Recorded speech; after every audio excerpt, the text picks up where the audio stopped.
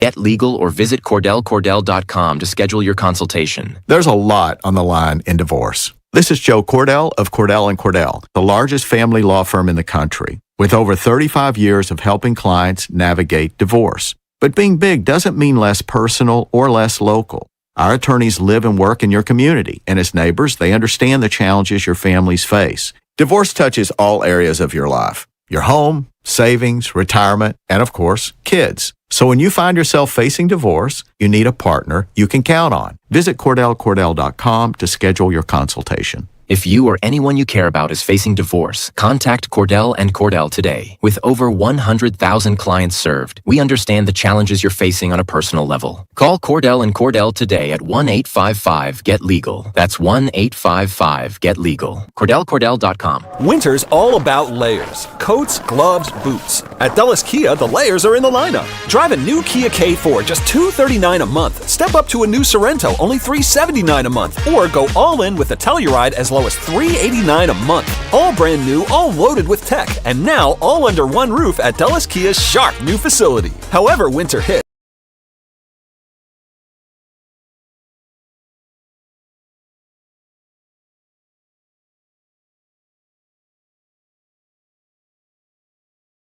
Sadly, it's riddled with pain, rejection, and isolation. But Mercy Ships is restoring hope to some of the world's most forgotten children. Through free, life-changing surgeries.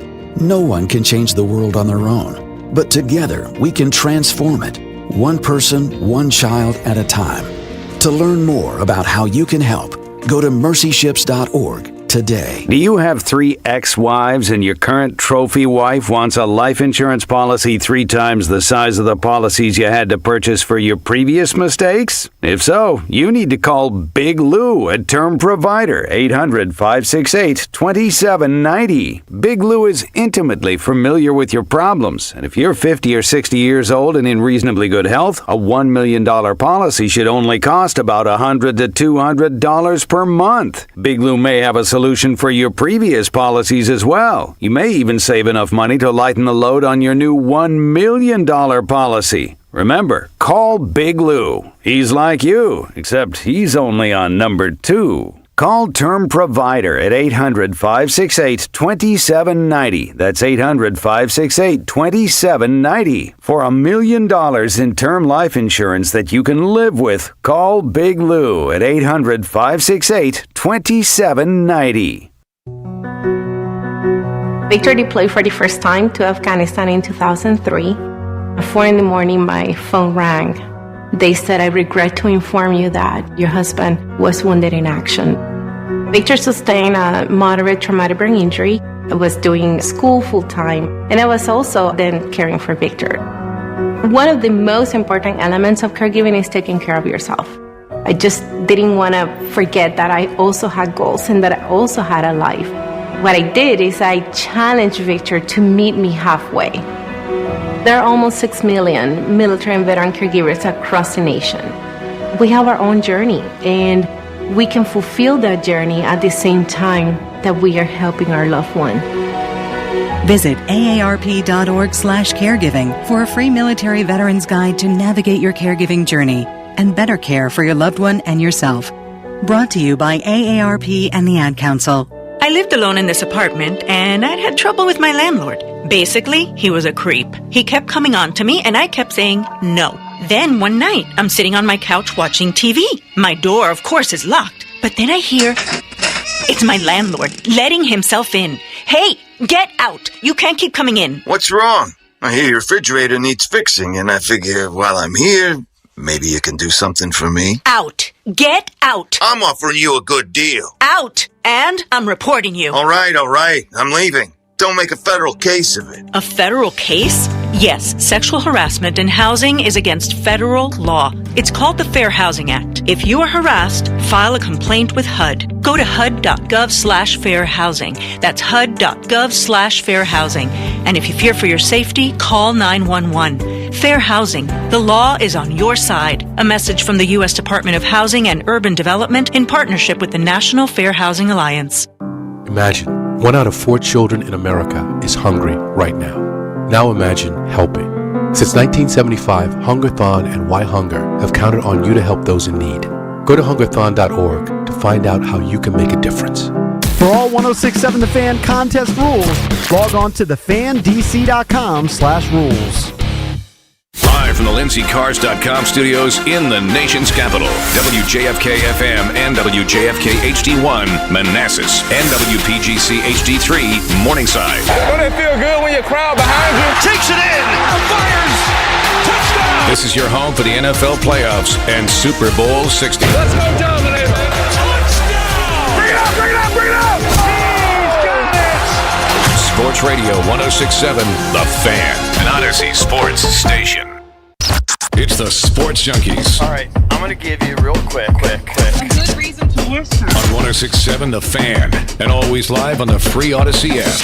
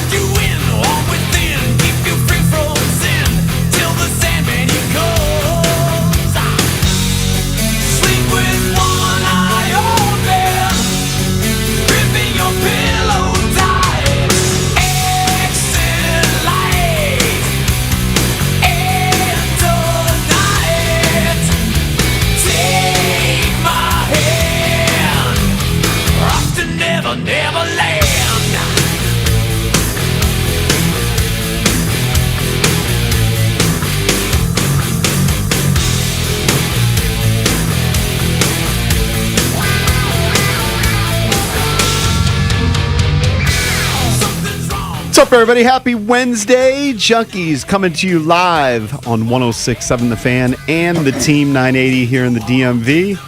In Richmond, you can listen to us on 910 The Fan or 105.1 FM. And you can watch us on the Monumental Sports Network as we celebrate 30 years of the Junkies in 2026. That's presented by Main Street Bank. Cheer local, bank local. Main Street Bank is a business-focused community bank, proudly serving the DMV since 2004. Visit mstreetbank.com to learn how to put their team in your office. Main Street Bank, member FDIC, equal housing opportunity lender. We thank you for tuning in this Wednesday morning, February 11th, 2026. Mm-hmm. I'm John Paul Flame, joined by Eric Bickle. Morning. Morning. Johnny Cake Sawville's here. Hey, what's up? Hello.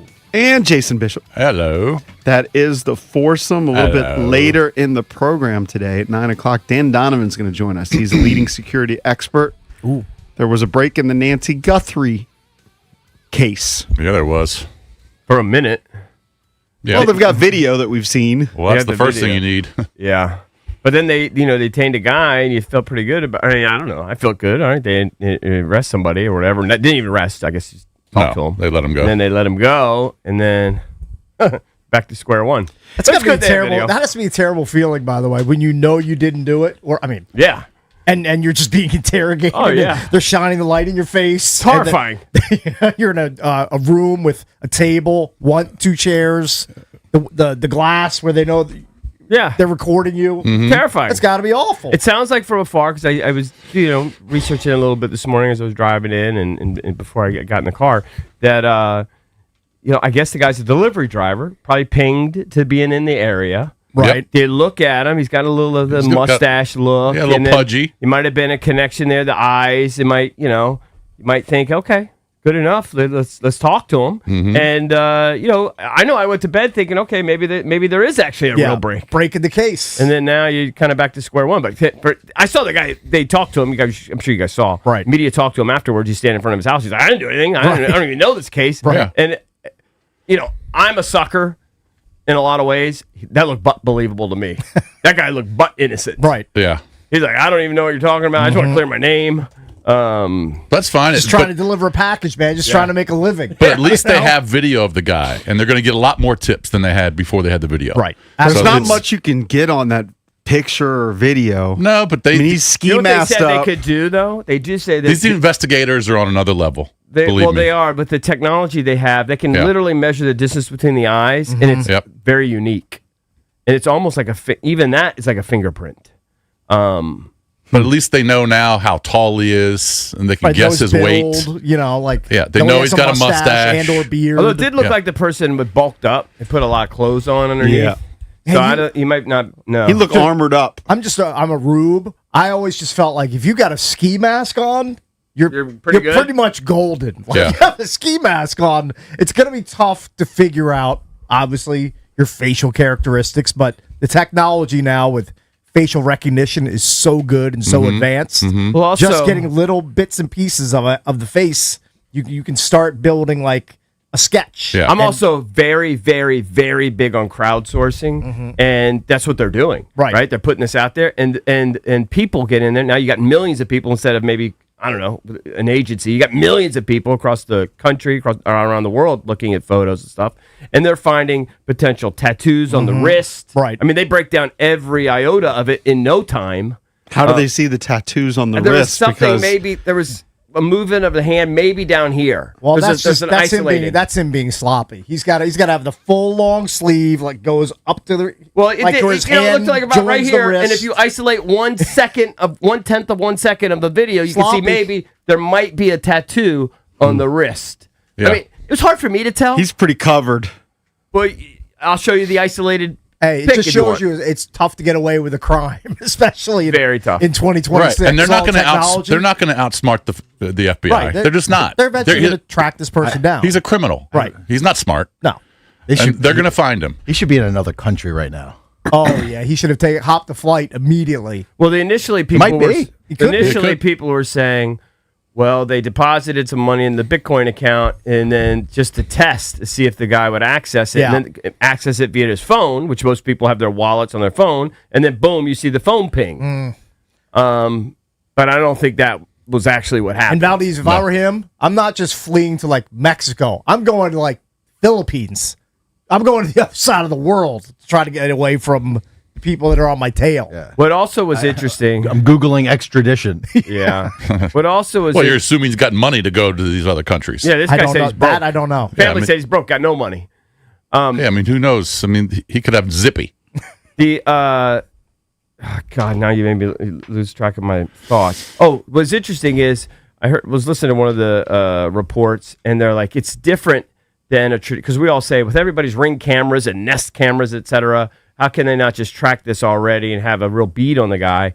That and I've been to Arizona too, but it was more of a suburban neighborhood where I was. I've been, many times in Arizona. In this particular neighborhood, they say it's just different terrain. It's the dark. houses aren't as close. You have like cactus and everything that block the views. The homes aren't that close to each other, so you just don't get that same connected door-to-door sort of evidence trail that you'll get. Well, you from don't have Ring cameras. streetlights. You don't have streetlights. Cookie cutter suburbia where houses are right next to each other. It's totally different in this particular neighborhood. I've been to some neighborhoods, in Oro Valley and in particular, and in Tucson, where they're just. It's desert, but they're right next to each other. Yeah. Did you hear the former FBI agent said he was stunned at the neighborhood when he went to visit the street? He said he was stunned at how dark the area was. He says he's never seen a neighborhood so dark. Is that by design, or are some of the overhead street lights out, or it's just supposed They to be don't have dark? overhead street lights. Okay. Yeah. It's just the way it's designed. It's just a very dark, dark, dark neighborhood. Yeah. But the fact that they have video is huge, and it makes you wonder what the town's or the county's sheriff's office was doing that this video is just now out. I don't know. I have a lot because of once the FBI got involved, they started doing some work. Yesterday, the FBI agents, there were 9 of them. They were going door to door in the neighborhood, door to door to door to door to door to door, asking for if they have cameras, what they've seen. Did you see any strange vehicles out front? I'm not sure that the sheriff's office was doing that. Yeah, I'm sure they were.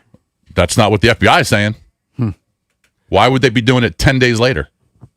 What's interesting... Believe me, the sheriff's department did not do a great job investigating this scene. The FBI is. That's why the FBI is completely taken over. What's interesting to me is that the cameras weren't even subscribed to, but it shows you they're always recording. That's what we do. We have a Ring camera, but we don't pay for a subscription. I don't even understand how it works. Well, if you're ever murdered, they probably have the footage.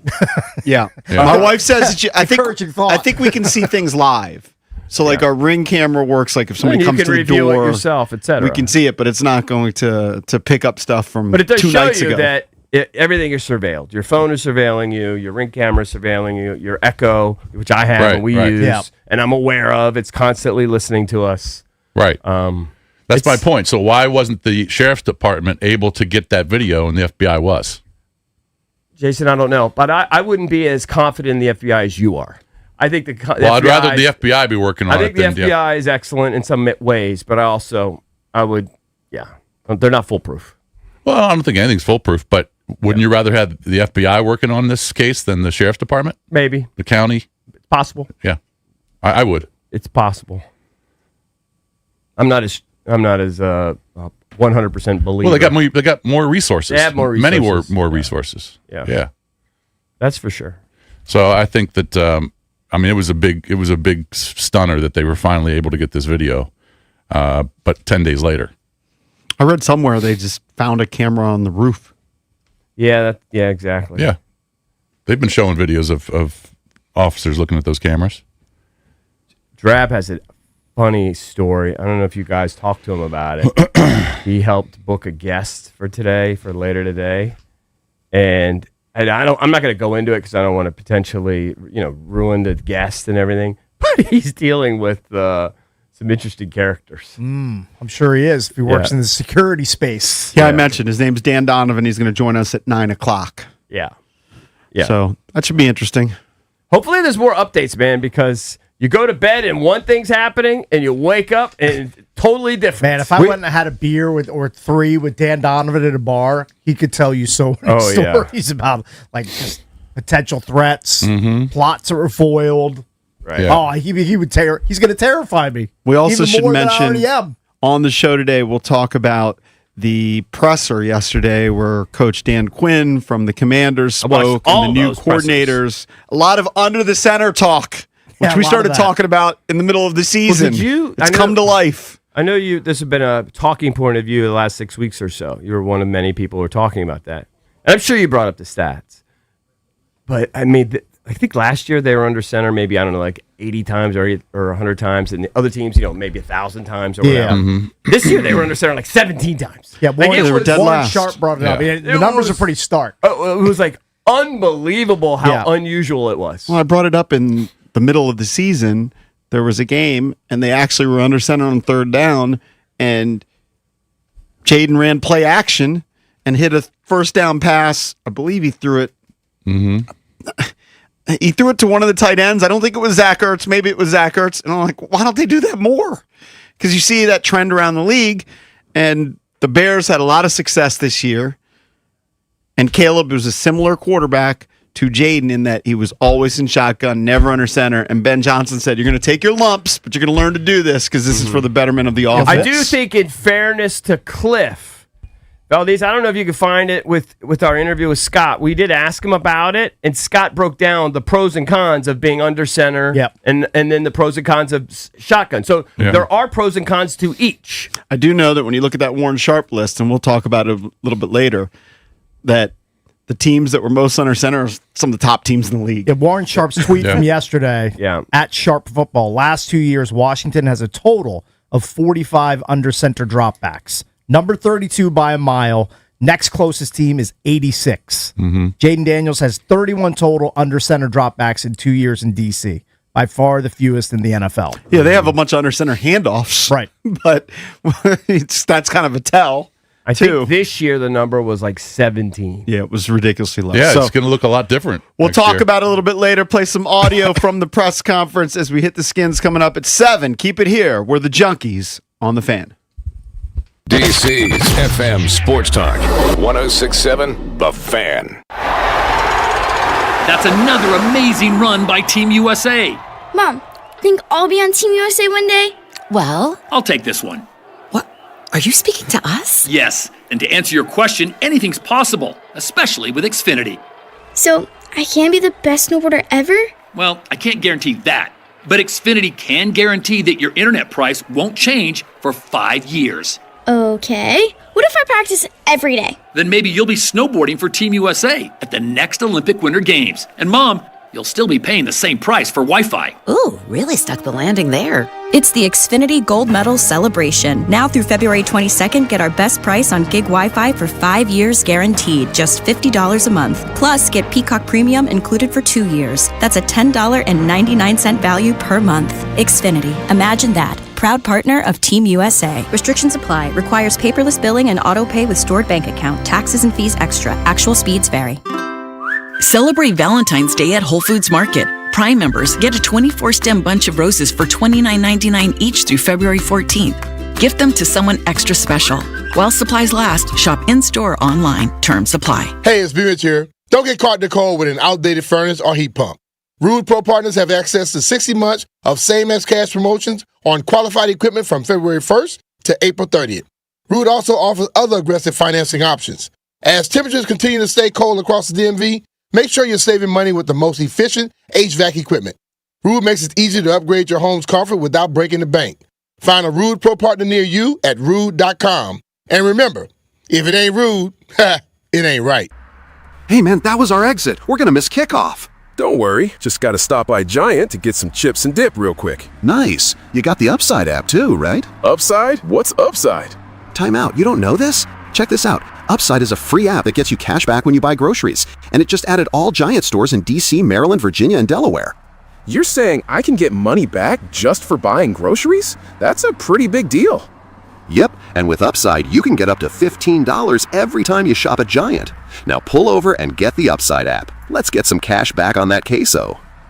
Download the Upside app and use promo code DC1 to get a $10 bonus on your first grocery purchase at Giant. That's promo code DC1 to get a $10 bonus. Use promo code DC1. Giant is now on Upside. It's a pretty big deal. Offers vary by user and location at participating merchants. Go to upside.com for terms and conditions. Do you owe $10,000 or more to the IRS like Mark? I've been doing home remodeling for 30 plus years, but the economy crashed. I wound up losing my home, losing my job, and on top of that, owing the IRS a ton of money.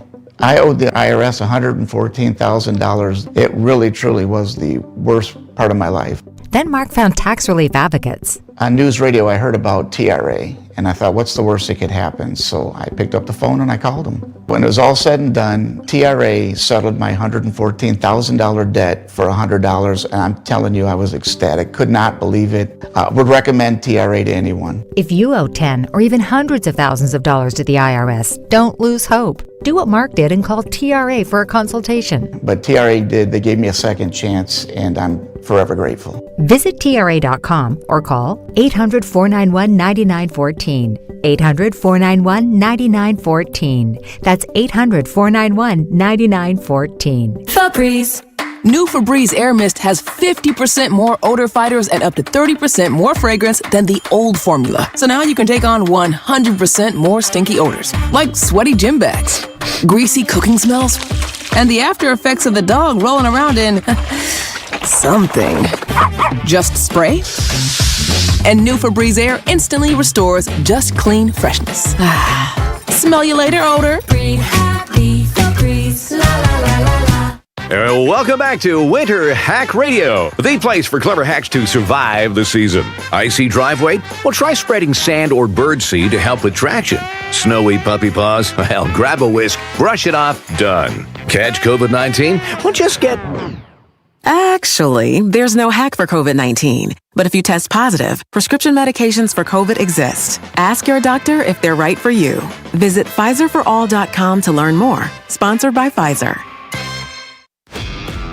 This is the story of the one. As the purchasing manager at a manufacturing plant, she knows the only thing more important than having the right safety gear is having it there when you need it. That's why she partners with Grainger for auto reordering, so her team members can count on her to have cut-resistant gloves on hand, and each shift can run safely and efficiently. Call 1-800-GRAINGER, click Grainger.com, or just stop by. Grainger, for the ones who get it done. Every morning, we rise and shine, make breakfast, and brush away the night's rest. These routines help us start the day off right. Nature-Made vitamins are a simple step in that daily care regimen. Multivitamins with daily essentials, clinically studied probiotics for gut health support, magnesium to help relax the body. Nature-Made is made to care for you every day. These statements have not been evaluated by the Food and Drug Administration. These products are not intended to diagnose, treat, cure, or prevent any disease. Partly cloudy, temperature in the mid-30s. Weather brought to you by Staples. Staples has hot deals and low prices on everything for your business, like up to $125 off your print order. Ends 4/18. Exclusions apply. Visit staples.com/print for details. Drive home with Grant and Danny. Washington's new coordinators both talked yesterday. We've got thoughts on what they said in their first press conferences in their new roles. And which of David Blau's influences do you want this offense to most represent? And why are people upset that the Wizards are purposefully trying to keep a draft pick that's top 8 protected? Back off and let us be bad. Grant and Danny. Now weekday afternoons from 2 to 6:30. It's the Sports Junkies. You're on the air. Listen anytime, anywhere on the Odyssey, iHeartRadio, or TuneIn apps.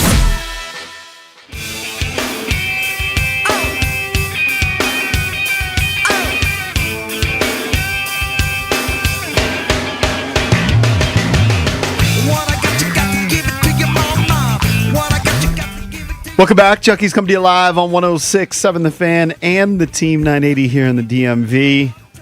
We have the Olympics on one of the two TVs we have here in studio.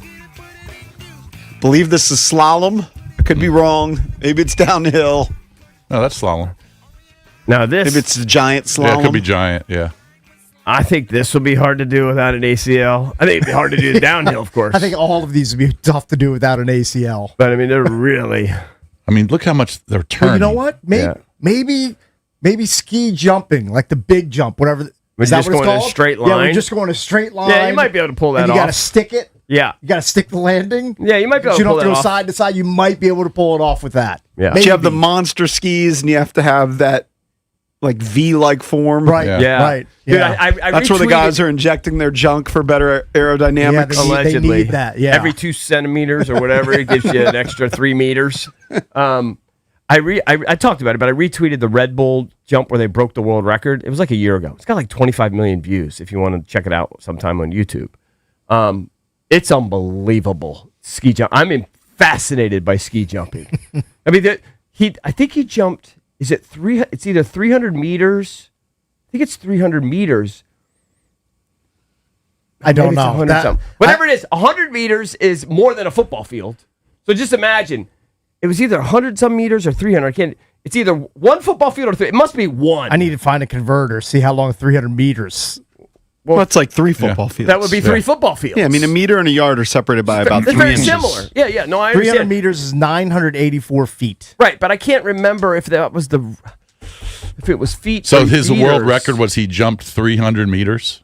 It was either 100 yards. You know what I'm saying? I'm getting confused on that thing, but it was at least one football field, possibly 3. It was at least one football field. 3 football fields. That's a long But way. they went to they had to find the perfect place on the planet. Right. And I can't remember what mountain. 291 meters. Okay. So 3 it was football fields. Almost which 3. is pretty sick. Yeah. 3 football fields. That is unbelievable. They built the world's longest ramp in the snow, Mm-hmm.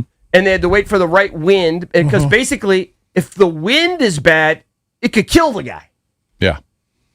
They had to wait for the perfect wind, and then the guy goes down. He did it a few times, and by, I don't know, 4th or 5th time, he broke the world record. Here's the sick part. He broke the previous world record by 37.5 meters. Yeah. He didn't just break it by like 1 or 2. He broke by 37.5. From watching the video that Red Bull put together, you kind of got the sense they thought maybe he'd just break it right away because it's the world's longest ramp. Yeah. And he landed kind of near the record on the first one, and he's like, oh, this is going to be tough. Mm-hmm. And he had to do it quite a few times, and then he finally nailed one, and then he soared past it. But think about that. Think about ski jumping, and I don't think they're like 50 feet in the air or anything. They might be like 30 feet. I mean, they're up there, but they're not like, it's not like they're 100 feet in the air. But think about flying for 3 football fields. Right. Yeah. No, it's terrible. Because the ski jumpers, pretty incredible. The ski jumpers to the Olympics are only going about 100. Maybe. Yeah. Yeah. You boys want to go skiing with The me? reason why I struggled with the 291 meters Yeah. is because it's almost impossible to comprehend. The more impressive feat to me is the guy who invented Red Bull, that he's worth $27.4 billion. Yeah, I've contributed. Yeah, certainly. We all have. Speaking of skiing, I didn't watch this live. I just found out about it this morning. But this Norwegian cross-country skier who was going uphill faster than we can run. It's unbelievable. A sub 6-minute mile pace with skis. Yeah. Now, I don't know how long he did that, but it looks like he's sprinting, but he happens to have skis on. I don't know. Yeah, I don't know how you do it. I watched it too. I saw the viral video. I just retweeted it at Junks Radio if you haven't seen it. He's running at a top speed of 11.4 miles per hour at one point. What is the top with speed ski for a poles? I think sometimes you see NFL players get in the 20s sometimes. When they're sprinting? Yeah. Like Definitely Tyreek in the Hills of the 20s. world. Yeah. Even Caleb Williams, I think, had a couple times over 20 this year. I think Debo actually had one when he was. I think he did like 19 or 20 miles. You know, it might only be for a 10-yard stretch, but yeah, for sure. This guy with the skis, it's pretty incredible to watch it. Yeah, and the other guys behind him, you know, they're going pretty good pace too. He's crushing he just them. looks like he's the top dog. He's destroying them. How much did he beat him by? I don't know the final because shocker, I didn't watch it. Yeah. Yeah. Okay. I Yeah, just Cakes saw doesn't his care. exploits online. Were you even watching the women's hockey? No. Oh, you don't care about that either. I'll watch the men's hockey. Please let me know when that's coming I on. was if it's just later I was in into week. the women's hockey just because they were playing Canada, but these women, the American women, they're feisty. I'm sure they're super talented. They were getting into Canadian get women's some faces. scraps? Yes, Good. They're feisty. Who won? Oh, we destroyed them 5-0. Love So are we the top dogs? We're the number We're one the big- seed. We're the in big favorites. Number one seed in the medal round. Yeah. All right. I saw that Willie was going viral, and it's because apparently the Canadians are upset they put him on the top line. Oh. Canadians are upset. I think some of the They don't want an fans. American? some They of- don't- No, he's Canada. Canadian. He's not American. Right. Canadian team. Well, I don't understand then. That they don't believe he's worthy don't of being think a he's- top What do 3 they guy. care? What do they care? I mean, is he on the line with Connor McDavid and Nate McKinnon? I think that might be the line. Yeah. Hey, you know what? Those That's a stud those line. other two guys are two of the best. Isn't that a offensive- stud line? It's a great line, but Yeah. those other two guys are two of the best offensive players, if not the two best offensive players in the NHL. and Tom Wilson is no slouch offensively. Now, compared to those guys, he is. Right. But he brings grit And toughness and- physical intimidation, like to tell other players from other countries, hey, don't mess with these guys. I don't know 'cause who the I'm not here Canadian skating coach with is, but I guarantee he knows a billion times more than these fans that are complaining them. about his team. Of course he does. Yeah. So Again, I don't know who that is either. No, but I'm sure he's very good. His coaching team. But if Canada, the fans are complaining, they can go at themselves. Right. They don't know anything. they're stupid. They don't know what they're talking about. Well, there's this hockey insider, I guess, who was responding to some of the criticism. And he said, people questioning Tom Wilson on the top line for Team Canada is exactly why I believe he's one of the most underrated players in the league. He's a top 5 shutdown power forward that drives offense and brings max physicality and passion every game that has the ability to score. Jason, it's your guy John Cooper from the Tampa Bay Lightning. Cooper. There Yeah, you go. He's the head coach. He's legit. Went Right. to law school with Thomas C. Mooney. He did, yes. Yeah. Thomas E. Mooney somehow makes more money than John Cooper. I'm kidding. That's probably not the case. Probably it's pretty close. Probably the same stratosphere, if I had to guess. I mean, I do like getting in people's pockets. Yeah, Thomas E. Mooney's now going into accident. Thomas E. Mooney, please law. send us your W-2s for the last few years. Call that ambulance Jason. There's Hey, money no in one else, it. it's money chasing is what it is. There's money in that. Yeah. Of course there is. All right. By the way, you mentioned when you represent an accused killer and you charge a retainer, right, and they give you about 30% of it. Right. It's pretty good. It's a pretty good lucrative way to make a living. Exactly. Well, that's my point. You're not getting 100% of your retainer. Right. A lot of times. Right. You mentioned Debo. Just on a side note, somebody made the observation that I think Debo maybe retweeted or put on his Instagram, whatever. I think he put it on his Instagram that Tressway had re-signed for a year. Tressway's going to, by the way, he's going to end up being, if not the all-time leading Redskin in terms of games played, he's going to be in the top 3. Yeah. At least he's going to punt for 30 years. If he plays all 17 games this upcoming season, third, he goes into third behind Monty Coleman and Darryl Green. Right. Yeah. Pretty legendary names. I mean, it's just incredible. Yeah. Great. Okay? And he's a great dude. Yeah. But the point was, Debo doing that shows he still has, obviously, an affinity for the team. It's not like he's distancing himself Okay. that's from the team. That's a tick mark in Debo could be around in 2026. Yeah, he hasn't ruled it out. It's a sign. So to me, I agree with the idea, the sentiment that Debo hasn't ruled out the idea of returning here. Well, speaking of people that are stupid that follow sports, Jason, to follow up, there were a lot of people that saw Debo hanging out with his former Niner buddies, Christian McCaffrey. I think it was George Kittle. I can't remember who else because the Super Bowl is out in San Francisco. Right. And then everybody's like, well, Debo, he's going to go back to the Niners. Because look, he's having a drink with Christian McCaffrey. Well, how It's about they're his what friends? Are you talking about? Yeah. They're boys. They're hanging out at a Super Bowl pre-party. I wouldn't look into that. What are you talking about? Yeah, I wouldn't look into that. I did see that, though, also, Cakes. Yeah. It's hard to be an involved sports fan. It's difficult these days. Sticking with the Olympics, Norway had a bronze medalist named Sturla Holm Lagreed. The best I can do. In the biathlon. Yes. Shooting and skiing. Right. Two weird things to put most together. Bizarre thing ever. Yeah, but sure. Which, by the way, remind me, after the story, you mentioned shooting. Yeah. I want to bring up something that's going on in my neighborhood. Okay, just remind me. Okay. So he wins the bronze medal. Sterla, by the way, sounds like a female name. For celebration. And then he used his post-medal interview to confess that he had cheated on his girlfriend and that he wanted to do whatever he could do to win her back. This is the translation. I realize that this is the woman in my life and I can't live my whole life keeping it a secret from her. My only way to solve it is to tell everything and put everything on the table and hope that she can still love me. Well, wait a second. When you described this to me before we went on the air, I thought he was apologizing to his girlfriend after she already knew, and it was just his way of public shaming himself. I think he broke the news. He broke the news to her. And to the world. He said, in the interview, he said, I met the love of my life. Yeah. The most beautiful, wonderful person in the world. And 3 months ago, I made the biggest mistake of my life and cheated on her. Oh, my God. And that's all I've been thinking about for a week. And it's been the worst week of my life. Så jeg hadde gullmedalje I livet. So I had a gold medal in life. Det sikkert bare mange der nå som ser på meg med andre øyne. And I'm sure there are a lot of people who see me in a different light now. But I only have eyes for her. Oh my God! Wow. Fram til å si det her nå, men the gold medal in life's a good line. I don't know. I don't know if she just found out there. That makes it, the way JP's reading it, it makes it seem like the only way to rectify this is to let the whole world know. Right. I mean, he played the second half of it. I read the first part of it. Read the first part one more time, JP. All right. The way you read it made it like he was breaking the news to her.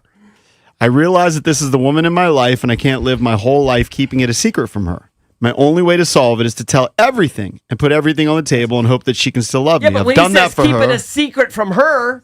And now, for the whole world, I have nothing to lose. Then he went on, there's someone I wanted to share it with who I might not be watching today. 6 months ago, I met the love of my life. We played this part, cheated on her. He says, Hold I on, had the Valdez, gold why do medal you in my disagree life. with what he's saying? You don't. I mean, I don't see. You don't agree with that interpretation? I don't see any of that about how it was a secret. Here's the part why. Read the first sentence. Listen. I hear the first sentence, but I don't. There's no. To me, when part he of says, the interview saying that. Well, hold on. What he said. Well, I'm just speculating. Could be wrong. He told a Norwegian newspaper, I realized that this is the woman in my life, and I can't live my whole life keeping it a secret from her. Yeah. So when he says, so that means he's breaking the news to He her could on the have. air. That's what it sounds like. He could have, or maybe not. We don't know if he told her before. Maybe he's telling the whole story. Maybe he's told her part before. I don't know. Either way, it's a ballsy move. Like, well, it's just. I mean, he's broadcasting that to the world. It's not just. Yes. It's not just And if sticking he a mic in your face and you're broadcasting to your little town in Norway. That's worldwide. Just shows you how he's weighing on him. Oh yeah. You could hear the I mean, anguish he's in his having voice. the athletic achievement of his life. He's trained his whole life for this. Right. One of his former teammates, who was now a broadcaster, I guess was in the studio when he made this confession. He says, it came as a complete surprise. His action was wrong. We saw a repentant lad standing there. Unfortunately, the time, place, and timing are all wrong. But with Sturla, the emotions are all out on the outside of his body. He can't hide them. I think it just burst out. I need to see a picture of the girl. She probably silly. Could be. Mike Marr, do some digging, please. Well, Let's I get this haven't picture. got any reactions from the girl that I mentioned. And yeah, I'm happy because then maybe she hasn't seen it. Maybe she will see it at the right time.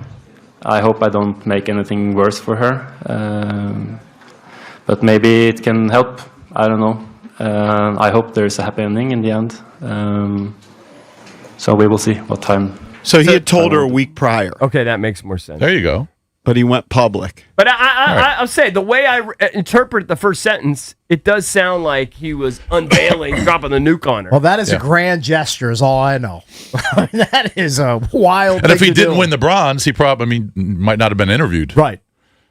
If you finished 10th. Yeah. I think the true gold medalist from what I've seen in the little Olympics that I've watched, and it's mostly highlights, is Jake Paul. His speed skater girlfriend. He's got the gold medal. He was like crying, which I mean, you feel for if it's your spouse, you love her Because he's a social media guy, nobody knows whether it's genuine or not. But I would say it's genuine. If your girlfriend who you're going to marry and plan to spend the rest of your life with wins a gold medal, it's pretty special. Jutta Leerdam. I don't know if I'm pronouncing her name correctly. She's not bad to look at, Cakes. No, she's not. Apparently, this guy's a donk too, because I think in the last Winter Olympic Games, his firearm went off in his hotel room. Oh, so this guy's a clown. Might be a clown. This guy's a clown. Yeah, she might nix it. I think the last thing a woman would want, a scorned woman, or I don't know if that's the right phrase, but is the whole world to know.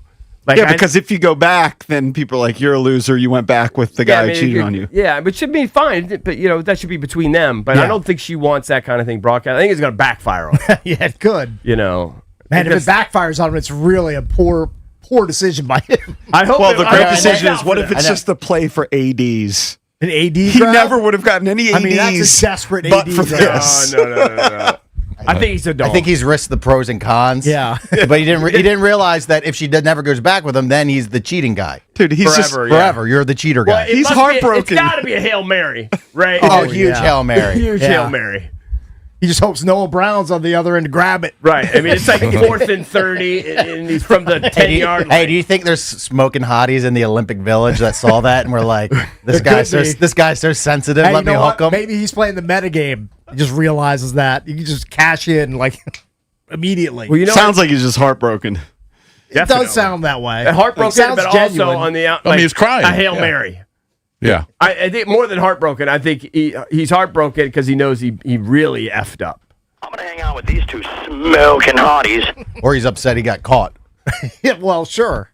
I mean, nobody wants to get busted. I was thinking about the Lindsey Vonn picks that Valdez just was violating me with yesterday. Just assaulting you with them. She she dated Tiger well after the scandal, right? Because he was married to Elin, obviously. It's funny how And, Tiger's had girlfriends since. I guess girls just don't care. Like, you could have a scandalous reputation. Yeah. You're going to be with 18 Waffle House chicks. Yep. And, at the same time. And, guess you could overcome it. Right. I guess you could overcome it. It's pretty easy to overcome when you're a billionaire. I was just saying, if his name is John Woods. Now, if you're a number, it's tougher. Yeah. Exactly. If his name's John Woods and not Tiger, she probably says, you're out of here. So I saw his son committed to Florida State. FSU, baby, yeah. Is that a good golf team? Well, they also have Miles Russell, who you don't know. It's a good program. Yeah. It's a great. First of all, you got to find the right fit. Again, I always tell people you got to find a place where you want to compete for a title. That's fine, but you want to make sure you're part of it. You can find a place where you can play. But what were you gonna say, Valdez? Bickle's the biggest Florida State golf fan ever now. It's going to be wearing Seminoles gear before you know wearing Florida State golf gear. I probably won't wear their gear, but I will be interested. Yeah, for sure. Oh, I know you will. Yeah, Native American symbolism. Bring it back. That's right. Who's Miles Bridges or Miles Bridges? The NBA. He's another guy that's had some moments. He's had some moments on tour. Just a young amateur. Gotcha. All right, coming up at 7 o'clock, we're going to hit the Skins. Dan Quinn spoke yesterday.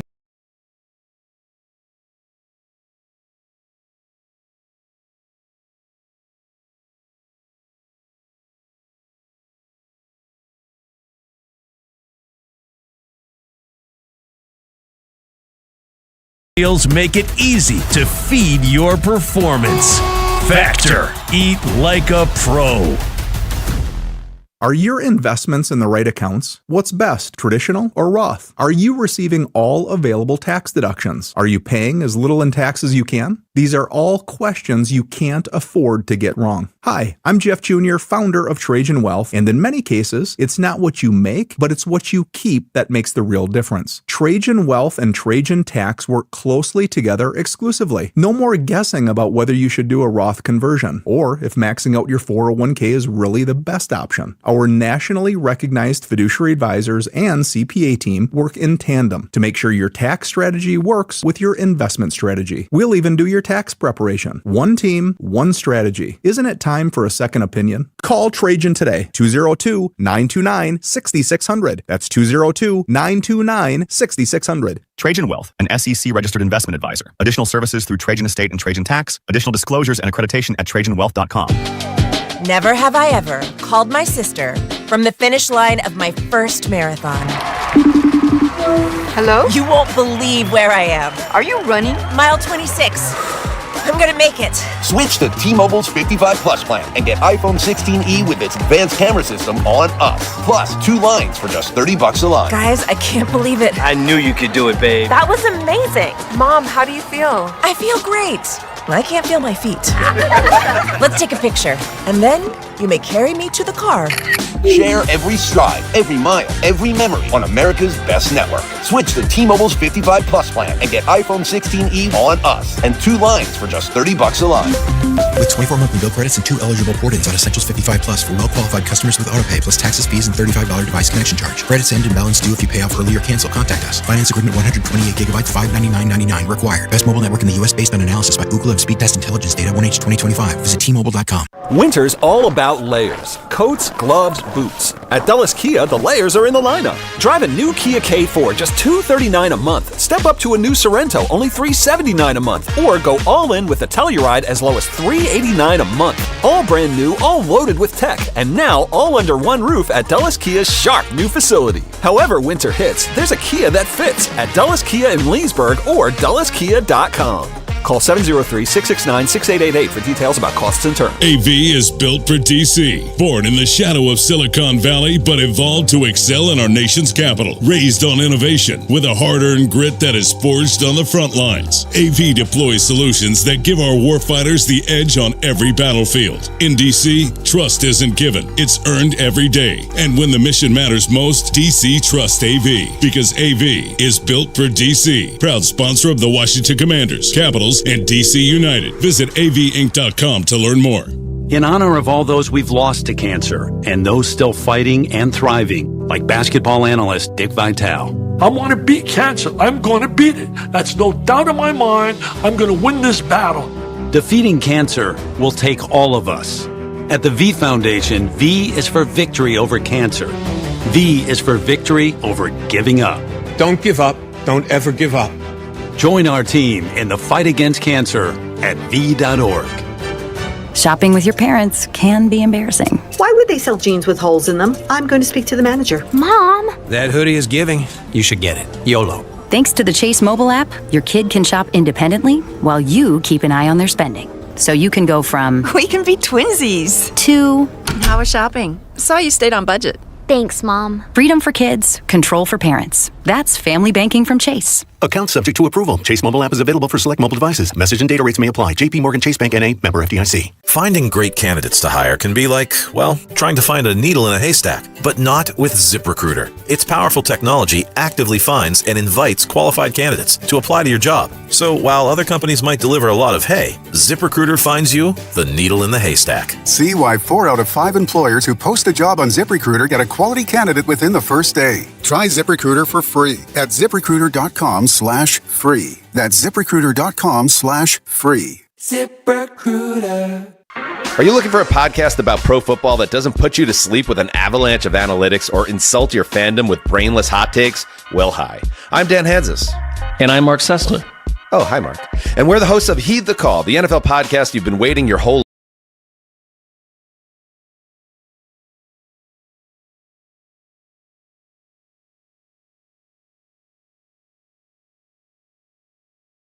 Heed the Call NFL podcast wherever you get your podcasts. It's the Sports Junkies on 106.7 The Fan. Man, these guys are so classy, you know? Pretty damn good. And always live on the free Odyssey app.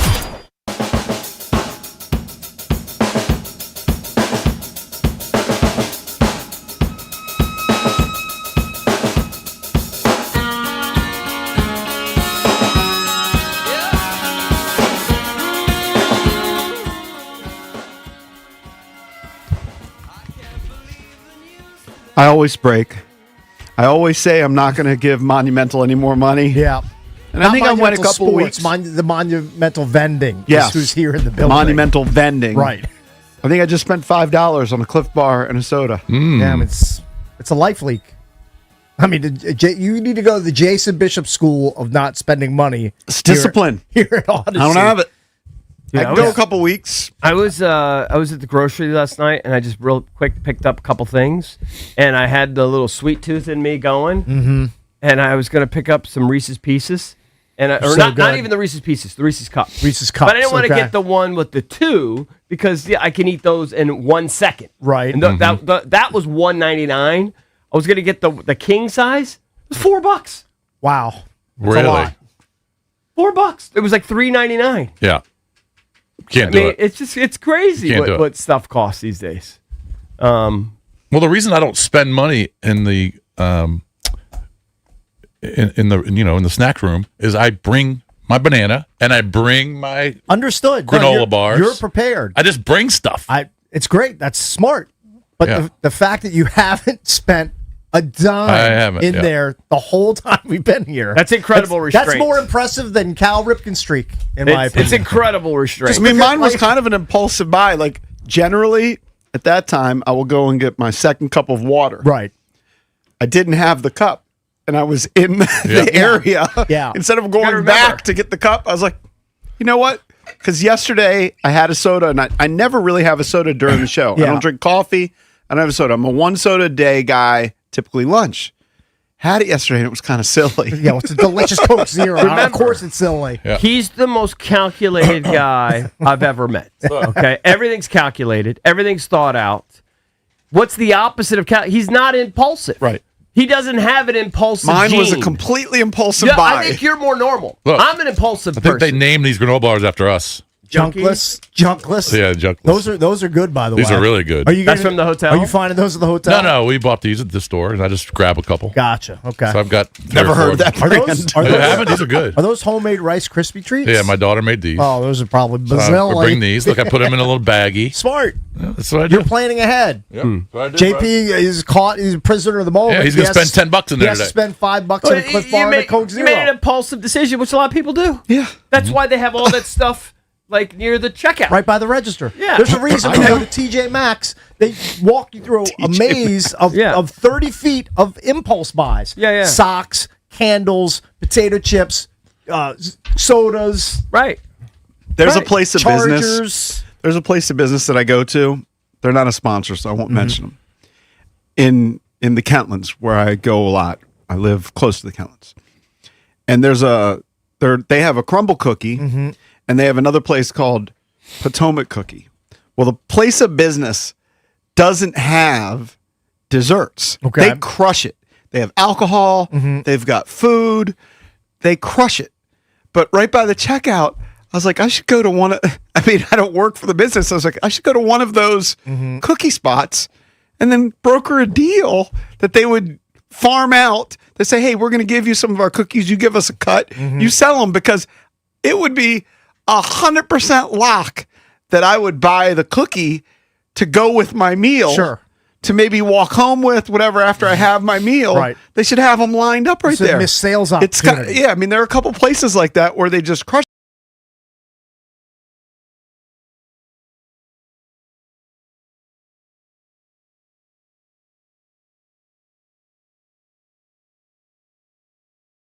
Them for you, and you give us a cut. I will say that I was impulsive yesterday at Harris Teeter. You were impulsive? Just for a minute yesterday, because I like to take advantage of, at Harris Teeter, you can, if you look for the red tags on the aisles. That's calculated, though. Well, okay.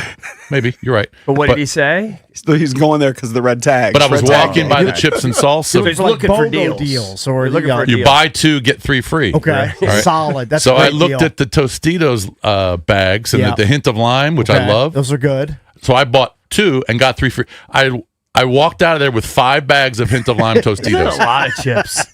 Yeah, of course. But we like chips and salsa. Yeah, you got chips for I got days, chips for months. You're good and, to go. And it wasn't just that. The salsa, buy two, get three free. Wow. Right. So I Taco walked. Tuesdays be hitting at your Yeah. house. So I walked out of Harris Teeter with 5 jars of salsa Yeah. and 5 bags of hint of lime What are they Tostitos. charging for a bag of the lime chips? So probably about $6 or $7. Oh, has to be. If they're not on special, so- yeah. I think it was a Probably- little bit less than that, but yeah, it's probably around there. Let's say $12 for the 2, but then you Yeah. got the other 3, so it's basically like, I don't know, Yeah. $2-3 That's a one. bag. That's a Yeah. spot where it's hard for me to skimp. Like it's hard for me to buy like a generic store brand tortilla chip because I just feel there are so many other options that are just better. Yeah, I think. Yeah, I just go Tostitos. Chips is a hard one. Chips need to be. Pretzels. I can Yeah. nub every once in a while. I bet you don't nub sodas anymore. Oh, I would. You think at this point in my life I'm going to buy a generic cola instead of something from one of the big boys? I'll tell you what I But get. But we there. grew up that way, right? Of course. My mom used to get giant cola. Well, that's terrible. I think maybe when she started stepping up in like income, like I feel like when I was a teenager, we had Coke, but when I was younger, we had Here's the cola. exception. Mine had. We always The had the exception giant. I would make for generic soda, Huh. ginger ale. Other than that, I can't buy a store brand. Where did your dad shop? Diet Because I remember you Cola. guys used to have like Dr. Thunder instead of Dr. Pepper. Well, that You- sounds like a Walmart product, but we used that to. was before Walmart We when we were used to growing shop. up. I think this is a precursor to even Costco, like Price Club. There, I can't remember the name of it, but it was like a warehouse store. Yeah, I just remember you Similar to guys Costco. had- Remember in Landover, near where the stadium is, it was called Macro. That might have been it. That's probably what it was. That's a good poll. That's a good. That's probably what it was. I just remember the Macro Orvilles was had like the original. they had Costco. weird like a brands. forerunner to Costco. That was Yeah. probably it. Like instead of Dr. Pepper, it was Dr. Thunder. Yeah, I sure. mean, it was just total Well, knockoffs. I'll tell you what, I'll still buy generic dressing. I can have generic. I don't need Paul Newman dressing or whatever. I can have just I like regular me some blue Hidden cheese. Valley Ranch. I can get the signature select. Ken's Steakhouse brand salad dressing. I get generic bread. I could get generic. Okay, I can Safe see Place that. Select, whatever it is, bread. Yeah. Dressing. Peanut butter. I don't really care about peanut butter that much. Sure. I could definitely, if there's You're an opportunity. creamy or crunchy peanut butter guy. I tend to be creamy. I'm more creamy than crunchy. But I'm not going to hate you for some crunchy. Sure. I don't mind Shake a it little up. crunchy every once in a while.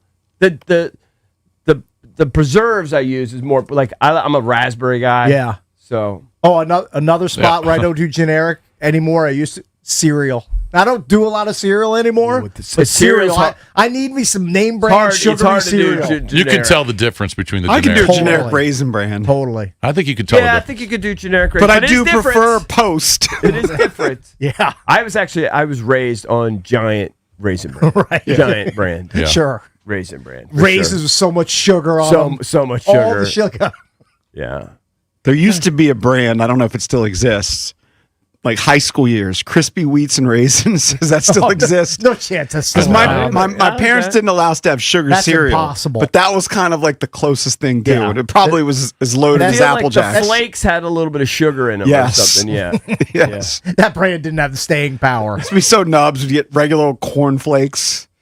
You got to put sugar You got on to it. spice them up with something. Yeah. You know, I've said Bananas. this. I've said this before, but if you're watching us on Monumental or even YouTube, I love that hat that Cakes is wearing. It's funny that that's a great skins before the hat. show, Ben was like, "What's up with all the hats with the ropes on them?" I was like, Dude. "It's old school coming back The again." ropes have been fire for about 3 or 4 years. Yeah, but they were popular probably back in like the 90s or like Sure. maybe Like- the early 2000s. The yacht rock days. Right. Yeah, but the ropes are back. Yeah. But just the overall hat, I like the logo. That's a great hat. Yeah, you think I would buy a generic Nubs hat? I'd buy silly hats. No, that's a great hat.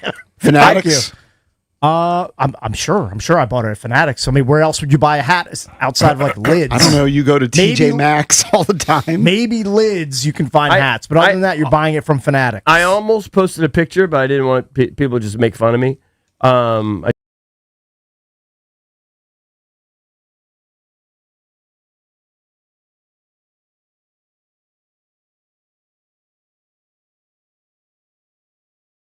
I actually donated them. I mean, I guess just so I could get some sort of tax thing because I Right. took Yeah. I was doing a little bit of cleaning out my closet. Yeah. And I said, you know what? There's a bunch of hats here that just keeping them kind of for sentimental reasons. Right. I'm not going to wear them anymore. Some Yeah. of them are dirty. Some of them are just, they're 15 years old. You don't still have your Sonics hat. You used to rock a Sonics No. hat for a long but time. Here's I don't know if this does this justice, but that's how many hats I got rid of. Yeah. That was a full That is a lot. trash bag.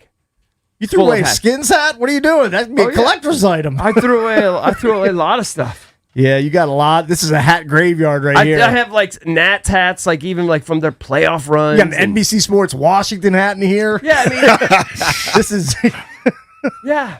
I got rid of a full did size trash bag where you had to jump on it. oh, full tilt poker hat. You got rid of that? I did a relic. You know what? A relic. Declutter, buddy. Yep. Declutter. It felt kind of good. It feels good to do I that. felt a little bad because I don't know how you guys feel, but like I kind of have memories with each one. Oh, Sure. I remember the era when I was wearing Right, that hat. of course. Or I remember when maybe Coach Larinaga gave me that Mason hat, or you know what I mean? And Yeah. got rid Gotta of it. make room for the new ones. Yeah. All right, got to take a break. If you want to chime in, you can always hit us up at 1-800-636-1067. Coming up next, we hit the Skins. What did their coaches say yesterday? DC's FM Sports Talk 1067 The Fan. This is an Odyssey Sports Minute. It was a tough Super Bowl for Patriots left tackle Will Campbell, who had multiple issues blocking all game long. Head coach Mike Vrabel, though, said that the 4th overall pick in last year's draft is staying at left tackle next year, though. Will is 22 years old. He's our left tackle. He'll get better. He'll get stronger. That's what Vrabel said. They got a whole offseason to get better, that's for sure. I'm Nick Ashew.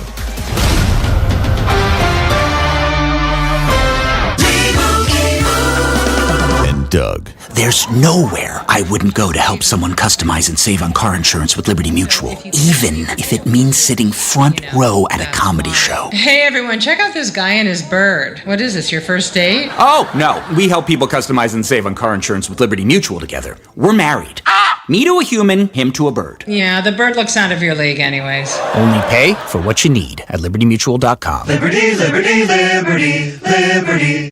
Kohl's gets it. Valentine's Day comes with expectations, grand expectations, telepathic expectations, and heart-shaped everything expectations. Yes, even waffles. Kohl's has gifts that rise to the occasion, from romantic to playful, sparkly to sweet, or all of the above. Plus, get 15% off some of your finds. So go ahead, exceed those Valentine's Day expectations with Kohl's. Select styles, offer ends February 16th. Some exclusions apply. See store or kohls.com for details. You're not just a homeowner.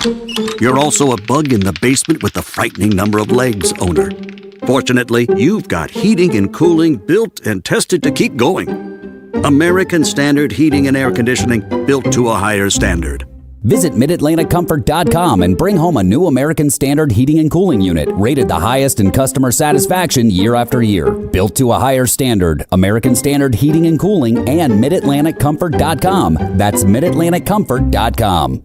You know that Big Bargain detergent jug is 80% water, right? It doesn't clean as well. 80% water? I thought I was getting a better deal because it's so big. If you want a better clean, Tide Pods are only 12% water. The rest is pure, concentrated cleaning ingredients. Oh, let me make an announcement. Attention shoppers, if you want a real deal, try Tide Pods. Stop paying for watered-down detergents. Pay for clean. If it's gotta be clean, it's gotta be Tide Pods. Water content based on the leading bargain liquid detergent. Welcome back to Winter Hack Radio, the place for clever hacks to survive the season. Icy driveway? Well, try spreading sand or birdseed to help with traction.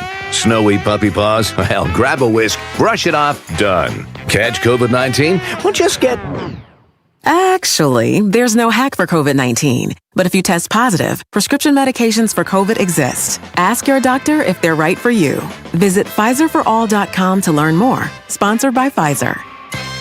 EB here. Don't miss my entertainment page mornings on the junks for the latest celebrity dish and a good laugh. But for a serious deal on your next ultimate driving machine, it's got to be my team over at BMW Fairfax. Check them out at BMW Fairfax or BMWFairfax.com. Hey, it's JP from the Junkies for Elegant Smiles Dental Care in Alexandria. Dr. Sean Kumar has been creating confident smiles since 2005. At Elegant Smiles, you'll get dentistry with a touch of elegance from a talented, caring team. I had a great experience there. You will too. Visit ElegantSmilesDDS.com. This is the story of the one. As the purchasing manager at a manufacturing plant, she knows the only thing more important than having the right safety gear is having it there when you need it. That's why she partners with Grainger for auto reordering, so her team members can count on her to have cut-resistant gloves on hand, and each shift can run safely and efficiently. Call 1-800-GRAINGER, click Grainger.com, or just stop by. Grainger, for the ones who get it done. I checked Allstate first and saved hundreds on my car insurance. Really smart. Unfortunately, I didn't check if I left the pizza box on top of my car before driving home. Not smart. Oh, and a semi just turned my deep dish into a thin crust. Yeah, checking first is smart. So check Allstate first for a quote that could save you hundreds. Potential savings vary, subject to terms, conditions, and availability. Allstate North American Insurance Company and affiliates, Northbrook, Illinois.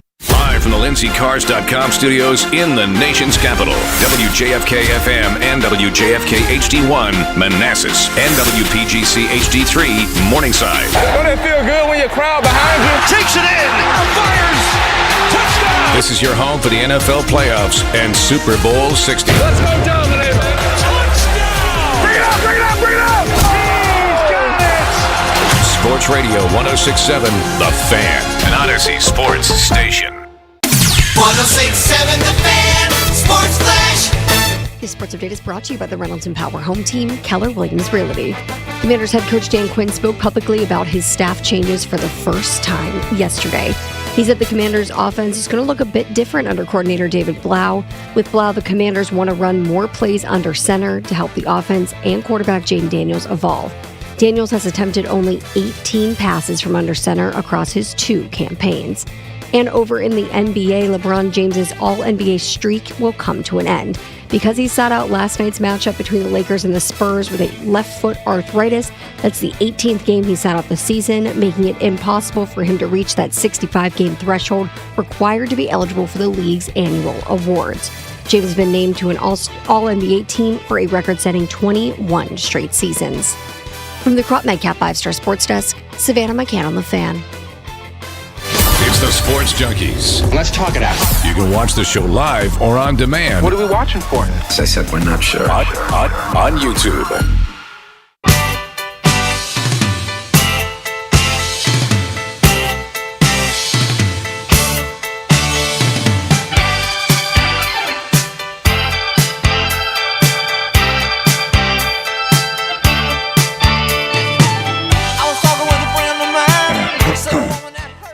Welcome back. I actually like that song. That's a good one. It's a great tune. It's a good one. Great Tom Petty ditty from way back in the day. Yeah, what year is that? Is that this song? Yes, 81. It's 80s, right? Yes, 81 gotta be or early 82 80s. sounds like right around that time. You guys park downstairs, so you don't see this, but in the lobby now, they have, I don't know if you call it a banner, signage, whatever, like what we have here for 106.7 The Fan. All right. Whatever you call that.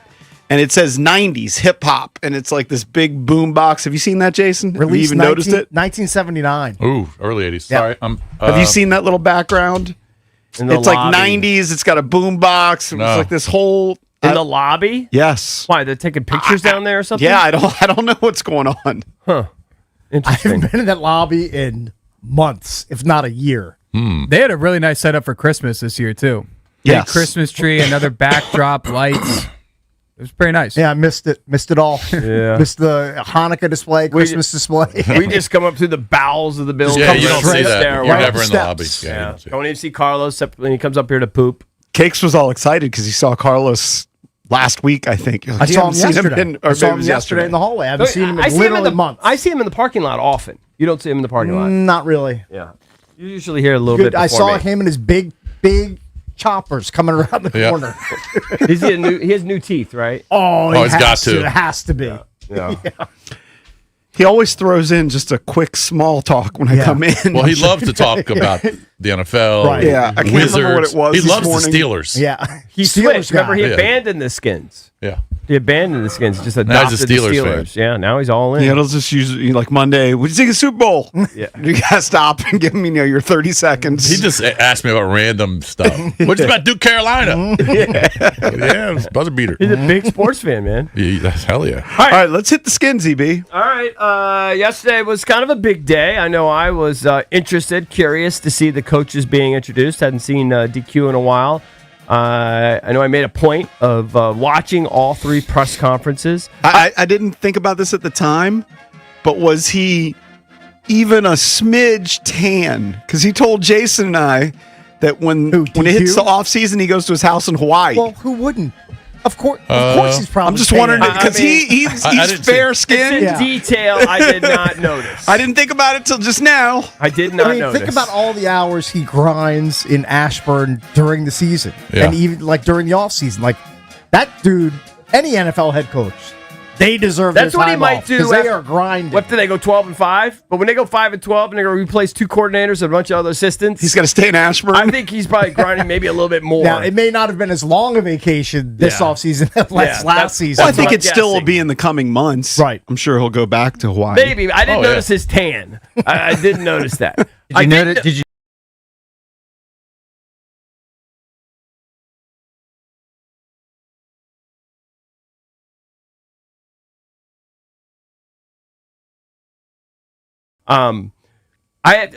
First of all, I've come to realize that DQ doesn't really say anything. He just kind of goes through the motions, and He's very personal. Like he's very nice and personal, but he doesn't give you any specifics. he does the Cal Ripken bit, which a lot of speakers do, where he'll Mention always your name. include the name somewhere in there. So Yeah. he'll answer a question, and then all of a sudden he'll go. He'll go- Like David Aldridge asks him a question. He'll start answering the question. And he goes, and you know, DA. Right, Yeah. you know DA, but he That's doesn't really impressive. answer the But- question. But that's impressive to remember everybody's name. Sure. and Except he build sees those people rapport. every day. He's a personable person. Yeah, but I see people every day and I forget their names. Yeah, I ditto. I do too. Same exact I'm thing. not good at names, but he's good at that, Yeah. and he's a nice person. But I've come to realize that DQ pressers are a snooze fest. It's coach speak. He's coach speak. He doesn't give you anything. But I think that's par for That's the probably course. standard for most of Probably them. standard. I think some guys like that's why I love Jay. I think Jay would answer questions. I don't honestly. think anybody's Any Jake coach is Gruden. gonna give you what you want. They're gonna go, you know what? Bobby Wagner's washed. We need to get a faster linebacker. I'm not expecting you to say They're gonna somebody's washed. they're gonna say the stuff like, me and Durante met and we figured out what's the best way to put them in the best positions. But if you say, and this was a question to him, something to the effect of, why did you make a change on an offensive coordinator? He basically didn't say anything. He didn't say. Yeah. He gave nothing. He just kind of said, kind of vaguely. Yeah, of course. He just said nothing. He's going to dance around it. And then they followed up. Nikki, I think, asked him, at what point did you realize that you're probably going to have to make a change? And he said, oh, Nikki, yeah, great question. And he didn't answer the question. Because he's not going to tell you when AP told me to. Changes are hard. As you're going through, you build these relationships that are strong, John, with people and players. And so when there's time for change, those are difficult conversations, discussions. But at the end, you just keep going back. What's the best thing for the team moving forward? What's the best thing for them? And so if I put it into those spaces, what do we need to do moving forward? What things need to change? And how would we go about that? Then you look at it from that lens. And that's certainly what I had to do because it's a difficult part of it. You build bonds with coaches and with players. And so when you move on from them, it's challenging. But that's also, I recognize the seat that I'm in to put us in the very best spot that we can do those. He loves talking about spaces. He does. It's the cliches he likes to use. Ready to rock with those you. Those are conversations we have all year long about where it goes. And I've got tons of respect for both Cliff and for Joe, what they do, how they, go about it. These guys worked incredibly hard, over the 2 years here. So I thought it was time for change, a new vision of how we'd want to go about it, John. And so that's what we did. But he didn't say why. Gave no real details. Just time for change. Thought it was better for the team. Very general answers. Very general. I think the one thing that you could maybe say to add to it, the unspoken thing is time to change because we sucked this year. Of course. But I wish he would say that. Say specifically, the production wasn't there, or I needed more of this, or we had philosophical differences between how much we wanted to run the ball and pass the ball. Nothing. No specifics. Later on, and we're going to talk about it, they do talk about kind of a new direction for the offense. Vaguely. Well, they're not going to give you vaguely. specifics. Very vaguely. Yeah, they're going to be under center By the way, more. don't sleep on the Cliff Kingsbury revenge game. Rams come to Northwest Field this season. That'll be a tough game. Fun. That's a big one. That'll be a tough game. Yep. I will play. Let's play clip 8, and then I'll give you my thoughts on Durante and Blau. Play clip 8, where he's asked about what gave him confidence that Blau's ready to be the play caller. I know he hasn't been coaching a long time, but he has, obviously when you're a backup quarterback at different things, you had different experiences, much like a younger coach coming up. But I can also speak from experience that, when you haven't called plays, you've been waiting for it, you've been doing it. And in the practices, you'll probably find some spaces where do we go to have more call it periods to go. But we'll be really intentional about that. Some of the benefits of me, going through this experience, as a head coach for the second time, I learned some lessons to say, all right, when there's, talented space and you can find that, certainly going through Atlanta and some of the coaches that were part of that staff, have we done things different? You might have. So I think what you want to find out from yourself is, are you growing? Are you learning? And this guy's absolutely ready to go attack. And so it was evident to see that. But when you're around somebody a lot, you know that too. All right, a couple overall observations. One thing just relating to that clip. Blau talked about it, and the clips we have of Blau are with Grant and Danny. But in his presser, he talked about how he felt welcomed and mentored from DQ from the jump, the moment he got there. And DQ did things, and I think this is what he's talking about, that maybe he wished he had done more in Atlanta with his staff, is he gave him opportunities to talk to the team. He empowers them. He gave him opportunities to call plays in certain practices and certain moments. I think so that slowly building up his experiences. I think that's becoming very in vogue with a lot of successful teams, is that if they see talent on the coaching ranks, like they'll say, hey, give me a script. Give me a script that you would do for this upcoming game, or hey, we're gonna let you call plays during the scrimmage that we're gonna have during scout team offense and whatever. Right. And they're trying to find stuff for him to prove to the coaching staff and everybody else that you can handle the extra responsibility. That and also help them grow professionally. Yeah, he's given opportunities. All of that. So it was very good. I like that. I have overall observations. We're going to play these clips of Durante, then we'll get to Blau. I think they're two totally different people. By the way, I'm supportive of both hires. I like both hires. Who knows? They may blow up and never work. But I like both hires on paper.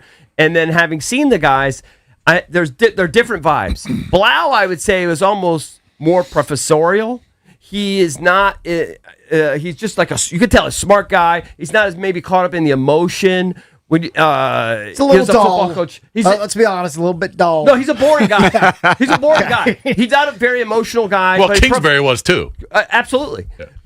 Jones is more the first. I think you'd rather hang out with Kingsbury off the field. Yeah, you're probably right. But in pressers, very dull. The first thing that jumped out at me was Durante was kind of his passion, especially when he talks about a story, all the different levels from high school. We've talked about it all. Division I, Division II, Division III, CFL, NFL, LSU. He's coached at every level. He slept in his car, he said, at 23, and he slept in his car at 33. But it sounds like you're talking about Joe Witt now, because initially when Joe Witt was introduced, people were talking about his passion. He's going to be fired up. I'm not saying that one means you're going to be successful, one's not. I think they're both going to be successful. I'm just saying they have two different styles. And Durante talks about his relationships. He's a big relationship guy, and how that's going to be sort of the key to his success, the foundation of success. And Blau is more, I could tell, just more. He's more of a scientist. He's more of a X's and O's guy. He's more of a professor. It's just the vibe I got. I think he's still into relationships. But not, it's just different. Yeah. They're just different guys. And I think they both could be successful. The interesting question, and you're right, Quinn doesn't say anything to me in that presser, was, hey, you kind of told us reporters that you weren't just going to hire two guys that were inexperienced doing this job.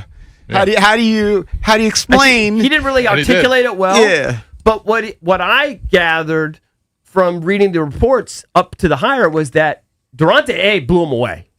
Durante blew him away, and he had to call around and go, how come you guys haven't hired? Like, this guy's ready. Like, he had all the right answers. And actually, Durante does blow you away when he talks about there's 4 different learning styles. Auditory or whatever. He went through all of them. He's a prepared dude. He's like, I have to figure out, does this guy learn by, seeing? Does he learn by film? Does he learn by hearing?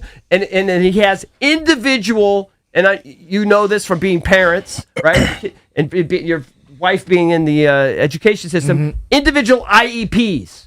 Right, which is what they have in school for kids, like if you have special learning needs or whatever. Yeah. Individual plans for each player already. And then he's going to tweak it as he meets the player and find out, again, how they learn better. How can I get the best out of each player? It was very, very impressive. It is incredible to think about David Blau in particular and how, first of all, how young this guy is who's going to be running an offense. I mean, he's only been out of college for, 7-8 years. Right. And hasn't coached that much. I mean, he was just playing up. A lot of experience. You're right. He was playing up until 2 years ago. And now he's running an NFL offense. Well, it kind of answered It's crazy. that. And you're seeing that a lot around the league. He kind of answered that in the sense that, listen, he wishes he could have played more, obviously, but that the next best thing to do was being in that ear and understanding play calling, and that was the next closest thing I could do. And you're in a quarterback room.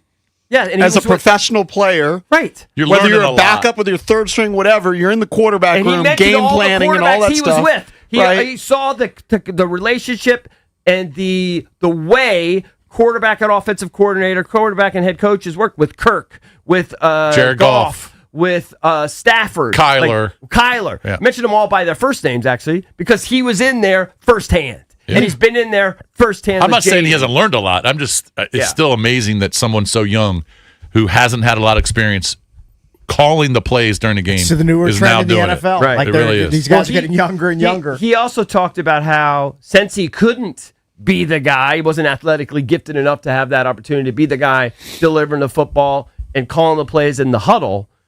The next closest thing and the thing he's aspired to would be to call the plays in the helmet. That must be frustrating for him that he's so good cerebral wise. Right. He just didn't have the vessel to deliver it. I mean, he had a pretty good. He played in the NFL, so it's a great accomplishment. Right. But I mean, he was always like a second or third stringer. Right. But it must be tough for him. Yeah. But it's a great outlet. Obviously, now he can use that to help. Jaden is now his vessel.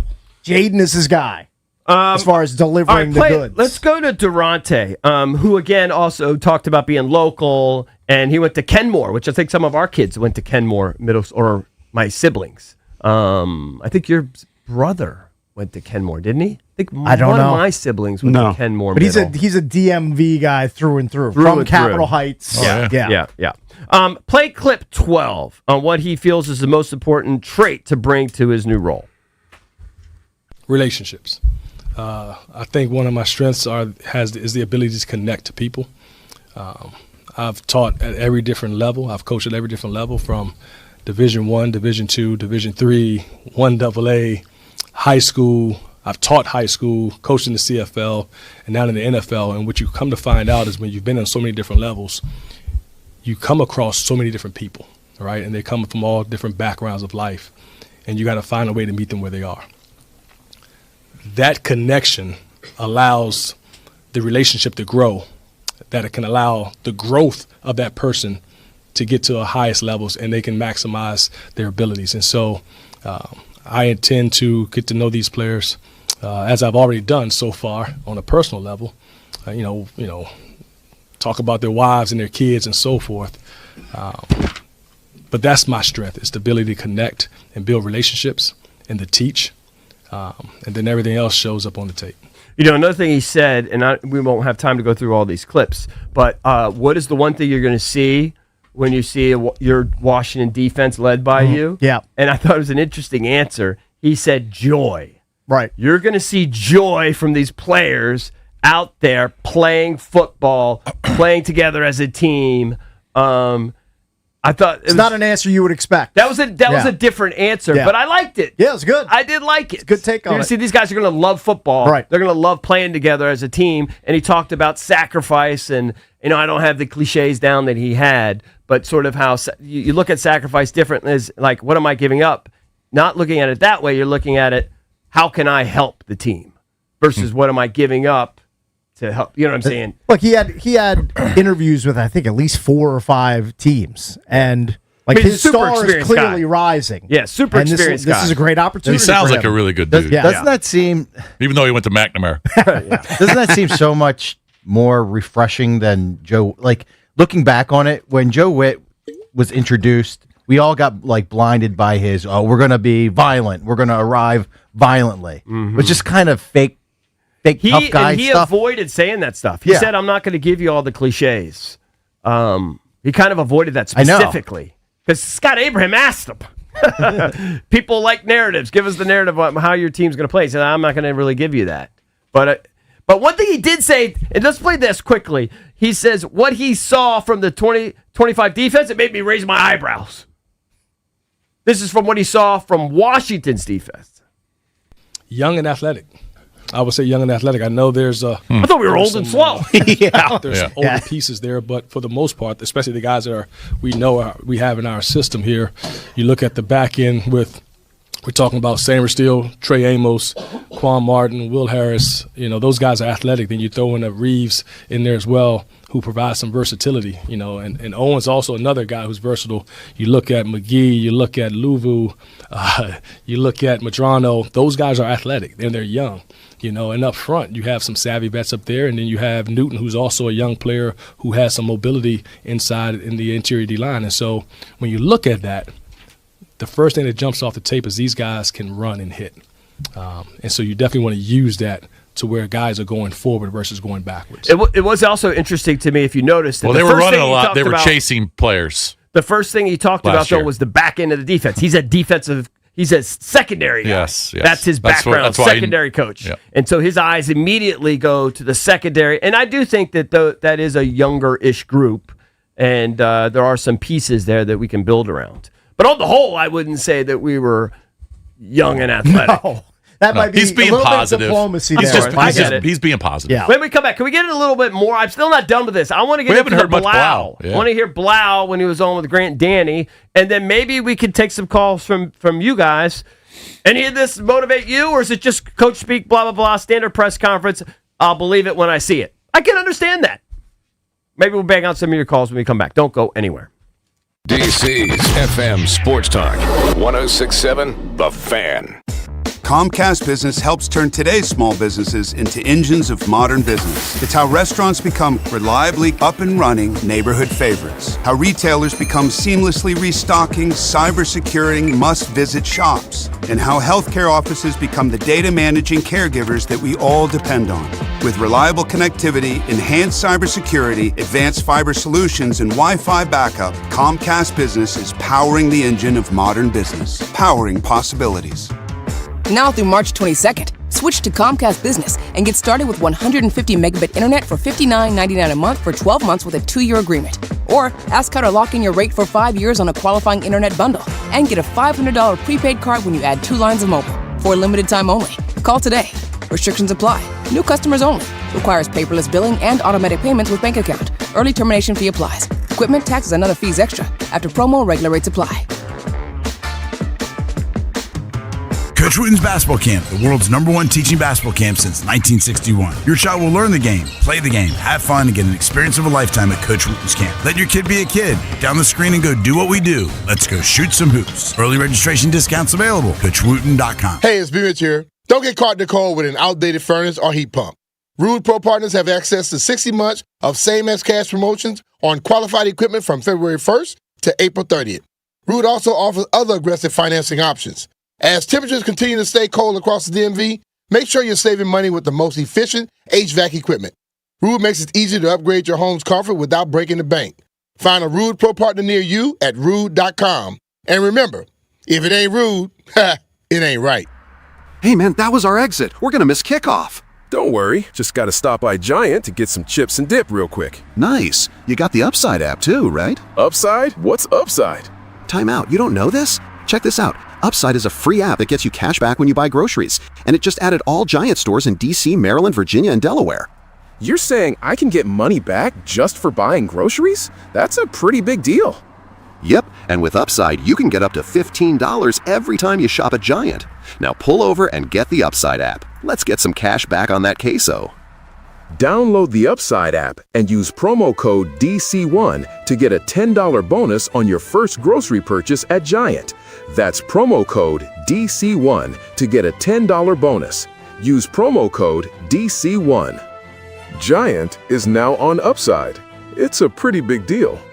Offers vary by user and location at participating merchants. Go to upside.com for terms and conditions. Diabetes, high blood pressure, anxiety meds, everyone's on them. If you're a 50-year-old male, maybe a bit porky, and you may even have type 2 diabetes, $1 million of term insurance may only cost you about $200 a month. Call Term Provider. Speak with Big Lou at 800-700-6898. Big Lou will find a term life policy for you even if you have type 2 diabetes, are overweight, or have high blood pressure. Term Provider has helped thousands of people like you who think they can't afford term life insurance. To buy $1 million of affordable term life for you, all you need to do is call Big Lou at 800-700-6898. Lou will make sure the scales are tipped in your favor. Call 800-700-6898. Big Lou will answer your call and work to fit you into a term life policy that you can afford. Remember, Big Lou's like you. He's on meds too. Call 800-700-6898 or biglou.com. At National Geographic Society, we believe in the power of wonder. We're supporting a new generation of explorers to ask questions, make breakthroughs, and bring the future closer. Wonder awaits. Will you join us? Visit natgeo.org/wonder. Next on The Fan, it's B. Mitch and Finley. He hit me, the back of my head hit the ground. He said, "Welcome to the NFL, rookie." And I got up telling him everything about, his mama and everybody else. And he said, "This little rascal here crazy." Yep, I am. And I was crazy from that point on. I think you were crazy long before that. Brian Mitchell and J.P. Finley. Weekdays from 10 to 2 on 106.7 The Fan and the Odyssey app. At Uline, they know firsthand the road to success is an uphill climb. Uline started in the family basement, and through hard work is now North America's most trusted shipping and industrial supplier. They get what it means to have the support of reliable, hard-working partners, so they keep 41,000 items ready to ship. Whether your company is still in a basement office or expanding cross-country, Uline will be there on your road to success. Visit uline.com. Okay, I have to tell you, I was just looking on eBay where I go for all kinds of things I love, and there it was. That hologram trading card. One of the rarest, the last one I needed for my set. Shiny like the designer handbag of my dreams. One of a kind. eBay had it, and now everyone's asking, ooh, where'd you get your windshield wipers? eBay has all the parts that fit my car. No more annoying, just beautiful. Millions of finds, each with a story. eBay. Things people love. I checked Allstate first and saved hundreds on my car insurance.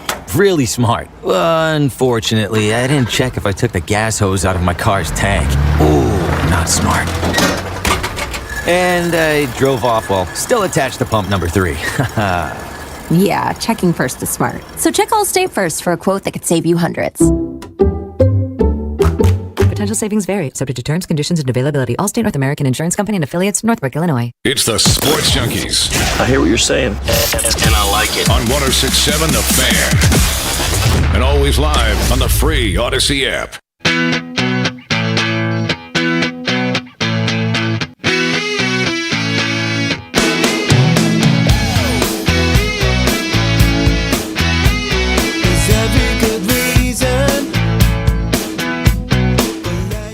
So this upcoming season, which is still months away, you're still going to have the same head coach in Dan Quinn, but you got a new offensive coordinator, David Blau, a new defensive coordinator in Durante Jones.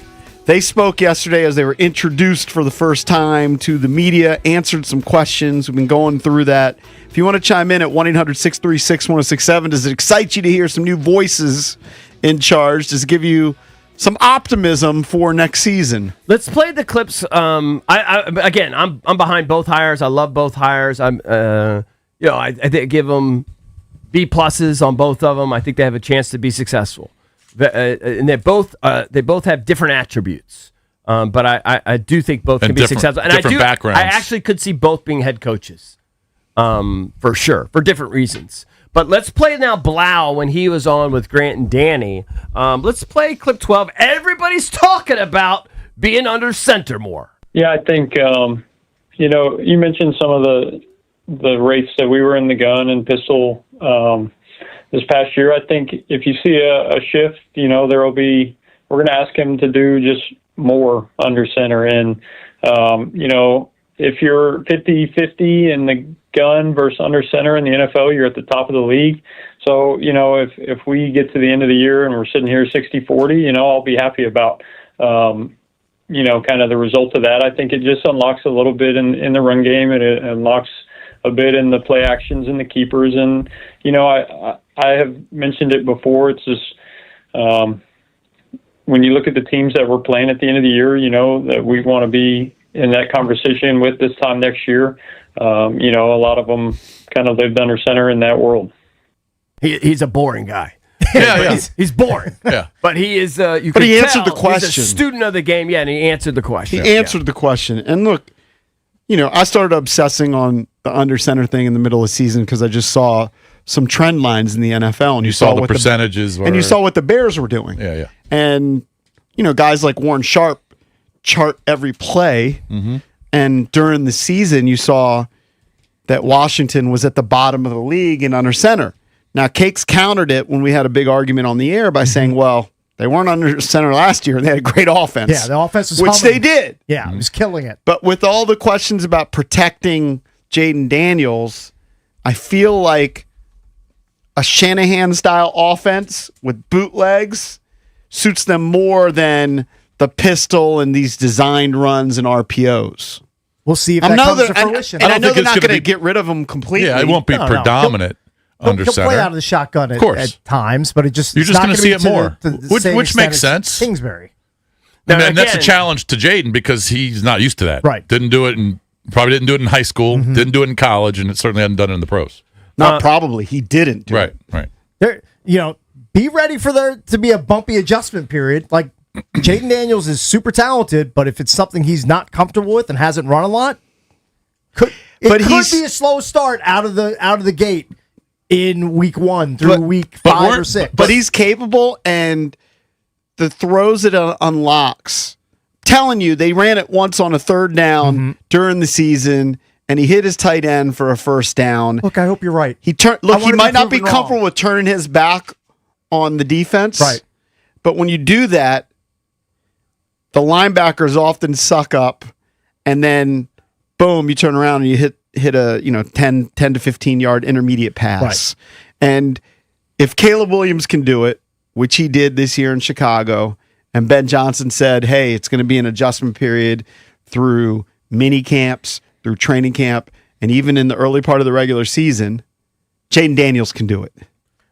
I don't doubt that he can do it. But he's saying there's going to be a learning curve. I just want to see it. Yeah. But also remember, there are pros to being a shotgun. You get the pre-snap reads, you get the quicker passing game. If you're into really, really utilizing the quarterback design runs, et cetera, the RPOs, those are also a little bit more efficient. So it's give and take. There's no panacea that, we're going to be under center more, we're going to be great. Right. There's pros and cons to everything. Cliff Kingsbury wasn't an idiot. There's a reason why he tended to do it that way. I think this way would be great. I think a blend actually sounds great. And if they want to lean more into the running game and it helps keep Jaden upright, I'm definitely into that because you need him playing in 15-plus games instead of finishing 4 games like he did this past year. But if you look at the Warren Sharp statistics and then the teams that made the playoffs, there's only 2 teams at the bottom of the league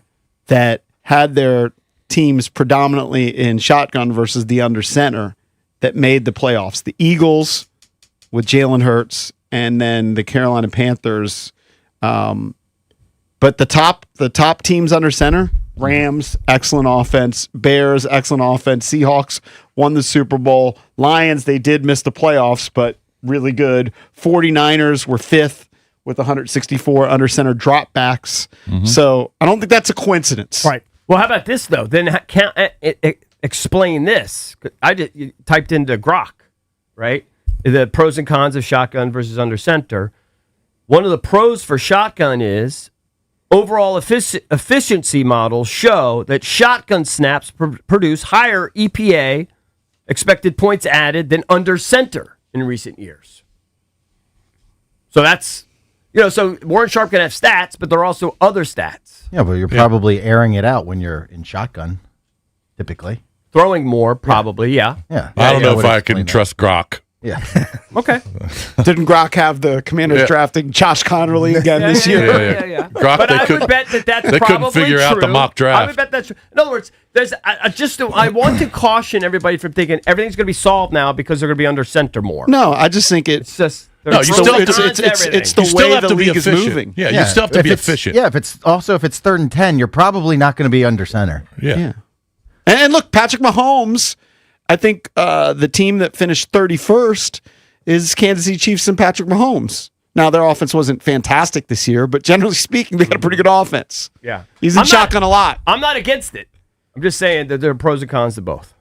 All right, let's play clip 13 on why the league is trending back towards more under center usage. You horizontally displace underneath players, so those throws that you see in the middle of the field, whether it's a Stafford ripping an in cut over the middle of the field, and if that guy's taking a false step at all, he's beat off initial snap, and being able to help Jaden go ahead and take a 7-step drop from under center, turn his back to the defense, sell a run action well with our guys running off the football and have our best players ripping in behind these defenders is advantageous for us. And I want to put him in that position as much as possible because his fundamentals are excellent, man, and he's an incredibly accurate passer, and we're going to just try to put him in positions where on 1st and 2nd down, we can get guys as open as possible, and then he can be Superman and go, those 3rd downs and red zone in 2 minute when he is. That's going to be my nickname for him, the Professor. David Professor? The Professor. I like it. It's very professorial to me. I could see myself... It's very monotone. ...just sleeping throughout his entire class. And it could be on football. Valdez, get me that recording. I'm going to put it right next to your bed. I thought it was a great explanation. Great explanation. He's explaining well. He's great. No, he knows what he's saying. I'm just saying it's his delivery. He's just so monotone and boring to me. But again, Kingsbury was the same way. Kingsbury was also the same way. Yeah. At least to the media. But people were excited about Kingsbury when he came in. Well, it's a history, a track record Correct. of producing some big offenses. All right, let's go to Vic in Acton. Vic, what's up, buddy? What's up, y'all? Hey, what's up, Vic? I'm good. So this is a refreshing occurrence for me, particularly with the defensive coordinator. I'm not saying it to the opposition or the y'all, but when we first started this about 15 years ago, I'm 39 now. I was 20-something when I first started talking to y'all. Y'all used to laugh at me when I talked about fundamentals and technique and playing with the eyes. That is, do you Still realize, do. you Playing realize with the that, eyes. Playing with those eyes. Yeah. Go ahead. Do you realize that he said the last 2 Super Bowls were won by fundamentals, technique, and consistency of repetition, and pre-snap eye intelligence? Stuff you've been saying. Of course. Yeah. So what I feel good about is with the front office made a hire based on intelligence and not rah-rah and not buzzwords and not they're going to play fast and physical and hit. When Joe Witt's press conference happened a couple years back, I was like, yeah, it sounds good, but what about football? What about football? Are we talking football yet? Are we talking things that apply to between the white lines and situational opportunities where you can show your dominance pre-snap and during the snap? And that's what I feel good about. And I'll say this about the offense with David Blau. He's a very intelligent guy. You see that he simplifies things maybe a bit boring. I don't really care about that. Can we move the football? The question, though, is there going to be a level of accountability on the offensive line? B. Mitch and Finley said to me last week, he said, I like Bobby Johnson. I said, I can like Bobby Johnson, too. I've seen South Central, but I'm a little joke here. But in the same breath, we couldn't finish blocks down the field. We didn't have leverage getting to the second level. We didn't have our eyes up when we're running mesh zone, and we got to be physical over the top of people. We didn't hunker down. Maybe that's why they made a move. Maybe that's why they made a move, because a lot of people were surprised. A lot of people were surprised. Yeah. Didn't understand it. Mm-hmm. Well, look, they're also acknowledging, within that question, they're acknowledging that the league is trending towards more under center. Definitely. And we don't know. Jason has speculated. I've speculated. Kingsbury might not have been interested in that. Might not have been on board with that. Oh, I think it was pretty obvious. It wasn't. His offense is not built around that. No. His offense is not that. And you can't completely just flip during the season. Yeah. I mean, his offense didn't feature that. So that's why they had to move on. Yeah. That's one reason. It was fine in year one. One reason. Yeah. Didn't feature that. And I think also it exposed. It was fine. It exposed Jaden more. Everyone loved it in year one. Oh, everybody's a huge fan. Everyone loved the shotgun, the pistol, and read option. Games, Kingsbury loved it. Won 12 games. He's on a Hall of Fame trajectory. He played 17 of them. Now he played 4 or 5 and finished. Hurt the entire year. He won 5 games. Yeah. You got to try something different. You might be learning that Cliff is basically Greg Roman 2.0, where after 2 years... He wears that as well. Yeah, you're welcome. Yeah. It's the Cliff. We talked about that in year one. Well, maybe that'll be good for Cliff. I think Cliff can grow. Maybe Cliff will learn under McVay. I think it's a good move for him to work under McVay. Phone number is 1-800-636-1067. I did put this up as the Junkies poll of the day, brought to you by Surfside. Use the code JUNKS at store.statesidevodka.com, and you're going to get 25% off select merchandise, tees, hats, hoodies, and more. Use that code JUNKS at store.statesidevodka.com. I did it specifically about the offense. You can vote at Junks Radio. Are you encouraged by what you're hearing from the Commanders' new offensive coordinator, David Blau, having Jaden Daniels under center more often? You can vote at Junks Radio. Keep it here. This is your flagship home of the Washington Capitals. Shooting, he scores! It's a power play goal! And DC Sports Talk all day. Sports Radio, 106.7 The Fan. Winter's all about layers. Coats, gloves, boots. At Dulles Kia, the layers are in the lineup. Drive a new Kia K4, just $239 a month. Step up to a new Sorrento, only $379 a month. Or go all in with a Telluride as low as $389 a month. All brand new, all loaded with tech. And now, all under one roof at Dulles Kia's sharp new facility. However winter hits, there's a Kia that fits at Dulles Kia in Leesburg or DullesKia.com. Call 703-669-6888 for details about costs and terms. That's another amazing run by Team USA. Mom, think I'll be on Team USA one day? Well, I'll take this one. Are you speaking to us? Yes, and to answer your question, anything's possible, especially with Xfinity. So, I can be the best snowboarder ever? Well, I can't guarantee that, but Xfinity can guarantee that your internet price won't change for 5 years. Okay. What if I practice every day? Then maybe you'll be snowboarding for Team USA at the next Olympic Winter Games. And Mom, you'll still be paying the same price for Wi-Fi. Ooh, really stuck the landing there. It's the Xfinity Gold Medal Celebration. Now through February 22nd, get our best price on gig Wi-Fi for 5 years guaranteed, just $50 a month. Plus, get Peacock Premium included for 2 years. That's a $10.99 value per month. Xfinity. Imagine that. Proud partner of Team USA. Restrictions apply. Requires paperless billing and auto pay with stored bank account. Taxes and fees extra. Actual speeds vary. My doctor told me my blood pressure is borderline. I figured I could worry about it or do something about it. So I took control with Garlic Healthy Blood Pressure Formula. It works safely and naturally to help maintain healthy blood pressure with a custom blend of garlic, vitamins, and minerals. And it's odor-free. I'm taking charge with Garlic Healthy Blood Pressure Formula. These statements have not been evaluated by the FDA. This product is not intended to diagnose, treat, cure, or prevent any disease. The term natural references only the garlic in the product. Use as directed. My name is Whitney Allen, and I'm a widow. After my husband died, the last thing I wanted to think about was money. Ethos made it affordable to get life insurance. Signing up was fast and 100% online. I knew that I could pay our mortgage and have food in the fridge. I could focus on my kids. No one ever tells you how much you're going to depend on that policy. I am so grateful we had coverage. Get your free quote at ethos.com/save. That's ethos.com/save. Paid spokesperson. Time spent on application may vary. Online health questions required. Hey guys, EB here. If you're planning to sell your home, I've got many great reasons why you should call my friends, the Realtor Rockstars, Debbie, Sarah, and Reynolds and Power Room team with Keller Williams today. Debbie and Sarah net their sellers over $30,000 more on average. Plus, Debbie and Sarah sell their homes 3 times faster than the average agent. How do they do it? Well, Debbie and Sarah already have the buyers, people.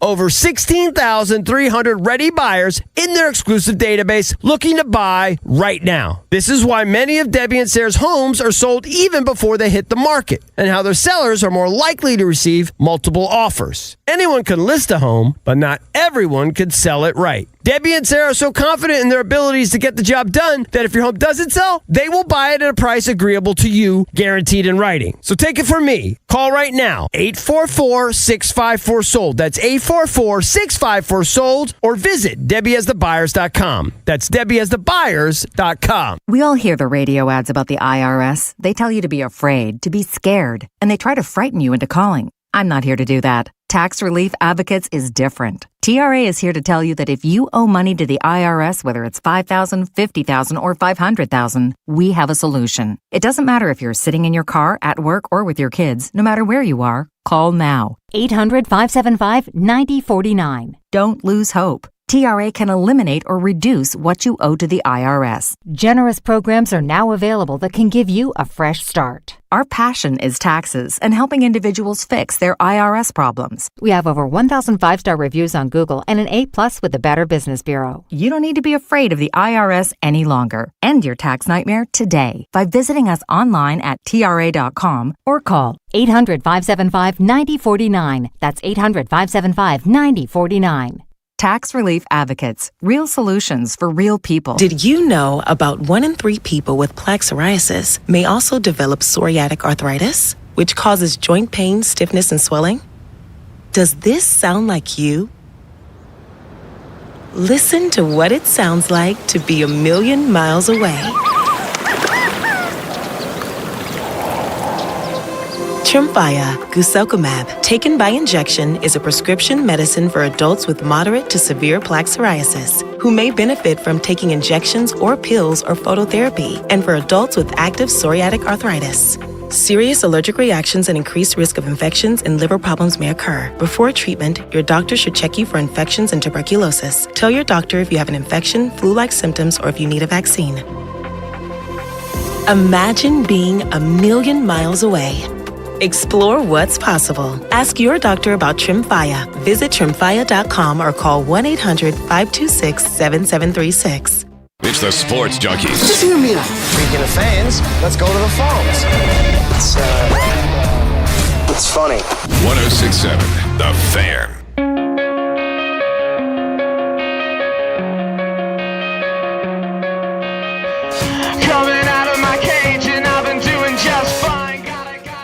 We're going to weave in your phone calls here momentarily.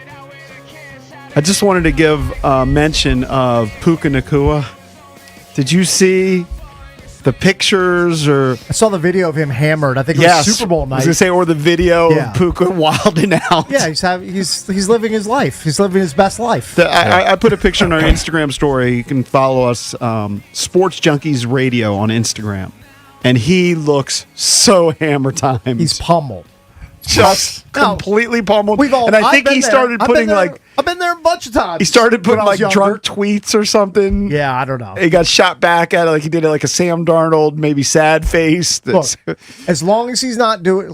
First, he had a driver, which is great. Yeah. Being responsible, at least in that regard, and just don't do it in season. Have you seen it, Jason? I have not. Like All right, like here if you he's go. doing that on a Friday night Hold before a game or a Saturday night before a game, Yeah, that's then it's a different. problem. But Yeah. out of season, like he's a kid. He's cutting loose a little bit. Who cares? I can't throw stones. I've been I've been way worse Well, there than was he is in also those videos. There was video of Scadaboo leaving a club during Super Bowl week, and supposedly he's tagging one of those girls from the wrestling that Jason went on a date with. The twins? The Bellas? The Bellas? Oh, really? Yeah, supposedly. I didn't go on a date with her.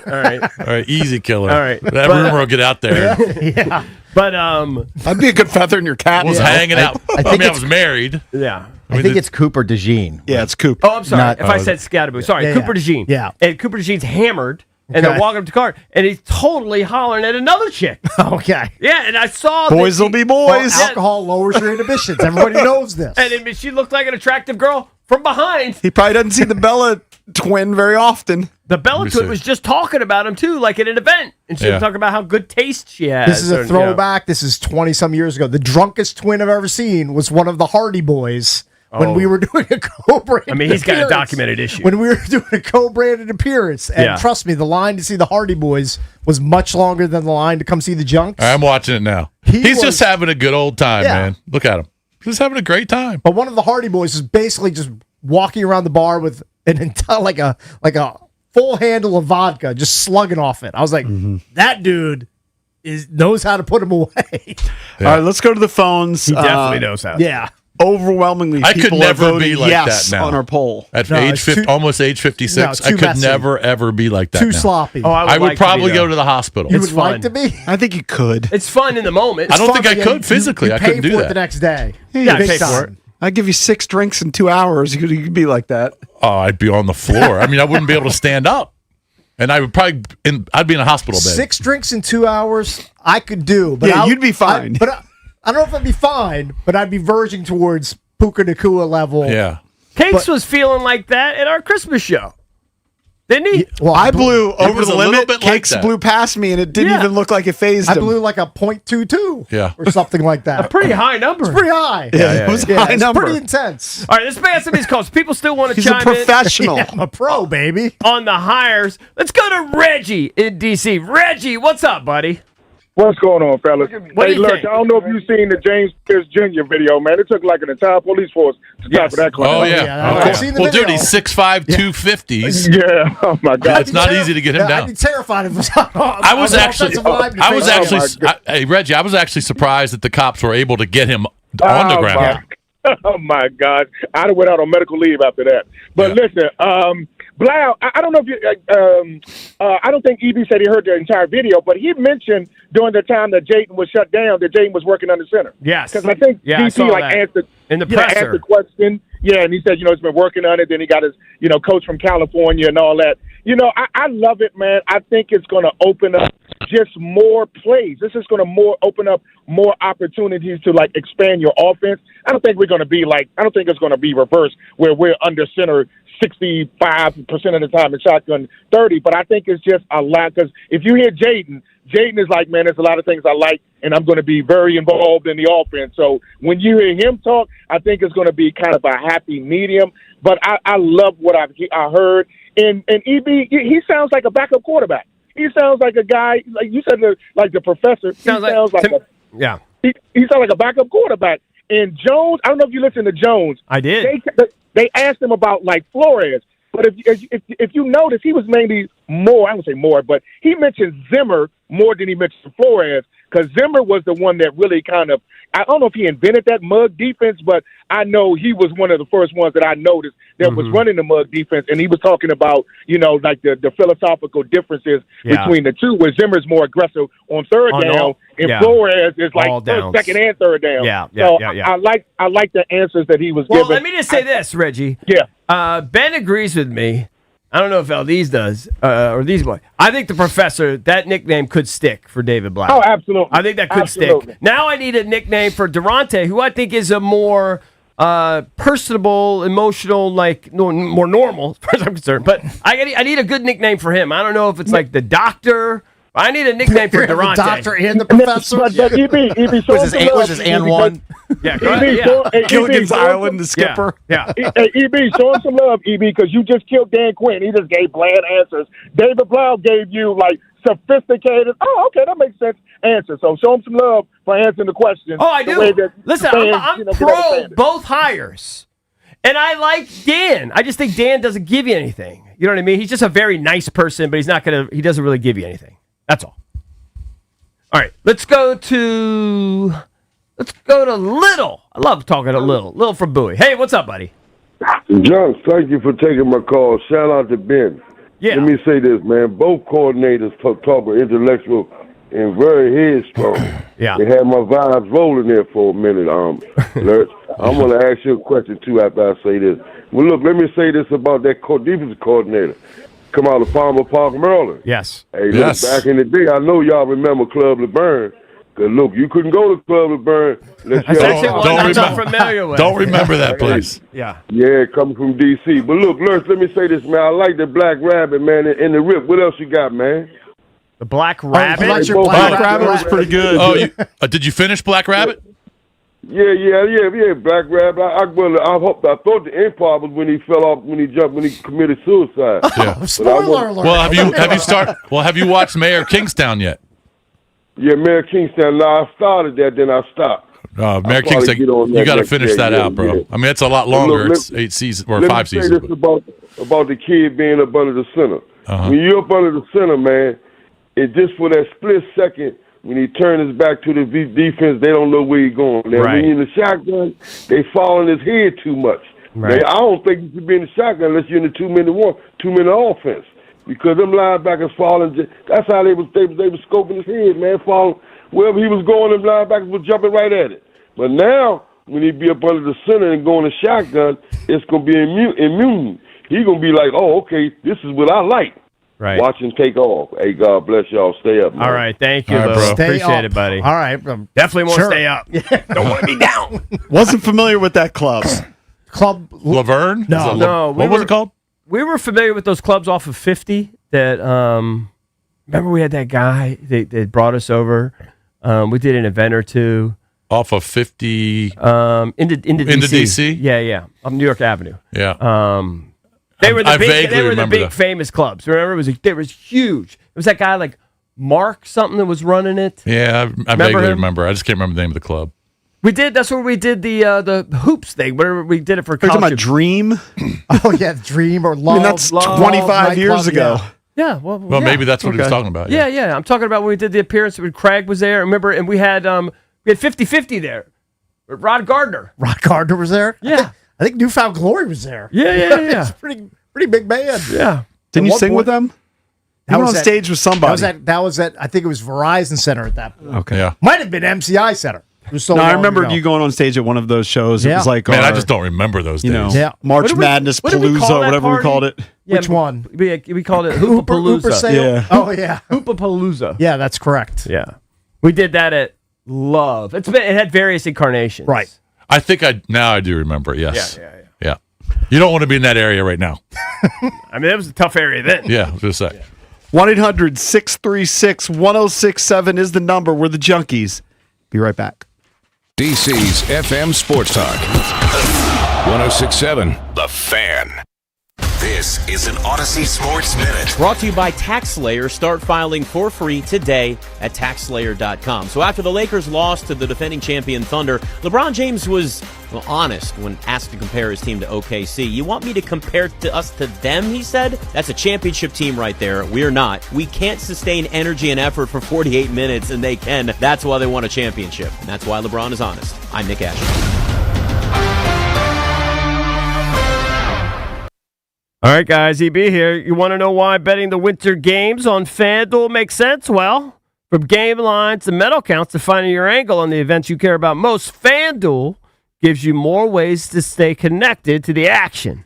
The winter games are on. I know you're watching, and there's no better way to follow than with a bet on FanDuel. Curling matches, they start slow, but then they get tense fast. Speed skating, decided by inches. Hockey games, they're just different. Soon as the opening face-off happens. So much more going on. All you have to do, make sure you check in. FanDuel.com/EB. That's my password. That's my login. FanDuel.com/EB. FanDuel, play your game. FanDuel Sportsbook is the official sportsbook of 106.7 The Fan. You must be 18 and over. Present in D.C. Gambling problem? Call, text 1-800-GAMBLER. With the new IHOP value menu, $6 is all it takes to go to your happy plates, where stacks of pancakes with bacon and eggs are just $6 every day. French toast, sausage, and eggs are, you guessed it, $6. And fluffy omelets come with a side of pancakes and only cost $6. Go to your happy plates every day at IHOP.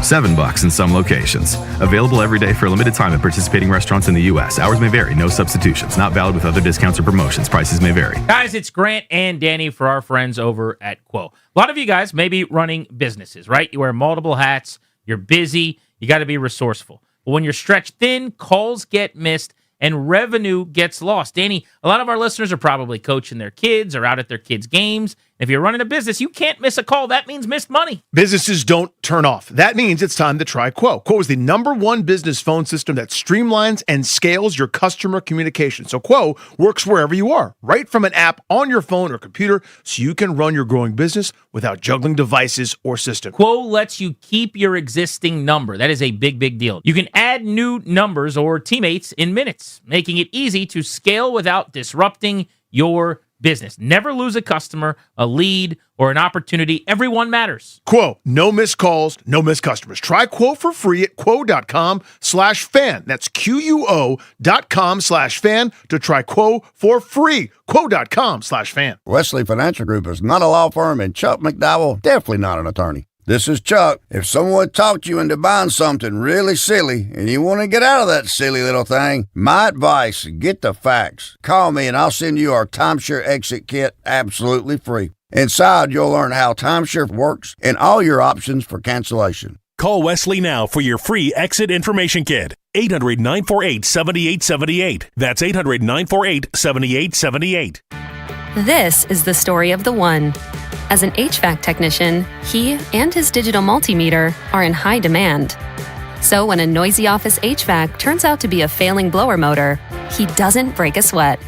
With Grainger's easy-to-use website and product information, he selects the product he needs to keep everything humming right along. Call 1-800-GRAINGER, click Grainger.com, or just stop by. Grainger, for the ones who get it done. Ah, the most beautiful time of year is upon us. Tax season. And TaxSlayer is here to help you file. We guarantee 100% accuracy and your maximum refund. Those are some good numbers. And you can trust me, because I'm a talking calculator. Did I mention TaxSlayer even has support from real US-based humans? If you have any questions along the way, beat the rush and start for free today. TaxSlayer. File fearlessly. Live from the LindseyCars.com studios in the nation's capital, WJFK FM and WJFK HD1, Manassas, and WPGC HD3, Morningside. Tip, they score! This is your flagship home of the Washington Capitals. Dylan Strome tips and Alex Ovechkin shot! You get a goal! You get a goal! Carlson, a shot, he scores! Sports Radio 106.7, The Fan, an Odyssey sports station. 106.7 The Fan, Sports Flash. Dan Quinn spoke publicly about his staff changes for the first time in a press conference yesterday. He said that the Commanders' offense is going to look a bit different under David Blau. Blau said altering the Commanders' style is going to help Jaden Daniels, especially playing under center. Washington ran no huddle on 1,271 plays the past 2 seasons under Cliff Kingsbury. That's 810 more than any other team. And your morning Olympics update, Chloe Kim got the drama over early in the Olympic halfpipe qualifying this morning, nailed her first run on the way to a top finish and a spot in the final. She's going to go for her 3rd straight gold medal. From the Crop Nightcap 5-Star Sports Desk, Savannah McCann on The Fan. It's the Sports Junkies. All right, I'm going to give you real quick. A good reason to listen. On 106.7 The Fan, and always live on the free Odyssey app.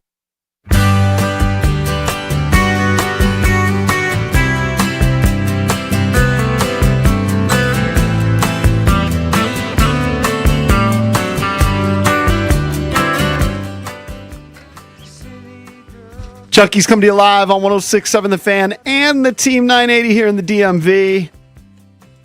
910 The Fan, 105.1 FM in Richmond, where you can listen to MP on the mic, listen to our guy AWOD.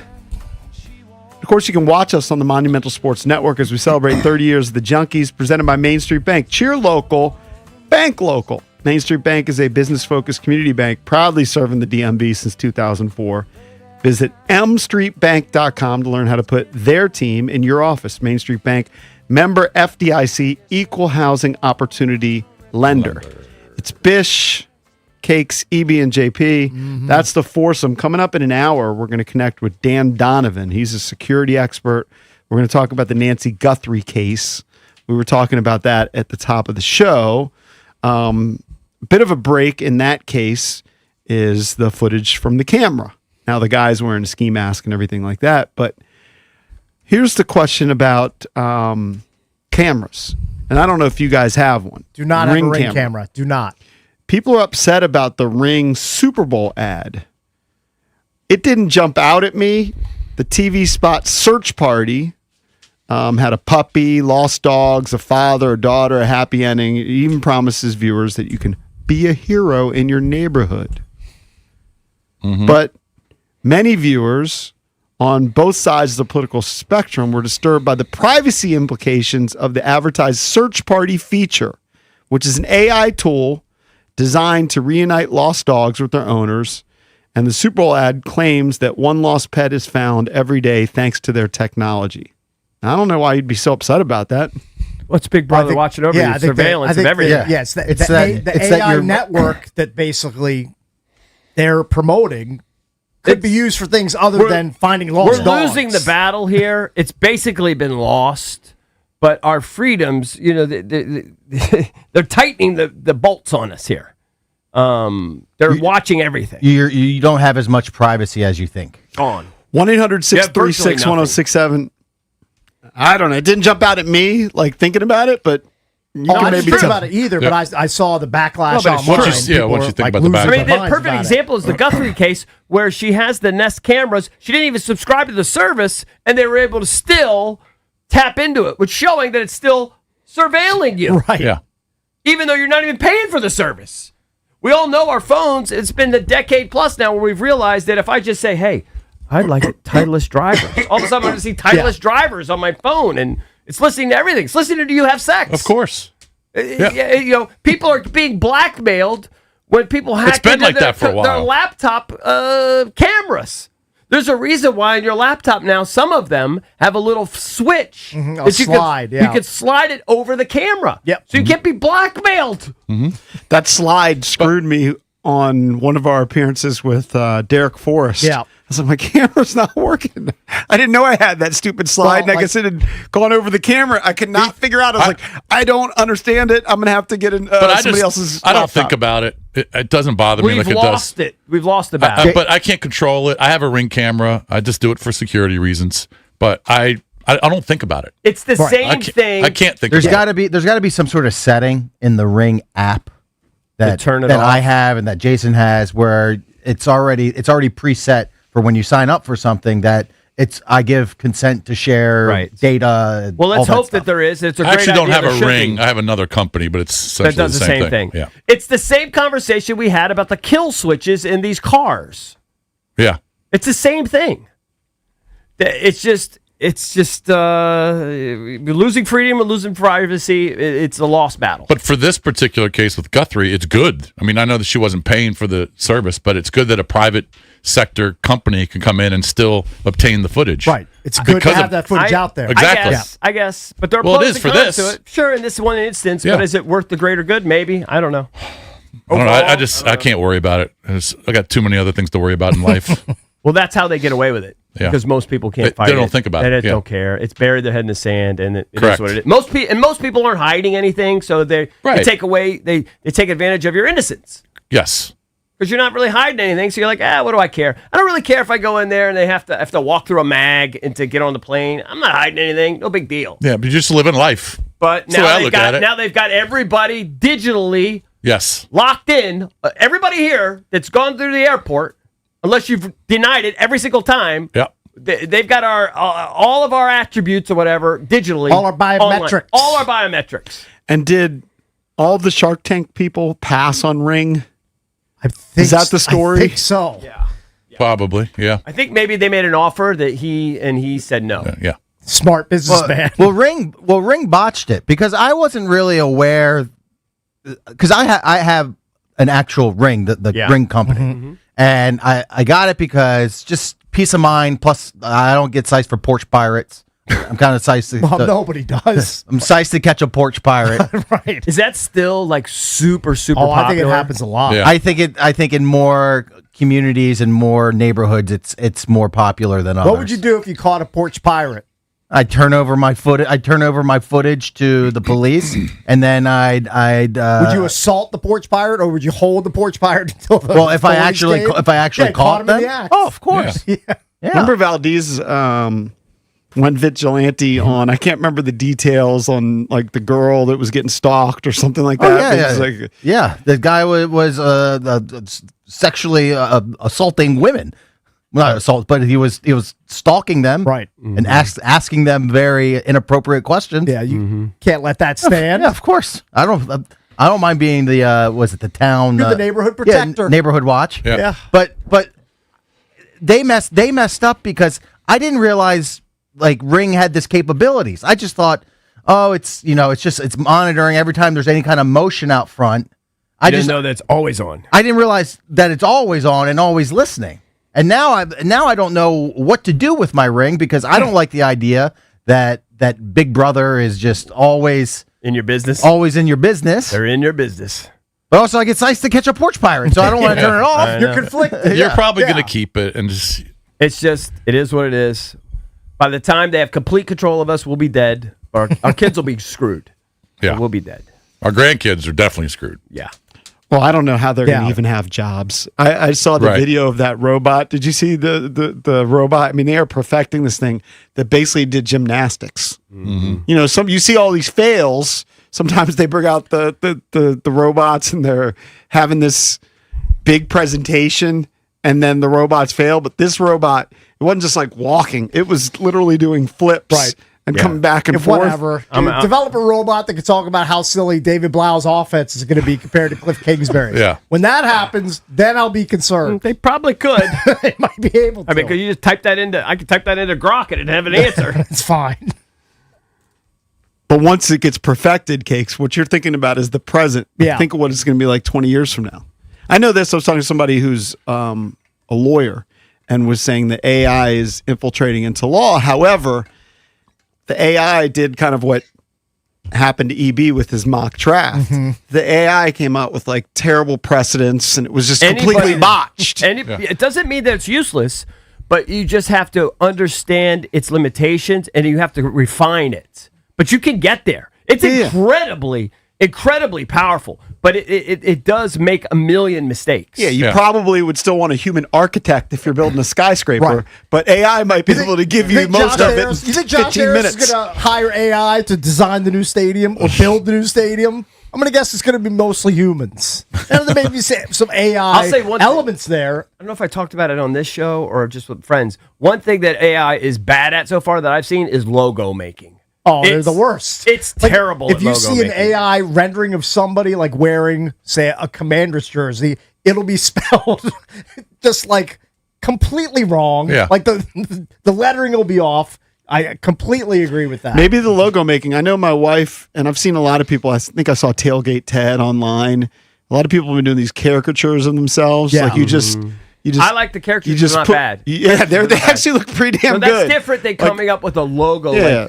Like, Yeah, but like, although you could use it as a logo. Ted's, and it didn't have like a burgundy and gold van. It had like a blue and orange van. Like if AI was really good, it's going to know that he's a Commanders fan. Well, you have to give it. You have to give it the parameters. No, you have to give it the parameters. And you the got to give more it. parameters- AI's got zippy common sense. No, it doesn't know anything until you tell it. But Yeah. Not the biggest fan. If you give it the parameters, it's incredible. I've seen. Listen, my son uses it immensely in one of his businesses, and I'm blown away at what it can do. He can create, anybody that's fluid in it can create a website in 2 seconds that looks professional that someone else would take a day maybe to make. Like it's unreal what it can do. 1-800-636-1067, though. We're talking about this Ring camera. A lot of people upset. The Super Bowl ad was making it sound great.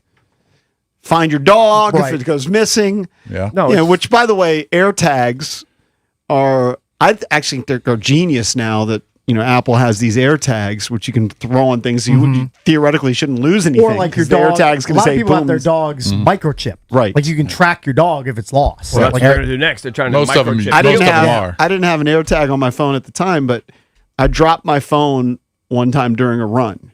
Now, it was when I was running longer. So it was, I went back to trace my steps. I couldn't find it, but it was like a 6-mile run. Hold If on, I had you that didn't damn how long was it between when you dropped it and you realized you dropped it? right when I got home. Hold on, you run with it in your pants? I ran with it in my pants, and I had a Who does that? I had the ear pods. Yeah. Okay, and the music went out, and I just thought that I ran out of juice. no. But But it the phone's happened gone. is that the phone. No, here's what I'm talking about. Like you stuff it in your pants and your phone is slapping against your leg or whatever whenever you're Not running. usually, but yes. Yeah, he just Yeah. didn't feel it anymore. I don't understand how you do that. Yeah. Like if I run with the phone, Okay. I'm running with it in my hand. Yeah. I don't like to run it with in my hand. I get you. But you know what? You know who doesn't lose his phone when it's in his hand? This guy. Okay, I lost it one time. Okay. Getting sidetracked. The point is, the AirTag would have been like, boom, it's right here. Sure. You can track it down. Mm-hmm. That's a little different, but maybe it's not. Maybe, some people would be like, well, it's tracking all your locations, so they know your locations. But the other thing is dangerous about AirTags. I'm sure you've seen stories, or people have reported that they've been stalked they see somebody at the airport, he drops an AirTag in her purse. And now this guy's stalking Now her. that's diabolical. Okay? Diabolical use of technology. So, everything has pluses and minuses. 1-800-636-1067. Yeah, I'm trying to think. I think that's in a movie or a TV show I've seen. Where they drop an AirTag. Yeah. Well, I'm sure it's happened in 100 movies where Yeah. they go Yes. into the bumper of a Right. car and stick a, Yes, like a tracker on it. exactly. That's happened everywhere. We know a guy that did that. Got in a lot of trouble. Oh, we do know a guy Not that us. did that? Me and my friends. I mean, there's a reason when Jason Bourne was getting tracked, he would snap his phone in half so the bad Right. guys weren't able to trace him through the streets of wherever he went, Istanbul, wherever it is. AirTags are good for golf trips. You stick it in your travel bag. Right. Make sure Everybody they don't knows lose you your need to have claws. a good burner phone case. Yeah, you got to have a burner phone, right? I mean, your phone is your biggest tracker. I mean, that's, and that's where a lot of these guys are getting busted because people bring their phones everywhere. Yeah. Yeah. They don't think about it. You don't think about it. You think you've thought about everything, but Well, they also don't realize there's cameras everywhere. But when you drop your phone in the middle of Great Seneca Highway in the little median strip with the grass, It's not great. hard to find. Tough to track down. Although my wife ended up making fun of me that our phones are connected and all I needed to do was use her phone to see exactly where my phone was. And after going on foot trying to trace my steps for about an hour and a half, she yelled at me and was like, I know exactly where your phone is. That's the Bro, you didn't It's know in the about- middle of the highway. Bro, you didn't know about Find Your Phone? I did not. How about find your brain? Well, I just was in the immediacy of I finished a run. Where's my phone? I was like, okay, let me just go. What they need is I need to put an AirTag on my remote because my remote's constantly in the cushions or under. Right. That's what I need. I have an Apple TV remote, and it is the Those things are world's skinny. smallest remote. Yes. It is so small and so skinny. I live in fear of losing that remote. Yeah. Live in fear every day. Yeah. Every single day. So you got to charge that blicky every once in a You while got to charge, too. but the most important thing is never lose it because you're never finding that thing ever again. Right. Coming up next, we're going to talk a little NBA. Teams are tanking to a ridiculous. Let's go. I mean, the Wizards are just one of many teams. Fine. It's unbelievable about the amount of tanking that's going finish on. it off when I'm over it. All my chips are Are in you the want to middle. do it again next year? No, because we have Anthony Davis and Trae Young. Okay. It's they're not going to do it next year. No, I know they're not going to do it, but I'm just saying, what if they were? Would you still be all in? I mean, if they hadn't acquired, isn't there a point where you get sick of it? Of course, Yes. it's boring. It's you boring. have to see a positive light at the end of the tunnel. We'll at get some into point. it next here on the Junkies. DC's FM Sports Talk 106.7 The Fan. Hey, it's JP from the Junkies. Did you know Verizon Home Internet covers more homes with faster speeds across the country than any other provider? Now you can get award-winning Fios Internet for just $20 a month for 3 years. Switch today and enjoy savings you can count on. Verizon Home Internet consists of Fios and 5G Home. Availability varies. Comparison based on FCC BDS data of home internet providers. Download speeds over 50 Mbps. June 2025. Limited time offer for eligible new customers. Fios $20 per month plan with auto pay, mobile phone plan, mobile plus home, and bonus discount. Enrollment required. 3-year price guarantee. Applies only to then current base monthly rate for Fios. Additional terms apply. Imagine never having to worry about your home again. No surprise breakdowns, no stressful who do I call moments. Just the comfort of knowing it's all taken care of. That's what a Service Experts membership gives you. Our expert technicians handle everything from routine maintenance to worry-free repairs so your home runs exactly the way it should. No DIY disasters, no taking your chances on some guy with a 2-star review. Just year-round peace of mind. Stop worrying about home care and start enjoying your home again with membership starting at just $15 a month. Learn more at serviceexperts.com. Hey guys, EB here. Are you thinking about selling your home? Then call the only team I would trust to sell my home. That's Debbie, Sarah Reynolds, and Power Home Team with Keller Williams. You will absolutely love working with Debbie and Sarah Reynolds. Their results are incredible. They sold over 790 homes this past year, and they're once again ranked number 1 for families served in the D.C. area by the Wall Street Journal. Call Debbie and Sarah now. They'll sit down and show you exactly how they get homes sold for top dollar using their exclusive database of over 16,300 buyers who are ready to buy right now. They'll walk you through the process step by step from start to sold. And get this, if your home doesn't sell, Sarah and Debbie will buy it at a price agreeable to you, guaranteed in writing. You got nothing to lose. That's how confident Sarah and Debbie Reynolds are in getting their clients top dollar and a faster sale. So call now at 844-654-SOLD. That's 844-654-SOLD or visit DebbieAsTheBuyers.com. That's DebbieAsTheBuyers.com. Home means everything to you. So when rates drop, you don't just sit back. Rocket Mortgage watches the market to help you save money when the time is right. We make refinancing simple and savings even simpler.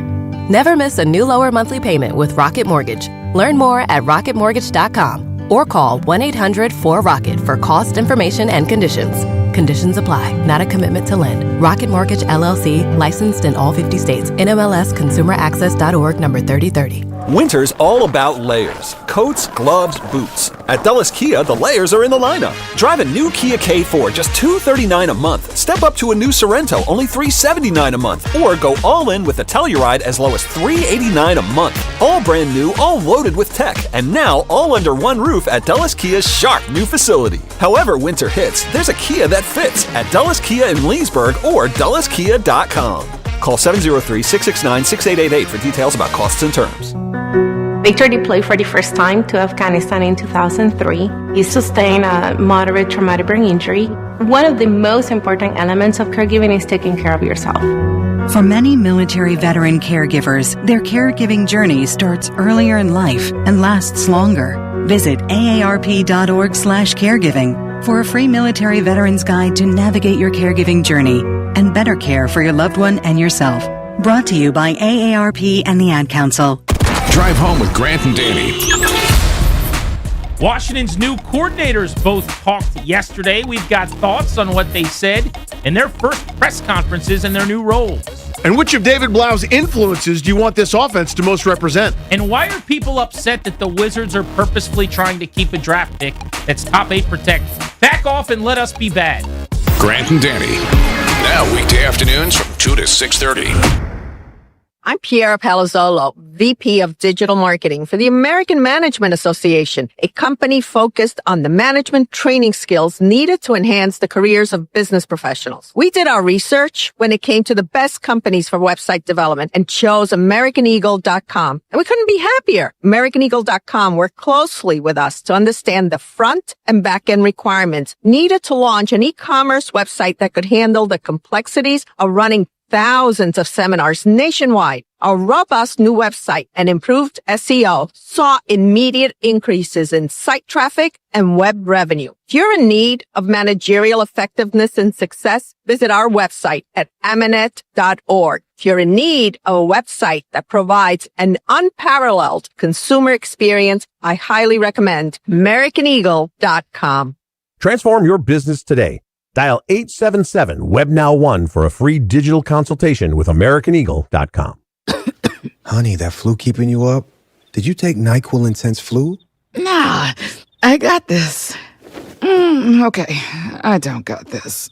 Yeah, you need NyQuil Intense Flu. Undo your flu with NyQuil Intense Flu. NyQuil Intense Flu provides powerful relief of your flu symptoms so you can sleep.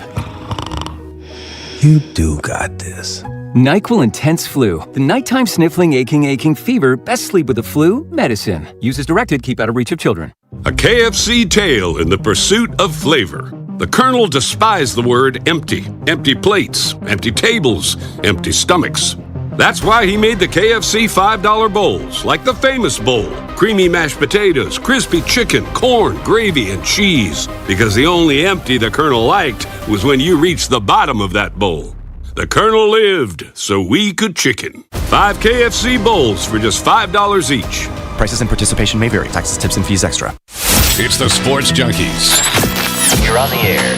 Listen anytime, anywhere on the Odyssey, iHeartRadio, or TuneIn apps.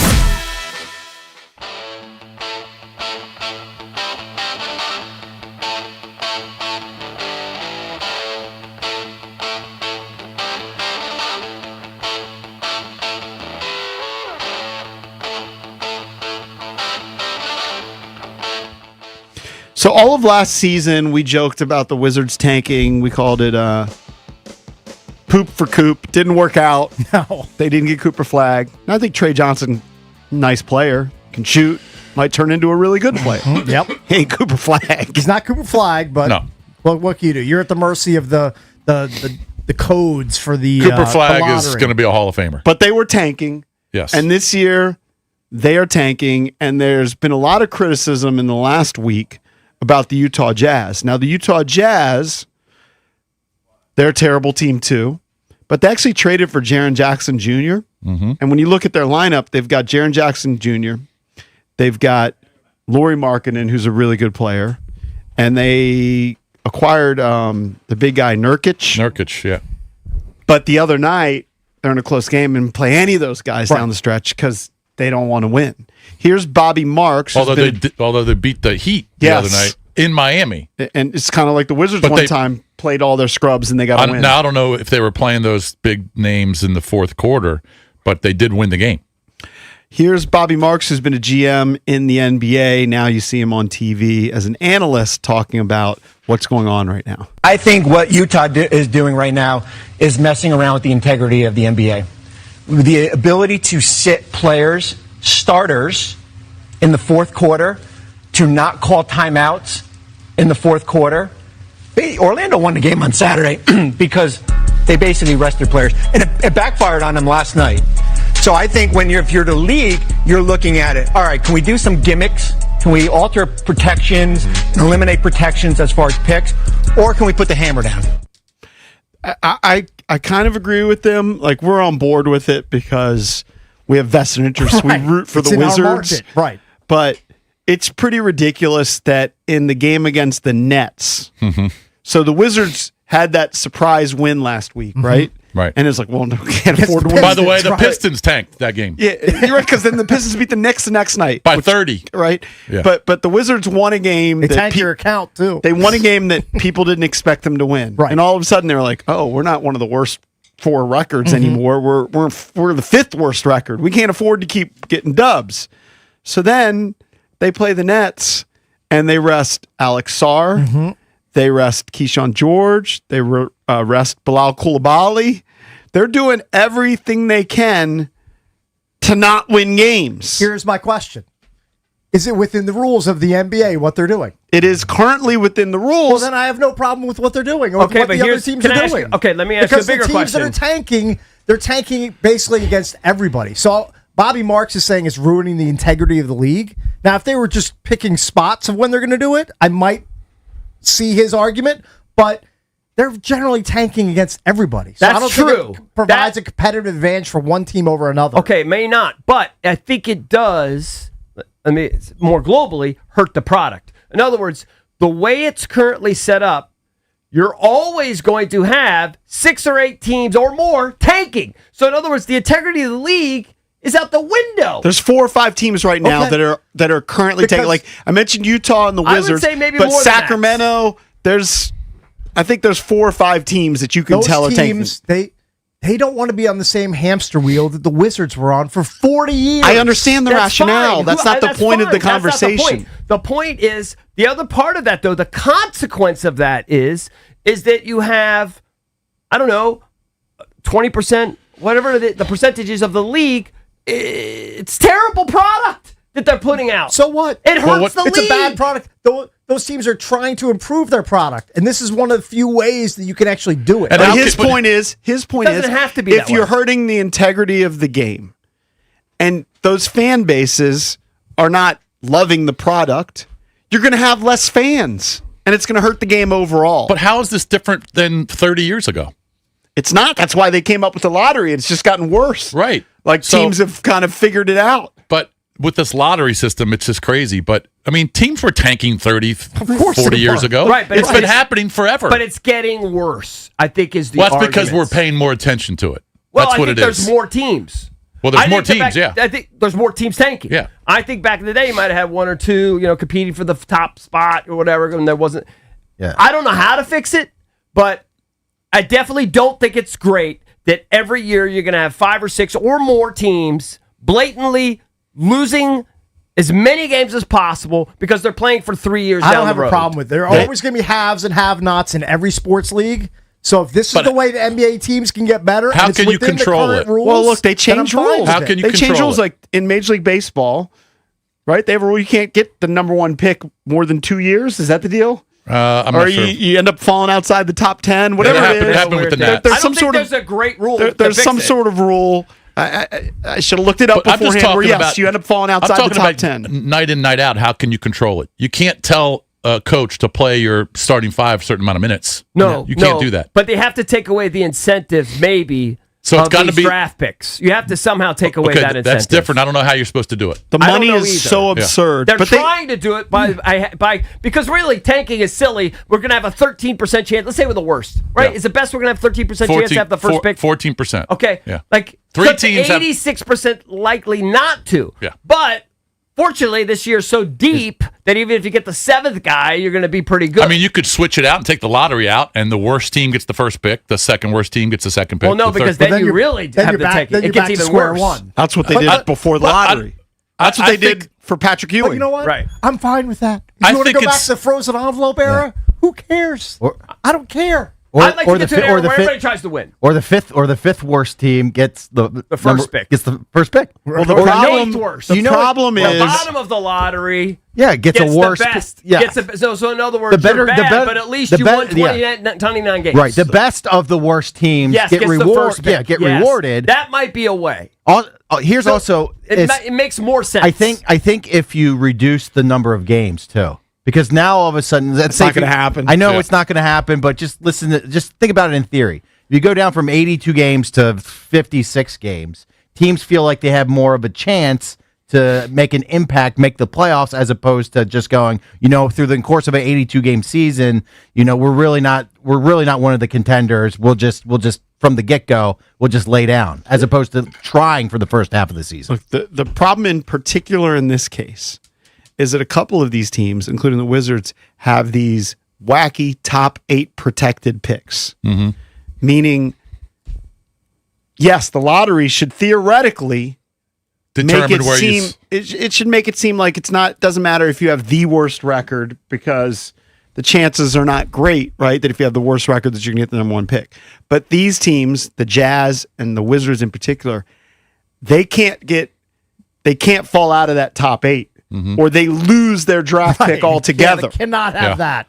So the Wizards do not want to lose their draft pick. No. So they have to remain in that bottom 4. No, it definitely contributes to it.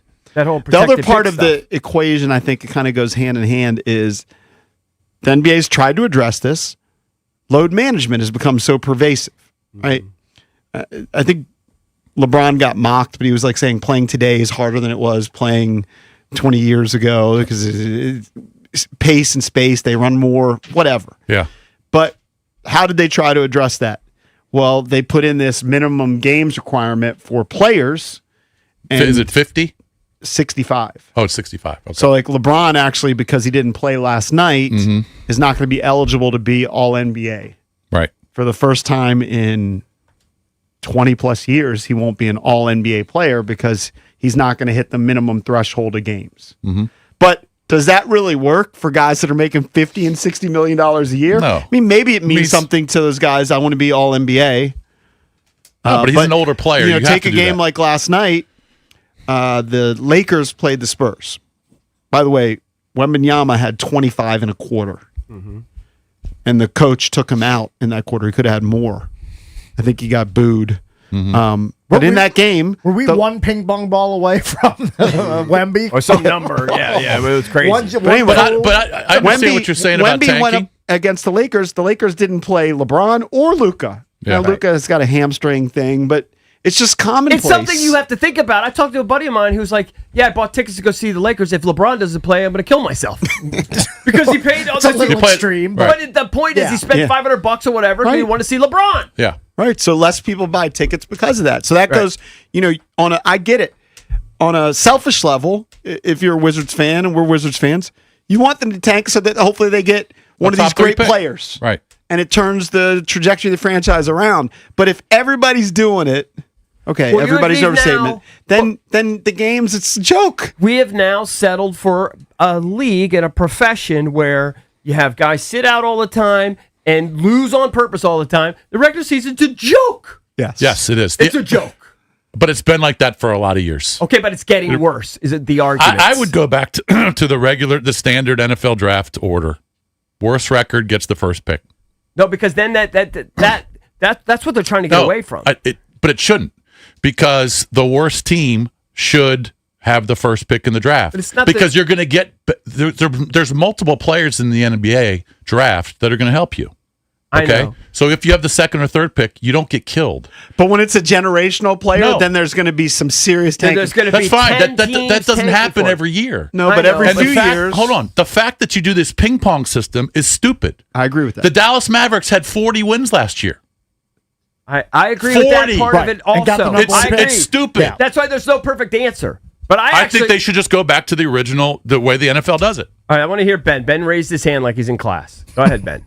It's Benj, by the way. I agree with Bish, basically, in this whole situation, because the NBA has dug itself its own grave by punishing teams that are bad because they can't get the players they need to put their franchise. But that's not the only way to get better, though. It's not the only way to get That's better. the problem I have. It's a huge part of it. And when you have the new lottery that came in 2019, consistency, we haven't seen the worst team get the number one overall pick. In fact, the last 2 years, the number one team with the top odds to get the top pick has fallen to 5. It's basically a coin flip, whether you get the first pick or you're in the top 4 or you fall. But all you the way to realize they know why they're doing that. They're doing that to disincentivize tanking. I get it, but I get it, but it.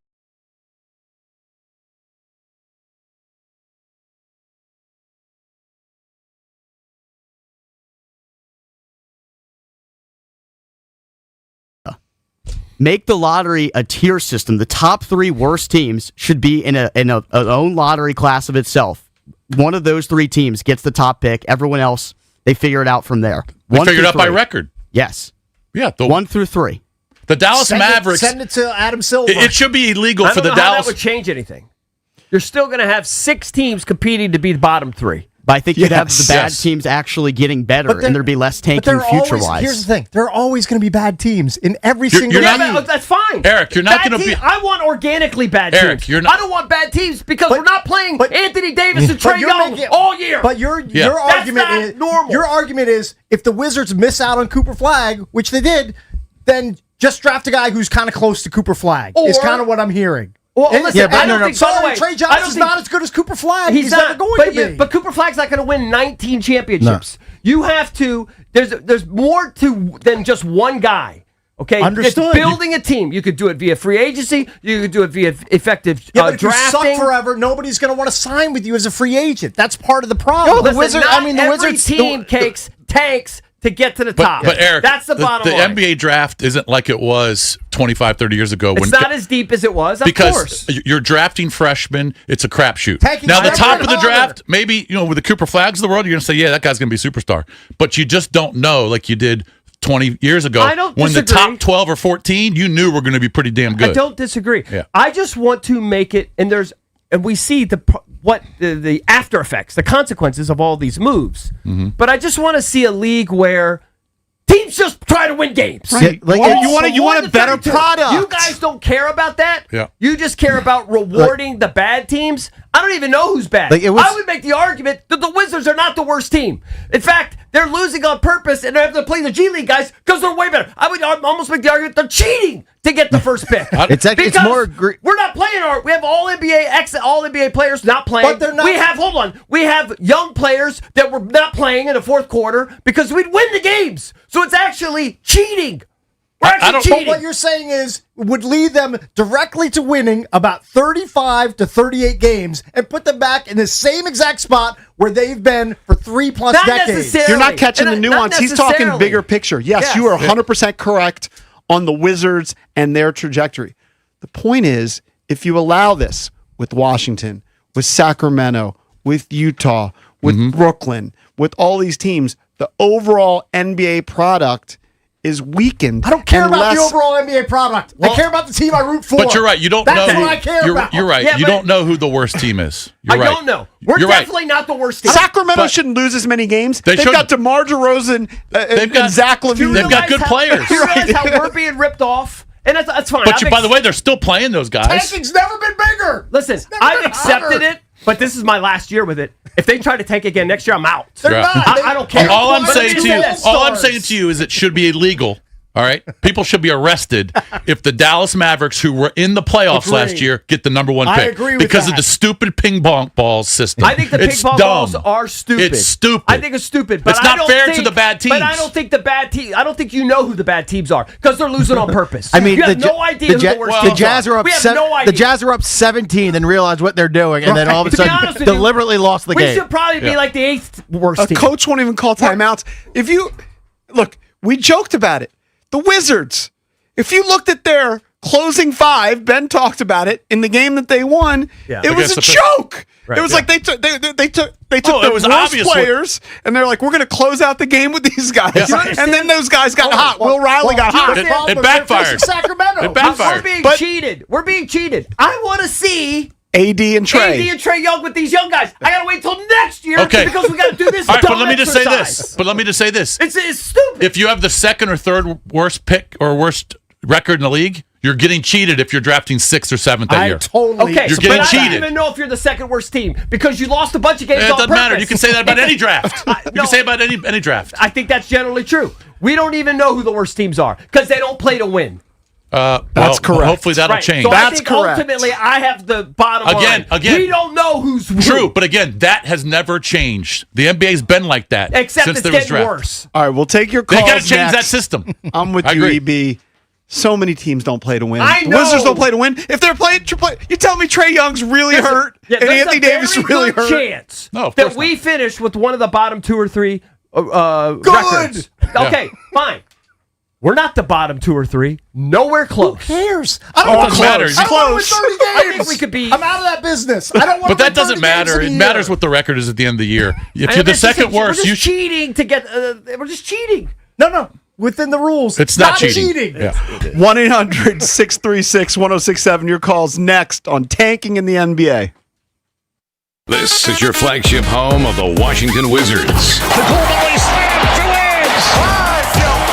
And DC Sports Talk all day. Puts up the shot. Scores at the buzzer. Sports Radio 1067, The Fan.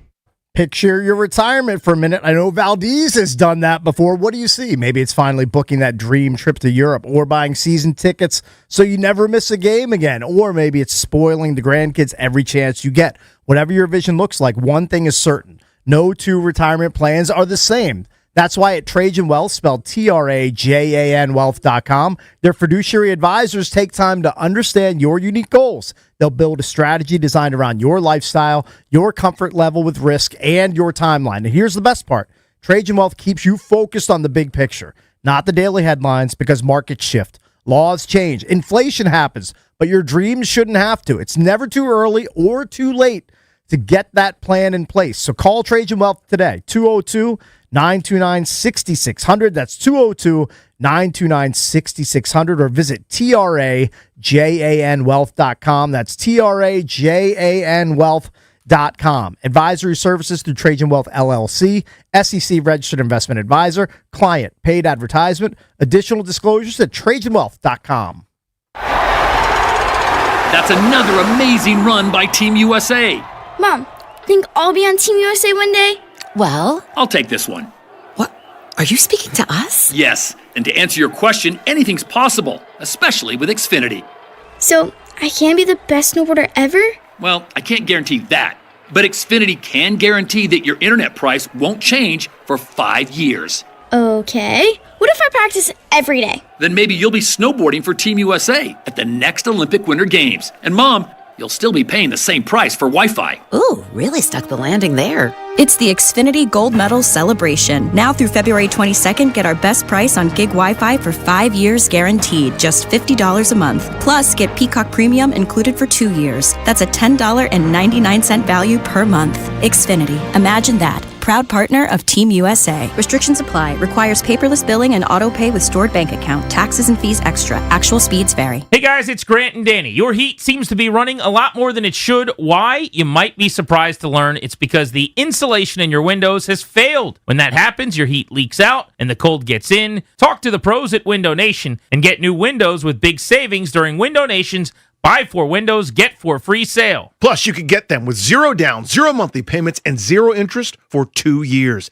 Act now and you'll get an extra 10% off. Don't wait to put an end to your window problem. Schedule a quote now at windownation.com. If you or anyone you care about is facing a family legal matter, call Cordell and Cordell today at 1-855-GET-LEGAL or visit CordellCordell.com to schedule your consultation. There's a lot on the line in divorce. This is Joe Cordell of Cordell & Cordell, the largest family law firm in the country, with over 35 years of helping clients navigate divorce. But being big doesn't mean less personal or less local. Our attorneys live and work in your community, and as neighbors, they understand the challenges your families face. Divorce touches all areas of your life: your home, savings, retirement, and of course, kids. So when you find yourself facing divorce, you need a partner you can count on. Visit CordellCordell.com to schedule your consultation. If you or anyone you care about is facing divorce, contact Cordell & Cordell today. With over 100,000 clients served, we understand the challenges you're facing on a personal level. Call Cordell & Cordell today at 1-855-GET-LEGAL. That's 1-855-GET-LEGAL. CordellCordell.com. Are you ambitious, results-driven? At the Fine Living Group with my guy, John Leahy, you get leads, expert training, and a guaranteed income to help you scale fast. Ready to lead the market and take charge of your career? Visit joinfineliving.com today. That's joinfineliving.com. Get exquisite finds at Whole Foods Market. Prime members save 20% on all caviar and blinis through February 14th. Serve a romantic Valentine's dinner topped with this special savory treat. While supplies last, shop in-store or online. Terms apply. This is the story of the one. As an HVAC technician, he and his digital multimeter are in high demand. So when a noisy office HVAC turns out to be a failing blower motor, he doesn't break a sweat. With Grainger's easy-to-use website and product information, he selects the product he needs to keep everything humming right along. Call 1-800-GRAINGER, click Grainger.com, or just stop by. Grainger, for the ones who get it done. Finding great candidates to hire can be like, well, trying to find a needle in a haystack, but not with ZipRecruiter. Its powerful technology actively finds and invites qualified candidates to apply to your job. So while other companies might deliver a lot of hay, ZipRecruiter finds you the needle in the haystack. See why 4 out of 5 employers who post a job on ZipRecruiter get a quality candidate within the first day. Try ZipRecruiter for free at ZipRecruiter.com/free. That's ZipRecruiter.com/free. ZipRecruiter. It's the Sports Junkies on 106.7 The Fan. Man, these guys are so classy, you know? Pretty damn good. And always live on the free Odyssey app.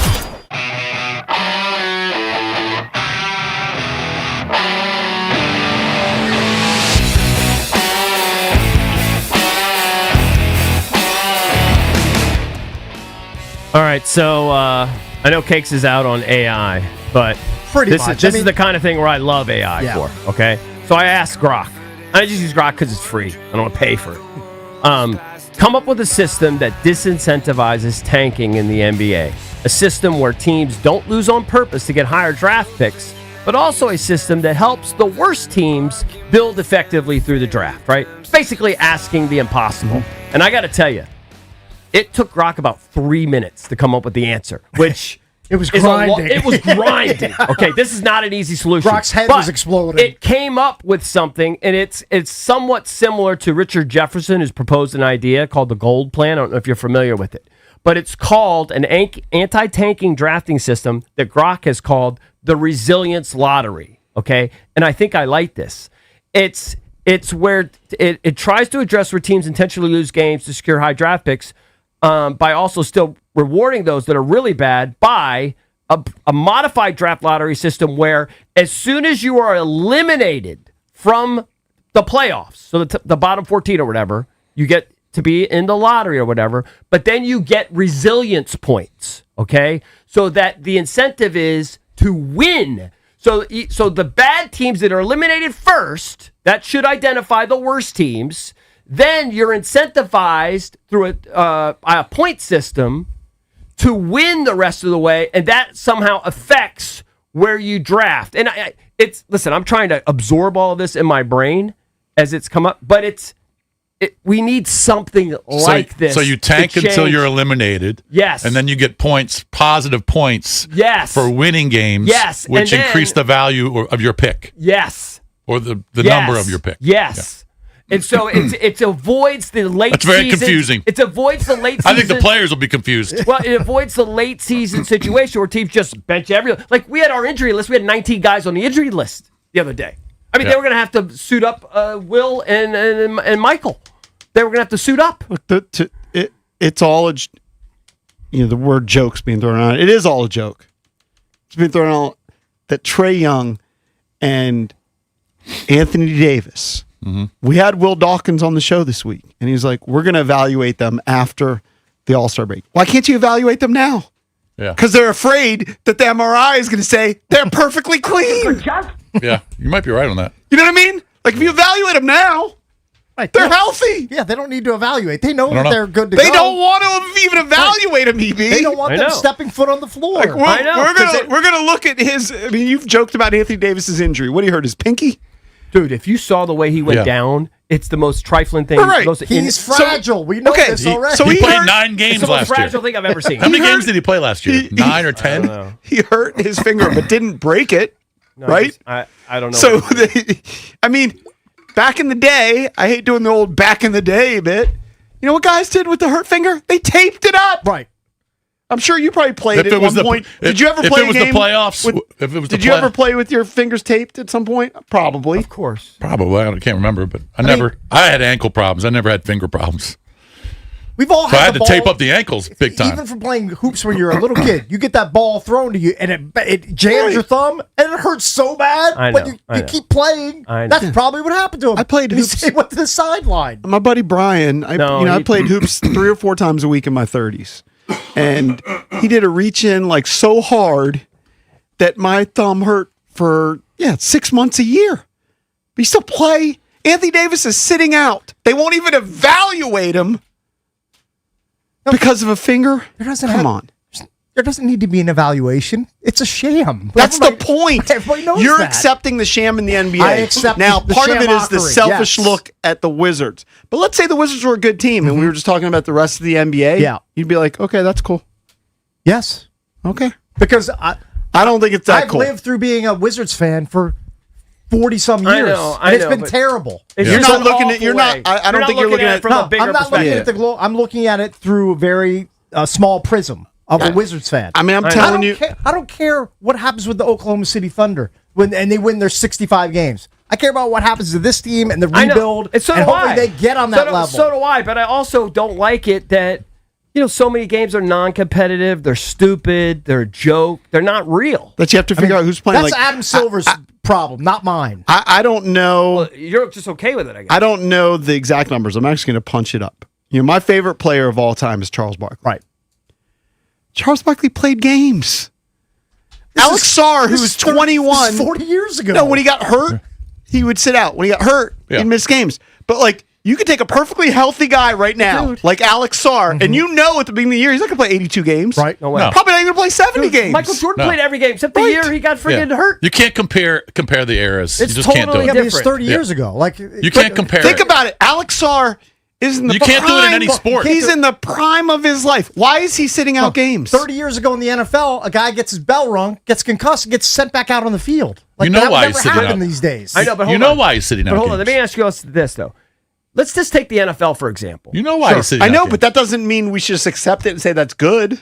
Okay, well, I'm okay with the NBA but I'm trying to saying figure there's- out ways to solve this riddle. but how can you control not playing a single player? Do you have to have a physical test before each game? Doctors know. I mean, does the Somebody doctor? shady I don't know. Do you have to do a physical before each game? I do think the to idea, prove that he can't play. I do think the idea that you don't get some of these rewards if you don't play 65 plus games, that's a step in the right direction. I do like it. All right, well, they but came let me up ask with you that. this, Case. Yeah. Everyone here, we all love hoops, but the country's dominated by football. Let's be honest, by the NFL. If they don't have what if in the NFL, 8 teams were tanking and all of these games you wouldn't like it. I think it would affect Some you. of these teams are tanking in plain sight. You think the Jets aren't tanking at 4 games into the season? I think at the end they are, but not to the extent the NBA is. Oh, okay, the maybe. Wizards have been out front tanking for 3 years now. Yeah. All it's right. part of the design for the rebuild. Right. That's how but they I think, figured they're going to get better. I think if it was that egregious and it was that widespread in the NFL, you'd have a problem with it. Will Dawkins I don't called know. it deconstruction Yeah, yesterday not or the day tanking. before. Tanking's such an ugly word. And I wonder if the Will Dawkins of the world have a problem with this. I don't think so. He just Just live in a world of that. I mean, he's just used to They're it. But using the This is rules his to their normal. advantage. That's fine, and it's going to work out. I think to some extent they've got really good young players, but I just think it's sad that we now live in a world where you're going to have 6 or 8 teams just literally not wanting to win games every year. I mean, it's pretty outrageous that a team It's a joke. benches their top players in a game, guys who were playing in the first and second quarter, Yeah. then benches their guys, and then they find themselves in a lead, and the coach is trying for their team to lose, so he won't even call timeouts if the other team's going on a run. Yeah. That's outrageous. Yeah. All right, coming up next, we're going to switch gears. Dan Donovan is going to join us. He's a leading security expert in the country to talk about the Nancy Guthrie case. She's still missing, but video came out yesterday of a suspect. Now, he had a ski mask on, so we will get into the latest with Dan Donovan next here on The Junkies. DC's FM Sports Talk 106.7 The Fan. This is an Odyssey Sports Minute. Brought to you by Empower. Invest well so you can live a little at Empower.com. Part of the start of the NFL offseason means guys letting it be known they aren't happy where they are, and that's where Max Crosby comes in with reports he wants out of Vegas. He met with new coach Clint Kubiak, who said, quote, "We want him to be a part of our success going forward. There's no doubt about that." Well, it remains to be seen whether he's actually going to be a part of that. I'm Nick Asher. It's your boy Bish for Golfdom. You can join them for the President's Day weekend sale at Golfdom by Worldwide Golf. Don't miss incredible deals like 25% off all clearance apparel, 20% off all clearance bags and shoes, and top line prior gen Callaway, TaylorMade, and Bridgestone golf balls, now $44.99 per dozen. Swing into Golfdom by Worldwide Golf for the President's Day weekend sale, trusted by golfers since 1982 and home to the legendary 90-day satisfaction guarantee. Golfdom, get there. This is the story of the one. As the purchasing manager at a manufacturing plant, she knows the only thing more important than having the right safety gear is having it there when you need it. That's why she partners with Grainger for auto reordering, so her team members can count on her to have cut-resistant gloves on hand, and each shift can run safely and efficiently. Call 1-800-GRAINGER, click Grainger.com, or just stop by. Grainger, for the ones who get it done. Diabetes, high blood pressure, anxiety meds, everyone's on them. If you're a 50-year-old male, maybe a bit porky, and you may even have type 2 diabetes, $1 million of term insurance may only cost you about $200 a month. Call Term Provider. Speak with Big Lou at 800-700-6898. Big Lou will find a term life policy for you even if you have type 2 diabetes, are overweight, or have high blood pressure. Term Provider has helped thousands of people like you who think they can't afford term life insurance. To buy $1 million of affordable term life for you, all you need to do is call Big Lou at 800-700-6898. Lou will make sure the scales are tipped in your favor. Call 800-700-6898. Big Lou will answer your call and work to fit you into a term life policy that you can afford. Remember, Big Lou's like you. He's on meds too. Call 800-700-6898 or biglou.com. Why do we ignore the things that give us pause, that seem out of place, that don't feel right? The answer to why defines who we are. So if you see something, why do you say something? I see safe for my friends. For my community. For my family. For each other. Because all of this matters. We all have something worth protecting. So why do you see safe? Report suspicious activity to local authorities. If you see something, say something. All right, guys, EB here. You know I love a good edge. Little angle most people aren't thinking about. Here's one. BMW of Fairfax has new I-Series models that have been in service for a short stint. They got a few miles on them. Call it a head start on the odometer. In golf, I'll take strokes. On a parlay, plus money. So why not take a silly deal on a basically new ultimate driving machine for my girl Miriam at BMW of Fairfax. Now, lease a new i4 from just $349 a month or an iX from just $499 a month. BMWFairfax.com.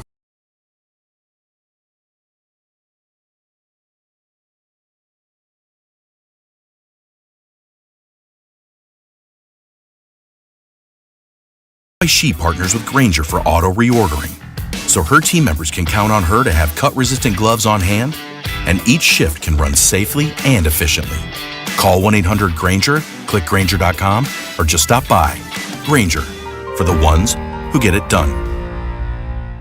It's impossible to have a bad day when you start it with Chick-fil-A. Hi, I'm Miles. And this is Grant. And the little thing we love about the Chick-fil-A chicken biscuit is how the fluffy, crispy goodness wakes us up in the morning. The chicken is crispy, the biscuit is soft, it's iconic. Throw some jelly on it, you can throw some honey on it. It helps me kick off the day. The hash browns are great. And I really like the shape of them too. Little circles of crispy goodness. Yeah, those early morning chicken biscuits are just great, man. Mornings are a little bit brighter with the Chick-fil-A chicken biscuit and Simply Orange Juice. Available on the Chick-fil-A app. Real guests paid for their testimonials. Live from the LindseyCars.com studios in the nation's capital. The Golden Slam to wins!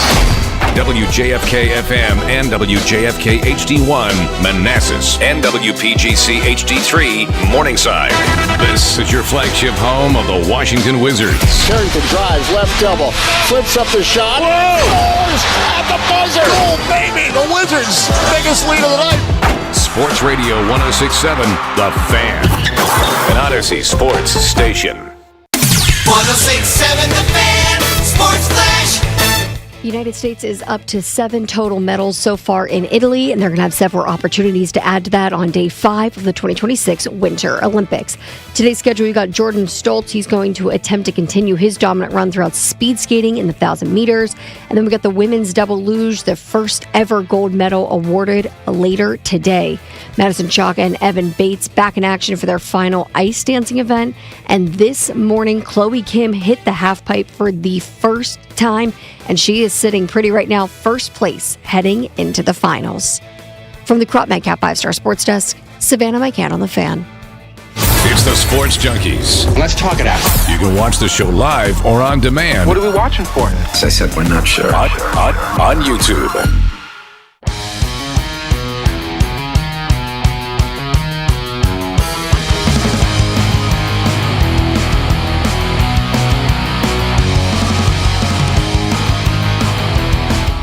Junkies coming to you live on 106.7 The Fan and the Team 980 here in the DMV. In Richmond, appreciate you listening to us on 910 The Fan or 105.1 FM. And you can watch us on the Monumental Sports Network as we celebrate 30 years of the Junkies in 2026. Presented by Main Street Bank. Cheer local, bank local. Main Street Bank is a business-focused community bank. Proudly serving the DMV since 2004. Visit mstreetbank.com to learn how to put their team in your office. Main Street Bank, member FDIC, equal housing opportunity lender. Coming up at 9:45, your chance to win 2 tickets to go see Matt Rife in concert at Capital One. He's a comedian, so we'll give away those tickets at 9:45 on a game show Wednesday. But join us right now to give us a little insight into this Nancy Guthrie case, which has become very prominent nationally. We've been talking about it the last week or so. It's a leading security expert, Dan Donovan. Hey, Dan. Good morning. How are you? Morning, Dan. Doing well. So this case has, of This is course, crazy. caught the attention of everybody across the nation, but most of us don't know how these investigations work. Let's go with kind of the most recent update. There's a video of a masked man who I guess is wearing latex gloves. What can you make of the video? Or is like to me, just being kind of an everyday man, I was like, well, you have no idea who this guy is. Can they do things to kind of figure it out based on that surveillance video? Look, I think the video has a lot of clues in it, and one of them is this doesn't seem like an expert. Yeah. But the FBI has tremendous tools they'll be working with Google and other AI products to try and learn more about this individual through that video. Here's my question. Why has it taken so long to get the video of the suspect? She's been gone for 10 days. Why didn't we see this video, the second day or third day? It's a great question. The knowledge that the Ring camera was there came out right away. But apparently they did not have the package that allows you to go back and review footage.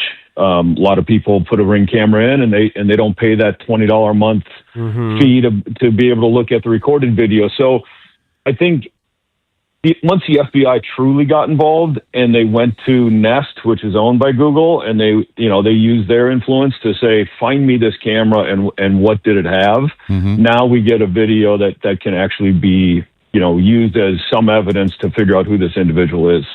Dan, I read your interview that you did with Us Weekly about this case and about the fact that the family received a ransom note. And you said, your quote was, the 5 p.m. deadline isn't the end of the clock. It's the start of the most dangerous window. Can you explain why that deadline that was set is so dangerous and what the steps are going forward? Well, I would suggest that this isn't the most stable individual or group of individuals that are part of this kidnapping. They have not been very professional or traditional in a kidnapping case. So I think it becomes the fact that you have an unstable individual here, and who knows what direction they think they're going to go, and have they, gone the wrong direction and not been more transparent on proof of life and to get the money. So it's hard to really understand their objectives unless they don't, have the individual and unless the individual is in harm's way. What does the camera on the roof tell you? That's an interesting, data point in this investigation as to where that camera came from. How did it get placed there, and what situational awareness does it provide? I am sure the FBI is looking into that to find out where that was connected, and if they have any IP address to see, what they can glean from that camera. Look, at the end of the day, most video surveillance, and we do design work for stadiums. We run, big events that have large surveillance packages in place for crowd management in real time and situational in real time. But, a lot of cameras are there for investigative purposes to go back and see what happened. And that's where I'm sure the FBI is focused right now, is to see what can they glean from that camera. Did it show them anything the night of the incident? When was it activated? There's a lot of different questions about that camera and what they can get out of it. And then the cameras on the street. So the FBI agents yesterday, there were, from what I saw, there were 9 of them, and they're on different parts of the neighborhood. But 3 of these agents were going door to door to door to door, talking to the homeowners. I'm guessing they're asking about, what did you see? Do you have cameras we can look at? Don't you think that somebody? I realize it's a very dark neighborhood. There was one former FBI agent said he couldn't believe how dark it was. But don't you think there's another camera somewhere on that street that saw something? This guy just can't disappear. Whether it's a vehicle, that passed by at the timing or whatever it is, I think the FBI, that team that you're referring to, really started to get proactive in the neighborhood after they got the Ring camera video. Right. So I'm sure they were doing both. What you're suggesting is, hey, do any of you have cameras that saw anything, and do you recognize this person? Do you have any idea who this could be? The stature of the person, etc. I'm sure it was twofold. I mean, listen, I live in a gated community, and we've had incidents in this neighborhood. And of course, all the neighbors ask, does anybody else's camera have something? Did they see a car? Did they see any individuals in the neighborhood? So I'm sure that's part of their investigation, that started yesterday. It's a little disappointing that this took so long, as you referenced at the beginning of this conversation, to get this group involved and be more proactive on those topics. Well, I question the sheriff's department for that reason. I really do. I don't know how legitimate they were. Maybe they're not used to this, but once the feds got involved, it started to move faster. Well, you bring so much more resources. A local sheriff's department, and listen, I support our people, our law enforcement, guys and girls in blue, but resources are a challenge in a community like that, and experience. It's not like they've got hostage experts on their team, right? Maybe somebody that's taken some training. So now the FBI comes in with all these resources, and you're going to see so much more happen in a quicker time frame. Let me ask you this: and I'm just thinking outside the box, all right? Let's think of some different things here. Do we know for sure that these ransom notes, there's been a couple that we know of, are for sure tied to whoever seemingly has abducted this woman or killed her or whatever they've done? Have we tied that to? What are the chances that this is just maybe a ruse, that maybe a family member killed her, and then this is a ruse, or somebody just wants attention and they're just a third party just trying to interject themselves and send TMZ a fake ransom? You know what I mean? Like, how do we know that the ransom is tied to the actual alleged abductors? I don't think anything's been shared with us publicly that can confirm that the ransom note is legit. Any of the ransom notes are legit, and or it's tied to the abductors, right? Look, all indications at the beginning of this is somebody that's close and not a professional. I mean, you watch that video on the Ring camera. That's not somebody that knows how to go and force entry and make sure he stays off the camera. Yeah. Right.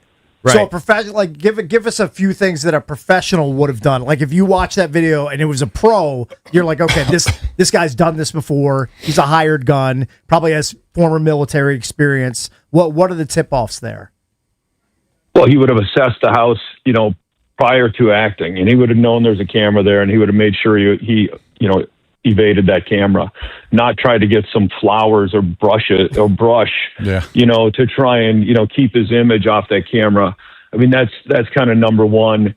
And had a clear objective as to why he's doing this. And that objective would have been money. So they haven't had a clear objective. They've been very amateur in their approach. And so it just leads you to think that it's somebody that's got a bone to pick with the family, right? The individual, and not about money. Someone they know, and money is not really the thing here. This is something else. But this is like a ruse almost. The money part. Yeah.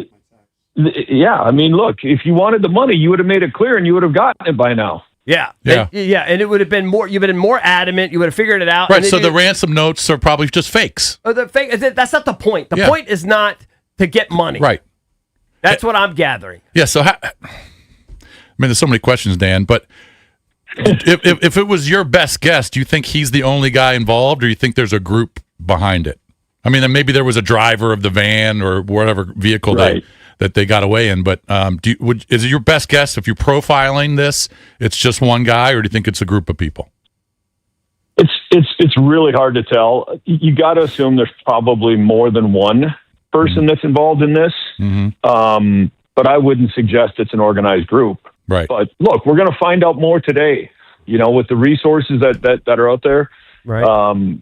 And like, if you're securing a place, you know how to secure it. If you see a place that's unsecure and you know how to attack it. So, I think we're going to learn a lot more today in the next 24 hours because of the resources that have been added to this and the video, and see what that rooftop camera actually, intel it provides. So you have a company called Stratoscope, right? And you do big events like the Olympics, security, Super Bowls, and more. From that perspective, what do you see in this case? Look, we're in the special event business, and we have to secure, anything from a small conference of shareholders, or a bunch of sales professionals, or something as big as a Formula One in Las Vegas. And so there's a different posture that you deploy for every different event. What this suggests is they've got, Mrs. Guthrie, they had a Ring camera. It was probably more of a convenience thing, so that if she's out in the backyard, someone rings the doorbell, she can see who it is. Right. I don't think they were looking at whatever they had in place to ensure that she's safe in her home. Alarm system, there was forced entry. I don't know that there's been any intel about an alarm system that went off or anything like that. So I don't think that there was probably not a lot of risk around her. The family probably looked at it and said, she lives out in Tucson. It's in a nice home. Like, we're not worried about her. It's probably no crime in that. There's probably no crime in that neighborhood. Right. Yeah. Right. So it's not like they put a plan in place to say, we're going to really have this home secured because there's risk. And at the end of the day, that's why we, spend money on different security postures, is because the risk that it presents. Yeah. So, you can't blame the family for not having all these different elements that I might have at my home. And I live in a very safe neighborhood, but because of the work I do, I've got substantially more in my home. They didn't feel like her home needed to be like a hardened target. Yeah. Right? Right. No, clearly not. Right. All right. I think Savannah Guthrie grew up in the home. So Nancy Guthrie's been there forever. So they obviously felt she was safe there. Right. Okay, Dan, can I ask you this? What did you glean from the few times that the family has spoken publicly? The first couple times they were, I think it was the three of them together. It seemed clearly like Savannah was reading. Then she gave her most recent one that I saw. It was kind of by herself, more kind of from the heart. Seemed a little different. I don't know. What did you glean from those? I'm sure she's using coded language. What did you gather from it? Look, I'm sure there's experts that were in her ear for the first time that she went on, and it was more scripted. Yeah. Because you get crisis negotiators involved, and you start looking at what's the best messaging, because you do want to provide that stability, and you want to reach out and try and get the sympathy of the kidnapper. I don't know if the second time, if she said, look, that wasn't as effective as I wanted it to be, so I'm just going to speak from the heart. And look, if you had to put yourself in Savannah Guthrie's shoes, I can't imagine having to, do that video, especially the first one, and not have a script, because your anger might come out first. Right. So controlling your emotions in these situations is very important. You don't want to aggravate the listener, the target listener. So it's so challenging. I mean, you just can't imagine having to be in that role. No, I can't. It's impossible. What a horrific situation. What about the fact, though, that she was kind of referencing, we want to bring her back and celebrate her, those kinds of things, almost like talking about her in the past tense. You could make that argument. Yeah. Yeah, I saw some others pontificate about that term, celebrate her. Yeah. And it's a very interesting term, as if we want to bring her back safely and enjoy our mother, and please return her in a safe condition and unharmed. And that's what I took from it. Okay. Versus a negative, like I don't even want to even pontificate on the negatives that can come out of this. Yeah. Mm-hmm. But I mean, if she needed meds to survive daily, and she's been gone for 10 days, it's just hard to imagine. Yeah, I mean, it'd be a stunner if she was still alive. Somebody pointed out the obvious of the cameras. We all go to cameras now. Anytime crime, cameras. Yeah. But what about like tire tracks? What about shoe prints? What about, I saw the person had gloves, but obviously I'm sure they've dusted for fingerprints and that sort of thing. Are any of those things potentially available? And it was snowing, so you would think there would have been some shoe prints of some sort, right? It was snowing that night? I thought I saw snow in the background. Maybe I didn't. I don't know if it was snowing. I don't know. I didn't hear that. I think there's a question here about, how well the crime scene was maintained. Mm-hmm. Yeah. Because look, if you're that sheriff's department, and I'm not being critical of them by any stretch of the imagination, but this is a missing person for 12 to 24 hours. Right.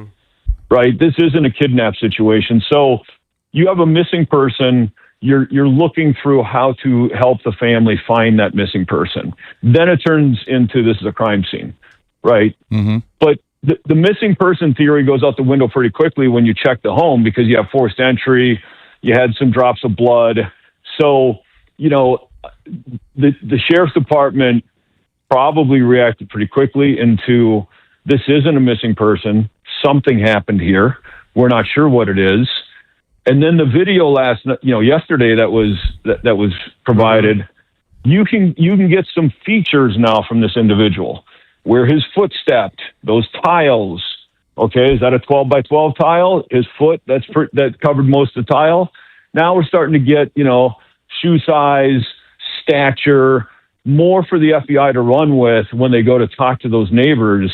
And I'm looking for, I think, looks kind of Caucasian, looks this tall. Now they can start gleaming things out of that video that's really going to help them narrow down the subjects. Dan, is your best guess, because you mentioned the fact that this guy did not look like a pro, the abductor, is your best guess that she's within 30 or 50 miles of her home? Or do you think that he tried to get her far away from the crime scene? What is your best guess there? Really hard to say. I mean, my best guess is this is somebody that is close to the neighborhood and knows the family, knows the individual. Now, where they actually are holding her, I mean, it's been 10 days. Mm-hmm. They may have moved her more than once. So hard to say how far away she might be, or how big this search area needs to become. Yeah. Hey, we really appreciate the insight. It's Dan Donovan, leading security expert. His company is called Stratoscope. Thanks, pal. Thank you, Dan. Thanks, guys. Yep. Thanks so much. Your snow comment had me looking it up. I mean, Tucson, Arizona, does it ever even snow there? Okay, you guys can mock me, but I saw, there seemed to be something coming like in the background. I thought I interpreted it as snow, but whatever. I mean, I looked it up. It has snowed in the history of Tucson, Arizona, but it's probably not snow. But I was guessing it was in the 50s or 60s. You saw how bundled the person was, and I remember seeing what I thought looked like snow in the background. It might get cold at night, but I don't know. I don't know what it was. Maybe it was rain. But Dan was bringing up the fact that was, it's a crime scene. I don't know if you guys saw this, but they didn't tape off the house. A Domino's delivery guy tried to deliver pizzas to Nancy Guthrie's house yesterday. Mm-hmm. Because isn't that a basic? Like, if you have a crime scene, you tape it off. That's my point. Right. What is the sheriff's office doing? Well, that's why the FBI is there now. Well, they were there yesterday too. Right. But what if it was taped off for a week? It wasn't. It was never taped off. Well, I don't know if it wasn't taped off yesterday. The guy walked right up the driveway. Okay, but Maybe they've done all their work. They've done all their forensics work in the house. It's a crime scene. It's an active crime scene. I don't know. Yeah, I don't know the protocol. You keep the dominoes. It's a mistake. It's a mistake. I think also it's so high profile. There probably should be somebody just monitoring the house. It's so high profile. I know. The whole country's. It's like OJ's house right now. Yeah. Right? You wouldn't just be able to drive up to OJ's house in the middle of all that chaos. No. You shouldn't be able to walk up to the front door and knock on the door with 3 pizzas in your hand. I wouldn't think. If you want to chime in, you can always call us at 1-800-636-1067. We're the Junkies. Coming right back. 106.7 The Fan.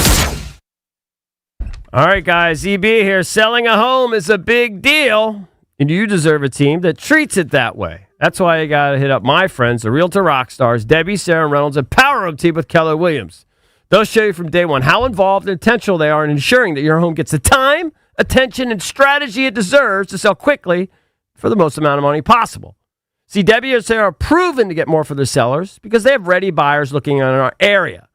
They don't just say this. They can sit down and show you their list of over 16,300 buyers.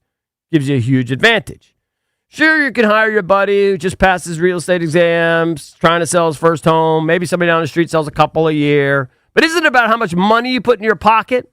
Not about favors. Reynolds and Power Home Team specializes in making sure you make the most amount of money. They're so confident in their abilities that if your home doesn't sell for whatever reason, Debbie and Sarah will buy it at a price you agree upon. That's their guarantee. You have nothing to lose, people. So if you're thinking about selling your home, call Debbie, Sarah Reynolds and Power Home Team right now.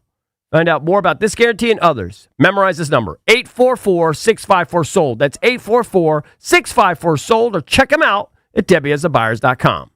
Coach Wooten's Basketball Camp, the world's #1 teaching basketball camp since 1961. Your child will learn the game, play the game, have fun, and get an experience of a lifetime at Coach Wooten's Camp. Let your kid be a kid. Put down the screen and go do what we do. Let's go shoot some hoops. Early registration discounts available. CoachWooten.com. Winter's all about layers. Coats, gloves, boots. At Dulles Kia, the layers are in the lineup. Drive a new Kia K4, just $239 a month. Step up to a new Sorrento, only $379 a month. Or go all in with a Telluride as low as $389 a month. All brand new, all loaded with tech, and now all under one roof at Dulles Kia's sharp new facility. However winter hits, there's a Kia that fits at Dulles Kia in Leesburg or DullesKia.com.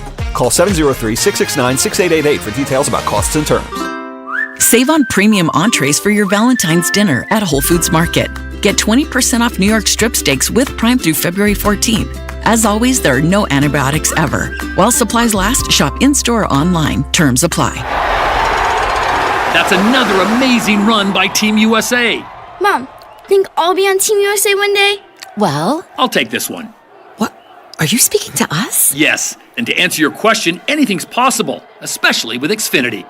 So, I can be the best snowboarder ever?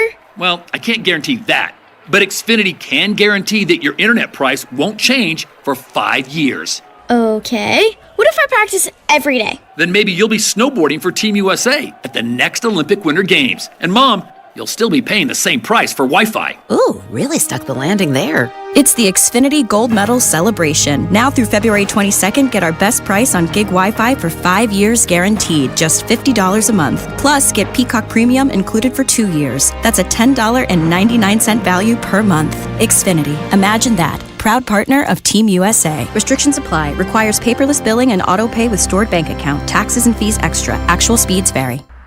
Hey man, that was our exit. We're gonna miss kickoff. Don't worry. Just gotta stop by Giant to get some chips and dip real quick. Nice. You got the Upside app too, right? Upside? What's Upside? Time out. You don't know this? Check this out. Upside is a free app that gets you cash back when you buy groceries. And it just added all Giant stores in DC, Maryland, Virginia, and Delaware. You're saying I can get money back just for buying groceries? That's a pretty big deal. Yep, and with Upside, you can get up to $15 every time you shop at Giant. Now pull over and get the Upside app. Let's get some cash back on that queso. Download the Upside app and use promo code DC1 to get a $10 bonus on your first grocery purchase at Giant. That's promo code DC1 to get a $10 bonus. Use promo code DC1. Giant is now on Upside. It's a pretty big deal. Offers vary by user and location at participating merchants. Go to upside.com for terms and conditions. This is a St. Jude moment. Ashton was a high-level athlete, and in an instant, your world flips.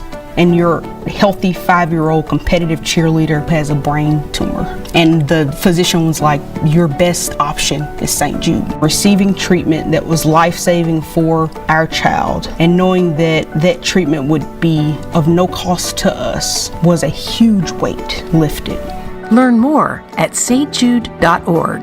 Next on The Fan, it's B. Mitch and Finley. He hit me, my back of my head hit the ground. He said, "Welcome to the NFL, rookie." And I got up telling him everything about, his mama and everybody else. And he said, "This little rascal here crazy." Yep, I am. And I was crazy from that point on. I think you were crazy long before that. Brian Mitchell and JP Finley. Weekdays from 10 to 2 on 106.7 The Fan and the Odyssey app. Time is valuable. That's why Lowe's Blueprint Takeoffs turn blueprints into quotes faster. Bring us your plans, and we'll generate itemized material lists to make quoting easier so you can get back to building. Plus, at the Lowe's Pro Desk, you get access to thousands of building materials not sold in store. And when your order's ready, we'll deliver everything to the job site. Improving is easy at Lowe's. Welcome back to Winter Hack Radio, the place for clever hacks to survive the season. Icy driveway? Well, try spreading sand or birdseed to help with traction. Snowy puppy paws? Well, grab a whisk, brush it off, done. Catch COVID-19? Well, just get...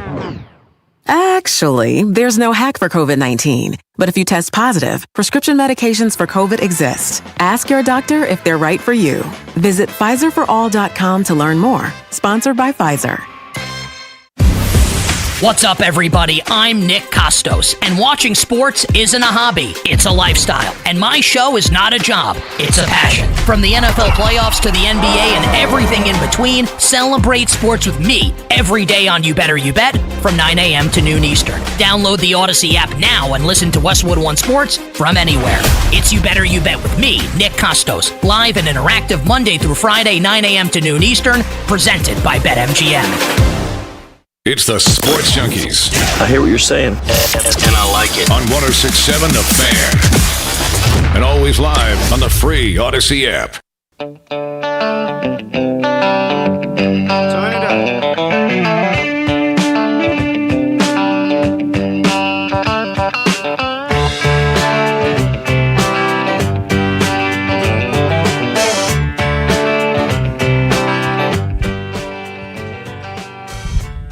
Welcome back. Junkies come to you live on 106.7 The Fan and the Team 980 here in the DMV. So earlier in the show, we talked a little bit about David Blau, who's going to be the new offensive coordinator for the Washington Commanders. EB wants to call him the Professor. I think that's my nickname for him. It's fine. He's the Professor. The Professor, David Blau. I need a nickname for Durante because I really liked him, but I got a totally different vibe from him. The Millionaire? I'm going Gilligan's Island skipper. for Durante? Well, because he threw in the Professor. Oh, you know, right. Gilligan's Island, you have to be a certain generation to know the jingle. Yeah. I wasn't doing it based on You're definitely aging us, JP. Jingle? Do you call that a jingle? Whatever, theme song? Theme song, yeah. Theme song. Yeah. Anyway, theme song. The Professor, that's my nickname for him, and it's not based on Gilligan's Island. Let's play a little of David Blau from when he did his presser.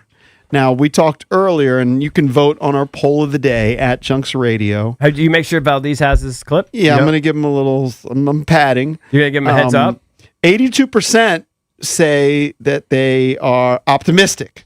The verbiage was, do you like what you're hearing? Or are you encouraged by what you're hearing from David Blau? So right now, 84%. So what are you asking him to do? He doesn't know what you're asking for. I'm going to give him the clip number. He's got clip numbers here. Oh, yeah, but this is from Grant and Danny. That's the problem. This is not from the presser. That's fine. Okay. We didn't play clip number 14, which has to do with Jaden Daniels and protection. As I mentioned earlier, every decision we make is going to be about him, and he'll be on the forefront of everything. So whether that is a design run coming out of the plan or, allowing him to, some of those to happen more organically when he just drops back, whether it's this coming April when DJ Williams, our new quarterback coach, is showing him tape of different guys getting down or getting out of bounds or throwing the ball away or, scrambling to throw rather than to run, all these different things that can come up. in a game. It's just how much exposure can we have in a positive way to good examples, and then limit the exposure. I use that word in both senses. Limit the exposure to the negatives that can happen on a given snap in a game. So he's going to show him a mixtape of the good and the bad and say, major the good, let's get rid of the bad to keep you in more games in 2026. Did he say, Makes sense. Did he say that Jaden's going to have like the opportunity or the say to like veto runs? Did he say that? Not necessarily directly, but indirectly. I mentioned earlier, every decision we make is going to be about him, and he'll be on the forefront of everything. So whether that is a design run coming out of the plan or, allowing him to. Yeah, he's going to be on He's the gonna forefront. be the forefront. So he can have. He might have some input. Yeah, yeah. Like, just like, Possibly, I don't want to do this run that's right up the middle, and a linebacker can smoke me. Quinn said the same thing. Like one thing that has been pretty consistent. I think that was the case with Cliff too. Yeah, one thing that's been pretty consistent during Quinn's tenure is he gets his generals to speak in the same way that he speaks. They're always on message. So Quinn talked about Jaden Daniels being at the forefront of all their decision making, and then Blau kind of repeats that same message. He's the quarterback. The whole team is being built around him. I don't think it's that unusual, though. I think when you have young franchise quarterbacks, they work hand in hand. You'd be a moron not to work hand in hand with your superstar and find things that he likes to do. He's good at, and of course, you want to expose him to as many things as possible. But you got to have him comfortable. You guys got to be on the same page. Can we play clip 18? That's probably the case for every quarterback, That's what I mean. Quinn's still the head coach, so let's hear what Quinn said about his vision for the offense. Yeah, and it'll look different, JP, in some ways as we're still kind of building some of the things together. But this is going to be like an aggressive, balanced attack, but like that will probably have more under center than we have in the past. That's also for run action and play passes to generate explosive plays. And so we're going to try to feature every part of Jaden in the way that makes him unique and special. But also the run action and the runs and the play action game that goes with it. Those are all things to generate explosive plays. I think, as like David was speaking on earlier, when we're here a year from now and we talk about generating the explosive plays, those are a few of the things that's going to come to mind when we're talking about our offense. I like how he said we're going to keep the things that make him special in the mix, to paraphrase it. Yeah. He's talking about explosive plays. They need explosive players. I was going to say, yeah, we're talking a lot about the system, the system and the game plan. You got to have players that fit it all. So they got to go out and get them. And I think they will. That's definitely part of it. Yep. That's what's scary, though. We played the clip earlier of Durante, and he asked him, what do you like when you've seen of this defense? Young and athletic, yeah. He said, first thing he said was young athletic, and I thought old and slow. Well, but he really only named 3 guys. No, he named he named the entire secondary. Started with the back end. Sandra He didn't name Bobby Wagner. No. You can't talk about young guys. Talk about Bobby And then he went to the linebackers. Yeah, they talked about McGee. And then he threw in Newton. Kinlaw. He started to throw in all the guys. But it was interesting that Jones' eyes go right to that secondary, which is his background first. Quinn's been pretty consistent. Look, it's every coach in the league. They want explosive plays. And so he's been, consistent on his messaging that they need more. I mean, Rivera talked about it, explosives. You need that. So I don't think they're necessarily going to draft or get a guy in free agency. Maybe Debo comes back. I'm fine with Debo coming back. But I do think they want to add. Or maybe they want to add explosive. Maybe they spend on guy, Alec Pierce. Receiver. Maybe they bring in Romeo Dobbs, who's a free agent out of Green Bay. But I think they don't just have to go in the draft for a wideout. No, for sure. But I think also part of the reason why they want to go under center more is they think they can get more explosives from their play action, from their X's and O's, right? Versus the side to side. It's a different philosophy. It's different. The passing game looks different. I didn't hear the Scott Turner interview. What did he say were the pros of the under center offense? Well, I gave you the pros. Well, one of the big things is it helps obviously with the play action. it locks the- and as soon as the It locks the quarterback turns linebacker back, the linebackers have to hesitate for a second. And Scott Turner, like his dad, is very big into vertical passing, and there has to be vertical passing threats. And I think that we frankly didn't have enough of that. I think we tried to have some, but they also not say enough. it helps the running back too, right? 100%. Yeah. 100%. I mean, it just got more of a runway, right, to get your speed up. Well, I think what's going to help is over the middle stuff. I think there's just going to be new. There's just going to be new windows. Yes. And I think in Cliff's offense there weren't as many windows as there's going to be in Blau's offense. Did you guys hear what Blau said about Ben Sinnott? Oh no, didn't. No, I have liked the progression of Ben. I think there's a long way to go, but he, long way to go. I have a vision for him fitting a role into this offense that I think he can excel at, and I'm excited to get him in here and challenge him in different ways and see if what we think and know about the man can come to life on the field. I mean, that's 1,000 red flags because these coaches, they don't want to give you any real specifics during these press conferences, especially their first one. And he's asked about Ben Sinnott, and he said he's got a long way to go. But he's not counting him out. He also said, I envision a role for him. And Okay. where he It could can be a flourish. backup role. The lead, the lead there is he's got a long way to go. Yeah.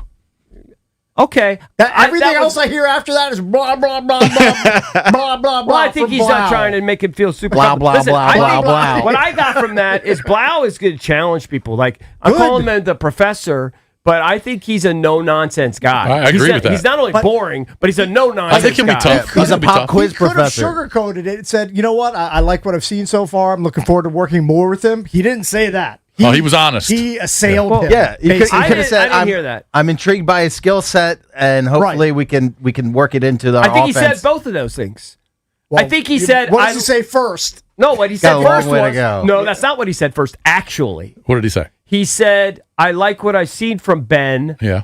I think he has a long way to go, but I could see where his skill set fits in the offense. That's actually what he said. No, he's he being complimented him first, then he said he's got... have liked the progression of Ben. I think there's a long way to go, but he, I have a vision for him fitting a role into this offense that I think, he can. I hear it's a long way to go more than I hear progression. Oh, totally. And That's what I hear. I like the progression. That's word salad. That doesn't mean anything. That means he was really, really, really bad when I first saw him, and now he's just really, really bad. Yeah, That's what I hear. I know. That's what if someone was talking about you, Eric, and said Eric's got a long way to go, how would that make you feel? Not good. Not good. Not great. They're going to have a Well, new. he hasn't accomplished anything yet. So, I mean, I think it's fair. Right. There's a reason he hasn't accomplished anything yet. Well, he's not very good. Well, you had a former Pro Bowler playing ahead of him. I mean, okay, well, if he I has- know you guys have all written off he'll probably never be anything that you guys will respect, but I'm not ruling out that Ben Sinnott could have an impact on this offense. I'm not. Maybe you guys are. Maybe in year 3 he gets better. I'm not saying he's okay. a long No, shot. all we're saying is he's not going to be the starter. He's not going to be 86 catches, No. but I could see him being 30 or 40. 86. Yeah, I can see 30 or 40 would be 40. great, but Hey, That's what he I did could have see. progression. He went from 5 catches as a rookie To to what? 11 last They year. doubled him up. Yeah. I could see 30. He went from 28 yards to 114. Maybe I'm I'll wrong. take under 30, right? I'll take that blind. Put it. I'll take right it now. I'll You take want to take it? Yeah, sure. Standard $2. I think bet? 30 is a low bar. I don't think it's a high bar. For him, it is. Under 30, you said? I'll going take 30 or under. more. You know, It's the first under I've ever bet. It's true. You're not an unders guy. I don't think he's awful. I think they might go out and pick up a tight end in free agency. I think they should. I think they should. I think they're going to pick up a think they starter. might pick up a tight I'm not end? saying Ben Sinnott's going to be the starter. They're going to pick up a starter. Yeah, that's what I just said. Then Sinnott's role is going to be very minimal. He's gonna be a because backup. I think a lot of guys- Bates is the blocking guy. Yeah. But I think Sinnott blocks too. Sinnott And could be if the backup. Sinnott- If Sinnott can catch better and advance the ball down the field better than he might take some time from Bates. Yeah, but if you asked him the same question, he'd probably have the exact same answer if you asked him about Yakov. Okay, he's an afterthought. I know. That's my Ben point. Sinnott He's was just drafted in be- the second round. He's just being positive on Right. the guy he's been asked about. He It's would have not- said, "I envision Yakov." don't- I'm butchering his name. What is his actual name? It's is it? Isn't it Yakov? Yakov? Yeah, Something Yakov. like or that. whatever it is. Holston, Yakov. Yeah. He's got a weird name. But if he was asked about that instead of Benson, he might have said the exact same stuff. Correct. We like his progression. But he's got a long way I to go. envision a role for him. yeah, that guy's a fringe I mean, roster player. in his first day talking to the media, he's I not going just to. don't know what the expectations are. I guess everybody thinks he's supposed to to be a Pro Bowler. I don't expect Ben Sinnott to be a Pro Bowler. I expect him to be a contributor catching the ball. I would say this, which he hasn't been through Eric, 2 seasons. He had an ex-Pro Bowler, a borderline he Hall of Famer ahead of him. He had an old guy that he couldn't beat out. There's a bunch of guy who had 80 catches. Yeah, but Eric, a bunch of teams use 2 tight ends. Exactly. A bunch. Exactly. They didn't really use 2 tight ends. Well, because Bates is good. But I think that he will get some use. I think he'll get more use this year than last year. I think a second round pick as a tight end should be your starter in year 3. I think in a perfect world, you're right. I think in a perfect world, you're right. And he's not going to be. Probably not. I think you're right. He's going to be watching Kyle Pitts or Isaiah Likely. I don't understand the venom for him. I just don't get it. I don't have venom. He's got venom. Yeah, he has It's not venom. I don't care. No, you know what it is? Disappointment. Yeah. Disappointment is way different than venom. Yeah. I think you could maybe blame, you might be able to coaches for some of that. Coming up next, it's a game show Wednesday. I don't know you're Big Ben Sinnott apologist. Well, their job is to develop their players. They've done some weird things. Into a guy who catches 40 or 50 balls. They've done some weird things with some of their young guys. Do you think Adam Peters drafted him in the second round thinking he's going to have 16 catches through his first 2 pro seasons? Yeah. Do you think he thought that? No, that's why I said some of it could be on the coaches. Listen to what I'm saying. I don't know about the coach's job is to develop the players. For example, a great example is Coleman. Coleman started his first year, and then they just gave up on him. They gave up on him. He was, what is he, a second-round draft pick? Third-round draft pick, Coleman? Coleman started a bunch of games. Everybody was like, yeah, we think we got a guy. Now listen, maybe they're making the right decision. But I think you can make the argument that this staff hasn't done a tremendous job of developing their players. Luke McCaffrey barely was progressing until this year. He finally started to contribute a little bit. Some guys can't be developed, though. But this is what we don't know. If they drafted you, they couldn't develop you into a silly NFL tight end. Sometimes you pick bad stocks. Eric, that could be some true. guys, That also could be true, obviously. Guys are overdrafted That all the time. obviously could be part of the All the case. time. I haven't seen anything where I look at Sinnott and I go, he doesn't have it. You barely see him. Yeah. How can you glean that? When he caught the 11 balls, Bickle said, you know what? That's why they drafted him. Yeah. All right, we'll take a break. It is Game Show Wednesday. You can call in now. We'll play Junkie's password for the tickets to go see Matt Rife. You can call in at 1-800-636-1067. 1067 The Fan. Brad Evans here to help you beat the Bulls with Westwood One Sports. With Arizona pulling from the ranks of the unbeaten, a certain Big 12 team has a real chance of taking the conference in the regular season. The Houston Cougars are dynamite on both ends, excelling at second chances, turnover defense, and shot challenges around the rim. Give me Kelvin Sampson's squad to win the Big 12 at plus 155. Bet smarter, beat the books. Download the BetMGM app today. I'm Boomer Esiason. My mom died from cancer. She was only 37 years old. She didn't have life insurance, and that was devastating for my family. That's why having life insurance is so important to me. Ethos makes it fast and easy. Get a quote in seconds, apply in minutes, and get same-day coverage. You can get up to $3 million in coverage with no medical exam. Get your free quote at ethos.com/play. That's ethos.com/play. Paid spokesperson. Time spent on application may vary. Online health questions required. I'm Neil, founder of Clayroom. When I found ceramics, I realized my calling was to give others the space to be creative. So I set out to open my own studio. Having a Chase Ink card has allowed us to grow it and bring people together. Now we're molding a creative community. With the Chase Ink Business Cash Card, you can earn up to 5% cash back on business essentials, so your business can go from here to possible. Chase for business. Make more what's yours.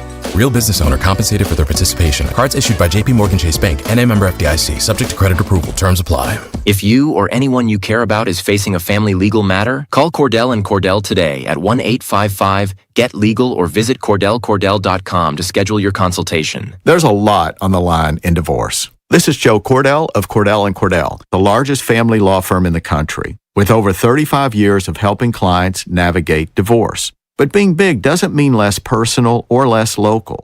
Our attorneys live and work in your community, and as neighbors, they understand the challenges your families face. Divorce touches all areas of your life: your home, savings, retirement, and of course, kids. So when you find yourself facing divorce, you need a partner you can count on. Visit CordellCordell.com to schedule your consultation. If you or anyone you care about is facing divorce, contact Cordell and Cordell today. With over 100,000 clients served, we understand the challenges you're facing on a personal level. Call Cordell and Cordell today at 1-855-GET-LEGAL. That's 1-855-GET-LEGAL. CordellCordell.com. Hurry! It's your last chance to donate your car to Cars for Kids for 2025. Any car, running or not, can be picked up as soon as tomorrow. Act now for your maximum 2025 tax deduction and vacation voucher. Call 877-CARS-FOR-KIDS to donate. That's CARS with a K. Hey, Caps fans, don't miss your chance to win a custom one-of-a-kind Capitals Harley-Davidson from the Law Tigers and Harley-Davidson of D.C. Register now at CapsFansBike.com for your chance to win this amazing bike signed by the entire team. That's CapsFansBike.com. Hey, it's B-Mitch here. Don't get caught in the cold with an outdated furnace or heat pump. Rude Pro Partners have access to 60 months of same-as-cash promotions on qualified equipment from February 1st to April 30th. Rude also offers other aggressive financing options. As temperatures continue to stay cold across the DMV, make sure you're saving money with the most efficient HVAC equipment. Rude makes it easy to upgrade your home's comfort without breaking the bank. Find a Rude Pro Partner near you at rude.com. And remember, if it ain't rude, it ain't right. I lived alone in this apartment, and I'd had trouble with my landlord. Basically, he was a creep. He kept coming on to me, and I kept saying no. Then one night, I'm sitting on my couch watching TV. My door, of course, is locked. But then I hear it's my landlord letting himself in. Hey, get out! You can't keep coming in. What's wrong? I hear your refrigerator needs fixing, and I figure while I'm here, maybe you can do something for me. Out! Get out! I'm offering you a good deal. Out! And I'm reporting you. All right. I'm leaving. Don't make a federal case of it. A federal case? Yes, sexual harassment in housing is against federal law. It's called the Fair Housing Act. If you are harassed, file a complaint with HUD. Go to HUD.gov/fairhousing. That's HUD.gov/fairhousing. And if you fear for your safety, call 911. Fair housing. The law is on your side. A message from the U.S. Department of Housing and Urban Development in partnership with the National Fair Housing Alliance. Did you know about 1 in 3 people with plaque psoriasis may also develop psoriatic arthritis, which causes joint pain, stiffness, and swelling? Does this sound like you? Listen to what it sounds like to be a million miles away. Tremfya guselkumab, taken by injection, is a prescription medicine for adults with moderate to severe plaque psoriasis who may benefit from taking injections or pills or phototherapy, and for adults with active psoriatic arthritis.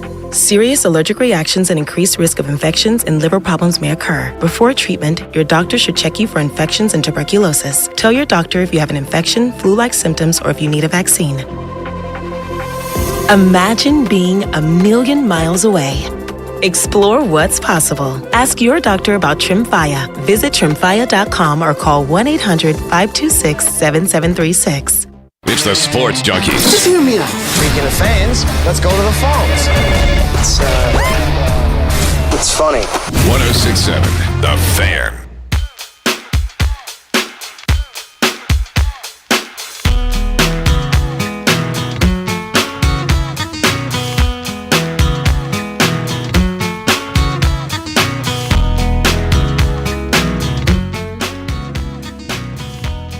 Welcome back. Junkies come to you live on 106.7 The Fan and the Team 980.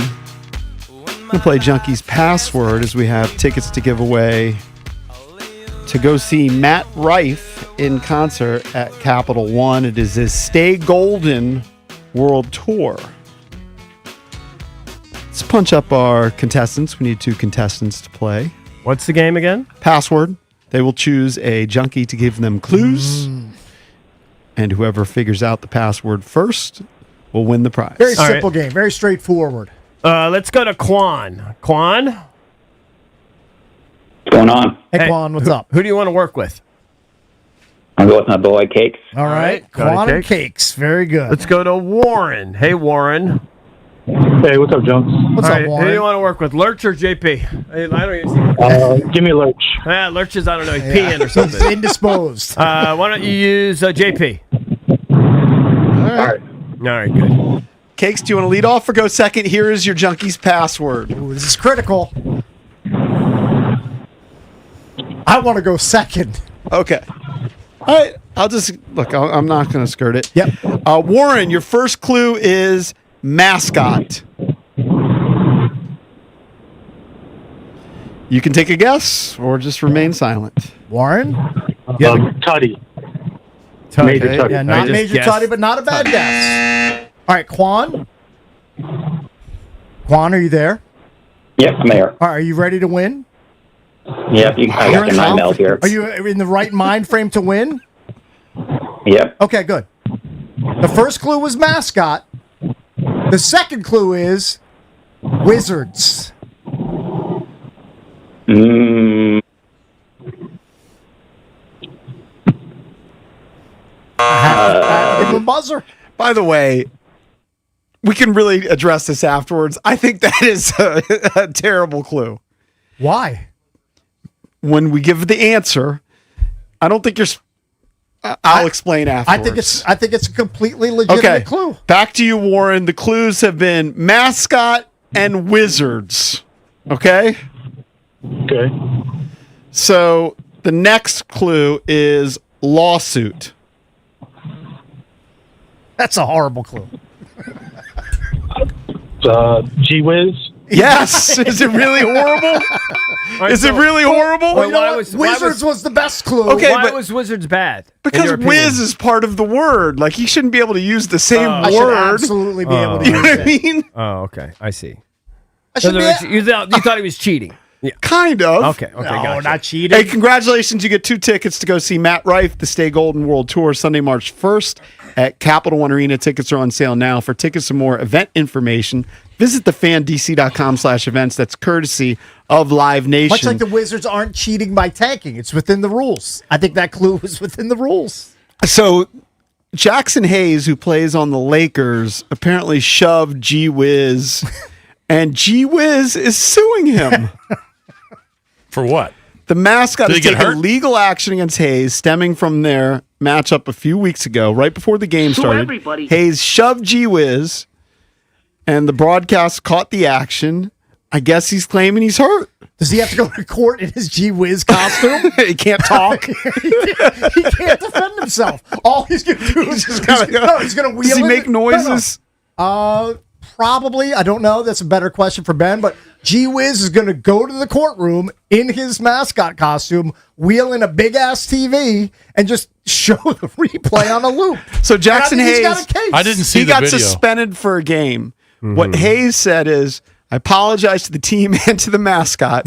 He said, we all try to get ourselves in the mental space and get ready to go out and play the game. And when I'm stretching and someone steps on my foot, I might have lost it, should have handled it a different way. We live and learn. But now he's being sued by Gee Whiz. Does he get sued? Does the lawsuit say Gee Whiz versus Jackson Hayes? Or does it have the guy's real It's gotta name? have the real name. I like to live in a world where I think Gee Whiz's name is on the lawsuit. Now, Gee Whiz is busy this weekend because he'll be at the All-Star game. I hope he's physically well enough to attend. Hey, he should show up in a wheelchair. That'd be hysterical. Jason, I could see like, why. like what's the Kevin Nash bit from WWE? Yeah. do that bit. He gets shoved, and then someone else running the opposite direction hits him. It looked like it probably hurt a little bit. I'm sure it did. Benj, you saw the video, right? You saw it. Of course, we Don't got to you- get justice for him. Don't you think it looks like it hurt? It looks like it hurt bad. I think he should be out of commission for weeks. He might be. Yeah. You missed password because you were going to the bathroom or whatever you were doing. I had to go potty. Do you think a valid clue that the password was Gee Whiz? Okay. Right. Cakes' clue was wizards. JP said mascot first, and I said wizards. Is that fair? What's wrong with that? Nothing. Wiz is part of the. Oh, because it's kind of an illegal clue. I think it's an illegal clue. What else would my clue have been? I mean, if you go mascot, You could have said Washington. That's fair. that could have been How about this? 100 teams. How about this? That's why you How play the game. about this? How about this? EF. All right, we got to get out of here. P. Mitch and Finley. Next. This is an Odyssey Sports Minute. Patriots head coach Mike Vrabel might want to rethink his strategy of not moving left tackle Will Campbell to guard. Campbell had some flashy moments in his rookie year, 4th overall pick in last year's draft, but was terrible down the stretch, brutal in the postseason, and atrocious in the Super Bowl loss to Seattle. And if Drake May's going to have success in year 3, they're going to need better pass protection. Vrabel might want to rethink that one. I'm Nick Costos.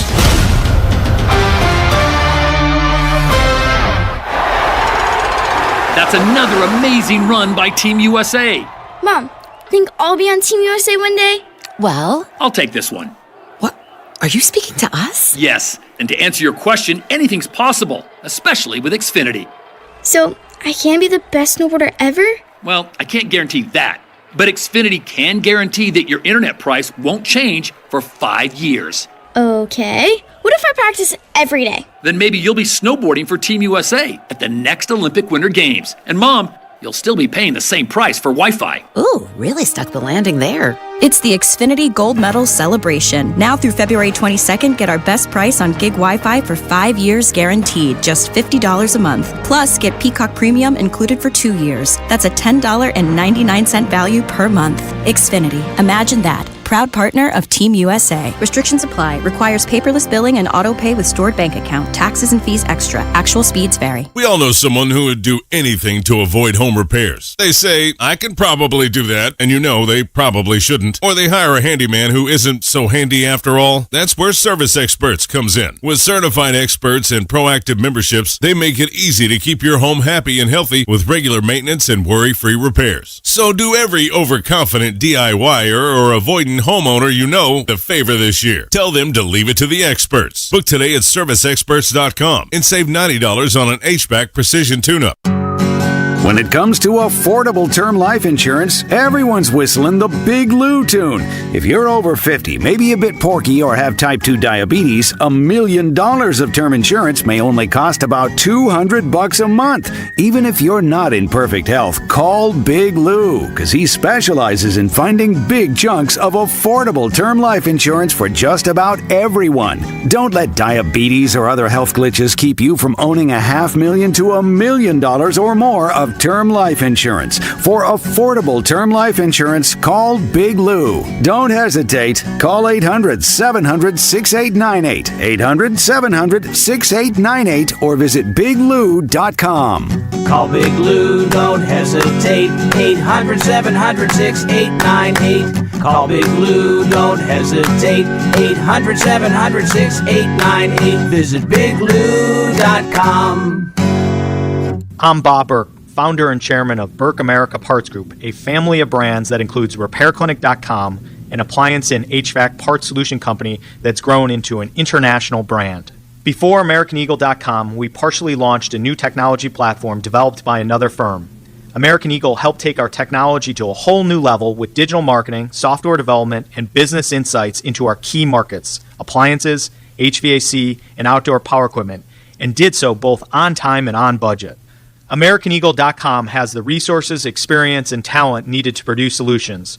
Our new technology platform, developed by AmericanEagle.com, has produced tremendous results with higher traffic, conversion, engagement, and online revenue. If you have any home repairs you need to take care of, check us out at RepairClinic.com. If you need a world-class website or technology project, then I would highly recommend AmericanEagle.com. Call AmericanEagle.com at 773-NETWORK. That's AmericanEagle.com, 773-NETWORK. Hey, man, that was our exit. We're going to miss kickoff. Don't worry. Just got to stop by Giant to get some chips and dip real quick. Nice. You got the Upside app too, right? Upside? What's Upside? Time out. You don't know this? Check this out. Upside is a free app that gets you cash back when you buy groceries. And it just added all Giant stores in D.C., Maryland, Virginia, and Delaware. You're saying I can get money back just for buying groceries? That's a pretty big deal. Yep, and with Upside, you can get up to $15 every time you shop at Giant. Now pull over and get the Upside app. Let's get some cash back on that queso. Download the Upside app and use promo code DC1 to get a $10 bonus on your first grocery purchase at Giant. That's promo code DC1 to get a $10 bonus. Use promo code DC1. Giant is now on Upside. It's a pretty big deal.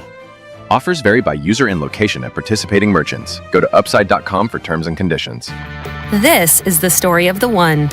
As an HVAC technician, he and his digital multimeter are in high demand. So when a noisy office HVAC turns out to be a failing blower motor, he doesn't break a sweat. With Grainger's easy-to-use website and product information, he selects the product he needs to keep everything humming right along. Call 1-800-GRANGER, click Grainger.com, or just stop by. Grainger, for the ones who get it done. Ah, the most beautiful time of year is upon us. Tax season. And Tax Slayer is here to help you file. We guarantee 100% accuracy and your maximum refund. Those are some good numbers. And you can trust me, because I'm a talking calculator. Did I mention Tax Slayer even has support from real US-based humans? If you have any questions along the way, beat the rush and start for free today. Tax Slayer. File fearlessly. Brad Evans here to help you beat the Bulls with Westwood One Sports. With Arizona pulling from the ranks of the unbeaten, a certain Big 12 team has a real chance of taking the conference in the regular season.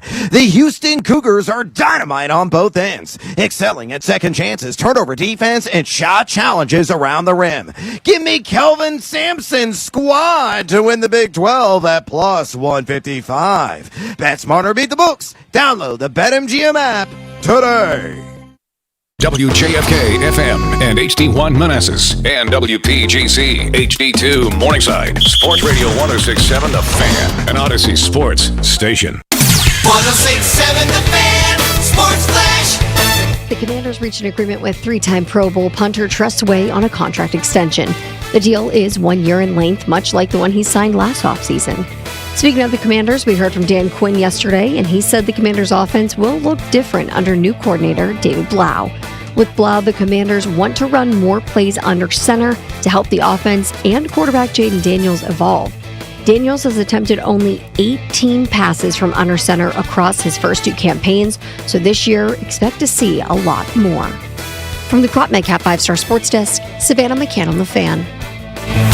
This is Tress Way, and you're listening to B. Mitch and Finley on 106.7 The Fan.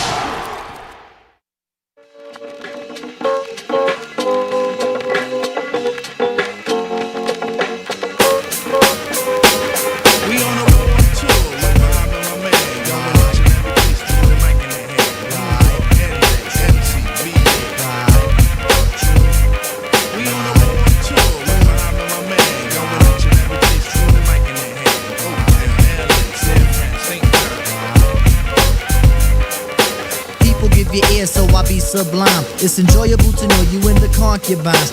Take off your coats, ladies act like gems. Sit down, Indian styles, you recite these hymns. See, lyrically, I'm Mario Andretti Ono Momo. Ludicrously speedy or what up, everybody? It is 10 a.m. in the District of Columbia. Points north, south, east, and west. You're listening to B. Mitch and Finley. We're back in the Navy Yard studios after celebrating Coordinator Day in Ashburn, Virginia yesterday. Good morning, Brian. How do you do? I'm good, man. How you doing? You told me about a hell of a dinner you had. It was just like finger foods, but it was just outstanding, you know. But here's my question. Yeah. So you described some of the food. Yeah. And then I walked into the kitchen to get a bottle of water. Yeah. And I could smell seafood. Could you not resist? Did you heat some up this morning? Yeah, I heated up. When I walked lamb in there, chop I was like, B must have just eaten something and up. 2 lobster cakes. That's a strong breakfast. Bruh, listen. Now, you are pretty disciplined that you try not to eat till noon. It's very rare that you crack that. I don't do that anymore. But you usually still wait. No, I've eaten before breakfast. I've eaten breakfast already. Like when I do the fasting thing, I do that. But I can stick to it. But I'm not doing that right now. But those things were so good. Listen, man. So it's this little. This is like a economy financial type thing, and they do it every year. And I went in, they were talking about the projections and what's the expectations and all that. But when they took the little break and they say, go and get some food, and I'm like, okay. I taste, I say, that's not a shrimp. It's not crab. Lobster cake. Lobster cake. Then that was a crab cake right here. And then they had shrimp over there.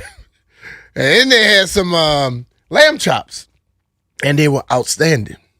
To quote the great James Brown, for goodness sakes, look at those cakes. I was getting ready to leave, and the lady said, would you like a to-go container? Yes. I love it. And I left with a ton of them, so, So we were in Ashburn yesterday. Obviously, a lot happened, long day.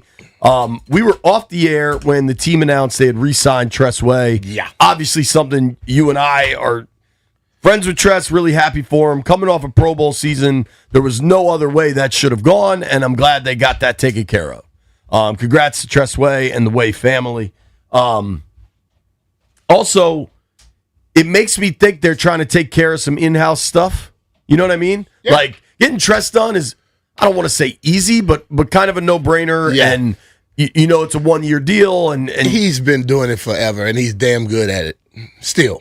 But do you feel in a better space about like getting the Tunsil deal done maybe before the end of the month, before like... Nah, I didn't even think about the Tunsil deal. I think the Tunsil deal is totally different than the Tress deal. Far more complicated, far more money. There's a lot of factors. But it just seems like they're trying to take care of some stuff over there, which hopefully that means more news to come. Obviously, Coordinator Day yesterday, we played live on our show, I believe, Dan Quinn and Durante Jones. Yeah. Lengthy pressers by all three parties. They let you know what they were planning to do. Yeah. And the excitement of it. And I think, listen, for what it's worth, they gave me what I was expecting for a press conference. I'm not looking for no damn promises and all that stuff. I just want to know what's the game plan. And I think they gave that well enough for me to be okay with it. Yeah, man. I think with the press conferences from yesterday, we've reached a space where I already knew David Blau. I feel pretty confident in his offensive abilities. I think he'll be able to build this thing out well. Now, we're not going to know 3rd and 6 with 17 seconds and you got to score and you're at your own, and you're at the 30. Like, we're not going to know how he'll handle that until he handles it. You know what I'm saying? Yeah. Durante Jones, I was more not interested, but curious, just because I had never met him, never talked to him. I thought he talked about his best skill is building relationships, and I honestly feel like you could see that in the half hour we talked to him. Like, he's a personable guy. Yeah, very personable. I think the building relationship, but the thing that I left with was his pointed way of talking about, that we always talk about players coming here and not being developed. He kept talking about getting a person to where he needs to be. That's development. And that right there is something that I was leaning on. Because if you talk about how a guy comes in and what he can do, and then you make him better at it, that's what I want to see. That's what anybody should want to see. Like some of the draft picks that we've had, and people go, well, immediately they go, well, he's a failure if he didn't already produce. Most draft picks don't produce in the first year or two. They start to make little plays that make you say, okay, that's why they drafted him. Like what Dave said about Jaden, David Aldridge. If he give us some things to say, okay, that's why they drafted him, right? And he gave us a lot of that. I think a lot of these young players have given us that too, but they may not have been completely developed to a certain extent. And year 3 now, and that's about the time I start looking at most people when you're drafted. About year 3, either you're going to get it done or you can't be developed. Like, sometimes players just can't get developed. There's a reason why the average NFL career is 2.65 years. Yeah. Because coaches, front office people, if you get into year 3, so 2.65 means you're playing to about week 10 of your 3rd year. Mm-hmm. And eventually, contractually, that's when things start to get interesting coming off a rookie deal. There you go. Because people only think about first rounders. Rookie deals for 2 through 7, for rounds 2 through 7, you don't make that much money each year. You get a nice signing bonus, and then you make more money than most of America. But for NFL players, the big money on rookie deal is the 4th season, where the first 3 years' salaries get combined, and you make that much in year 4. So a lot of teams make a decision after year 3. Yeah. And if they know earlier, they make the decision after year 2. But, you're right. This year 3 for that 2024 draft class is massive. Yeah. And I think 2 players specifically I'm very curious about. When Cliff Kingsbury was in Arizona, they traded for Zach Ertz. He loved Ertz. Ertz was very good here. He played very well. Yeah. Ertz was the first guy they signed when DQ, Cliff, AP took over here. Now, they were able to sign him because he had been released, so he was a free agent before the new league year opened. It's like some of this is just semantics. Yeah.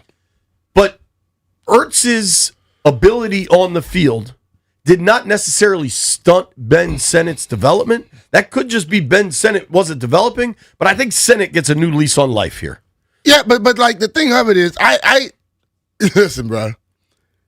I understand my mindset, my experience is far different than most people. But I still don't understand why people assume just because you were drafted, you're supposed to automatically play.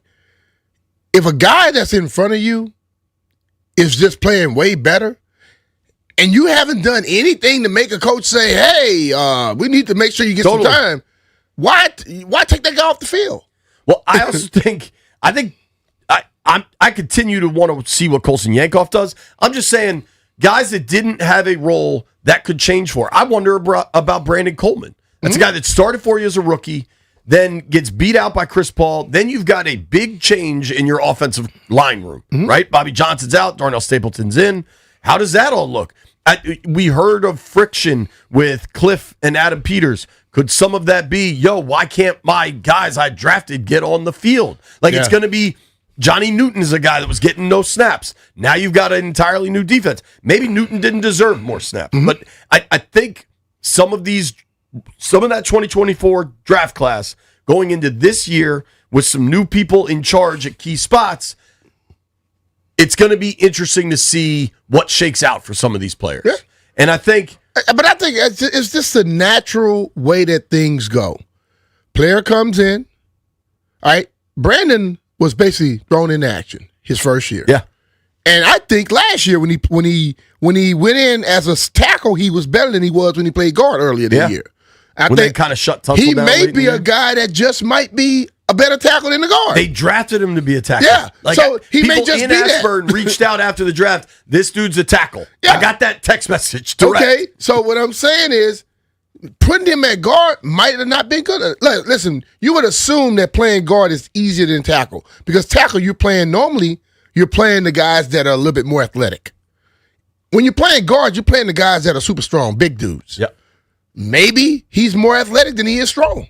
He may be able to play that position better. But the thing of it, when you hit about end of year 2, beginning of year 3, that is when guys really start to say, okay, I'm here now. Because now you're at a point where you have what your routine is. You understand what's expected and what you need to do. If you're still thinking at that moment, it's probably too late for you, brother. As I told you before, if you're thinking on the football field, you're in trouble. You just got to react. Totally. I think so it's going to be a fun day. We have Durante Jones is going to join us live at noon, which should be really cool to get to talk to Durante and not in a press conference setting, just more of a casual conversation. I got to talk to him yesterday for a little bit and just impressed and good guy. And this is pretty neat. So obviously he grew up here. They've kept a home in Bowie, but his wife, who is from the Bay Area, is an attorney and the office is here in D.C. She's worked remote for all these years. But for her, it's also coming back home. Yeah. So it's a cool story. Definitely. So we'll talk to Durante Jones at noon. I want to play a bunch of David Blau stuff. We're also going to talk to Mark Zuckerman at 11. Zuck is down in West Palm Beach as pitchers and catchers report today. And as we talked kind of at length yesterday about where journalism goes from here, and you've got a lot of folks that are going to try to just build out their own websites because all the conventional means, most of the conventional means of journalism are kind of dying off. Zuck is a dude that's going to do it absolutely the right way. Yesterday we had the conversation about MVP voters and are they creating this look at me click up, trying to build up their brand by making controversial statements. Zuck ain't that dude. He's just going to give you great Nats coverage. So I'm excited to talk to Zuck. Then Durante Jones at noon, Frank Schwab, Yahoo Sports at 1 o'clock. Lots and lots for us to discuss. The most, I don't think Durante Jones really gave us a lot of specifics on his defense, but one thing he said that I loved was people talk about aggression and blitzing.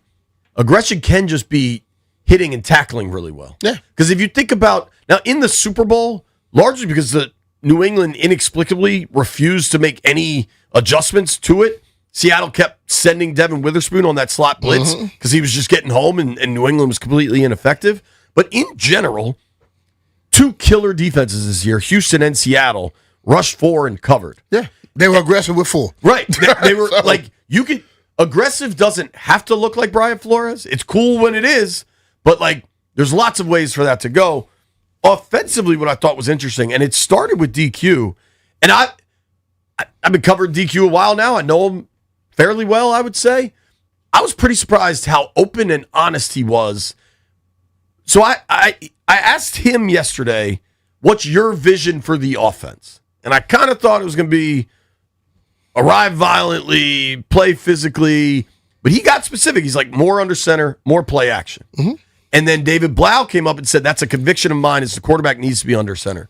The biggest news item of something that will actually be applied this fall, I think, was that they're going to be under center a lot more. Yeah. And I'm curious for you, as a guy that played quarterback and then converted at the pro level, how significant of a change is that for Jaden, who's largely been in the shotgun most of his It's not that. football It's not career? going to be very significant. Let's be real. It may look different to us. I've taken the ball in the center. I've taken the ball from a shotgun. What happens is you put more risk when you're taking it from a shotgun. It's less risk when you're taking it on the center. But also, you help yourself out more when you're coming from under center. As I showed you this before, if I'm in shotgun and I take a snap, you see the ball coming all the way to me. Where the running back come? In front of me. You still see the ball, right?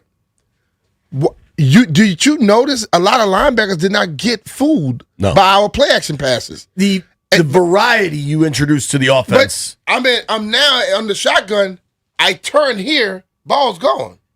You know, and then I start to stick it up. When I'm faking the fake, my back is to you. You don't see the ball. You don't know if I gave it to him or not.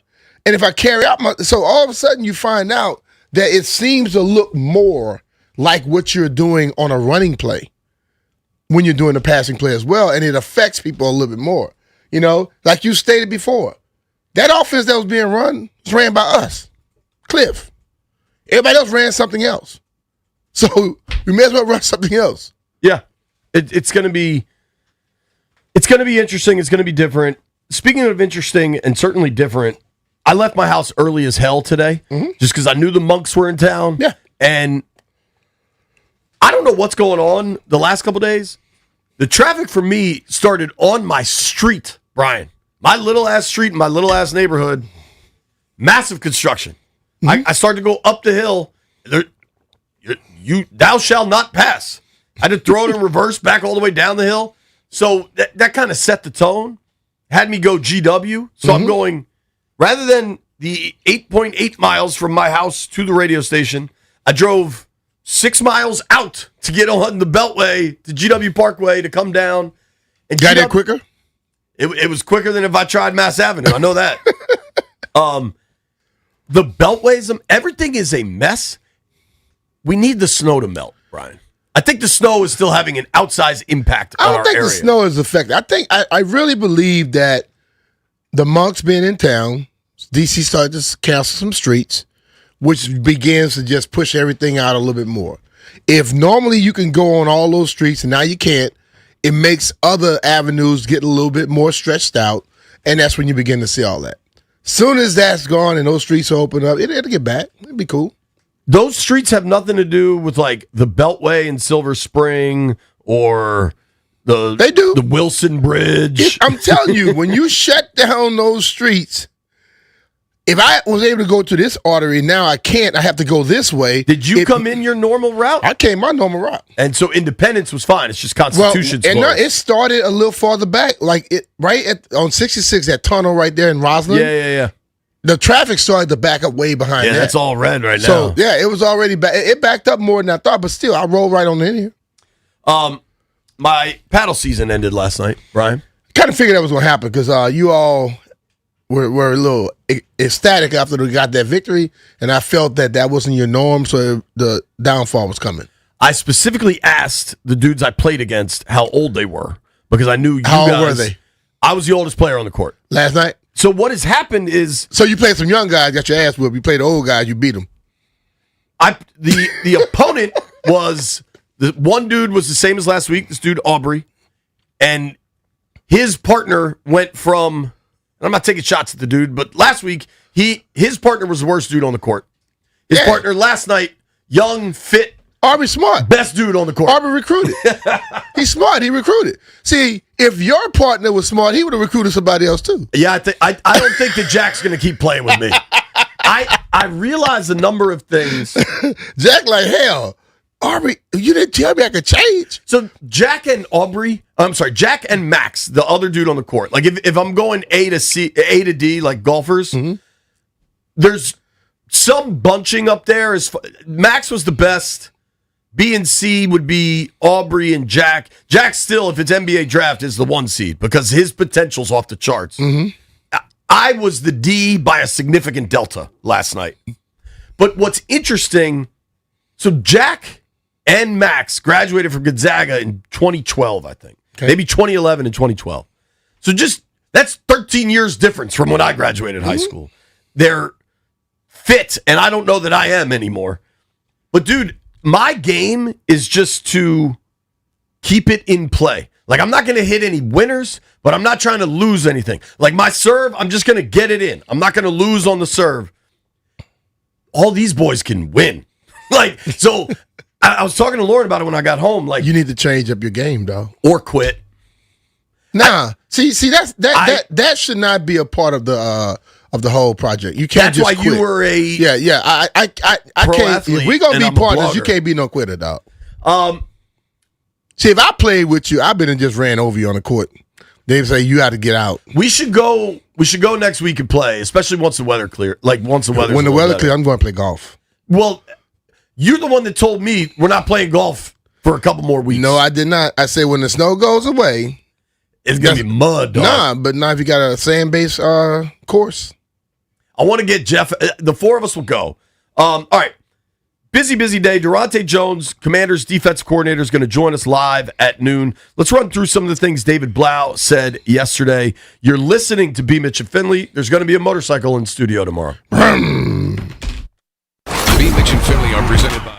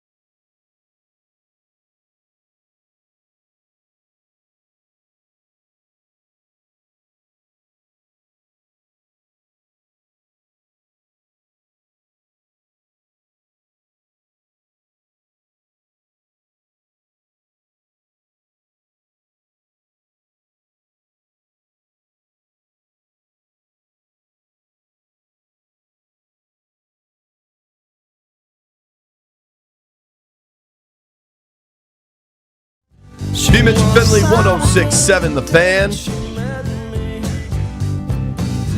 Want to talk about David Blau. I did want to make mention real quick. Yesterday, Mark Stern of Capital Hoops joined the program to talk about the efforts to save all Mets, at least in basketball, around the city. And they got a great crew and good people putting it all together. Mark and others, the Post reporters that covered high school sports will be a part of it. I love that SVP on his program last night with a massive platform highlighted that as well. Our guy Stanford Steve posted that to Twitter, I guess last night. I just saw it just now. I had a buddy send it to me. So just some things in this city are really important, and regardless of decisions made by massive corporate interests and carpetbaggers that come to town and just tear stuff down, but whether it's politically motivated or not, I'm glad to see the city respond in a manner that shows what's important. So kudos to all those involved. Totally. David Blau, pretty interesting dude, man. I was saying a year ago I thought he'd be an OC by this point. Ends up it's happening here. He's a really sharp fella. I have zero questions about the offensive mind. Somebody texted me this morning, Brian. I won't say his name lest he doesn't want it to be said. There are reasonable questions about David Blau has never called plays. Durante Jones has never called plays. They've never done it before, right? Yeah.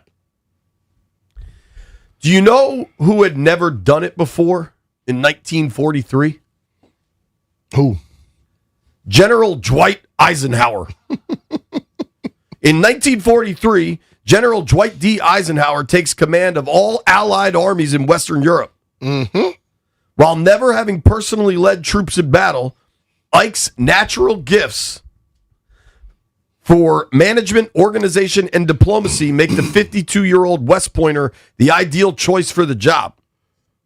I'm not comparing this, but you know what? You know what Dwight Eisenhower proceeded to do after his appointment to lead the Allied armies in Western Europe? Take down the Nazis. So, let's all relax with, oh my gosh, we have a first-time offensive play caller. We'll see how it goes, man. Yesterday was a very good introduction for these players, for these coaches. Yeah. Bro, this is the ultimate show-me situation. Let's see what it looks like week 6. Like Halloween, I've said this for a number of years. Damn it, I just jammed my finger. Damn, that hurts.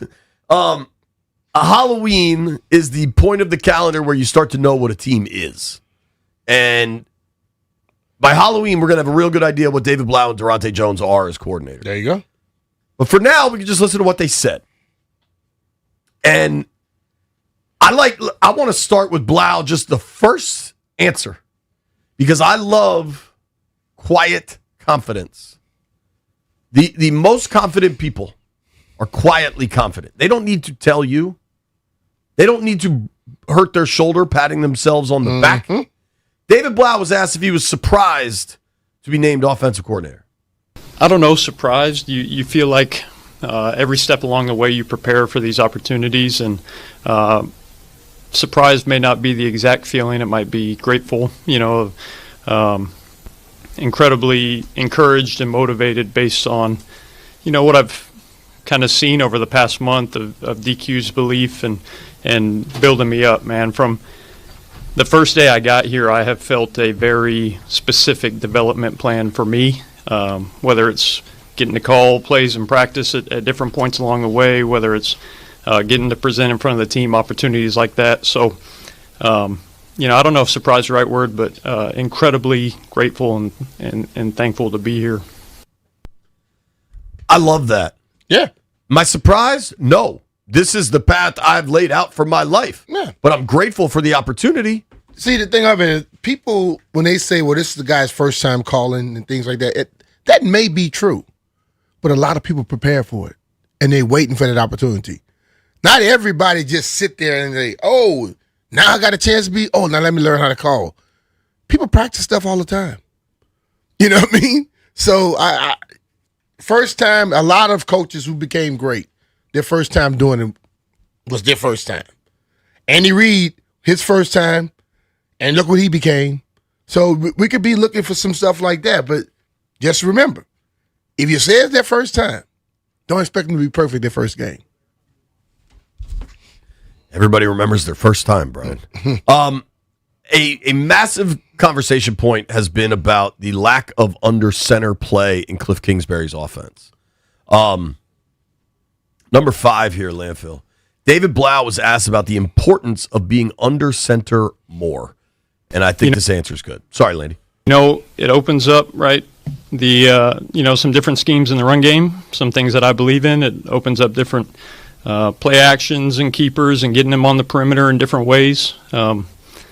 I think there's a level of communication that happens under center. I think there's different ways to go about things, and it's something that I'm convicted about, that with his skill set, his fundamentals, the things that we absolutely loved about him when he first got here still ring true, and as we grow and develop.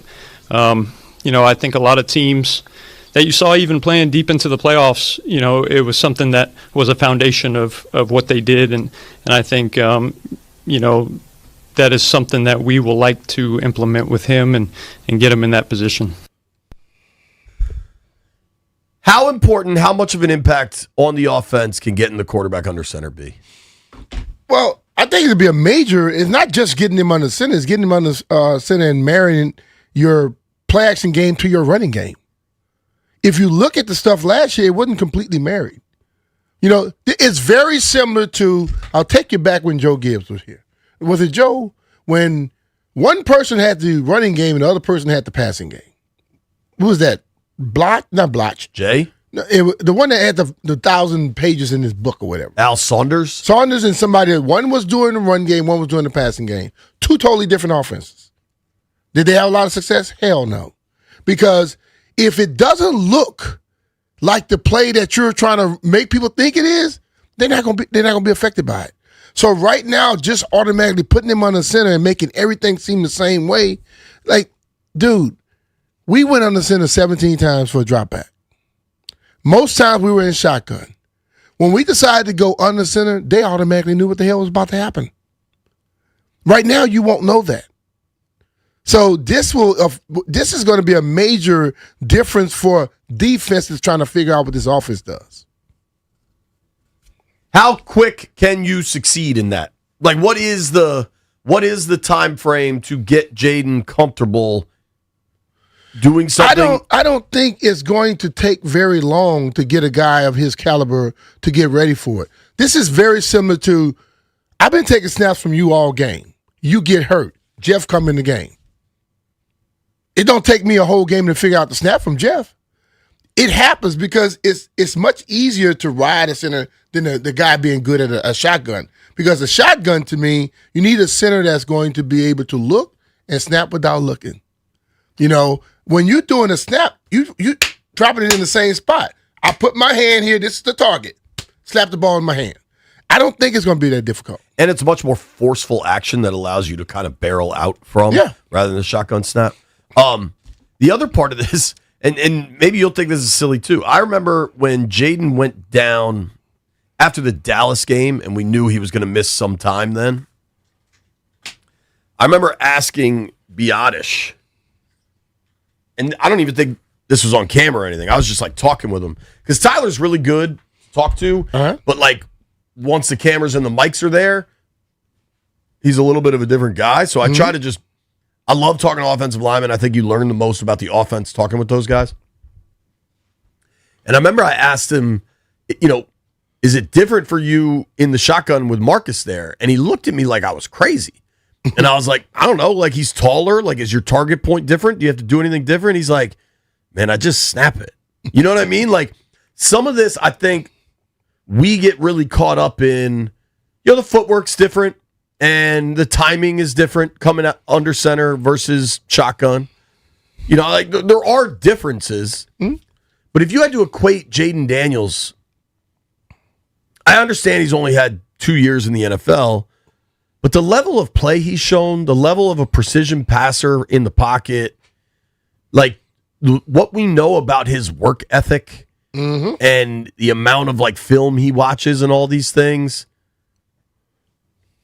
I don't think it's this significant hurdle. It's a change. All changes bring some level of difficulty, but like I don't foresee the transition to and I think we also got to dispel the notion. It's not like they're never going to be in pistol or shotgun either. Yeah. It's just I think under center snaps will go from what was it? 5% of the offense? I mean, it was not a lot. It was down. It was way down there. I think that gets to 30, 40%. You know what I mean? Like, I think there will be a big jump, but I don't think it is this insurmountable hurdle for a dude that is a football savant. Yeah. But the thing of it, Jay, is it's to be honest, everybody who's been to college or the pros, to get to the pros, have taken a snap from under center. Like, we're talking about David Blau first time calling plays. It won't be Jaden Daniels' first time taking a snap from under center. Right. I watch him practice. They do the little deal where the centers are snapping to all the quarterbacks in shotgun. They also snap it to him under center. Well, you know what? Tischler asked a really good question yesterday about the work they put in when Jaden was shut down, basically, but healthy enough to practice. Yeah. And Blau talked about, we were working on under center stuff then. Yes. Which also makes you wonder how much of this was written far earlier than people realized of Blau getting the job. I just think, and he talks about his development plan. Yeah. They knew what they were about to do and what they wanted. And the other person knew what he didn't want to do. Mark Zuckerman will join us at 11, talking some more David Blau when we return. It's B. Mitch and Finley. B. Mitch and Finley.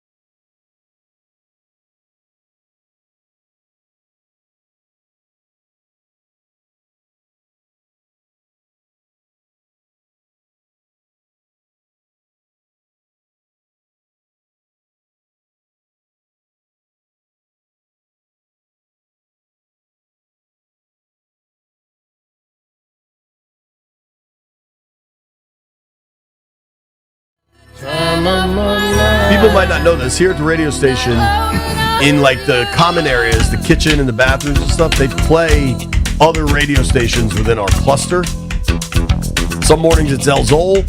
I get a little reggaeton to warm me up. Some mornings it's PGC. This morning I think it was 94.7, and they were playing this. The song is a banger, and this gets in your head. It doesn't leave. So everybody driving around right now listening, crank it, Landfill. Give them that Linda Ronstadt. Whatever this lady's name is. I believe it's Steve Winwood and Linda Ronstadt. They got a maraca in there? They're doing everything. The urgency. Shout out to Dirty Dancing. R.I.P. Patrick Swayze.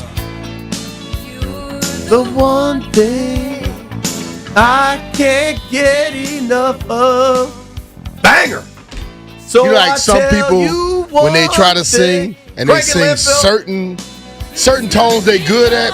You're not good at none of them, dog. Jay can't carry a beat on no tone. Banger. Who actually sings it? Linda Ronstadt? Bill Medley and Jennifer Wards. Shout out to Bill Medley and Jennifer Wards. You just said the wrong people completely. Banger. Jeff, could you play that at the club? Yo, last call at the club, play that joint? Do people start doing the dance where they lift each other up? No. What about like a fresh remix? And if he's doing a certain party, he could do that. Yeah. Yeah, somebody. Yeah. Why don't you remix that up, speed it up, make it a dance hit?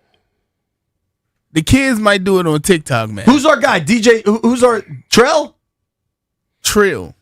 Yeah. Get Trill to remix that.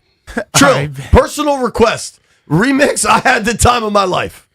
All right, we're going to do that, but the Commanders got to go on a 2-game win streak first. Well, that should be easy this year, I hope. Let's hope. Hey, I said hope. David Blau is the new offensive coordinator for your Washington Commanders. Talked at length about needing to be under center more. Warren Sharp did the math on this. The Rams put Matt Stafford under center 251 times. For dropbacks. Yeah. The Bears, 192. The Seahawks, 175. That's the top three in and the they NFL. have those three people have what in common? They all went to the playoffs. Yeah. Of the top 10, 1, 2, 3, 4, 5, 6, 7, 8, 9, 10. Of the top 10 teams with under center dropbacks in 2025, and this may be too much of an extrapolation because a lot of these teams just happen to have really good quarterbacks. But of the top 10 teams that put their quarterbacks under center to pass the football, 8 of them made the playoffs, and the other 2 were the Lions and the Vikings. Yeah. You said the other 2? No. Cowboys too. Top 3. You're right. Then we expect them not to make it. Right. But it looks to me like the league average go to about the middle of this list. Would that be the mean? The median? I don't know. But let's call the middle. The middle. Let's say roughly it's about 90. Okay. 90 snaps under center for the quarterback that are pass plays. Okay. Washington had the quarterback under center for pass plays 17 times. Yeah. Like, that is staggeringly different. Yeah. I mean, way, way different. And when we talk about Cliff is the only one that runs his system, like, that is the most wild example. And look, the Chiefs with Patrick Mahomes, they don't go in the center a lot, but that team is different. They also went 45 times. They almost tripled playoffs. them. Yeah. And they almost tripled them. And that was with Pat out the last couple weeks. Mm-hmm. In the last 2 years, Washington has put the quarterback under center to pass the football 45 times in the last 2 years. In 2 years. Okay. So when you hear Blau talk about this change, I think it's going to be significant. Here's Blau on the challenge of getting Jaden under center, number 16, Landfill.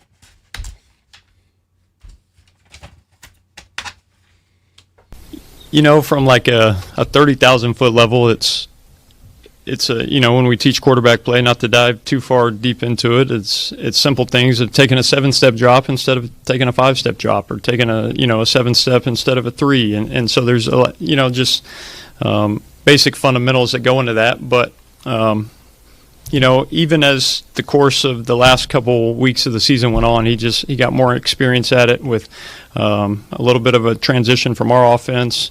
With Josh playing at the end of the year, and even on, when there were scout team reps to be had, when we were working it, this has been a work in progress all the way through. So it won't be completely new to him. He's got a ton of time with coaches, that he's worked with in California to kind of grow in that area, and we'll hit the ground running on that. I tend to believe him. Why wouldn't you? Like I don't think. You know what I think? I think David Blau and Jaden Daniels are pretty similar people. I think they're relatively introverted, relatively quiet, super analytical, football obsessed, fairly reserved family people. Yeah. And I think there's a reason those two are pretty tight. And I think if Dan Quinn, the head coach that's a defensive fella, is going to say at the podium yesterday, we're going to get under center more and run more play action, this ain't news to Jaden. No, it's not. And the thing of it, listen, this is all about more or less of protecting Jaden and making his stuff more effective. Jaden Daniels running a play action pass, turning his back to a team, and then come out and you see the ball in his hand or you don't see it in his hand, it's a different effect than when he's showing you the whole time the ball's right there. But being a former quarterback, it's not hard to learn how to take a snap. When I went from being a running back to a quarterback in the 8th grade, you know how long it took me to figure it out? That damn practice. I took the snap and I never looked back. And I think it'll be that simple for him too. I think we dissect everything so much, analyze stuff so much, we make football more difficult than what it is. Football is not that difficult. I mean, to that point, when I played guard at Maplewood in 5th grade, the center got hurt, and I had to play a couple games at center. I was all right. Mm-hmm. It's very comparable. Yeah. But I'm saying, Jeff's listen, weirdly stripping in the aquarium. I don't think this is going to be something that's going to be so highly difficult. You know what I think is going to be difficult? Like of the difficulty meters involved here, getting the players they need on defense. Like of the giant tasks upon which this organization needs to fix, get better players on defense. That's not going to be difficult. You just got to decide, make your mind up to spend the money you got, and be aggressive. That word aggressive going to be discussed a lot. Let's see it. Yeah. Show me. Missouri. Show me State. Mark Zuckerman next. B. Mitch and Finley are presented by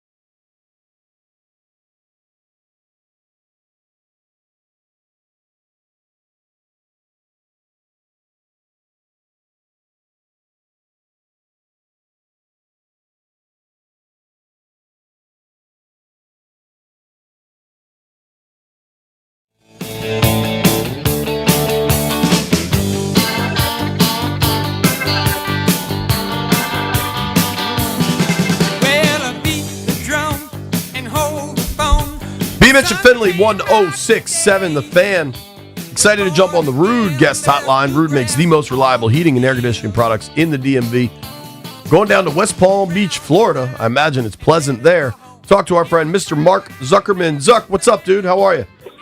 Gentlemen, it's good to talk to you and good to talk to you from West Palm Beach. West Palm Beach. Yes, man. I know you're rubbing it in, Mark. Zuck, obviously there's a lot of baseball for us to discuss, but I'm going to start with something I think is really important. You have been, as far as I know, the longest tenured Nationals reporter in town at different outlets. We all worked together for a number of years at CSN and what the 8 different names that cable station was called. I think you do a great job, and obviously the media landscape is changing all the time. So tell everybody where they find your work now. Well, yeah, thanks for asking that. Yes, given the fact that the team has left Masson and started their own TV network, that put me out of a job there. But I'm excited to say that I've launched my own independent site. It's called natsjournal.com. I launched on Monday. It's a subscription site through Substack, and I'm honestly blown away by this. We already have over 3,000 people who subscribed to the site in just the last 2 days. And so I'm down here kind of on my own covering the team. And the plan is to do this throughout the year and actually make this to be something sustainable. It's refreshing. It's a little scary, but it's also exciting because it's an opportunity to, fill a void, because with what happened at Masson and even more so with what happened to our friends at the Washington Post, there's just a real lack of coverage of this team. And I know, you guys know this, there's a fan base for this team. Even when they're not playing well, I know it's been a rough few years for them, but there's a diehard fan base that's with them through thick and thin.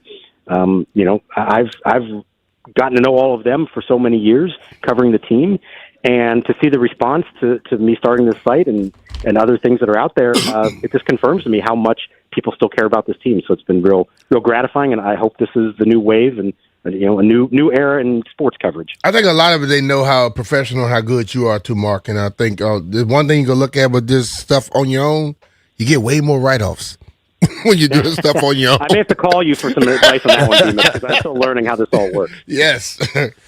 What's also interesting, Mark, is especially from our time together at whatever, NBC Sports, Washington, CSN, whatever it was called through various times, we had bosses. Especially back then, we had lots of bosses. There were different bosses for different things. You don't have a boss anymore, dude. It's comforting. It's also a little scary because now all of a sudden, I have to be responsible for everything. But I will say this, and I do mean this honestly. One of the nice things about this is my boss is my readers, and they can tell me what they're looking for, what they want me to write about. It's a really cool aspect of this, and I've encouraged them to give me ideas. Help me know what kinds of stories they're looking for, what they're interested in, and that I can turn around and do that for them in a way that you just couldn't do working for a larger company. And so it's cool. I hate the circumstances that have led to things like this, but I do think this is the next wave in sports journalism, and I'm not alone. There's plenty of others out there doing similar things. Our friend Ben Standing does it on Commanders coverage, and I talk to him a lot leading up to this. To get some advice on how he does it. Even the podcast I do with Al Galdi and Tim Shovers, Nats Chat, Al has gone out on his own, has his own podcast. So it's a different world, but I think we're all learning how to adapt to it. And we believe that there is a market for it, because we know that fans just want to talk about, read about, hear about the teams they care about. And in a lot of cases, they're willing to pay for that coverage, for good quality coverage. Well, we're happy for you. NatsJournal.com. Subscribe. Zuck does a hell of a job covering the Nats, has for a very long time. And, I remember when D'Angelo Hall had kind of announced his retirement, and then he wasn't sure about it, and we were at a press conference, and D. Hall got asked, hey, are you retired? And D. Hall's like, well, who said it? He said, John Keim. And D. Hall said, well, hell, if Keim said it, it must be true. That's the way I feel about you with the Nationals, honestly. Thank you. That's very kind of you to say that. All right, so let's talk some actual baseball then. Please. I want to start big picture. It is not a secret the Nats have gone with this super young leadership group. They've got the youngest president of baseball ops, the youngest skip, the youngest GM. How ready are these dudes for their first spring in charge? I'm going to say this honestly. They have come across really well so far. They're saying the right things. They're doing the right things. It seems like everybody, from the players on up through everybody else in the organization, has bought into it. Now, that said, there's a different kind of pressure that comes with this because they are unproven, haven't done it before. Now, Paul Taboni, he's not alone. There are plenty of other GMs, president of baseball operations, who kind of a similar track to him. He worked 10 years climbing the ladder with the Red Sox, and, there are other 30-something-year-old guys in that position. I think for Blake Butera, the manager, it's a little different story. 33 years old, youngest major league manager in over 50 years. And beyond that, never played, never coached, never managed anywhere above single A in the minor leagues. It's virtually unprecedented. Now, again, he has come across really well, and from the first couple of days being down here, it seems like all the guys are buying into it. He has very quickly, earned their respect, but that is a different kind of thing than, say, a Dave Martinez or Dusty Baker. When they walk through the door, they already have that respect because of what they've done in the past. So it's an extra challenge for Blake to do that. But so far, I've been impressed. It is a fresh approach. Guys are invigorated by this. Now, the real test, of course, it's easy for everyone to be excited and invigorated on day one of spring training. Let's see how they are come later March, and really let's see how they are come late April, May, June, July, August, September, of what I think most acknowledge is not going to be a winning season for this team. That's the real test of a manager. Can you keep guys motivated, keep them together through a long 162-game season? Well, who should we be focused on in the pitching squad since Gore's gone? Yeah, who starts opening day? It's a great question. We're going to find out. I think they legitimately don't have the answer to that yet. They're going to see how this goes. I think they would love for Cade Cavalli to show that he's ready to be that guy. It's early for him. He's older. We've heard about him for a long time, but he's only made 10 to 12 major league starts because it took him so long to come back from his Tommy John. But what we saw from him late last season when he was finally healthy, you could see the glimpses of what he is. And I say this legitimately, not exaggerating. The pure stuff that he was throwing out there is the best that I've seen from a national starter since Steven Strasburg. That's how good the stuff is. Now, he's got to command it. He's got to, sustain it, do it consistently every 5 days. And number one, he's got to stay healthy above all else. But he is in a good place right now. I think they really hope that he does ascend to that number one role. Behind him, it's guys who've done a little bit here with mixed results. Jake Irvin, Brad Lord. The one major league free agent they've signed this winter is a guy named Foster Griffin, who has, I think, 7 games of major league experience, but he was one of the best pitchers in Japan for the last 3 years, and so they're hoping that translates here. It's just a lot of unknowns. You hope it all comes together, but you don't really know until you see how it translates to the major league level.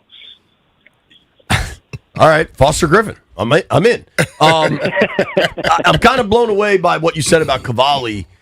You said also, though, we all pay attention to the prospects, these big name prospects we hear about, and Cavalli's one of those dudes. And I mean, when's the last time he pitched a full season? College?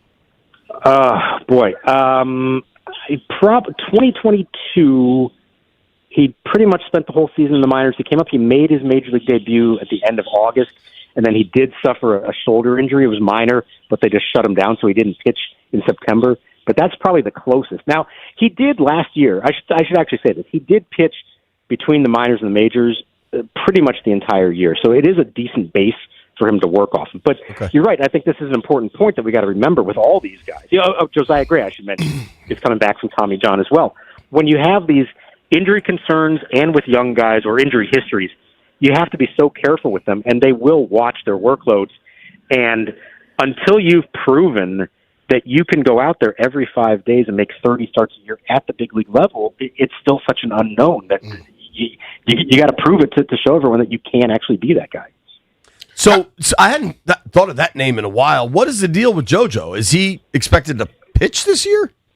Yeah, and in his mind, opening day, now, and maybe a little bit beyond that, he essentially has missed 2 years from his own Tommy John. He started opening day in 2024. He made only 2 starts that didn't go well. He suffered the injury. He tried to rehab. It didn't, get better, and they decided to have the surgery, and so that basically knocked him out last year, too. Now, he did, it was under the radar, but he made, I think it was 3 rehab starts in the minors, at AA and AAA to close out September, and he was good to go. Like if the season had gone on, they might have brought him up to pitch in the big leagues. So he feels good. But again, it's been a long time. Until you see him out there facing big league hitters, you just don't know. But in a perfect world, Cavalli, Gray, Lord, Irvin, this guy Griffin, and maybe a few other kids who are going to be in the mix. That's your rotation. It's very unproven, but there is some upside in there. Mark, you gotta, like you said, the everybody in management, the manager, all these people, skippers, they're all young. You got a lot of young players. What's the leadership like to keep guys, because it's going to be some losing, to keep guys motivated?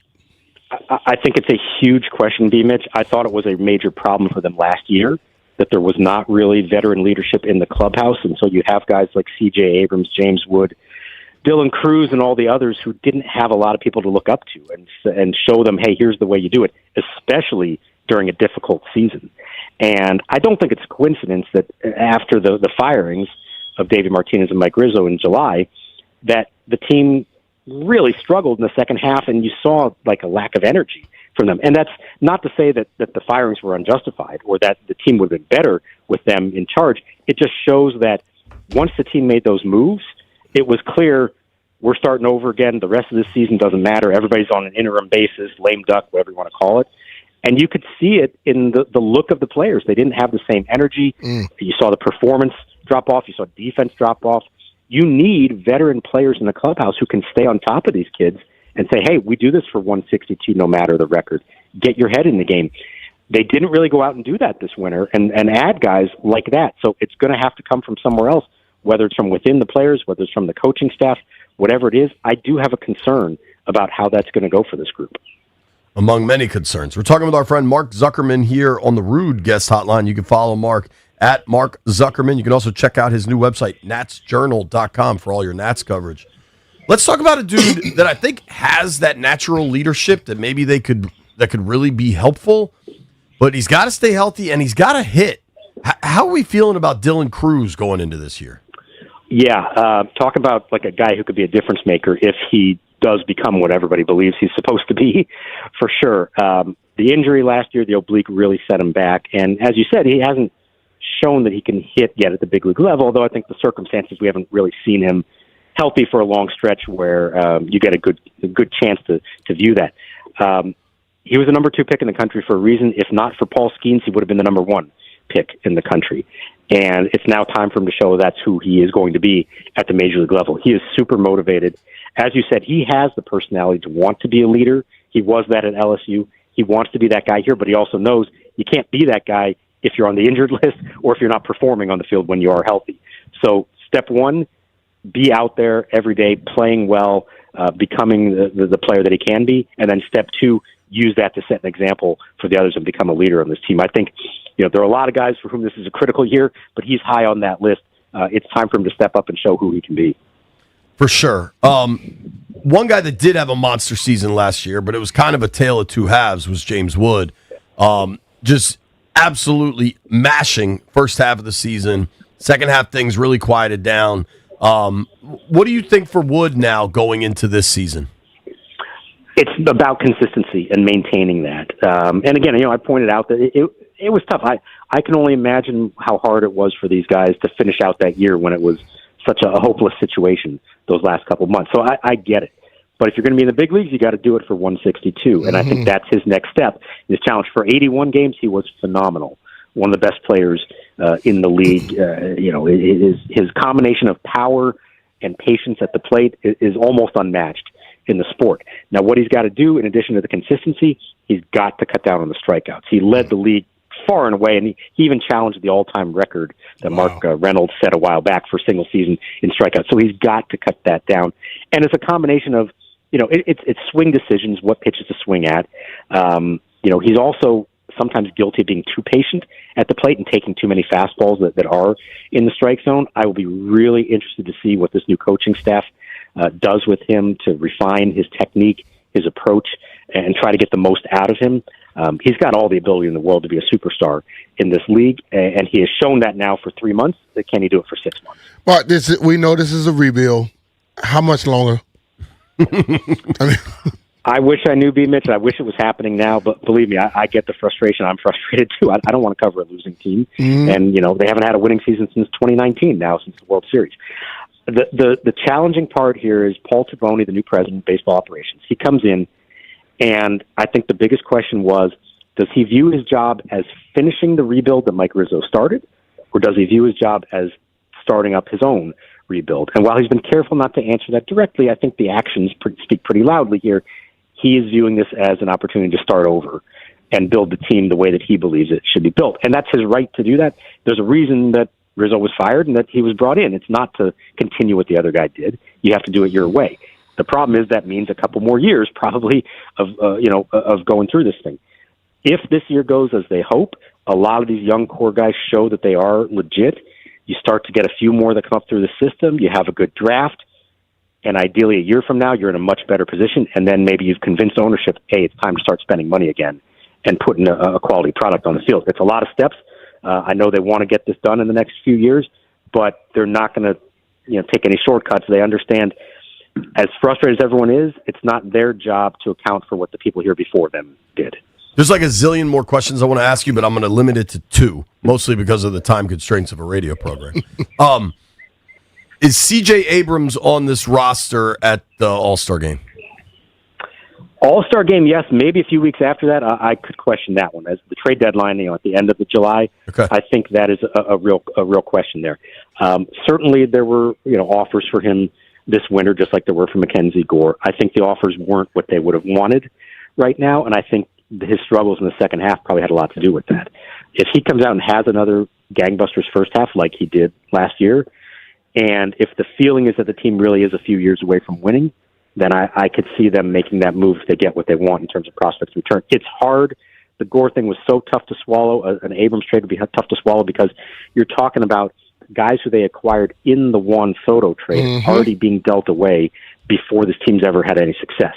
That's a tough pill to swallow. It's a tough thing to sell to your fan base. But again, what I said before, this is about building something that has a chance to be successful in the long term. And if you don't think that you're going to be a winning team for much more than maybe the last season that he's here before he hits free agency, then you have to consider these possibilities. Now, the other thing you can do, and it sounds great, but you got to actually do it, is sign somebody to a long-term deal. Maybe you can convince him or someone else, if you believe in him, to stick around in the long haul, and then you don't have to think about that. But if you aren't sure that he's part of the long-term plan, and if you don't think that you're going to be ready to win before he's ready to go, then you have to be willing to make trades and get what you can in return for him. They ain't going to sign him. They're going to trade him. Which makes me really curious. The number one overall pick, just an actual, an 18-year-old Eli Willits. I think he was pretty impressive in the limited amount of work in Fredericksburg late last season, but what is that clock like for a kid that's 18 but good enough to go number one overall? Right, and let's remember he was drafted. He skipped a year essentially of high school. He became draft eligible at 17, specifically for this reason, and then was still the number one pick, kind of like Bryce Harper in some ways. And he talked about he wants to be in the big leagues by age 20. So you're talking 2 years. It's a fast track, but we've seen guys do it before. It's totally up to him. If he does what he did in Fredericksburg for I think it was 15 games to end the season, and he can keep doing that at each level, they won't hesitate to move him up the ladder. Now, they're not going to force that issue, of course. But I do get the sense, I know he was drafted by the previous administration, or actually Mike DiBartolo, the interim GM, and the scouting people who work here but are no longer here. But everything that I've gathered from the new group is that they liked Willits a lot in their former homes where they were working last year, and probably would have picked him number one as well. So I think that's an encouraging sign that they're inheriting someone who's not their own, but I think they do think highly of him and believe he is going to be a big part of this thing. All right, can't wait to watch some baseball, man. Grass always looks so green. Mark, thank you for the time. Everybody check out natsjournal.com. Thank you guys very much. Appreciate it. Brother. Take care, man. That's our guy, Mark Zuckerman. Give him a follow at Mark Zuckerman and check out natsjournal.com. Tough realization. Pitchers and catchers are reporting football is over. What do we do next? B. Mitch and Finley are presented.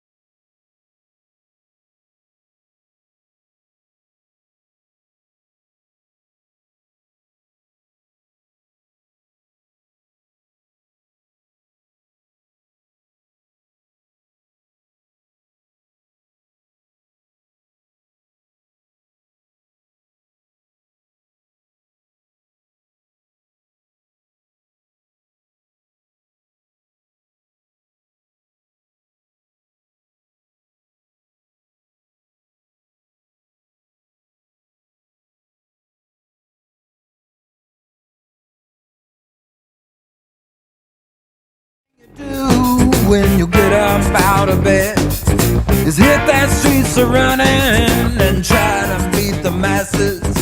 Go get yourself some cheap sunglasses.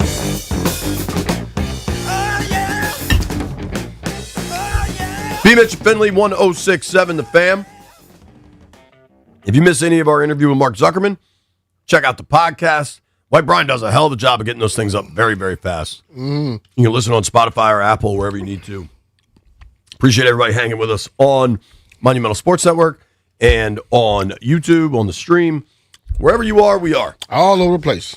You know where we are, Brian? Where? Not football season. Yeah. Don't worry. In 2 weeks, you'll be working again, dog. Not football season. Yep. You're right. The combine will get going. Combine to get here. People, listen, man. One thing about the NFL, they know how to keep your interest the whole year. You may have those little spurts of 2 weeks here, 2 weeks there, but they keep it going. Combine comes, then the new season starts, and then the draft comes, and then mini camps, and all of a sudden you're in training camp. What I tend to start, honestly, because I've been interested in the Wiz and especially in the rebuild and everything, I've been pretty much watching every Wizards game, at least like portions of it. Wiz played tonight against Cleveland. Mm-hmm. Is that they're getting 18? Is that James Harden, Cleveland? Yeah. Harden is there. Yeah, it's kind of interesting. Him and Mitchell. So, like, I pretty much watch every Wiz game. I don't necessarily pay a lot of attention to the entire association. I have been, because those games are on NBC, I have been watching more just like random, the NBC game of, Knicks, Nuggets or whatever. One of the biggest problems with wanting to lock into NBA games is you'll see like a promo for like the Saturday night ESPN game or the Sunday night NBC game, and it'll seem like a good game. Like, all right, man, it's Pistons Celtics. Like I'm in on that. That's the two best teams in the East. Mm-hmm. But you never know who the hell's going to play. Yeah. So my NBA watch everything meter doesn't really start till the playoffs because then everybody's going to play and they're going to play hard for all 48 minutes. I'm watching the Wiz. My Terps watching, and I want to have a Maryland conversation a little later, it is not at its peak just because they're not at their peak, I would say. I've been trying to pay attention to Mason because they're really good, and we had Tony Skinn on the show, and I liked him a lot. I've been watching some Olympics. You watched any Olympics? Like, what sports are you going to make a point of watching this weekend? Because for me, there's one thing I'm going to make a point of watching this weekend. Golf. And I like this right here. This is that's ski jump. The ski jump. I've liked that since I was a kid. I like to see people flying through the air like that. I'll probably check out some of the if it's not done yet, it may be. I've been watching that every once in a while. The curling. I checked that out. I think curling might be done. Yeah, I think we got destroyed in that one, didn't we? I think we got the silver medal. I think they lost it. Well, let me say, I don't know. I think that was co-ed curling. So maybe there's also men's and women's. They got different stuff. Yeah. Wait, Brian, give us a curling update, please. Have you looked at the what do they call it? The medal count? Yeah, we're like in 5th place. We were kind of getting smoked for a while. We're in 5th place now. We're up to 3rd now. 3rd? I'm assuming Google's just going to be live with this. Norway leading the Olympics with 13 medals, including 7 golds. Wow. Then Switzerland with 7. Norway and Switzerland, I would say they normally will be kind of favored a little bit. When it comes to the medal count, do you care more about the gold medal count or the overall? The overall. I think you go there to get, if you get a bronze, you just as happy. You get top 3, you got to be happy about it. Norway, this is ass kicking, and maybe it's been some events that Norway's very good at. Norway is leading in the gold medal count with 7 and the overall with 13. All right. That's pretty significant. Yeah. Last time we did this, Landfill started screaming at us. What do we think the population is of Norway? Don't know. Norway's big, right? Like, I believe, is Oslo the capital of Norway? I believe that's correct. 10 million people in Norway? I'll let everybody guess. I don't know. I'm going with 10. In Nice Norway? round number. All right, I'm gonna go with 5.8. I'm gonna guess 7.2. Jeffrey, what you got on Landfill Norway? probably looked it up if he's going like that. I'm gonna say 5.9. Damn, he tried to Price is Right you, B. Yeah. White Brian? I'm going to guess 8.5. Also, men's curling starts today. Women's curling starts tomorrow. Okay, so only the co-ed joint is done. Yeah. All right, Yep. we got plenty more curling to watch, B. Per Google, as of early 2026, damn, B almost nailed this. The population of Norway is approximately 5.65 million people. About 86% of the population lives in or around Oslo, the capital. And they all ski. Ski, ice skate. You probably ski to work in Norway. What does that compare to in the United States? How many people live in like Houston? Mm-hmm. I imagine there's more people certainly in New York and Los Angeles and probably Chicago than there are in Norway. Probably. New York bigger than We overestimated American cities. Now I bet that's just the city versus like the entire area. New York is definitely bigger than Norway, but according to whatever thing I just found, Norway's bigger than Chicago. So shout out to Norway. They're winning Norway gold. has roughly as many people as South Carolina. What type of athletic event could we match South Carolina and Norway in that would be fair to both parties? Those are pretty different climates in South Carolina and Norway. Like I bet if you got 11 of the best high school football players from South Carolina, they would beat the 11 greatest football players from Norway ever. Probably so. But I don't know that South Carolina's competing in skiing. Yeah. Basketball? Somebody there can compete in skiing. I mean, you just have to go to live it up and get in some mountains. People like to travel to ski, so it's not like nobody in South Carolina knows how to ski. Sure, but if it's a skiing match, Norway versus South Carolina, who you taking?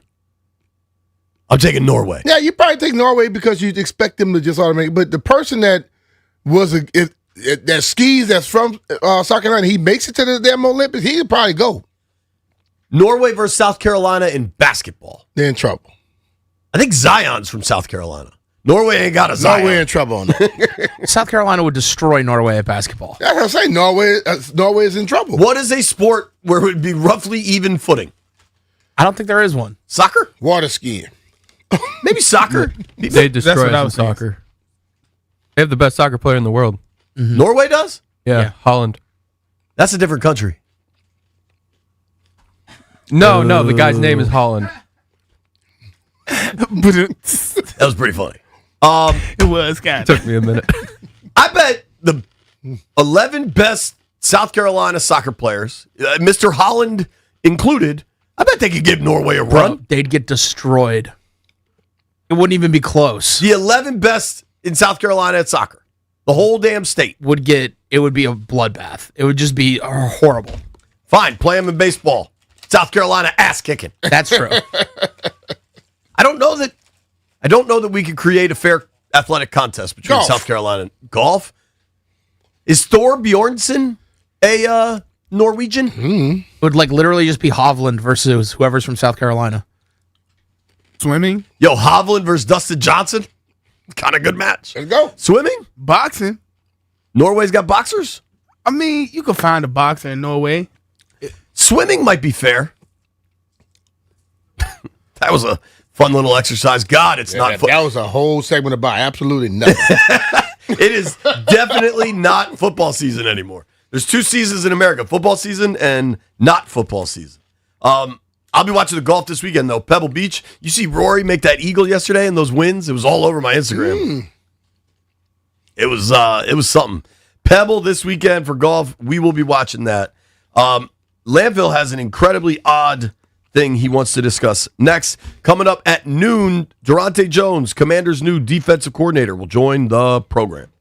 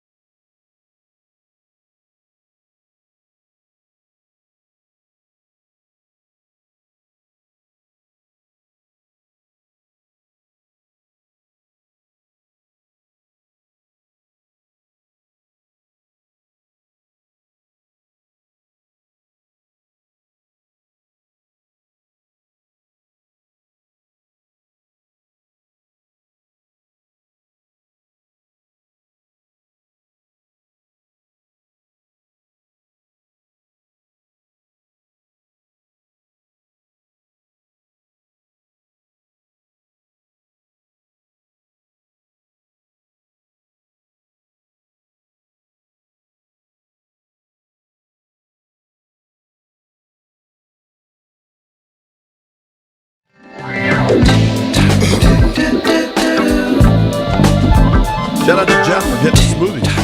Pretty good, Jeffrey. Slipping. About 15 minutes, we're going to be joined by Commanders defense coordinator Durante Jones. Excited to get to chat with the new DC. Had a really impressive opening press conference yesterday. Maybe we'll let Jeff tell him his Bowie State story. We'll see how it goes. Now, occasionally Landfill puts weird things on the show sheet. You mean daily? Yeah, daily. Yeah. And this certainly qualifies. We had a little discussion earlier about last night I had tacos for dinner, Brian. Yeah. And I put a little bit of rice on the taco, but I still picked it up. It was a handheld taco. And Landfill was adamant that then qualified as a burrito. Not true. You can put rice on a taco and let it still be a taco and not a burrito. Yeah. Right? Yeah. And then Jeff made the assertion that may be correct, that Mexican food, whether it's tacos, burritos, enchiladas, whatever, kind of all the same stuff, and it's just the delivery method changes. There you go. Maybe you could say that for a lot of food. I don't know, but it's pretty accurate. It's like Louisiana stuff. Same thing. Gumbo and jambalaya got the same stuff in it. One's just more soupy. Yeah. Basically the same thing. All right, well, let's ask a question then. All right. Florida, obviously the whole United States, at least the eastern seaboard, was way colder for way longer than it normally gets. Yeah. All the way down to Florida, I think, I saw those headlines. Miami was in the 30s, and Miami hadn't been in the 30s since the 30s or whatever it was. And whenever it gets really cold in Florida, you start to hear the stories about the iguanas falling out of the trees. Like, it's just like, I guess iguanas can't handle the cold and they just fall, right? Well, now there's a dude, Gray Davis, who's making iguana tacos. Okay. One Florida man, always a dangerous start to a headline. One Florida man is putting an invasive species to good use by turning them into tacos. That man, Gray Davis, posted a recent video to TikTok in which he reveals his recipe for iguana tacos made out of the invasive green iguana. So these iguanas have been falling out of the trees. I guess they like faint when it gets cold. I didn't realize iguanas were so invasive, but I guess they are. So I've read this story that people down in Florida are just walking around and picking up piles of iguanas to hand them over to like animal control. I imagine they just burn them up or get rid of them in whatever capacity. But this dude is instead making tacos. Do people eat iguanas?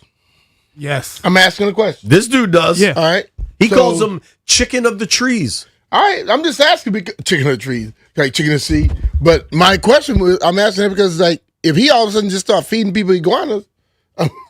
Hold on. This y'all first time hearing about people eating iguanas in Florida? Yeah. Yes. My first time hearing about people eating them anywhere. I've tasted iguana before in Florida.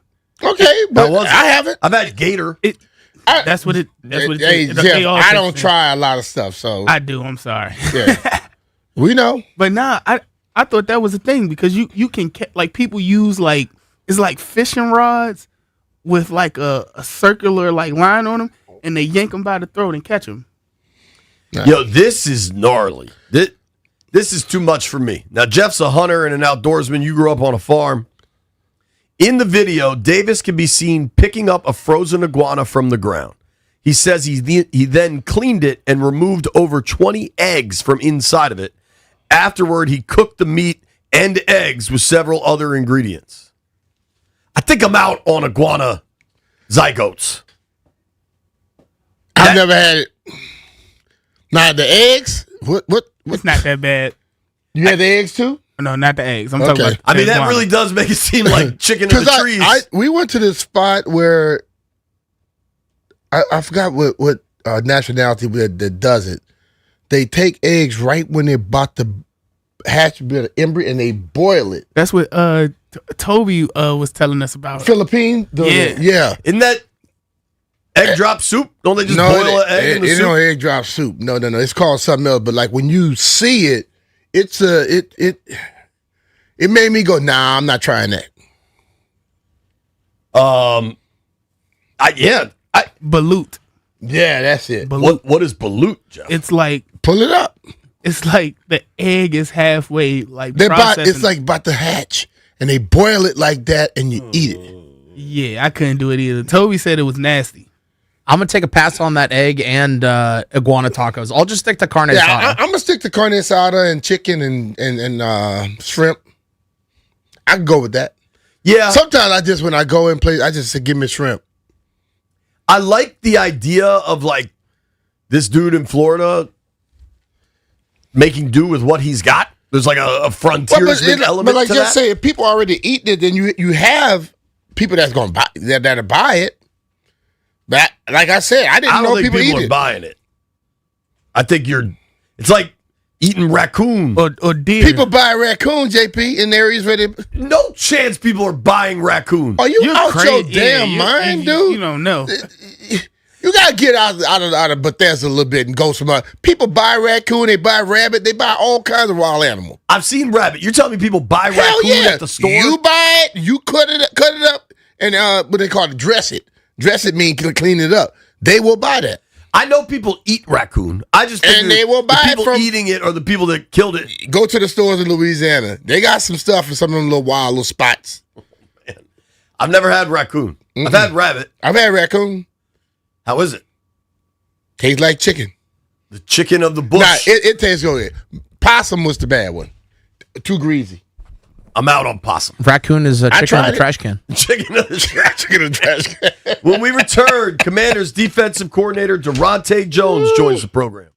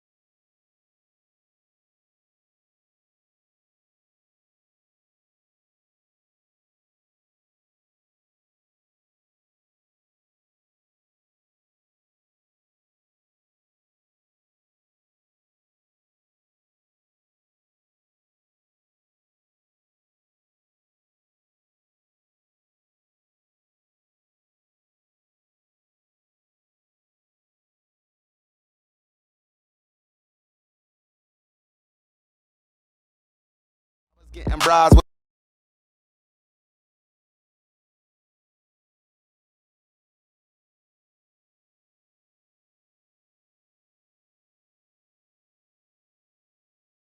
the DMV and talk to new Commanders defensive coordinator Durante Jones. Coach, thanks for making time for us. How you doing? Thank you for having me. Allow me to introduce you to Brian Mitchell. B? What's up, Coach? How's it going? I'm a huge fan. Oh, appreciate it, man. Appreciate you. Well, we're going to be a fan of you. I can tell that already because I like the aggression and I like the attention to detail, man. Oh, I appreciate that. That's just, actually, Marvin Lewis kind of stressed that in my career, and I just kind of watched him go to work, and I saw how important the details were, and it's about the fundamentals and techniques really over scheme, and it's not what you do, it's how you do it, and so just kind of got that from being around Marvin. Coach, one of Washington's issues last season, and DQ talked about this and was frustrated by it, and I think fans were really frustrated by it, and I'd argue maybe simple's the wrong word, but it's one of the most basic tenets of playing good defense was just good tackling. What do you do to teach tackling when you've got pro football players? Well, like anything else, it's you get what you emphasize, and you have to train that, you have to rep that, you have to practice that, and it's tough. And everyone in the league has those same challenges because no one is really going to the ground in practice, especially in training camp, unless it's some type of joint practice, really. But for the most part, you just want to focus on the details of the approach, the footwork, coming to balance, eye progression, closing space, taking grass to the near hip, and putting yourself in a position where if it was live, I'm taking the extra step to wrap and roll or secure the tackle, eyes through the thighs, different things like that. But you have to rep it, you have to drill it, you have to station it, which we would do here. We will be a point of emphasis on a weekly basis. Coach, do you find it like all the different rules against defense? I was an offensive player all my life, but I hate the fact that they kind of handicap defenses. And you can't do this, you can't do that. Make it to where players don't know what they can do most times on the defense. Yeah, you want to take out the indecisiveness on the approach because a lot of times guys are concerned about, helmet to helmet contact, and because of that, what you're starting to see is more knee injuries because guys are going low, not intentionally, but it's because they don't want to get fined, and it's kind of going to the lower target point. And I think some of the knee injuries are starting to rise a little bit just because of that. But you want to drill just the approach, the target area. You want to practice near foot, near shoulder is something that I believe in. It takes the head out of it, takes the head neck out of it, and you just want to near foot, near shoulder. A lot of what Seattle Seahawks and Pete Carroll kind of brought to the league with the rugby-style tackling years ago, and just kind of generating that power near foot, near shoulder. And what happens with that is when done correctly, you kind of stop the fall forward rate for the most part. Coach, I'm curious, specifically with the tackling and with the de-emphasis on hitting in practice and training camp and stuff, how much have you seen that change in your years in the NFL, what training camp once looked like to what it is now, and how do you ramp up that physicality? Well, you ramp it up just by you can still attack the blocker, you can still fit and thud, you can still do steps 1 through 9. You just can't go 10 and take them to the ground. So you still want to have the physical approach of, everything starts with your hands, eyes, and feet, and you just work from there. And so you want to drill that in practice. You want to emphasize that when you're having any type of team periods, guys fitting up in the right position, thudding and letting the running back go, whatever the emphasis may be of that practice. But then you really got to hone in because a lot of guys, especially when you have young players coming from college, by the time they get drafted, they would have made a tackle since probably February when their last season ended, along with most of the guys in the league. And so the preseason is very important for that. And what you come to find out is nowadays in the league, it's usually that first quarter of the season, in addition to preseason games, because a lot of your veterans aren't playing in preseason games. And so that first quarter, first 2 or 3 games is where tackling across the league isn't at its best. But you got to continue to work at it, continue to grind through it, and continue to emphasize it, and you will see improvement as the weeks go on. You know, I think back to when I was playing here with Coach Gibbs, and I tell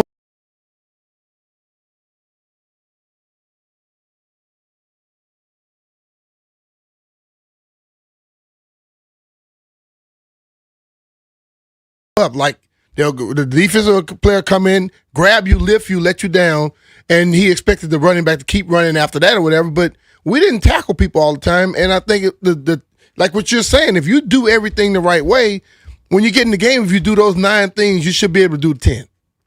Correct, and the way you want to practice, because again, it's a safety issue, right? And so the point of emphasis was on the approach. Is it a frontal approach position? That way I can stud up, and the ball carrier can protect himself. I can protect myself. What you don't want to happen is when it's a side approach, and you don't want to have stud at that point in time or make contact from a side approach, because what happens is you can knock that ball carrier sideways, and oftentimes he'll fall into a knee of one of your other teammates that's also pursuing the ball in practice. So you got to be mindful of that. You got to teach guys how to practice and what it should look like and what it shouldn't look like. That way, you're still getting the work in, and you're still protecting your teammates on both sides of the ball, because at the end of the day, you know, we need everybody healthy to be able to go and compete. Talking with Commanders defensive coordinator Durante Jones here on the Rude Guest Hotline. Really appreciate Durante joining us. Coach, I'm curious, and I'm guessing the ultimate decisions for this kind of stuff will go through DQ. But another thing we've seen change, and you've coached everywhere for a long number of years. What's your approach to preseason games? Getting guys on the field, keeping them healthy on the sidelines. Like, how do you think that should be handled? Honestly, I think it's a case by case, but it's definitely will lean on the direction and the vision of Coach Quinn, and you know what he sees best for the direction of the organization and the football team. And as a lieutenant, you know, we will. The defensive staff and everyone on board will just go ahead and mimic that and echo the same message so that we're all on the same page. And, you know, Coach Quinn has been doing it for a very long time, and he's very respected in the league, and I think the world of him. And, you know, whatever he believes is best for the football team is what we're going to do, and we're going to be all in on it.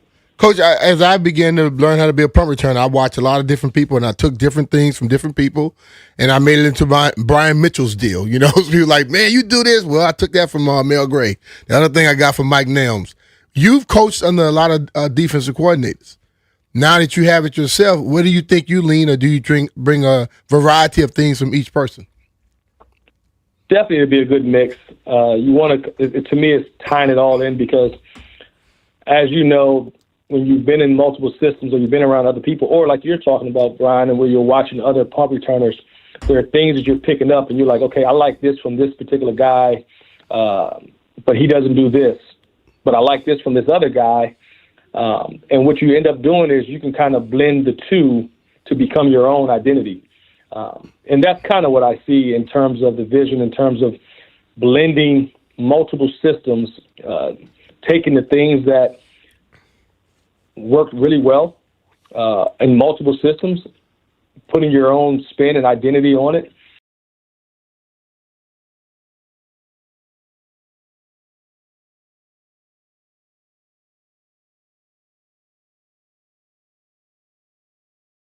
I want to run is what scheme and what fits the players best, and how do we highlight their strengths.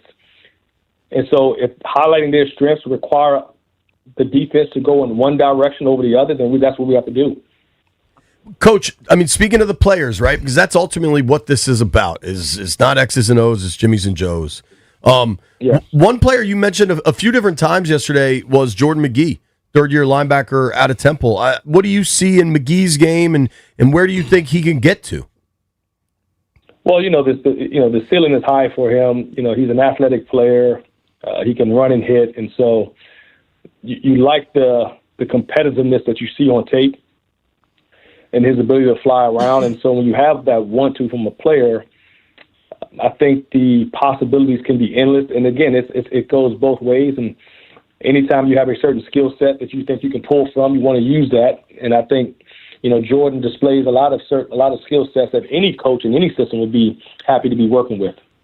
Coach, yesterday you also talked about developing talent of players, getting players to where you all think they should be. And that's something I've always known. The coaches that can develop talent and get them where they need to be, you're going to get the best out of your defense there.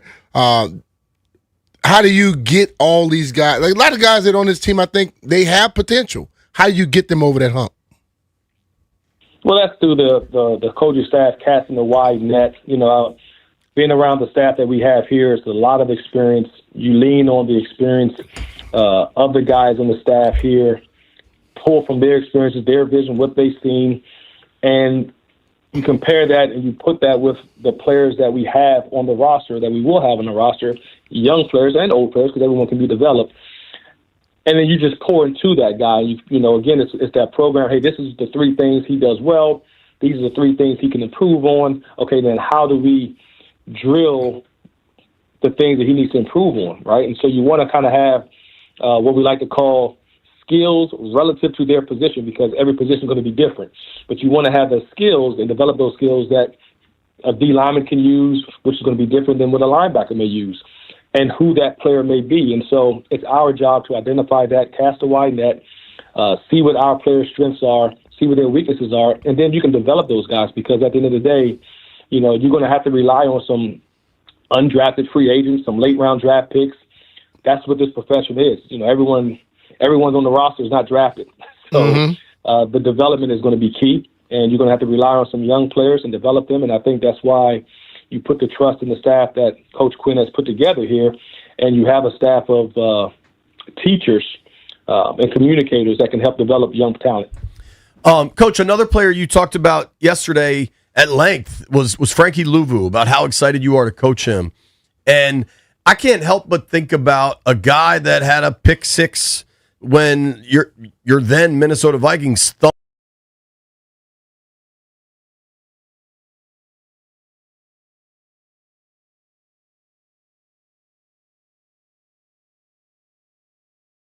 with Luvu and Van Ginkel, and what kind of role do you see for Frankie? Well, I would say the comparison between the two is just one, the versatility. Anytime you have a guy in any position that can play multiple positions, it's always valuable for the defense. It gives offenses some identification issues, and seeing a similar skill set, although it's very different. I will say it's different in terms of what Van Ginkel brings and what Luvu brings to a certain extent. But the versatility, you can't hide that. And, our intentions as a staff is to kind of spotlight the versatility and see what he can retain, and then how we can best utilize his versatility to the best of our ability on defense. It's exciting to hear your voice and just kind of hear the teacher in you. But one of the things, your coaching career has taken you almost everywhere in North America, from Hawaii to Montreal and a lot of places in between, right? Baton Rouge. A lot of Baton Rouge in there. But you're from here. Like, you grew up here. You went to college at Morgan State, played your high school ball at McNamara. Certainly, I imagine if you were offered D coordinator in Atlanta or Seattle or San Francisco, you'd be very excited about that. But what does it mean to get this opportunity here? It means a lot. One, just talking about this is a storied franchise. Kind of grew up wearing and representing the burgundy and gold and all the history that comes with that. And, watching Doug Williams win the Super Bowl when I was young, living in Landover Hills, actually, as a young child. And my mother allowed me to stay up late to watch the end of that Super Bowl game. From growing up and trying to, I'll be honest with you, I was a huge Calvin Bryant fan. I used to try to play defense like Tim Walton and Darryl Green. So it means more because of what the franchise has meant to not only me and my family, but what it's meant to the Washington metropolitan area. Yeah. And, it was the only franchise in the area that no matter where you were in Baltimore or Western Maryland, because there were no Baltimore Ravens when I was growing up until 1996 or 95, I believe. And so this was the hometown team. And so having the ability to be able to represent and contribute to a storied franchise, and that ownership has been phenomenal. The management has been phenomenal.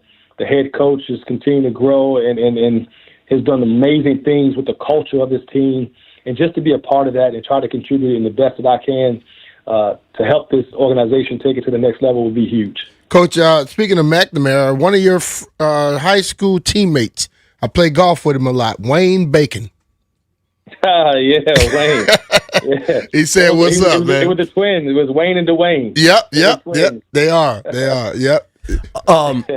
Coach, I wanted to ask you a couple. Now, I'm getting these from Google, but I think it'll be kind of fun, especially as you are a DC native, right? Okay. These are some this or that's for you. Okay. All right. Here we go. Would you rather take the Metro or take an Uber?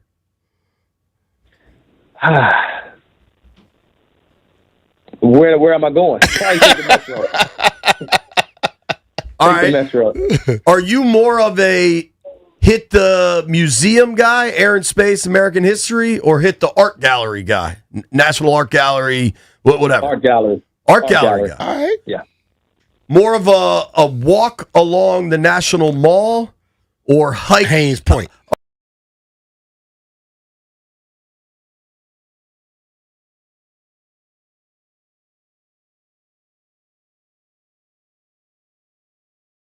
Walk the National Mall. All right, this is a big one. This is going to reveal a lot here, Coach. Now, with the team, obviously, y'all are going to be in and out of Dulles all the time, right? Because the facility's right there. But if you are just traveling on your own, Dulles, DCA, or BWI? BWI. Oh, one vote BWI. Oh. All right. Well, it's Bowie, close. That's true. You're much closer there. Close to the airport. If you have you have visitors in town and you're going to go see the monuments, you going during the day or you going at night?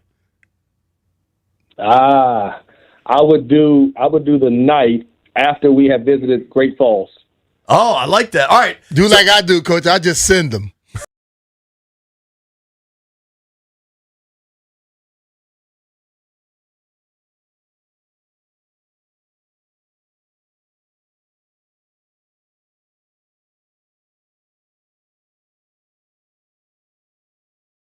The cherry blossoms in the spring. Oh, give me the cherry blossoms in the spring. All right, I like it. I just hate the traffic. Yeah, especially for us driving down here, the radio station. We got to cut through all that. But it's funny you mentioned the cherry blossoms because this time last year, when the cherry blossoms were blooming, my family, it was my mom, my wife, and my aunt. We went down to the basin and just kind of walked around and took pictures of the cherry blossom. It was beautiful, man. You forget sometimes when you're from the area and everyone's coming from all over the country to come and visit a place that you can kind of take for granted growing up, and it's always a pleasure to come back and kind of be a tourist in your own home, and you'd be surprised how the city has grown and all that the history is here in the city. So absolutely, I appreciate that. I think with this winter, we might not see the cherry blossoms till June, but we'll see. Coach, I did want to introduce you to Jeff Walker, one of our producers who is a proud Bowie State alum and had a distinguished Bowie State football career. Jeff, say hello to Coach. What's up, Coach? My football career was not distinguished. It only lasted 3 days, but it was a business decision, Coach. So I know you worked under Coach Wilson. I played under Coach Wilson. Now, Coach Wilson was a great guy. Like he's a great coach. But the thing was, it wasn't enough helmets at that time. Like this was right before Bowie had started winning and everything. So I was like, yo, I'm not going to the NFL. Like I knew that wasn't in my future. Like, hold on, what year was this? This was 2012, 2013. Okay, I had just left. Yep. I had just left not too long ago. Yep. So I made the business decision. It was like, yo, am I going to have this athlete schedule or I'm going to become a good DJ? Well, you had no helmet, so we kind of knew. It wasn't really the lack of helmets. It was just the other part. Because I remember, Bowie had quite a few helmets back in the day. Nah. Hey, look. You go into that 2012, 2013 season, nah, man. I tell him all the time, you didn't get a helmet, they kind of knew you wasn't going to make it. And I'm going to say like this. I'm going to tell you how I knew Bowie had helmets by then, because I knew they had the field turf down by that time, so they had money in the program. Nah. Call Coach Wilson and ask him. We're so glad you came on today because you kind of told us what we all thought. They just didn't give him a helmet because they didn't think he was going to make the team. I don't gotta lie about that. Like, why would I put the school that I love in the dirt like that? Nah, that's just what it was. Coach, we appreciate you. We'll definitely introduce you to Jeff at training camp. We'll all be out there. If we can help it with anything, you please reach out. Definitely, man. No, I appreciate this, guys. I appreciate you having me. This has been phenomenal. Thank you. Appreciate you. Thank you. All right, Coach. Good luck to you, man. All right. Good luck, Coach. Thank you. All right. New Commanders defensive coordinator Durante Jones. A lot of fun to talk with him. You know what he told me yesterday? He's a foodie. He like knows the best restaurants in town and likes a diverse palate. All right. He likes all sorts of stuff. So really excited to kind of get to see what Durante Jones will. Maharan, Ethiopian. Yep. Nobody go anywhere. You're listening to B. Mitch and Finley.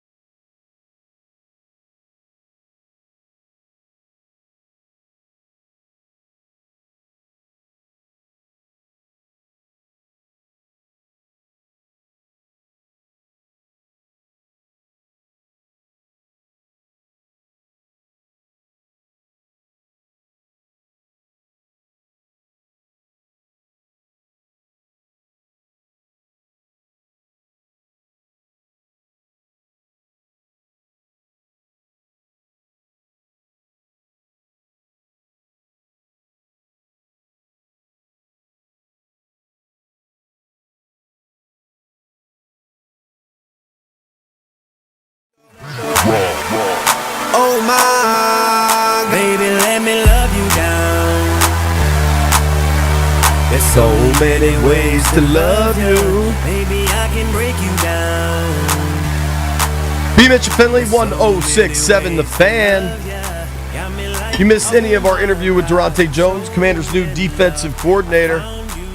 Get on the Odyssey app. Get on wherever you go, your podcast, Spotify, Apple. Make sure you listen to it. I'm sure the interview will be up on YouTube. It was fun. It was great. Easy guy to root for. You know what I mean? Yep. We'll see what happens, right? Like, yeah. We've seen and heard enough press conferences where the press conference is great, but the results on the field are what matter. Yeah. But, man, certainly an easy to root for guy. Definitely. Now, one game everybody loves is what dumb thing did JP just do? You guys ready for the latest installment? Yeah, let's go with it. I like Diet Coke. I don't think that's a secret. I very, very much prefer a can of Diet Coke. I feel like the can is the appropriate amount of soda, 12 ounces. I think they get colder and stay colder. I think it tastes better out of a can than the plastic bottles. I very much prefer the can. Mm-hmm. Here in the office, in the kitchen, they only sell the plastic bottle, which is fine, but it's not what I prefer. If I got to do the plastic bottle, I usually get a cup of ice and pour it over the ice. However, using the old noggin bee, I had to go to the grocery store earlier this week. All right. And I bought a 12-pack of cans. And again, not just big ears on this body. There's a brain in there. I said, I'm just going to leave the 12-pack Diet Coke in my car. That way, wherever I am, if I'm here or if I'm at NBC, I can grab one out, put it in the fridge, bang, I'm in business. At Monumental, they give you soda. Shout out to Monumental for the free soda. And I see you're eating your lunch. I plan on eating my lunch shortly. And I thought, all right, I forgot to grab one this morning. I'm going to run down to the car and get a soda. And I'm like, this was the last commercial break. And I knew to go down to the garage, I have to have my key card to get back up. And I'm like, I'm not going to forget my key card because then I'll be locked out. I'll have to call Jeff. Everybody will make fun of me. So I was very focused on my key card.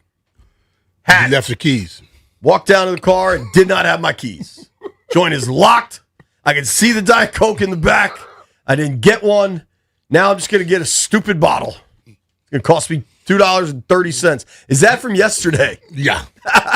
Did you put it in your bag? It was in my car. B likes to do the do. All right. How do we feel about one thing Dan Quinn said yesterday that stuck with me? About carrying things over season to season when you have a season like this with significant coaching staff changes. What do you carry over from last year to next year? Or last year to this year, I suppose. And he said, well, we're not going to carry over the things that suck. But they stuck together. You didn't see them splinter throughout the season. That's something you can carry over. They stick with each other. Nobody pointing fingers. That's a good thing. For sure. We've heard offensively they're changing stuff, right? Going to be a lot more under center. We have the stat from Warren Sharp that they had 17 under center dropbacks last season, which is remarkable. What do you think that number jumps to? 90s? I think it goes above 90. I think it gets into the hundreds. That'll be a really interesting thing to chart. The fact that it's been 45 of the last 2 years is just crazy. It could be 100, it could be 50, it could be 200. It need to be successful with it. You know? True. Because they can go have 200 if they're not successful. What difference does it make? I mean, if you want to talk offenses, the bottom four in quarterback dropbacks up from under center, Cincinnati, Philly, Kansas City, and Washington. Philly made the playoffs since he's got an explosive offense. KC had a down year, but I don't think anybody's really questioning Andy Reid's offense. Like, you could succeed in lots of ways. There's many ways to skin an iguana. But for Washington and for Jaden Daniels, I think allowing things to look more multiple from the line of scrimmage will be a real advantage. And then think about how advantageous Jaden on a bootleg could be. The way he can pass on the move or use his legs. Because that right there, when he comes out and he's going out here to fake a handoff and come out the backside, that trail defensive end comes more down the line of scrimmage. What did they do every time he did it in the shotgun? They come a little deeper, which makes it kind of less effective sometimes. You know what I'm saying? So just that changing the angle, the approach of the defensive lineman or defensive end, that makes things easier for that quarterback. Absolutely. One other thing I wanted to make mention of, and the way people respond to this is just crazy. I thought it was very classy how the Commanders, so we were there early, right? Mm-hmm. We were there early. The press conference wasn't until 1. We both got there about 9:45. And we walked through the media room and see the setup, and there were specific name tags on every seat, which isn't, they usually have like some name tags around, but there's a lot of empty seats.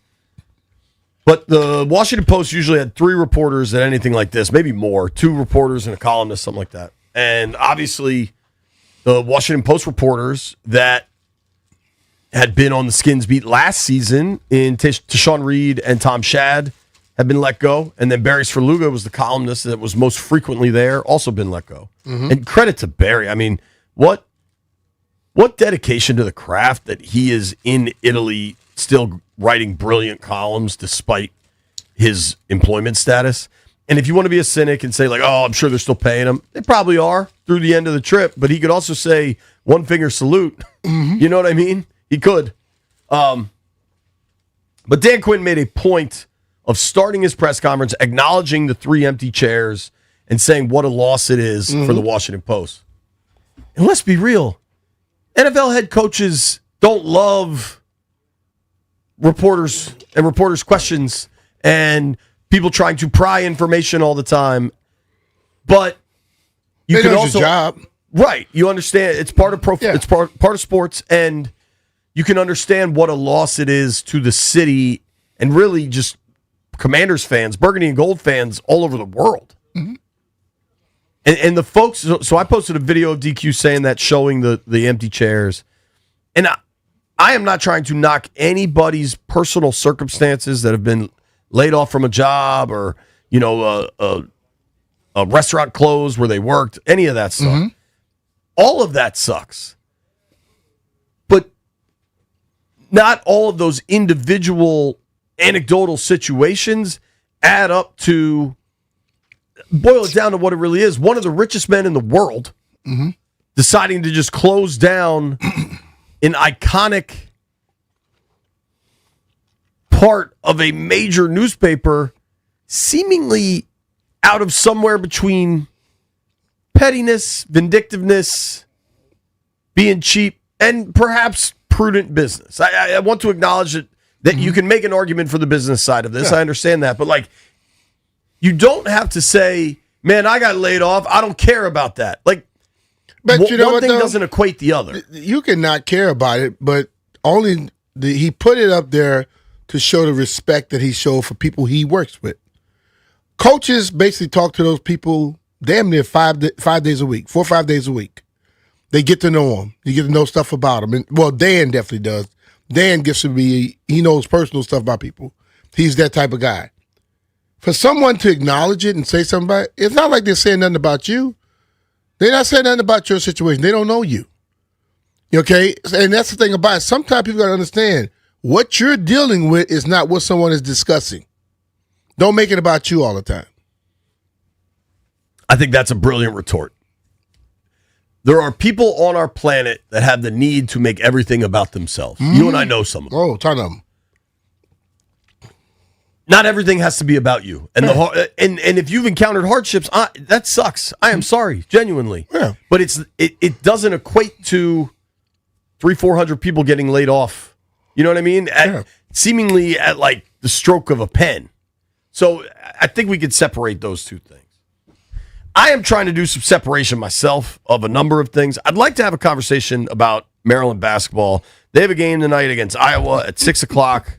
And I don't know where we are. I don't know where we should be, but we're at least going to talk about it. You're not where you should be.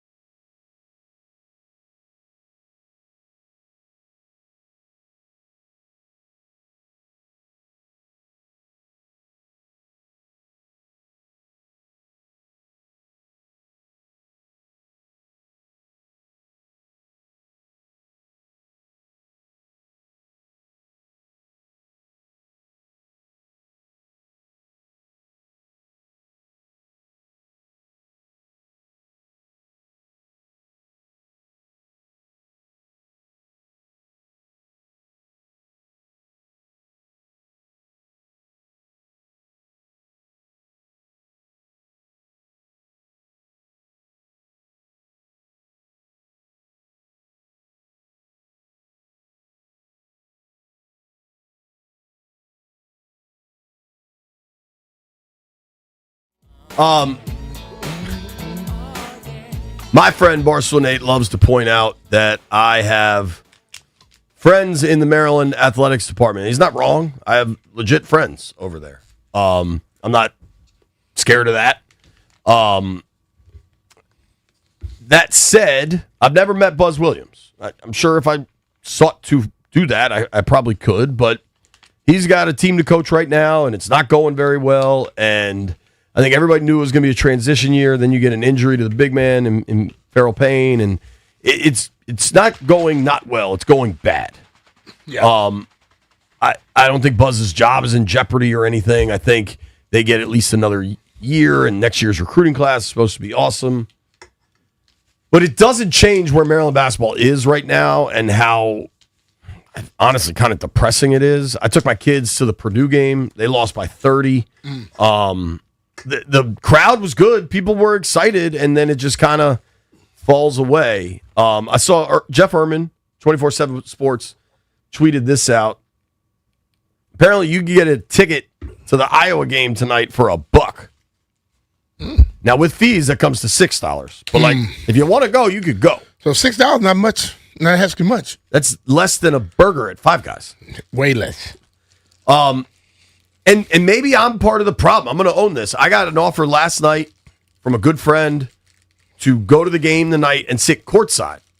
And I was like, And he was like, you have something else to do? And I was like, not really. But getting to College Park at 6 o'clock with the monks in town, just try. I said no, more or less. And maybe people like me, alums that love the team that aren't going, need to be better about that. So I can left hand up on that. And then there's this story that Buzz Williams hadn't done a press availability since December 12th. And he did a press availability yesterday. So that's the first time in 2 months. Which that gets my hackles up as a journalist. But then I find out that's not necessarily accurate because he's always available post-game. But the problem in our new media landscape is that road games don't have anybody at them. Maybe the student newspaper, but I don't think the Baltimore Sun's sending anybody. Certainly the Washington Post isn't covering anything anymore. And there used to be other smaller paper. From what I understand, there's a tremendous lack of coverage surrounding Maryland basketball, which this year might be a good thing, frankly. But, by far the biggest voice of Maryland basketball is Jeff Erman, who runs his own site, right? He runs Inside Maryland Sports. And Jeff doesn't even live in town. I think Jeff lives in the Midwest somewhere. I can't remember where, maybe Ohio or something. So a lot of that is to say, I don't know what the program does. If I don't like Buzz not making himself available in the middle of a bad season.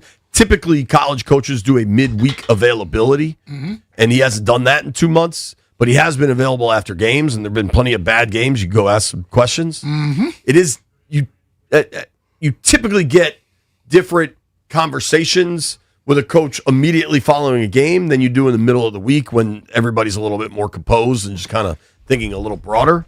So I don't like that, but I think it's been misreported that he never talks. There's just if he's available after the game and the people aren't there, is that his fault? Right. No, it's not. Now you couple Maryland's struggles with Kevin Willard at Villanova and Willard. White Brian, correct me if you think I'm wrong. I think right now Nova would be in the tournament, kind of a bubble team, probably ahead of the bubble. Yeah, they're pretty close to a lock. They've been really good. Yeah. And I think that makes things extra hard for Maryland with the way Kevin Willard departed. I have no beef with Kevin Willard if he wants to be in the Big East and thinks the Nova job's better than Maryland. My only beef with Willard is how he handled it. I think he handled it incredibly poorly. That's been pretty well documented, my feelings on the topic. That was a day you were out and I had nobody to rein me in and I went ballistic. Shocker. You did that one day I was here too. Yeah, that's true. But see, but Jay, I try to look at things from a different viewpoint. Kevin Willard left like he did and went to Villanova. He's having success. Buzz Williams comes here. He's a damn good coach. they don't have a lot of coverage on him. They're doing different things. They're not having success. Is it something flawed with the University of Maryland, how they're handling their sports department compared to other places? It's a fair question. I asked that question because I think they're trying to change how they've handled stuff. But that's what I'm saying, though. So they're trying to change, but they haven't changed. Now, and the person that gets the blame all the time is the coach. I'll say this, though. So Buzz left Texas A&M to come to Maryland, and A&M's still quite good and going to be in the tournament. So they got a lot of chatter, too. Yeah. He probably made him. They probably told him things that they just can't get done. Next year, Maryland's clearly spending money based on the recruits they have coming in next year, and we'll see. I think this pain injury really kind of sent everything sideways, but this was going to be a transition year. Like I think they're far worse than they were supposed to be, but I'm trying to be patient and be cool. But there are other factors I can't help but notice. And then you have Maryland fans who, when engaged, I think are honestly, I think Terp fans are kind of like the closest thing to Eagle fans in college sports. Like, they could be a rowdy bunch. Now, Landville, I think you have this audio. So Villanova played this past weekend I saw that. against Georgetown at Capital One Arena, and there were a handful of Maryland fans. I don't know the amount. I know I generally like Villanova. I have a lot of friends that went there. Brett Sullivan is a Villanova grad. Monty's daughter's at Villanova. Like, I got no beef with Villanova. I have some beef with Kevin Willard, and over time that will probably subside. I think he submarined a really awesome season, mostly just out of his own ego, and I think that's pretty lame for an adult to do when you got young college players running around. Derek Queen's season shouldn't have ended on the sour note, right? So a bunch of Terp fans went and booed Willard last week, and here's Willard's response. First time back in the DMV with Villanova. There was a little bit of red behind you. Thoughts on those fans that came out there? They wasted a Saturday. I don't know what the they were doing. I mean, if they got nothing better to do on a Saturday to come look at my bald ass, I don't know what they're doing. So, are you surprised that they still have that kind of, I don't know, for lack of a better word, fixation? No, I don't know. I have no thoughts on that. He didn't answer the second one, honestly. But the first one, I'm not mad at those Terp fans for doing it. I kind of get it. That's a waste of time, though.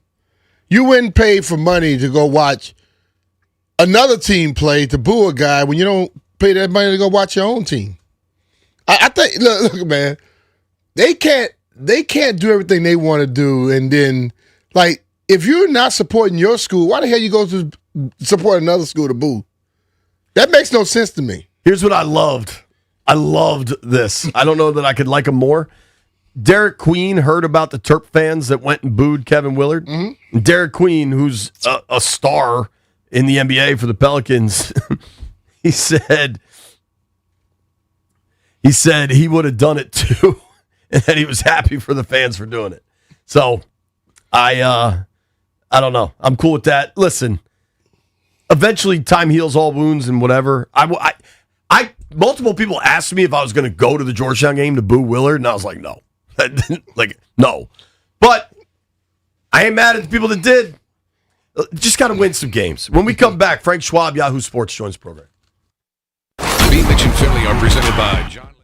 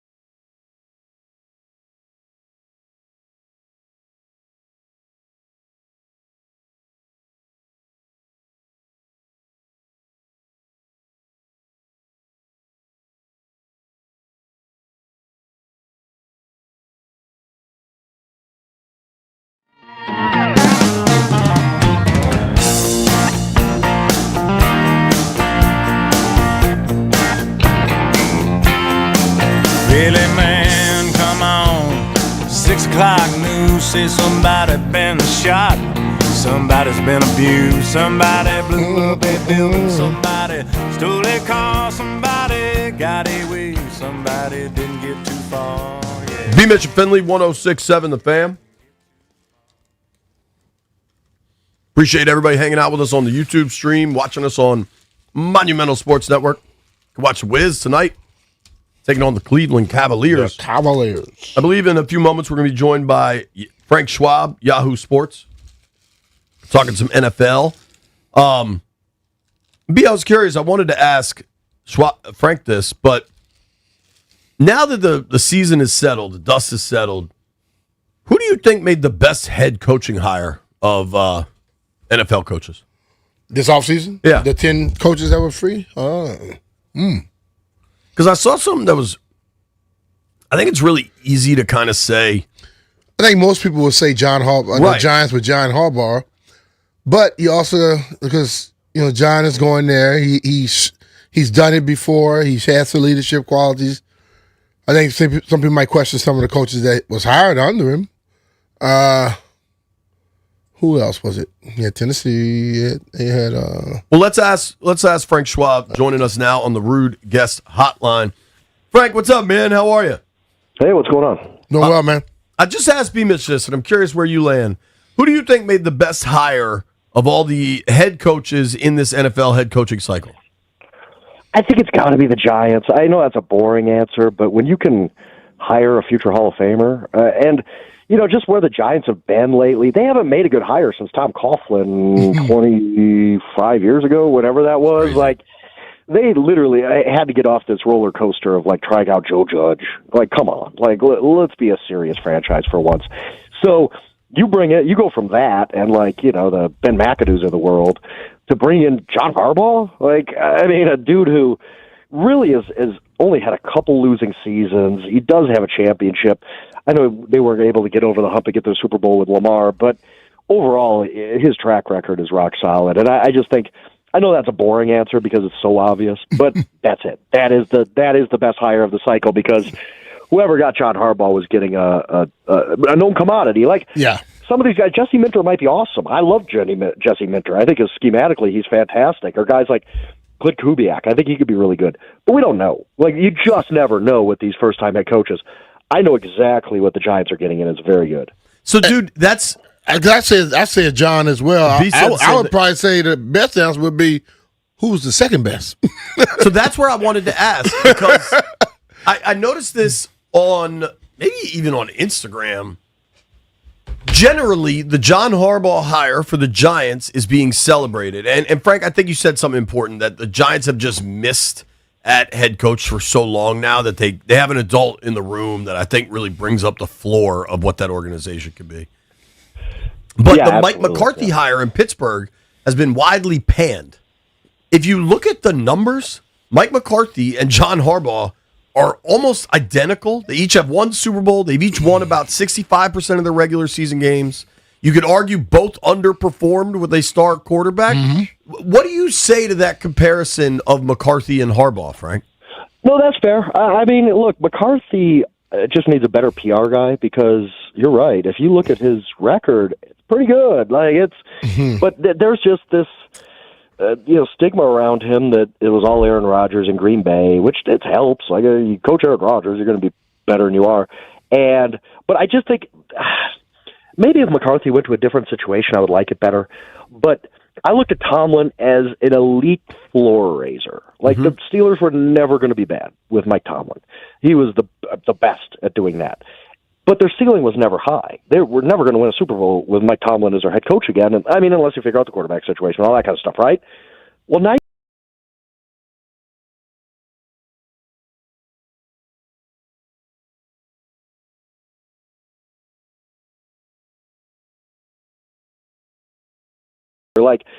so you go from a guy who, you could be pretty sure you're going to be 9-8 every year at least, to a guy who you're probably going to be 8 or 9 wins and not going to compete for a Super Bowl.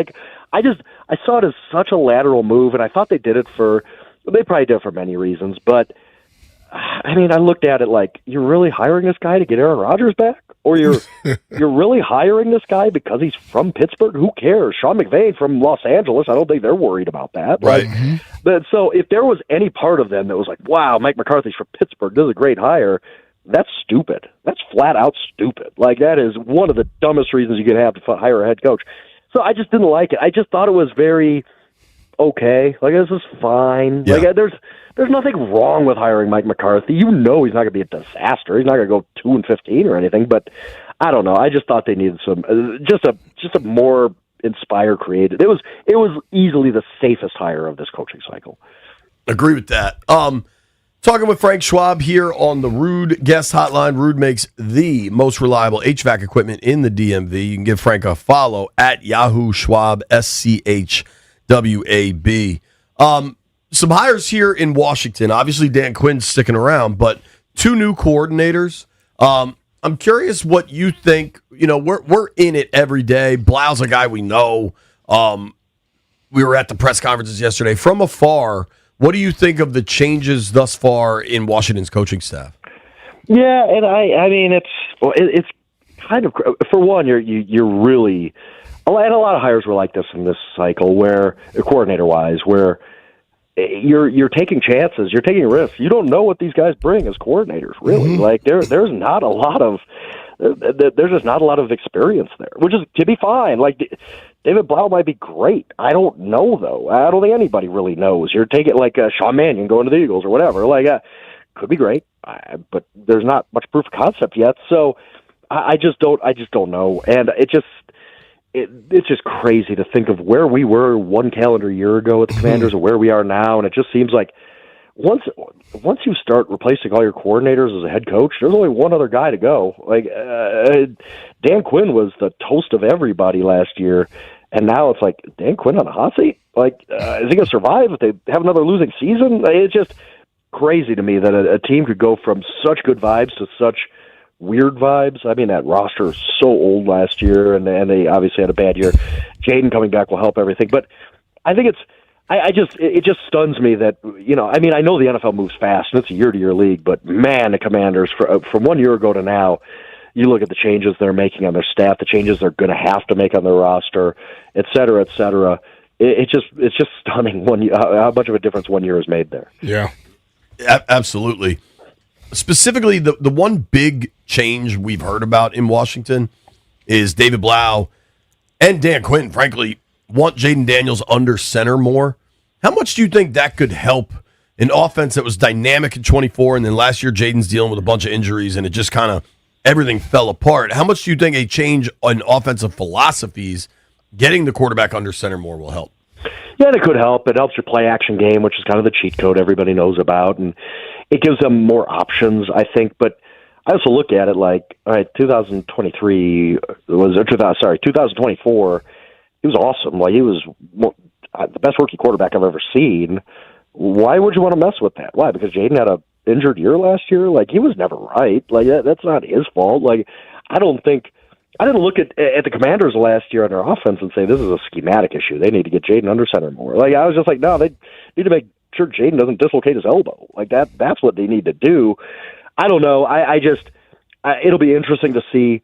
Adding some tools to the toolbox kind of always helps, and I'm a believer in having your quarterback under center at least some of the time, most of the time. Mm-hmm.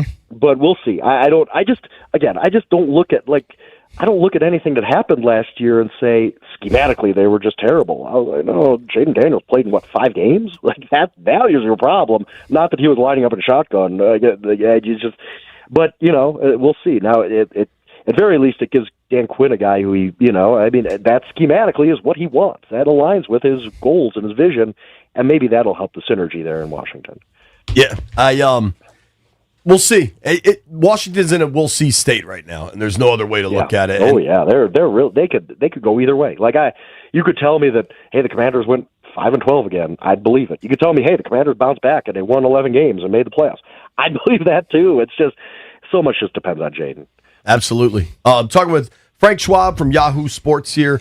On yahoosports.com, you wrote an article about the winners and losers from the Super Bowl And there's no shock who the winners are, right? Like the Seattle defense was phenomenal. Yeah. Kenneth Walker was phenomenal. The top loser in your column, you wrote about Drake May. What did you think we saw from May? How surprised were you? And how much does one game impact that guy? And it's not just one game, it's 4. He was bad in the playoffs. He was straight up bad in the playoffs. We have to admit that. Awesome in the regular season. And if people voted for him for MVP, I got no problem with that at all. I thought Stafford should win, but I had no problem with May getting votes. He was that good. And it's weird to get to this point and have this many questions about a guy who just finished second in the MVP voting, right? Like I'm like, oh, man, that looked. Now, look, the line did him no favors whatsoever. The offensive line was miserable in the playoffs. We've talked about Will Campbell a million times.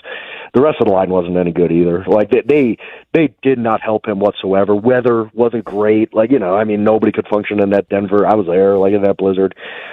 So I don't know, but I think May's fine. I think May's going to be really, really good for a long time because he was so good in the regular season. But now you start to say, well, was it the schedule? Like, oh, yeah, okay, he had 5 touchdowns against the Jets. What does that mean? Anybody could have gotten off the couch and gotten 3 touchdowns against the Jets. Like, they were terrible. Like, you start nitpicking stuff, and you're like, was Drake May really that great? And we don't have questions like that about other MVP candidates, ever. Like, that just doesn't happen. So I just find it weird. I find it, like, strange that we get to this point, and we're like, maybe Drake May's not as good as we thought. Like, it's just the sea change over the last 4 games is kind of stunning.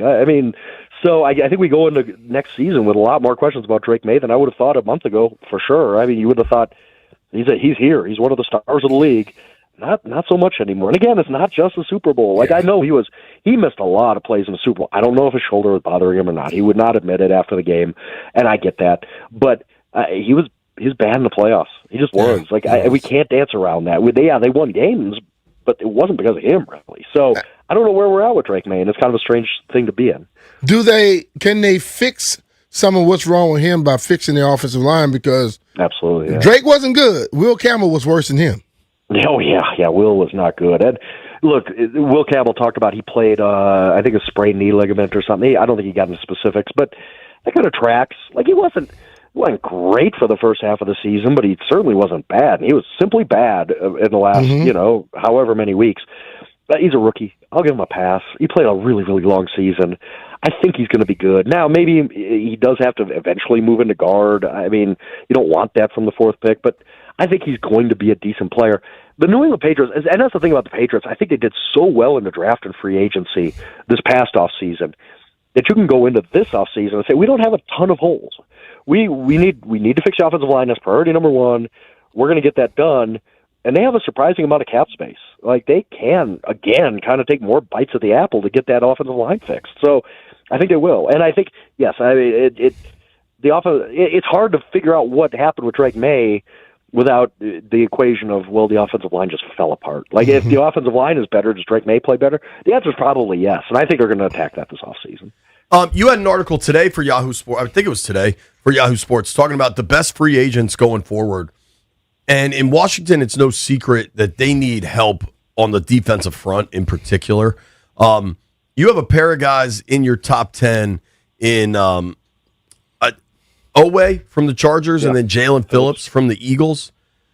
What do you think the market is for those 2 guys? Like, how much cash you putting on the table? Phillips has had the injury history. Owe wasn't very good in Baltimore, gets to L.A., turns things around. And that's the thing. It's Trey Hendrickson's in there too. I was getting to him. Yeah, he's kind of the known commodity, I guess. But he was injured a lot last year, and he's 32. Like that's got to factor in. But those other guys you talked about, Owe and Phillips. No sure things, but they play premium positions and are going to get overpaid. That's how it works. Like that. It's hard to find these guys. Like you look at, I like Josh Sweat. I like him a lot. Look what he got in free agency last year. You're like, whoa, wow, sticker shock. So that's the thing. If you want to play, if you're the Commanders, you want pass rushers. You want to fix your defensive front. That's cool. Here's the price. Like that's, and I don't know. I don't know that the Commanders, to me, look, I think they have so many issues. I really do. It starts with defensive front. You're right. I don't think your secondary is great. I think you're going to have to address linebacker pretty soon. I think your offensive line still needs help. I don't know that that you've really done enough at the skill positions around Jay? Like, all of a sudden, again, the sea change from a year ago, you look and you're like, a lot has changed where we're all of a sudden like, the Commanders aren't like a Super Bowl contender like we thought maybe last year. The Commanders, our team looks almost like a rebuild. There's so many, like, tight end, you can't just, Zach Ertz, we saw the injury, you see his age, like, you need a tight end now because Sonata hasn't worked out, so it's just a ton of questions for the Commanders. So are you going to drop what you need to drop to acquire Jalen Phillips? Like, I don't know that you could do that when you have so many other questions. Yeah, I just think, like, you start looking at the people that they probably would need. Hendrickson, that's going to cost. Phillips, cost. Yeah. If you try to go and deal with Max Crosby, that's really going to cost. Right. And that puts you back in a pickle. Yeah, and that's the thing. Like, Max Crosby, in theory, is great. Like, of course, Max Crosby is one of the best players in the NFL. You're willing to give up look at Micah Parsons' trade package. Are you in a position where you can do that? I think if you're the Commanders, you say, no, we had the oldest roster in the NFL last year. Right. We can't do that. We can't give up 2 firsts and a third and a player or whatever it's going to be. Like, and pay Max on top of that. Yeah, I mean, this is the problem. It all sounds great in theory. Like, of course the Commanders would be better off with Max Crosby. He's a great player, but the price you got to give up is is nothing. It's nothing kind. I'll put it that way. It gives you whole. The Packers could do that. The Packers had a deep roster. They're not begging for a first-round pick to come in and contribute right away this year, so they could trade that for Micah Parsons. I don't think the Commanders can. Right. Mm-hmm. What do you think the number gets to for Trey Hendrickson? Last year missed a bunch of time. I wonder if some of his missed time was also just kind of a bleep you to the Bengals front office. But for 2 straight seasons, in 2 seasons he put up 35 sacks, won the sack title 1 year. Having 17.5 sack seasons on your resume is going to drive the cost way up. You think for Hendrickson, though, like you mentioned, be 32.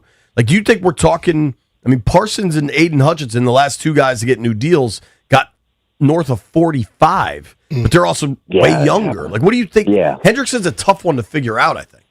Right, and those guys, I think, are just better overall players. Yeah, like Hendrickson's a really good pass rusher, but he's not Micah Parsons as a football player. No. You look at, like, I just mentioned Josh Sweat. He got about $20 million a year. Well, Hendrickson's better than Josh Sweat, I think. So to cut the difference, is it $25 to $30 million, somewhere in there? Like, someone will pay it. I mean, enough GMs are like, well, I need to do something this year. I'm going to fire it anyway. So here you go, Trey. Like, so I think that somebody's going to pay him roughly 30. I don't think it's going to be a long. It might be like 3 years, 85 million, something like that. Like, I don't think you can give him a 4 or 5 year deal. I don't think anybody's doing that. But I think just because of the desperation, because you look and you say, this is. We just talked about the other guys; they're flawed. Like, all these other pass rushers who hit the market are flawed. Like, you're not getting Myles Garrett as a free agent. Like, that just doesn't happen. So you talk yourself into, well, yeah, what's the extra couple million? Let's land Trey Hendrickson, because there's going to be 12 teams after him. There were 20 teams. I don't know. Like, I mean, everybody could use a Trey Hendrickson. And so I think it's going to be very interesting to see what he gets paid. And I think it's going to be a lot more than we think, just because of the supply and demand. The last one, and this one just interests me. It's not really a thing here in Washington.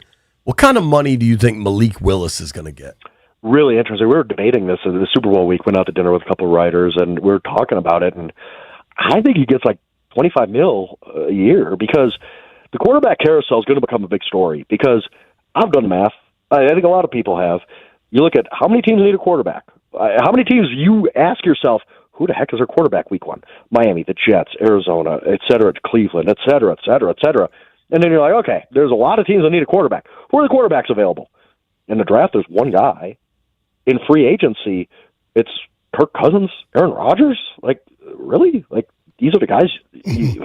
Okay, like, the only guy who I think is worth anything other than Mendoza, who's going to the Raiders, is taking a shot at Malik Willis.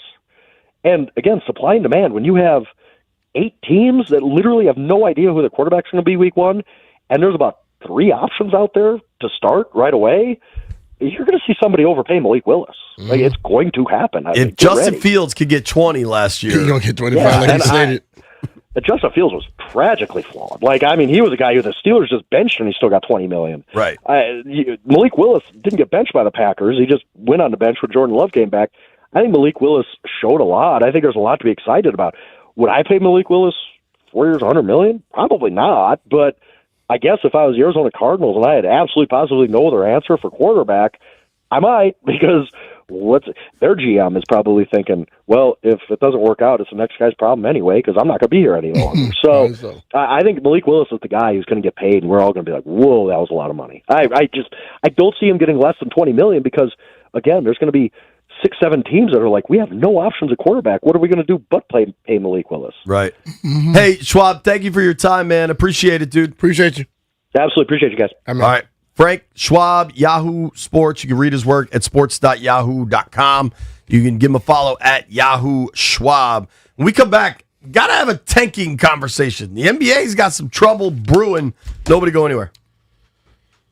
B. Mitch and Philly are presented by John Leahy and the Fine Living Group. Find out how much your home is worth.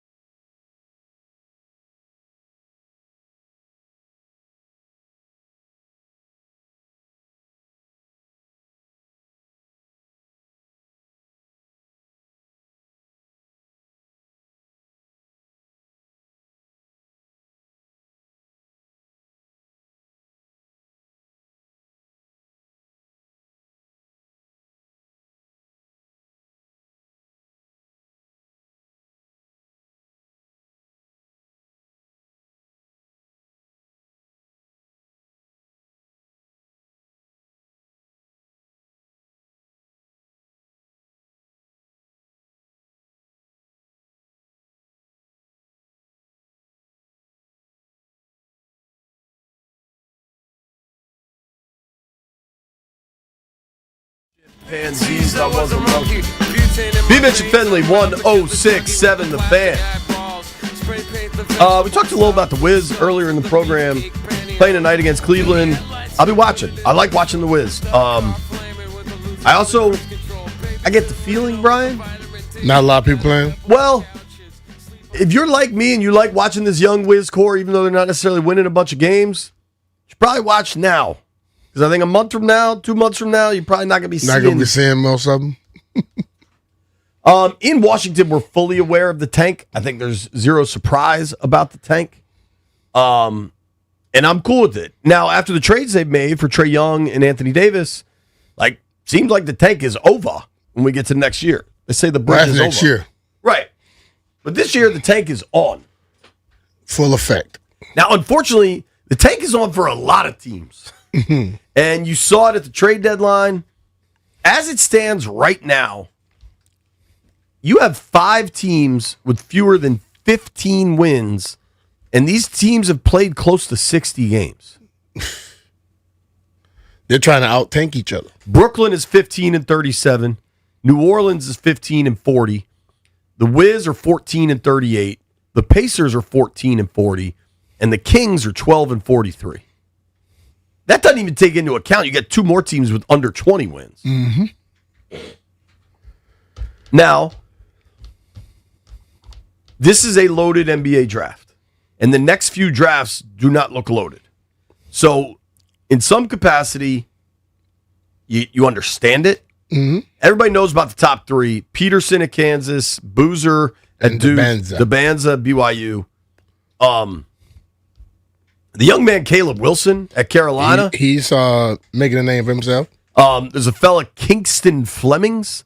White Brian, you got a Kingston Flemings file for us? Apparently he's a point guard out of Houston. I don't trust any of the Houston guys in the NBA. Okay. Well, he's projected to be a top pick. The kid Wagler at Illinois. Wait till you see him play. For you, it might not be till March Madness. He can shoot, dude. He's a player. So, in short, this is a loaded draft. I mean, the top 5 picks look legit. That kid, Ament, is it Ament out of Tennessee, White Brian? Yeah, he went to Highland in Warrenton County. Warrenton, Virginia? Oh, so Warrenton. Relatively local. Oh, from VA. Yeah. All right. This is a loaded draft, but where people are starting to complain is that tanking is going too far.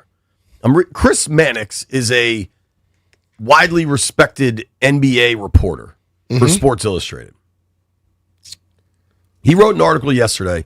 The NBA's tanking crisis is worse than ever. Here's how to fix it. And in short, it's basically people think the lottery process is flawed. And the league is pissed. I'm reading now from Mannix. The league is pissed because they think it's flawed? No, at how because many tanking. At how many teams are tanking. Especially usually when you see tanking over the years, it is when you after the All-Star break. I think when the league has to understand they play a part in this thing. You trade away Luka, and then all of a sudden you just happen to get flagged. You got first pick, right? And then you start allowing people to put these clauses in these contracts about what's protected. Of course they're not letting it go. So I'm reading now from Mannix. He said the NBA has noticed up to almost a third of the league is trying to lose. The NBA has noticed, of course, league officials are fuming at how brazenly and how early teams are tanking. The NBA has done everything it can to incentivize winning. It created the play-in tournament. It flattened the lottery odds. There are more pathways to the postseason than ever before, and more teams than ever are trying to avoid them. So his suggestion for how to flip this upside down is to change the lottery. Adam Silver, I think NBA owners really like Silver because they're making more money than they ever could imagine. Yeah. Bringing Amazon into the fold, the way NBA rights continue to just rocket ship rise is pretty wild. And I think we sleep on the international popularity of the NBA, I would guess, and I don't know how you could track this, like what kind of metric, but like I would guess the NBA is more popular internationally than the NFL. And that might be why the NFL is so gangbusters about going international. But they know those faces. Ever since the first Dream Team went over, and you can see their faces. You don't have helmets and all that stuff on. Right. That's stuck ever since. And all these dudes end up in China sometime doing some type of marketing deal. I think China's a big part of it, and Yeah. China's a huge NBA market. Yes. And I don't know that the NFL moves the needle in China like basketball No, does. not at all. Basically, they're saying the NBA plans on dishing out significant fines. I don't think there's an NBA owner. What is a significant fine to an NBA team? 7 figures? $1 million? I don't know what it's going to be, but I think eventually those owners are going to call the guy that works for them and say, "Look, bro, we're not paying a fine. You need to make it. You better make it something like a slap on the wrist." There is no fine. There is no fine that would actually be administered to Dallas last year that would have been more punitive than the possible rewards of drafting Cooper Flag. Mm-hmm.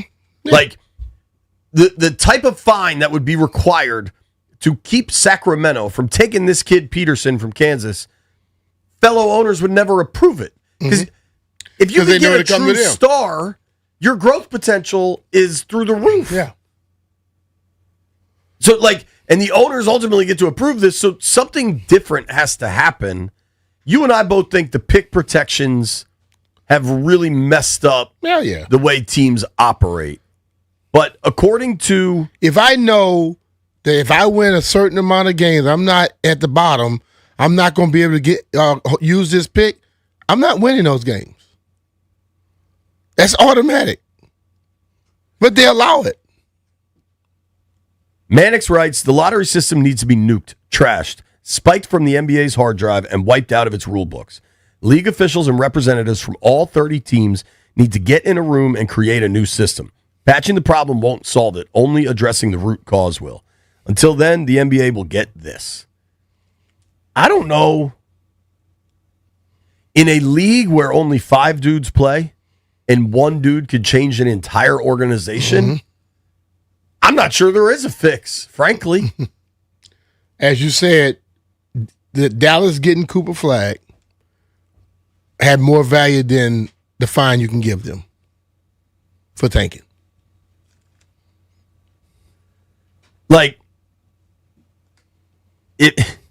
So now one theory is you lock in lottery positions March 1st. So then whatever happens the rest of the way, maybe guys will play hard. Maybe you play your players more. You try to develop them more. I don't see it. So they just start tanking before March 1st. Which we're already seeing. Yeah. I mean, they going to make sure they get in that position by March 1st. Then they'll play. Now, baseball's tried to do something where, teams can't get the top pick multiple years in a row unless you're spending a certain amount of money, which just seems confusing. And I think the nature of baseball doesn't really, I don't know that teams tank in baseball rather than just suck and rebuild. I don't know that it's tanking because what's a baseball organization, right? You got, how many people are in the Nats organization? Lots. 120 probably players. Players all over the place. It's just not the same as basketball. Even in baseball, think about the Angels. They had Shohei and Trout and couldn't sniff the playoffs. There you go. Baseball's just a team organization. And I don't know what the answer is. I'm curious if international NBA fans, I think it's more about highlights. I could be wrong on this, but I think what sells is the culture of the NBA and the highlights of the NBA, not necessarily wins and losses. You have a lot of people in the NBA from international areas. Right. Unlike the NFL. Right. Wembanyama, okay? When you start looking at Luka, you start looking around Jokic. The Baltic states, You start looking at all those guys that play in the NBA, and guess what? They're stars. They're not people that are at the end of the bench. For Jokic, what, 3 MVPs already? So when you start seeing those type of things, I can see those teams not looking for highlights. They're watching games. Right. They might be getting up at 3, 4 in the morning, but they're watching some games. You know? And hell, Canada's right here, not as far as the rest, but best guy last 2 years is SGA. You know, so you got multiple, and you have the American star, like LeBron is huge in China. Right. You know, Steph is huge all over the damn world, to be honest with you. So you have all those different things, man. Kristaps Porzingis. You have people that move the needle. And I don't know what the NBA going to be able to do with this one. I don't know that there's a fix. You know what I mean? Like, because they said they were going to stop flopping. The dude that's been the biggest name in the game for the last how many years, he flops more than anybody in the damn. He's the king of flopping. So I don't listen, man. Everything that they say don't do, they have stars doing it. Like, I don't know that you can organizationally, owners of 30 teams around the league who are printing cash that completely allow load management. Just dudes taking nights off all the time. How can you actively police go against tanking? Because load management is some semblance of tanking. Totally. I don't know. I don't know the fix. I know it's a problem, but I think if you're the NBA and you're just rolling in cash constantly, you're not too stressed about it. Nobody go anywhere. We got to make some bets. It's B. Mitch and Finley. B. Mitch and Finley are presented by John Leahy and the Fine Living Group.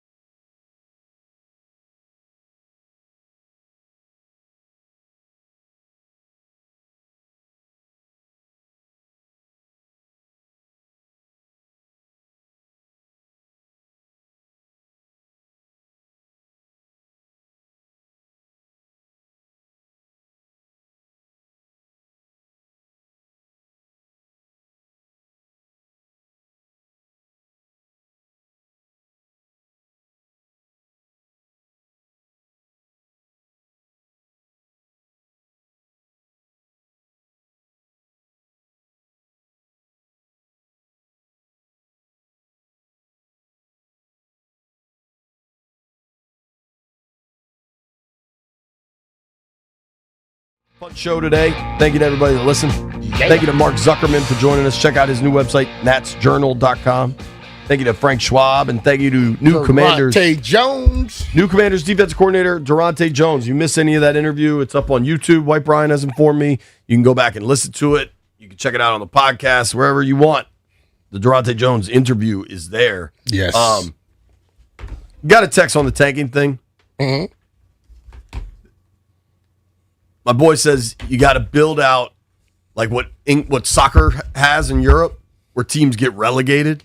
They're not going to do that. It's just not going to happen. Like, they're not going to do that. That works because European soccer models are hundreds of years old before the money got so big. But if you're an NBA owner now, you're not voting yes to a system that could potentially lose you hundreds of millions of dollars. What person in the NBA going to say, yeah, let's do that? If I'm not doing well, you just give rid of all my money. I can't compete with you anyway. Right. The teams in like Salt Lake City or other places competing with LA, New York, and all it's not happening. Not happening. So I don't really. Maybe you start taking draft picks. Like if it's determined you tanked, you don't get your pick next year. What's going to determine somebody tanking? Good luck. 1 year, what says someone tanking? The next year, somebody may do the exact same thing. They don't get called for tanking. You think the other team will come back and say, "Hey, hold on. What is really tanking? Like, what if the guy's really hurt that's not playing?" And how on earth can you regulate tanking in a league that openly allows load management? Like, how can you decipher between those two things? I don't know. Yeah. I do know we end the show with bets. Let's make some bets. Time for Heard It Here First. Heard it here first. Heard it here first. I got to say what's heard here first. Holla. Everybody gather around. Heard it here first on B. Mitch and Finley. Gather around. What they got to say was heard here first. White Brian, how did we do last night? We didn't make any bets. Okay, that settles that. Yeah. Oh, because we were at the coordinators. I'm 2-0. How did we start Monday? I'm 2-0. I think we all won. Always on top of his job. Appreciate that, LB. Brian. I'm taking the Wizards plus 16.5. We didn't all win. You said we all lost yesterday. No, all four of us won. Jeff lost. I'm cool with that. Me too. Terps are on at 6 o'clock against Iowa. What's I'm taking Iowa. What's spread? What's spread? 10.5. 10.5? Ooh, boy. Where y'all playing them at? Here. Oh, okay. Everyone but Landy won on Monday. College Park after dark. Landfill, I got to be honest with you. I think Iowa's smart money. I don't know that I have the fortitude to take it, though. Bama Ole Miss. If it was football, that'd be exciting. AU plays tonight at Lehigh. Lehigh. Been there at university. Ooh. Have you? Yeah. They have training camp there for 3 years. That's Carlisle? Lehigh is the Eagles. Oh. UConn on the road in Indy to take on Butler. Hinkle Fieldhouse going to be rocking. How do you feel about Butler, White Brian? They stink. I like Seton Hall, though. He said they stink. Seton Hall playing Providence at 7:30? Yeah, let me get the Spurs tonight, minus 7.5, Brian. Can we bet on Olympics? Can I bet on my man Ilya to just win gold? That dude is a beast. I think he already did that in his back. No, he got silver in the first one. Who beat him? Somebody from Japan. Japan, I think it was from. Got first place. Hater. Let me get OKC as well, Brian. OKC and the Spurs. I will take the Pistons on the road playing the Raptors. How about that? Cool, man. North of the border. Great show today. Thank you to everybody that listened. Make sure you check out that Durante Jones interview wherever you get your podcasts or on the Odyssey app or on YouTube. It was quite good. Really excited. Durante Jones just seems like a good dude. We'll see how it works out on the field, but I think Washington has done well with their coordinator hires. I got to find out some extra stuff about Wayne Bacon. Wayne Bacon. I feel like I've met your buddy Wayne Bacon. met Wayne before. Yeah. That you remember that name too. He said he's a twin, Wayne and Dwayne. Wayne and Dwayne. Grant and Danny coming your way next. Thank you very much for listening. You made it this far. I owe you a beer. No, I live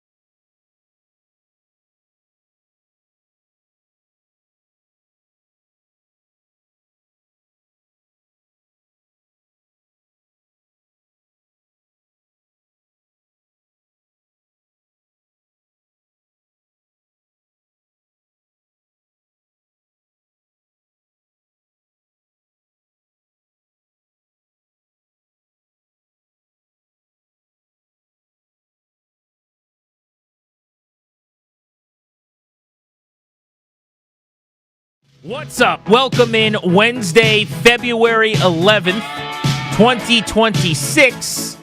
Grant and Danny with you on The Fan. We will be in studio live and local all the way up to 6:30 this evening. Cannot wait to talk to Dane Brugler of The Athletic. Dropped his new top 100 NFL draft prospects today. We will discuss that with him in 1 hour at 3 o'clock. So I get made fun of a little bit, and I'll wear it for opening up the show, just briefly talking about something weather-related. At the risk of playing to type, I got to do it. I've never been more excited about a 45-degree day in my life. Like, I felt like I was swimming in paradise. I may as well have been at the Outer Banks with my feet up, hanging out with toes in the water. What an unbelievably blissful feeling to not be miserable, frigid, and see some of that stupid layers of icy snow, ice, smelty, whatever, just melting away. Go to hell, ice piles. Go to hell. Back to you. I am guilty of making fun of you for opening the show just with your feelings on the weather. Fine. All the time. I'll wear that. I actually thought today that it was relevant enough and interesting enough that maybe I would open the show by talking about it being a little bit warmer and 45 degrees. And I said, you know what? I don't have to. As soon as Danny's red light mic turns on and goes on the air, he'll take care of it. He's going to do the weather report. Danny Kammerer over there. Yeah.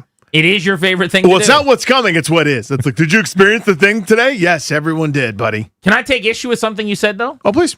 I don't think the ice is going to go anywhere, really. I mean, I get that there is some melting happening. I see that there's like wet ground and wet pavement. I have a bet with a buddy. Which side of this do you want to be on, Danny? On day one of the Nats season, opening day in the big leagues, not when they're here a week later or whatever for their Nationals Park opener, but when the big league season starts, this is the very end of March into April, will there still be noticeably any ice and snow on the ground in the Navy Yard? I say yes. He says no. Who's going to win that bet? I think he will. All it takes is one rain. All it takes is one, 50-degree sunny day, and it's gone. You're counting on a 50-plus degree day. By the way, it's going to take a lot more than that. I think if you had 2 or 3 of those in a row, it's not going to melt all the ice. But if there was rain simultaneously with 50 degrees, maybe. But we're talking about getting to Wednesday, March 25th. That's the date here. That's a long ways away. I grant you that. Yeah. There's going to be a 50-degreer in there, and there's going to be a rain day in there. I think you're sleeping on just the amount of ice piles. Yeah, it's too much. There's like 4-5 feet tall ice piles in places in the corners of these streets. I think all we have to do is see a little bit of ice or a little bit of snow, and I win the bet. And you win? I think I'm in good shape. The integrity of those ice piles are a little bit softer today, a little bit less That's today. true. They're finally starting to give away some ground, and I love it. Can I go full junkie on you and start with a shout-out? All out. I got to do that. I had a wonderful experience last night eating dinner at Carbonara in Arlington. Oh, here we go. For the wedding anniversary. Chef was way too kind. Mr. Mike Cordero sent out. We basically did a chef's tasting for the Wait, Chad Cordero's the chef there? Absolutely. And I got to tell you, we ate a little bit of everything. I need to get on the, what do you guys call your program, you and Toby and Ryan, where you guys Fitness Friday? Get together once a week and work out? I need to be there Friday. Okay. I'll just say that after yesterday. Yeah. But we had a blast. They couldn't have been nicer, and it was a really, really cool spot. This is a hip place in Arlington, and just kind of, you don't expect it. You're walking along in Arlington, and this is now the place everybody's talking about. I think Biden was there a few weeks ago, and it's viral on social media constantly. They do some fun tableside stuff. Really, really an amazing joint. So thanks to them for making our anniversary very special. That is awesome. Seriously, happy anniversary. Very cool. Glad that happened to you. This is poor form, but forgive me for a second. But I'd be remiss if I didn't mention this off the top. What does it mean to be a professional at something? Like, you get paid to do it? Yes. So I'm a professional pickleball player. I'll tell you what happened. This morning, I won $6. Now, you're going, that's all? Yes, it was $1 buy-in. I won, my partner Shane and we won our little tournament here this morning, 6 a.m. to 8 a.m. And I finished first, so did he. So we split the pot, of course, of $12. So that's $6. I got paid to play pickleball today. So that means I'm a professional pickleball player. So wait. And whoever wants my autograph, that's fine. Were you guys betting on the games, or was there a tournament with money on the line? Tournament money on the line. Dollar entry. So this isn't like a Molly's Game thing in 4 years where you're playing underground pickleball and there's like weird cameras being used. I don't know if anyone took a rake rackets or anything. Yeah, I don't know if anyone took violated the law. So there was money to be won by showing up, or it was just like, when me and my buddies throw $1 into the hat to see who's going to get the next double for the National. Yes, you put $1 in the beginning, and then the partners get pulled out. You were betting on pickleball games. Yeah, yeah. You put your money in the pool for entry. I thought you were to saying pop up. like you enter, like there was every movie has that sign on the wall where you like walk by and they're like, calling all pickleball players, you can win $10,000. And for some reason, this one was just $6. Like you could win $6. But really, what happened was you guys just it was you like put your money in the pool, and then you get partners drawn at random. It was like the Kumite in Bloodsport, if you know But it was Bloodsport. your money. It was the people's money that Yes. were playing. Yeah. So you're just, it's like a pool hall where you're hustling There it someone is. or you're betting on pool. Yeah. So each round, if you win, your names go back in the hat, and you redraw partners. So you shifted partners every time. I got lucky, good partners, and I played pretty well. But again, it's not a huge deal when you turn pro. It's like not one of those things. I didn't have a press conference about it, but I did earn $5. I mean, I put one in. I didn't have a one. I had to borrow it from my 7-year-old. So I came home and I'm like, dude, look what Dad turned your $1 into. I turned it into $6. Real quick though, how did you play? I didn't. You had said something, but I didn't hear. Oh, I played well. Oh, you played. Let me just take notes because I was tweeting out how you played. Well, not great. Yeah. Be honest with you, I played well. No, I want to hear more about that. Well, but you won the $6. Yeah. So a couple times. No, but let me give you the breakdown. Yeah. Congratulations. Thank you on the big win. Turning pro. You know what I mean? It's like it's a big day. This is the first step of Pro Ball Danny Rouillet. A year from now, you're going to be at some tournament in I don't know, where do they play big tournaments? Cincinnati. All over the place, dude. Cincinnati's a great poll, by the way. They definitely have a PPA event in Cincinnati. Why not? Who are you more confident in as far as the new coordinators for the Commanders go? I want to start the show here. Yesterday, we had the great opportunity to listen to Dan Quinn and then Durante Jones and David Blau eventually speak. We actually had Blau right here on our show on Grant and Danny, which was great. If you missed any part of that interview, you should download the audio and get the podcast wherever you get any of your pods. But what we didn't really get into is juxtaposing the two of them and confidence in them.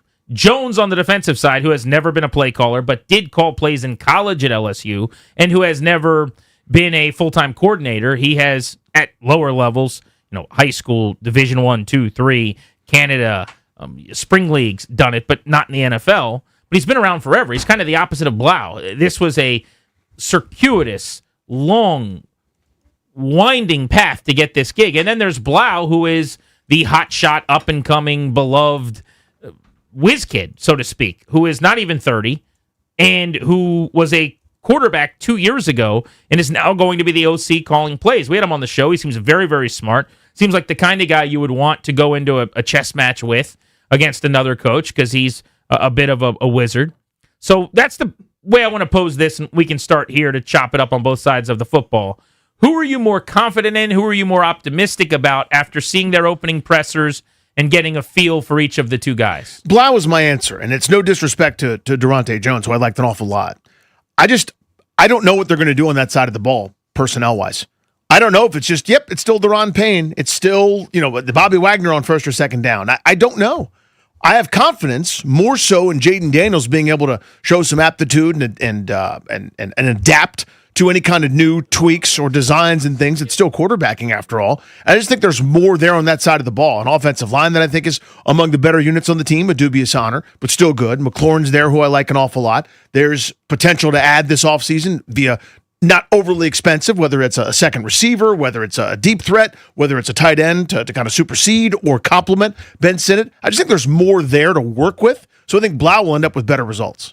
Blau, yesterday on the show, on what he thinks needs to change for Washington's offense to be successful going forward. Yeah, I think first and foremost, when you see our unit take the field in 2026, you're going to see a play style who's off the screen, and that's I want the speed and violence that DQ preaches to our group to come through on the tape. And Cliff was incredibly gracious to me. He just incredibly patient, incredibly gracious, and let me into his brain. And there's a lot of things that he did really well here that I want to help continue to implement. And then there will be changes with regard, if we're putting him under center more, if we're running a couple different outside zone schemes or whatever, and we can run the play actions and the keepers and those things off of it. I think that as much as we can, getting our offense into premier plays will be advantageous for our group. David Blau on the show yesterday. So I'll make the case then for Durante Jones, the defensive coordinator, and why you should be more confident or optimistic in him. Number one, I think that his mentor, the kitchen he was cooking in, if we're calling him the sous chef last year to Brian Flores, whereas Blau had Kingsbury wearing the chef's cap, I actually like the restaurant that Durante Jones was in more. Like, this is a tried and true, really impressive defensive scheme that everybody is trying to run.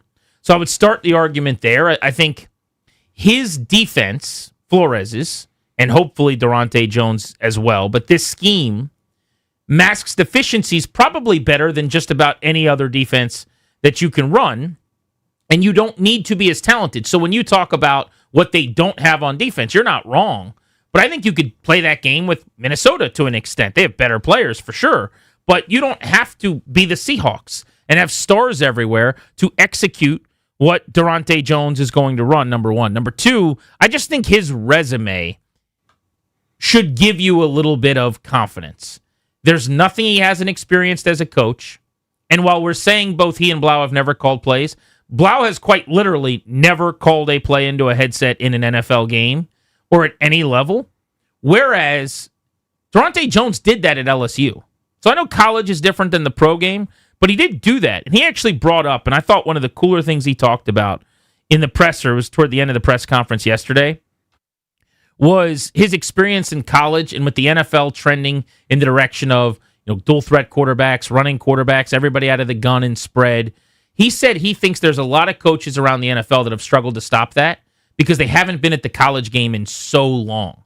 And he thought his year with the Tigers, go Tigers, at LSU in the SEC was really, really helpful and valuable to him in that regard. And I think there is actually something to that. Whereas Blau was a quarterback in the league and then was the assistant quarterbacks coach, and now on the fast track is the OC. He's been in some really good offenses with some really good people like Ben Johnson and like Kevin O'Connell and Cliff Kingsbury. But Durante Jones has been everywhere and seen everything and done everything. He certainly has. I just don't think there's any surprises. There's nothing he's going to see that hasn't come up before. I think that's fair, and I don't hate it. I mean, just, again, I'm complimentary of Durante Jones. I like it. I get it. I understand. I care a little bit less that he wasn't a part of the original group, and Dan Quinn tried to cover for that a little bit, and they tried to pretend, no, we liked him all along. You didn't, and that's okay, by the way. You landed on a pretty good spot. Seems, again, like a sharp dude who's been everywhere, as you said. I'll bring up one more thing, too. You just mentioned Dan Quinn. The question is, who do you have more confidence in their first year at this? Who are you more optimistic about helping improve their side of the ball, doing a really good job? And we'll take your calls on this in a minute at 800-636-1067. Here's one more reason to go Durante Jones if I'm making the case for him. I've got Dan Quinn in the building. And I know that everybody wants to talk about Dan Quinn, the head coach, as if he is mediocre. And I'm not going to necessarily push back based on the results through 2 seasons of essentially being a 500 head coach. 1 year was amazing, 1 year was terrible. But as a defensive coordinator, I do legitimately believe that Dan Quinn is excellent. I think he's pretty special. If he was available as a DC this offseason, we would talk about Dan Quinn as a candidate for teams like we did Flores, Jim Schwartz, Ulbrich, Raheem Morris, any of those guys. I would put him above Raheem in some of these names I just rattled off. Like, he's that good. So you have that resource in your building to get this right if you're Durante Jones. What resource does David Blau have? The one thing I wanted to ask him when we had him on yesterday, and I'm thrilled that they hired him. I think he's going to do a heck of a job. And your answer is my answer. I'm just presenting the Jones side of it. But the one thing that I do worry about and I get nervous about with Blau, I thought he had to hire an offensive line coach who had been around the block forever, like a Bill Callahan or, Kyle Shanahan has his Chris Furster, one of these guys that does his pass pro scheme and his run game, and you have a lot less to worry about. And they just promoted from within an assistant O-line coach who's never been an NFL line coach that they already had in the building and liked. I thought a couple of those decisions were a little bit surprising, and Blau is just, he's making it a little bit harder on himself in that regard, I think. I think it's a smart point, by the way. Hey, I'm up against a roadblock here. Who do I call? Durante Jones, as you said, there's a bigger Rolodex right now. Now, you could say David Blau could hit up a coach of another team, but not to the exact same degree, right? Is Kevin O'Connell helping you the week that you're playing Minnesota? Yeah, probably not, But there's, again, I just think his NFL experience, the cast of characters that he's working with, Like, again, the thing he pointed out yesterday, and I think this resonated with me, it's why I immediately thought of him as my answer, was, yeah, Jaden Daniels can kind of make it okay. Like, you don't have to be, or actually it was Jay Gruden who said this the other day, where you got a play call in your head, and you go, well, let's try that one, and it doesn't work, but you still get yards because Jaden Daniels did some magic. I think there's a lot of coverage there that happened year one, and I'm hoping it happens again. This is my hope springs eternal take, I guess. Like, I am feeling pretty optimistic and hopeful as I sit here with you today, and I'm a sucker for an intro presser. I am. Blau, it was more the call we had with him, where I thought he stood out on our show. But Durante Jones's first press conference was fantastic. And it was the opposite of Joe Witt's. I love Joe Witt's because he's like, we're going to blitz all night. They're never going to get a yard. They'll never ever score because we're going to take the ball away and we're going to arrive violently. Durante Jones said nothing like that. He's like, we're going to play with passion. And he had great answers for everything. I think they did really well in both of these hires. Now, time's going to tell. Sure. I like the idea in both directions. I didn't want to have 2 first-timers with Dan Quinn going into this gotta-have-it season, but Blau, I thought, was a slam dunk and made a lot of sense. Whether it works or not, the process was good. This is what you should try. And I think you can kind of say the same about Durante Jones. Like, he needs a shot at some point. Sometimes you wait forever, you get that long-awaited op, Joe Witt, and to quote Dan Quinn, you miss it. But sometimes a guy's just waiting and waiting and waiting and finally gets the chance, and he crushes it. This was Durante Jones, by the way, on his time at LSU in the SEC, where he did get to call plays as the co-defensive coordinator on Grant and Danny here on The Fan. It was great lessons at LSU. Having the ability to lead a staff. I think the defensive staff at that time was 16 on defense alone. And so that's a large staff that you have to organize and be structured in a way that you're very efficient in how you meet and how you prepare day to day and how you get the players prepared. And so with that, also with 16 different personalities, and you're dealing with grown men, and everyone's different, and everyone has different backgrounds, different experiences that they can bring, you wanted to make it a collaborative effort, right, and include everyone. And you want guys that can contribute, guys that have high character, guys that are also teachers and they can communicate in their own light. And so being at LSU, learning how to deal with different personalities, not only from the player perspective, because that's been, you get used to that at various levels, but in terms of at that level in the SEC and going into SEC competition and what that means was very instrumental for me. Durante Jones, your new defensive coordinator. So here's the question on Grant and Danny. You're picking either David Blau on offense, Durante Jones on defense. Which of the new coordinators are you more confident in going into year one for them? Which coordinator are you more optimistic about in this, their first season in D.C.? 800-636-1067 is how you can join us on Grant and Danny.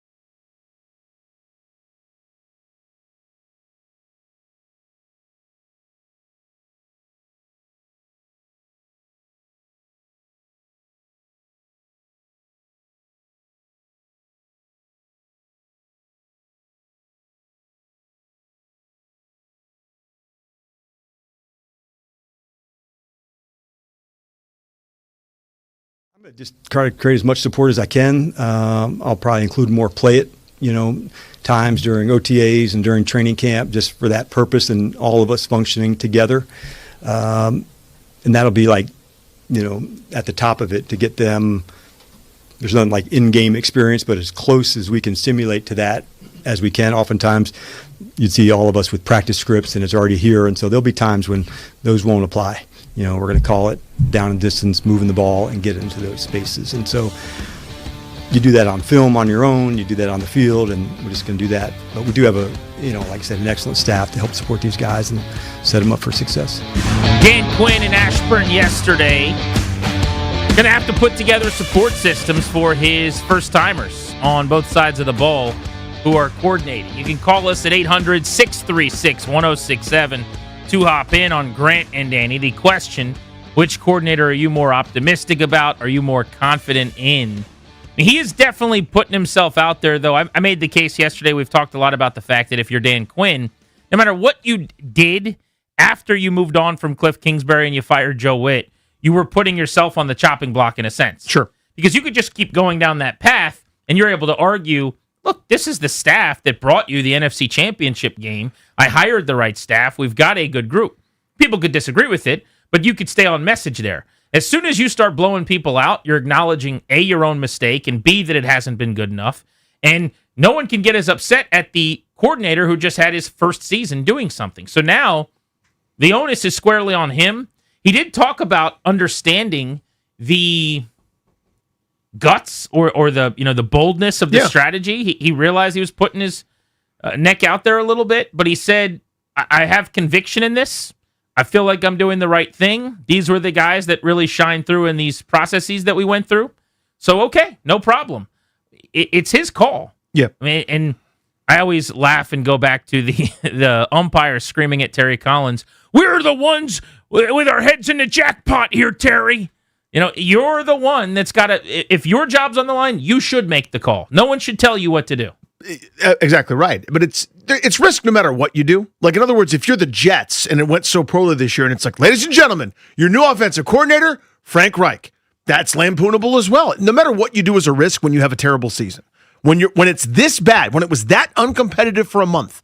I know the overall record was terrible, but again, 2 teams since we've gotten to this millennium have been as bad as Washington was for that 1 month stretch. When it's that horrendous and everybody's, you fire 2 coordinators basically, you're already, every move you make is risky because it has to work because everyone acknowledges the backdrop, right? So, but to your point, I would go, just defaulting as a human being, towards something more familiar.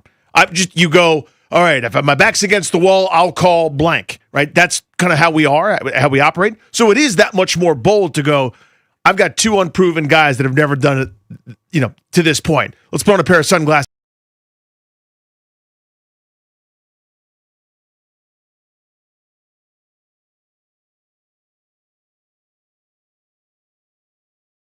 Any learning curve. Jones has a worse roster to work with, which is some of the logic that you used. It's pretty much my argument, yeah. It's actually not a referendum on the guy you're not picking. It's less about these 2 guys at all, but David Blau gets to have this initial experience where he's going to do some good and do some bad with Daniels, who's going to make him right a lot. When we could go back to 2024, I thought Cliff Kingsbury was terrific that year. I thought he did a lot of things that made Jaden Daniels' life easier and maybe didn't get enough credit for all of those things. But it is also a fact, it is not disputable in any way, that Jaden Daniels made Cliff Kingsbury look good a lot in 2024. And if he makes David Blau look good a bunch, then guess what? You get the job because of how the guy played, right? Doesn't mean you're not really good. Ben Johnson's a star in Detroit, but if Jared Goff's not making the throws and being accurate and hitting those middle of the field dig routes to Amon-Ra St. Brown, people don't love you as much. You don't get the gig, yeah. So the fact that he does have Jaden Daniels to work with, I think that matters. Yeah, and that's kind of the point here. And also, what standard are we using? And here's what I mean. At the end of next season, we go, well, the offense was ranked higher than the defense. Therefore, the offense did a better job, or Blau did a better job. Not necessarily. Think of the starting point. Again, we're sitting here going, if this new defensive coordinator has them at 20, oh my God, how great a renaissance would that be? Or if they're, God willing, at 17, can you imagine how good this team could be if the offense is good, et cetera, et cetera? So it's also not apples to apples, right? You're asking for dramatic improvement, and that would put you in the middle of the pack compared to all-time horrendous. I ended up really liking that Durante Jones did not commit to any particular style of defense, but I fully expected he'd come out and cut a promo on being the 2025 Vikings. It would have been really easy for him to say, you ever seen what the Vikings do with Brian Flores? See what the Patriots are doing the whole playoff run? That's what we do. Everyone's at the line of scrimmage. First, second, and third down blitz is coming. We're dictating terms. But he did not do that. He actually routinely mentioned Mike Zimmer. When he kept being asked about, he calls him Flo, but Brian Flores, he would say, yeah, I worked with Flo. That is my guy. But we're going to be aggressive. We're going to do some of that stuff. But remember, cut 15 for me, Darius. He talked about, Mike Zimmer was a big part of my upbringing as well.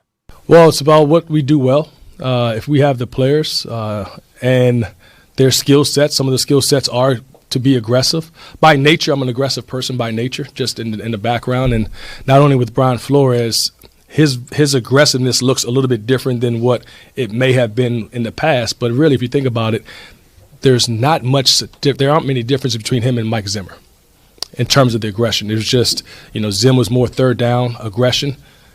With Flo, it's more first, second, and third down aggression, right?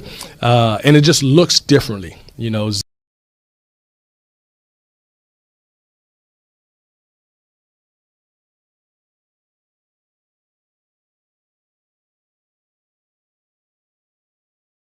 change the math. There's a buzzword for you. But we will use that just with our adaptability and versatile approach. But I think the way the players help shape that. So it's all about players first and scheme second. So what do you think of when you think of Mike Zimmer's defenses? I think of one thing, that double A gap blitz. When he talked about mugging up the center, where there's a bunch of guys that are as close to the quarterback as they can be while still being on sides. And that's what he's known for, that 4-3 look, but everybody's mugged up right there. And then maybe you disguise, you back off, etc. Well, Brian Flores does a lot of that same stuff. Maybe not as much of that double A gap blitz, but it's a lot of everybody's right there, and then some back off, some come, some don't, some look like they're going to, some delay, but it's everything under the sun to try to confuse the passer. Stop the run, confuse the passer. Yeah. I will remind everyone that I know that you know that I love everyone after the introductory press conference. But damn, did I think Durante Jones hit it out of the park yesterday. I thought so too. And that means nothing. You could do a bad job and have a great introductory presser, Joe Witt. You could do a really good job and have a terrible one, Nick Sirianni. Yeah. That does happen too. But he came off loquacious and just kind of this is a guy that I want to hear talk shop. And he had this, I don't know if it's a trained thing or it's just him being a natural people person.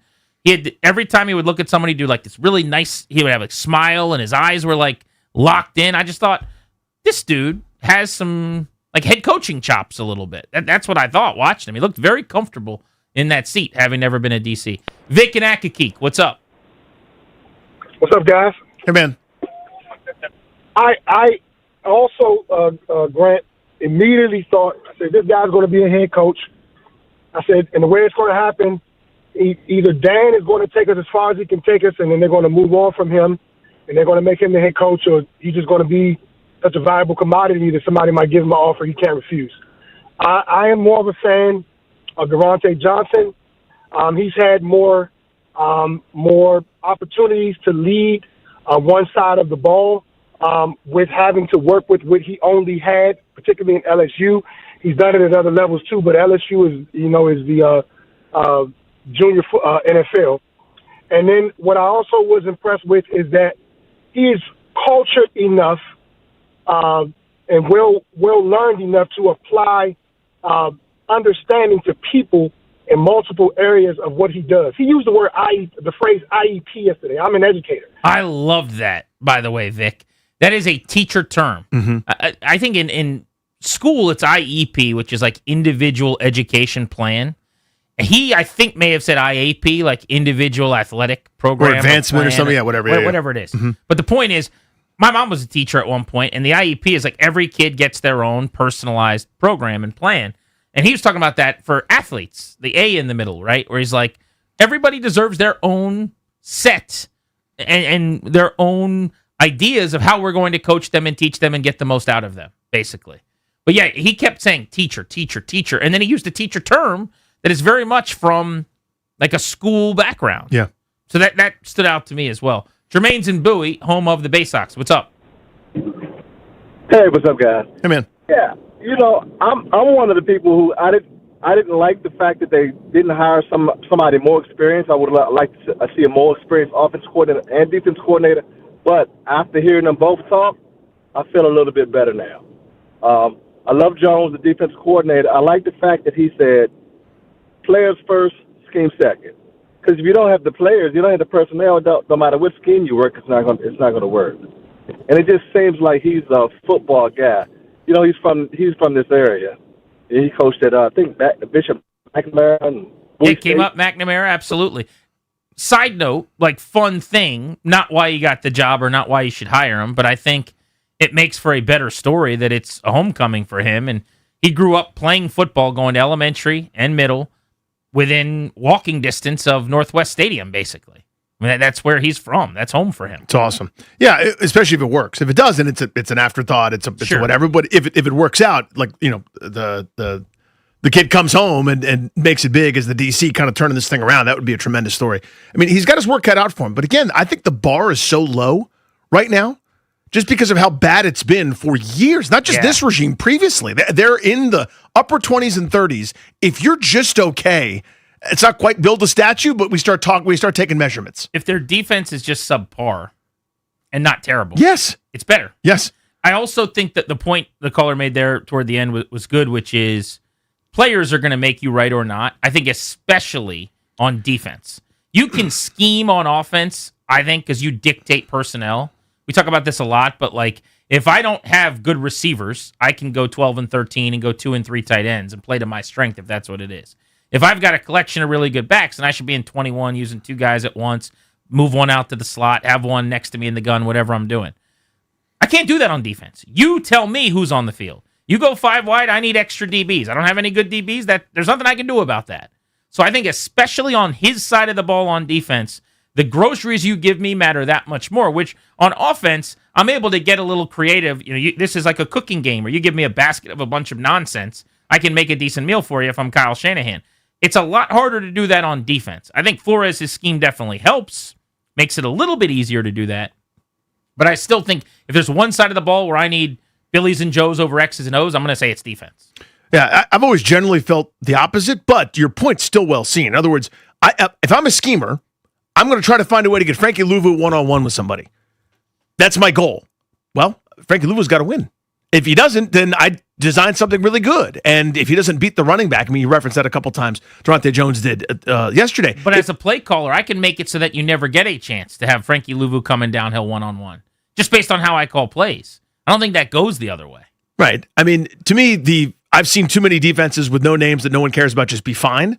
And offenses, gun-checkable guys are uncheckable. If your goal is fine, you could probably do that. I agree. I don't think you're ever going to have an elite defense with a bunch of no-name guys or no-talent guys. Sure. But you could be fine. I think if you want to be Seattle, you better have studs. Well, absolutely. And I don't know that that's always the case on both sides of the ball.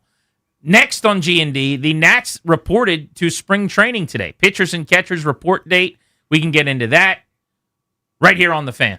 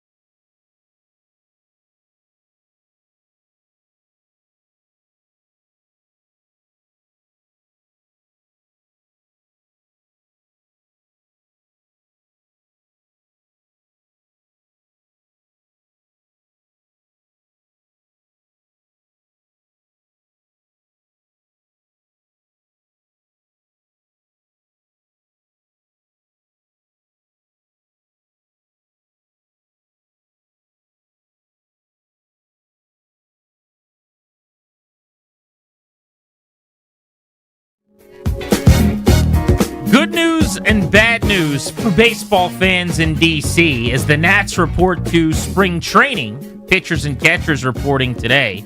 Welcome back, Grant and Danny on The Fan. Coming up in less than 15 minutes at 3 o'clock, Dane Brugler, top 100 NFL draft prospects for The Athletic just dropped. We'll go through some of the details at the top of the board and some targets for Washington in just a few minutes with him at 3. But with the Nationals getting to work at West Palm Beach, we'll be down there next month to get to know all of some of the new faces, front office, coaching staff. There aren't that many new faces on the playing field. And here's the bad news. The good news is baseball's coming back. It's February 11th. Spring training begins. We're closing in on spring training games, and opening day is right around the corner. And that means warmth and beer and hot dogs and baseball at Nats Park. But Danny, when you look at the projected lineup for the Washington Nationals, when you look at the roster right now at the big league level, they have made essentially 0 moves where they have acquired major league talent this offseason. Now, they would tell you Foster Griffin, the left-handed pitcher who is likely to be in their rotation, who was a professional in Japan last year, is a big league move. They spent a few $1 million on him. But he was not in the major leagues last year. When you look at, doesn't matter what part of the roster, like their projected lineup, Wood, Abrams, Lyle, Cruz, Garcia, Ruiz, House, Nunez, Young, those are all guys that were already here. Their bench could consist of possibly Joey Weimer, who was a claimed piece, but Tenna and Chaparro and Millis, like these are all guys that were around. A rotation could be made up of Cade Cavalli, Brad Lord, Jake Irvin, Josiah Gray, Foster Griffin, maybe Mitchell Parker, somebody like that. They spent 0 money. Yeah. And I know that they're rebuilding, and I'm happy that they have this smart front office and they're making some really intuitive trades and beefing up the system. I think you could do both a little bit. If you would have said to me, like $5 million as the threshold at the major league level, basically in free agency, over under, I would have laughed at the possibility of going under that. By the standards of the last few years, where we're like, are you kidding me? Where is this ownership group? Now, nobody's asking them to spend money because, again, Paul Taboni's basically trying to put this thing together to accrue a high draft pick and rebuild this thing. But you can't add a free agent somewhere? Yeah. I mean, to me, especially when it comes to pitching, because I don't want another outfielder. I got already enough young outfielders, and I don't want to take any at-bats away from James Wood and Dalen Lyle and Robert Hassel and company, right? I want those, and Dylan Cruz. I want those guys in the lineup every day as much as possible, 500-600 at-bats every time. I don't want to take at-bats away from Brady House. So it leaves you a couple spots where maybe you could have tweaked and changed and done something. Could have brought in a middle infielder, moved CJ to second, and/or had someone start at second. But I guess they could plug in Nasim Nunez at second if they're going to move Luis Garcia to first. And that's my idea, is whether it was at first, second, or short with a couple puzzle pieces that could have moved, you could have spent there without breaking the bank and improved the club. But really, it's pitching, where I understand that I want Cade Cavalli, I want Jake Irvin, Josiah Gray's working his way back. He'll be on, I'm sure, an innings restriction and the like. So I don't want to steal innings from some of these guys, but at the same time, ladies and gentlemen, Foster Griffin, that can't be it. You see what I'm saying? That's the offseason? That's the offseason. That's hard to swallow. What it really does is I think it makes it hard for fans to get excited, to turn on your product on television or to listen to Charlie and Dave on the radio. Like, nobody is giddy about the start of a Nats season when your biggest move money-wise at the major league level is Foster Griffin, who, again, people who cover this sport for a living couldn't pick out of a lineup. This is a 30-year-old lefty who's had very limited stateside success, who pitched okay over in Japan. Now, here's my hope, and this is what does get me juiced up, is that the guys that were here get better with the player development and the coaching of this staff. This is where I was going. This is the key. James Wood, who had a bad second half, who I still think is going to be an MVP player multiple times in this league, turns the corner so that first half is the norm and just plays at a higher level circuit to circuit. CJ Abrams finds a new gear, that you turn Dylan Cruz back into the guy he was supposed to have been offensively as the number 2 overall pick. That Dalen Lyle, who was one of the few players that overachieved and starred last season based on expectations, continues to make strides. Maybe Luis Garcia does some of the best work he's done to this point. They don't necessarily need to save Keibert Ruiz because I think he becomes a backup behind Harry Ford, who's going to catch more games than him this season, whether that starts on opening day or not. They got him in the Jose A. Ferrer deal from Seattle, one of the better catching prospects in baseball. He'll be in the WBC for Great Britain, so we'll get to see him this spring. How does he hold up against big league pitching? But like Brady House is really important. That's a former first-round pick, just outside of the top 10. Had a hugely disappointing first taste last year. I think 2 of his 4 home runs came in the same game, over like 100 games at the big league level or whatever it was. He's only 22, big-time power. Is he going to be an everyday third baseman on a first division team or not? This staff has to get more out of him than the last staff did. So those are the storylines and the things I care about, and I can get amped for that, but I'm also cognizant of the fact that a lot of people in town won't. Which I understand, because all you've seen are these players. You already mentioned it. We were sold, and understandably, the hype and get pumped up for what Dylan Cruz is going to do, and it's been a slower burn. Same with Brady House, and you referenced some of those numbers. I think that's where they'll be able to turn some heads if this goes the way I hope it's going to go, and I think they do too, where, no. The previous regime actually had this group right. These kids are good, and they were just sort of left to their own devices and twist in the wind a little bit too often, right? Where slumps that should have been 2 weeks were 2 months. Where C.J. Abrams has had a good month in 2 consecutive years, and that's been his whole season. Let's get some sustained effort and application. Let's get some good work habits there. They haven't been able to fix problems on the fly. They haven't been able to at all. And I think if they're able to be like a major league club in that regard, where slumps happen, it's baseball. My God, it's impossible. It's the hardest thing in the world. But if that 1 for 40 is only 1 for 22, and then you're back to normal after a little bit, then it becomes folded into the season instead of going, hey, have you noticed that James Wood has 500 strikeouts and 1 homer in the second half? Like that stuff can change. Last year was the time to spend a little bit of money and to go get a real good quality, high-end starting pitcher and a bat that could hit 30 home runs and add it to your young core of a rebuild, basically a Soto deal, but a rebuild that went pretty well. And then all of a sudden you're an 82, 83 win team trying to compete in September for the wild card. That was realistic. They didn't do that. And so when you didn't, everything, the bottom falls out, everything caves in, you fire everybody, and that's fine too. But here we are now, and it's not time to spend. Now, we're back into the we're not spending because we're rebuilding phase with the Washington Nationals, and I can be okay with that. But to do nothing is very, very different than not spending. You can't bring in a $7 million bat at first base so that you have an actual big league first baseman. You can't bring in a $10 million DH so that you have 450 at bats and waiting from someone who can drive in 85 runs. Like, and maybe their point is Wizard style. We want to pick as high as possible. Last year was a year where they were screwed out of picking in the top 10 in the draft. It's an every other year weird rule in baseball. So if they're really, really bad this year, they could get the number 1 pick again. And maybe that's the goal. Grant and Danny with you on the Fan. Next, the top 100 for the Athletic in the NFL draft, as far as prospects go, came out via Dane Brugler. I want to look at that list and talk to him about options for Washington at number 7 next.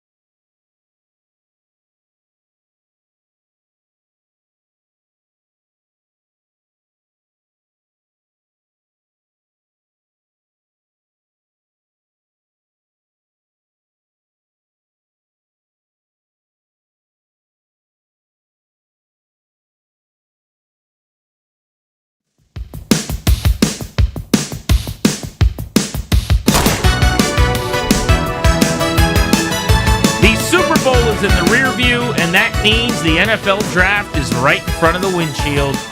We are on to free agency. We are on to the offseason on Grant and Danny. We are exclusively sponsored by the law firm of Condori and Morad, estate planning, elder law, real estate transactions, probate administration. Their attorneys are always there to protect you and your family's assets. Schedule a free consultation with their team today by visiting kmlawyers.com, and be sure to let them know that we sent you. That's kmlawyers.com. Let's go to the Ruud guest hotline. Ruud, the most reliable heating and air conditioning products in the DMV, and talk to Dane Brugler of The Athletic. Does an incredible job breaking down the NFL and draft prospects. And he just had a new top 100 drop that you guys should check out. Came out yesterday. Dane, thanks for joining us in D.C. How are you? I'm doing well, guys. Good afternoon. Good, buddy. We're excited for Washington to have pick 7 and to get closer and closer to an opportunity for them to add a baller here. Just bigger picture, your thoughts on sitting at 7 with needs that are wide open. They could really, really use a defensive playmaker, but a wide receiver, even, if Jeremiah Love is there, it wouldn't be the craziest thing in the world. How do you feel about where Washington's at with its needs on this board this year? Yeah, and I think that when you have a top 10 pick, you want to draft the player that impacts your roster the most. Like you don't go into the draft saying, well, we definitely need to go with this position or go with that position. It's all about what is going to impact your roster for not just 2026, but beyond in the next few years. And I think that Washington's in an interesting spot coming off a disappointing season, did not live up to expectations, but this is still a team that could be right back in it next year. And so, it's a balance between upside potential, but then also a player that is going to help you pretty quickly, because that's what this team needs. That's what this coaching staff needs. So this is a draft that it's in the top 10. It's maybe not as strong as other drafts, and I know Washington fans don't want to hear that, but unfortunately, that's just kind of the truth of this class. But you're still going to get a first-round quality player, and there's plenty of studs, plenty of playmakers, especially on the defensive side of the ball when you're picking that early. So you kind of touched on this here, Dan, but I want you to go further in depth if you wouldn't mind. Compare this class to some others. I mean, and what it's going to be known for. I think 2024 will be known as that quarterback draft, and we look back on it the way I look back on the 83 draft from so many years ago. But as we kind of develop a theme from this one, what's it going to be known for, do you think? And then how does this class compare to maybe some recent ones? Yeah, I think it's going to be known for a lot of defense early. And, look at the Super Bowl and the impact that defensive line had on that game. And even if there isn't a Myles Garrett in this class, there's plenty of quality pass rushers who can impact the game in different ways. And so I think we're going to see a lot of edges come off the board pretty quickly. First round, top 50 in that range. But there are a few of those offensive playmakers that you can look at and say, we don't have to squint to see what type of impact this can make for us, whether that's a Jeremiah Love. This is not a great running back class at all, but Jeremiah Love is a stud, and he is right up there with your Bijan Robinsons and Ashton Genty in terms of the top running backs of the last 5 years to come out of the college ranks. He's right there in that mix. You can make a case for any of them as prospects. So he's going to be in that conversation. Ohio State, that's going to be one of the maybe takeaways of this year's top 12, top 15. A lot of Buckeyes in there, starting with, in my opinion, the best player in the draft. That's Arvell Reese, the edge linebacker, who can do kind of everything you want in the front seven. But right after him, it's Caleb Downs, the safety, who is one of the best safeties that I've ever evaluated. We don't see safeties normally go top 10, and I understand why, but Downs is just a little bit different. And so I don't think that anybody should balk at the idea of drafting a player of that talent in the top 10.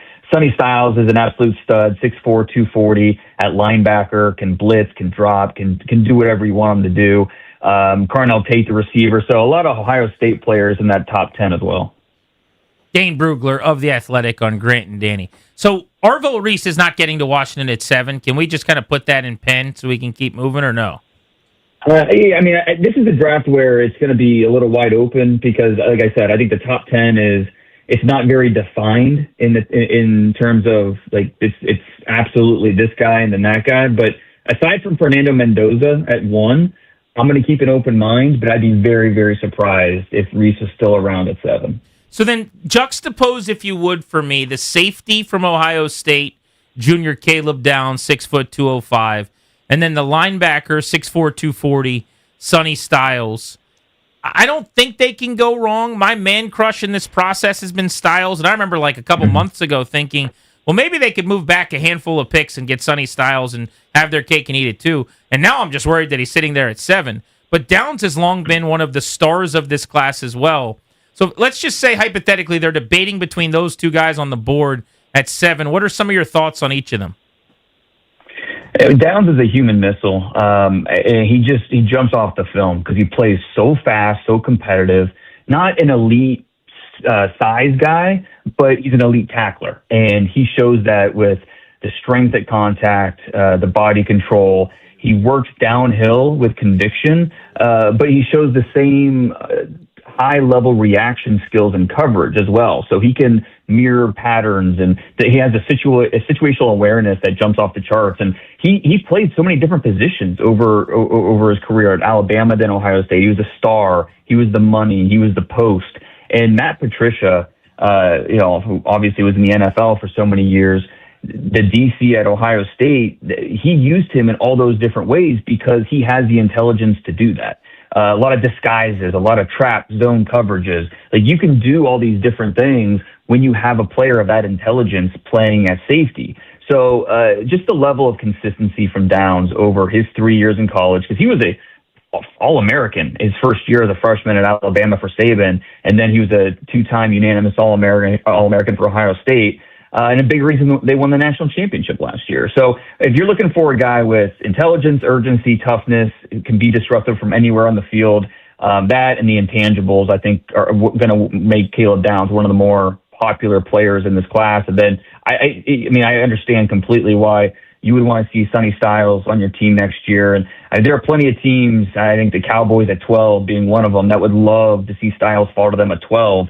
But it'd be hard to see him falling that far because he's just one of the premier talents in this class. Like I said, 6'4", 240, and that's not, Ohio State kind of pumping up the size. He is verified over 6'4", 240 pounds, going to run the 4.5s, and he just turned 21 years old. And this is only his second year as a linebacker. The jump that he made from 2024 to 2025, so impressive. He was a safety when he got to Columbus and made that transition. So the intangibles off the charts. Anticipation got better every year. The tackling got better every year. Didn't miss a tackle until the college football playoffs this past year. So the reaction quickness, the size, speed. Really the only knock I have on Styles is he's not a proven playmaker in coverage. But it's not a weakness to his game, per se. I mean, he is a big athlete who can drop. Like I said, he's a former safety. I just would like to see him be a little more impactful with picking off some passes and just be a little bit more of a playmaker. But it feels like I'm nitpicking there. Breaking down the draft with Dane Brugler here on Grant and Danny. I want to ask you about the receivers, Dane, Jordan Tyson, and Carnell Tate. How do you see them? Yeah, and I'm going to throw Makai Lemon in there as well. I think it's those three as kind of pick what you want. What style of receiver are you looking for? With Tyson, he reminds me a little bit of Stephon Diggs because he can win as a route runner and he wins at the catch point. Very quick in his releases. He can separate. Not really a burner per se, but he just knows how to play the position. He's been banged up over his career, and I think that's something that will get talked about a lot is just, can he stay healthy? Can he stay on the field? Is he going to fight through it? All that kind of stuff. But the talent says he's a first-round pick. Tate, he really stepped up this year. There are a lot of question marks about, because Jeremiah Smith is obviously the number one on that team. Tate was a former 5-star, and could he take that next step this year as a junior? And he absolutely did. His releases and his ability to get open underneath really surprised me. Like a more technically refined version of what we thought, but he can also win down the field. His pacing, the double moves, the way he can win at the catch point is awesome. And then I think Makai Lemon belongs in that conversation because, and I think Amon-Ra St. Brown maybe deserves a lot of credit because that's the comp that we're going to hear a lot from Mekhi Lemon. And it's more than just the USC connection, but their toughness from the slot, their ability to play through contact, and just consistently move the chains and get chunk yardage, really, really impressive. Dane Brugler of The Athletic on Grant and Danny here on The Fan. So Washington picks at 7. We've talked about some of the defensive needs. Edge might actually be the biggest need that they have on the team. David Bailey would make a lot of sense there from Texas Tech. I would love a scouting report from you on what they could be getting from him. Does he play the run, or is it just kind of a speed rusher? And then is there anyone else at the edge that makes sense in that range? Like I keep seeing Ruben Bain. I've kind of thought of him more almost like a D tackle than an edge at the next level. Give me some thoughts on that too.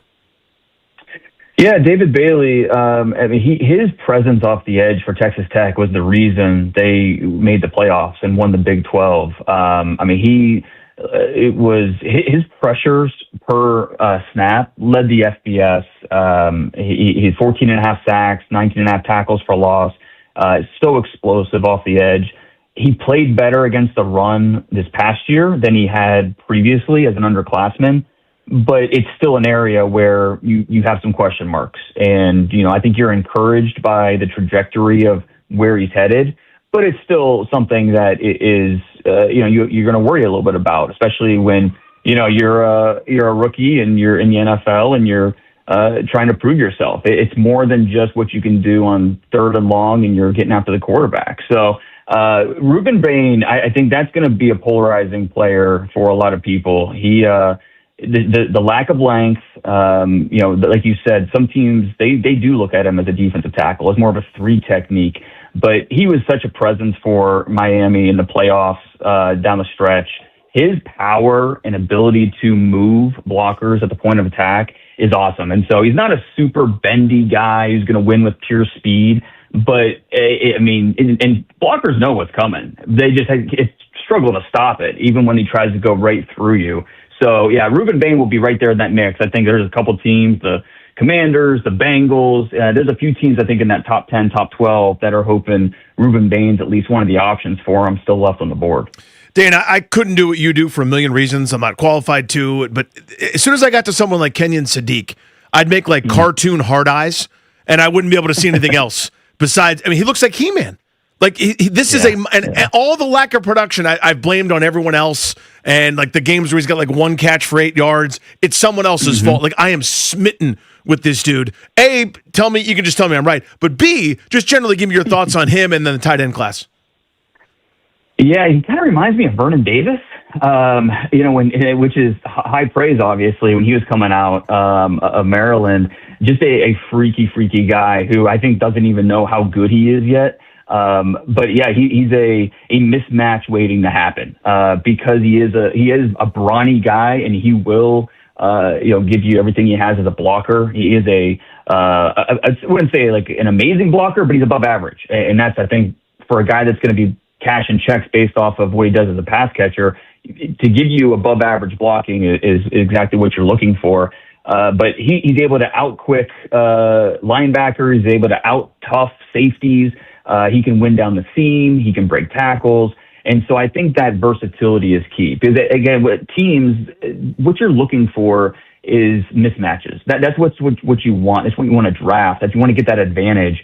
And Sadiq can be that type of mismatch because you can leave him on the field in 11 personnel, 12 personnel, regardless of the situation. You don't have to take him off the field. And so to give you that presence as a blocker and then as a downfield threat as a receiver, that's something that moves the needle for a lot of teams. And, I don't think he's quite Brock Bowers as a prospect in terms of just the final grade, but he's pretty close. He's in that Sam Laporta, that type of player where should go somewhere in the top 20, top 25. So Washington, as you know, has 7. We've talked about that. They don't pick again until 71 because they don't have round 2, and then they don't have round 4. So until chunk of the way into round 5, they have 2 picks in the first 140 or so in this draft class, which is a total bummer. And because of that, they're going to want to move back. You said earlier that this is not a strong top 10 comparative to other years. Does that make it less likely to move back then? When you don't have the quarterbacks, it always sounds great that someone's going to come up to get, Caleb Downs or something, but it's very, very rare that teams do. Would you be surprised if they're able to find a dance partner? For the right value, yeah, I would be surprised. Now maybe you take a little bit less to move back because you want to recoup some of those day 2 picks, and you're not getting full value. But you just hope that you find somebody that absolutely loves, one of these offensive tackles like Spencer Fano, or somebody that really needs a corner and they want to move up for a Mansour Delane from LSU. You have to get lucky that you find the right dance partner that is really desperate for a certain player, because it's not that type of draft where we're going to see a ton of trades in the top 10, top 12, unless maybe you take a little bit of a discount because you are so just desperate for those day 2 picks. And so for me personally, I have 14 first round grades, which is a little bit lower than your average. Usually it's 18, maybe it's 20. So I only have 14 this year. And so you'd like to stay maybe in that top 14, top 15 if you can, even if you are moving back. But I don't think it'll be very easy this year to really, have the phones blowing up when you're picking there at 7. Dan, who are a couple guys that you are higher on maybe than the rest of the industry? I'm always curious to see, I have the beholder in this inexact science here, that someone as knowledgeable as yourself. Who do you like more than maybe the average Bear? I think teams are so desperate for tackles that a guy like Monroe Freeling from Georgia, left tackle, still raw in areas, but he's going to go. I mean, there's just too much talent there. A couple of Indiana players. How can you not appreciate what that team did this year? Obviously, Fernando Mendoza, he's already looking for houses in Vegas. He's going to be the number 1 overall pick. But Omar Cooper Jr., the wide receiver, he doesn't have a lot of flaws to his game. He has enough speed. He can break tackles. The ball skills are outstanding. Went inside, outside. So I think Omar Cooper is in that first round mix. And then D'Angelo Pons, the corner, he's going to get completely overlooked because of the size. And I get it. Like, he's not a big guy, and receivers are going to have an advantage because of that. But, we saw Mikey Stainers still go, I think, right around top 50. I think it was the 50th pick. And D'Angelo Pons, in my opinion, is right there as well. He belongs somewhere top 40, top 50 as a guy that plays bigger than he looks. He's so competitive. The way that he ball searches, the way that he can turn completions into incompletions, the toughness that he brings, the smarts. I'm going to bet on D'Angelo Pons all day, even though he is 5'8", and you have to overlook the size a little bit. Dane, excellent information. I've really enjoyed tracking you throughout the college football season as you've kind of moved guys around and made the most of the analysis. Thank you, and we're happy it's draft season. Yeah, I can't wait. We'll talk again, guys. Yeah, absolutely. Thank you, Dane. Check out Dane's work in The Athletic. Does a really good job covering the NFL draft. All right, next, I wanted to weigh in on some predictions that were made about the 2026 football season by various analysts. Let's just say somebody's very high on the Commanders. Had him in the Super Bowl and had Jaden Daniels winning the MVP award. That's next on The Fan.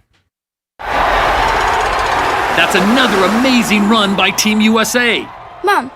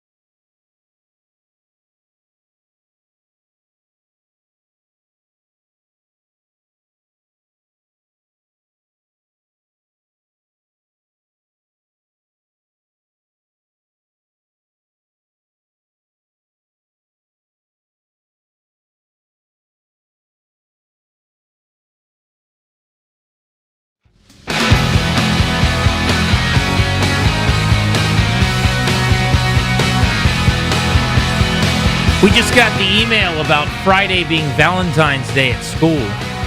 Valentines are optional. Are you still allowed in the Fairfax County public school system, Danny, to send treats and snacks and foods? Because I know my sister down by Richmond told me that like her kids, she can't send, not like allowed to send foods with them to school. It used Yeah, to be- because there's enough allergies and enough concerns. When I did it, when Grandpa did it, when Dad did it, Sure. you know, you Like could just- everything was just peanuts. You could Yeah. just bake brownies or cookies and bring them in, and people who wanted to eat them could eat them, and people who didn't want to eat them didn't have to eat them.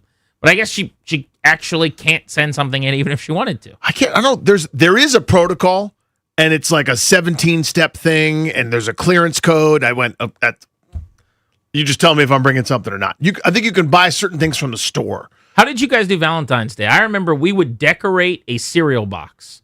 So you would have to bring in a cereal box from your house that's empty, and then you would decorate it in like some cool way with your name on it, and then all the cereal boxes would get lined up basically, and then people would go down the row dropping the Valentines into each person's cereal box. Oh, we didn't have that. This was the most stressful thing in the world.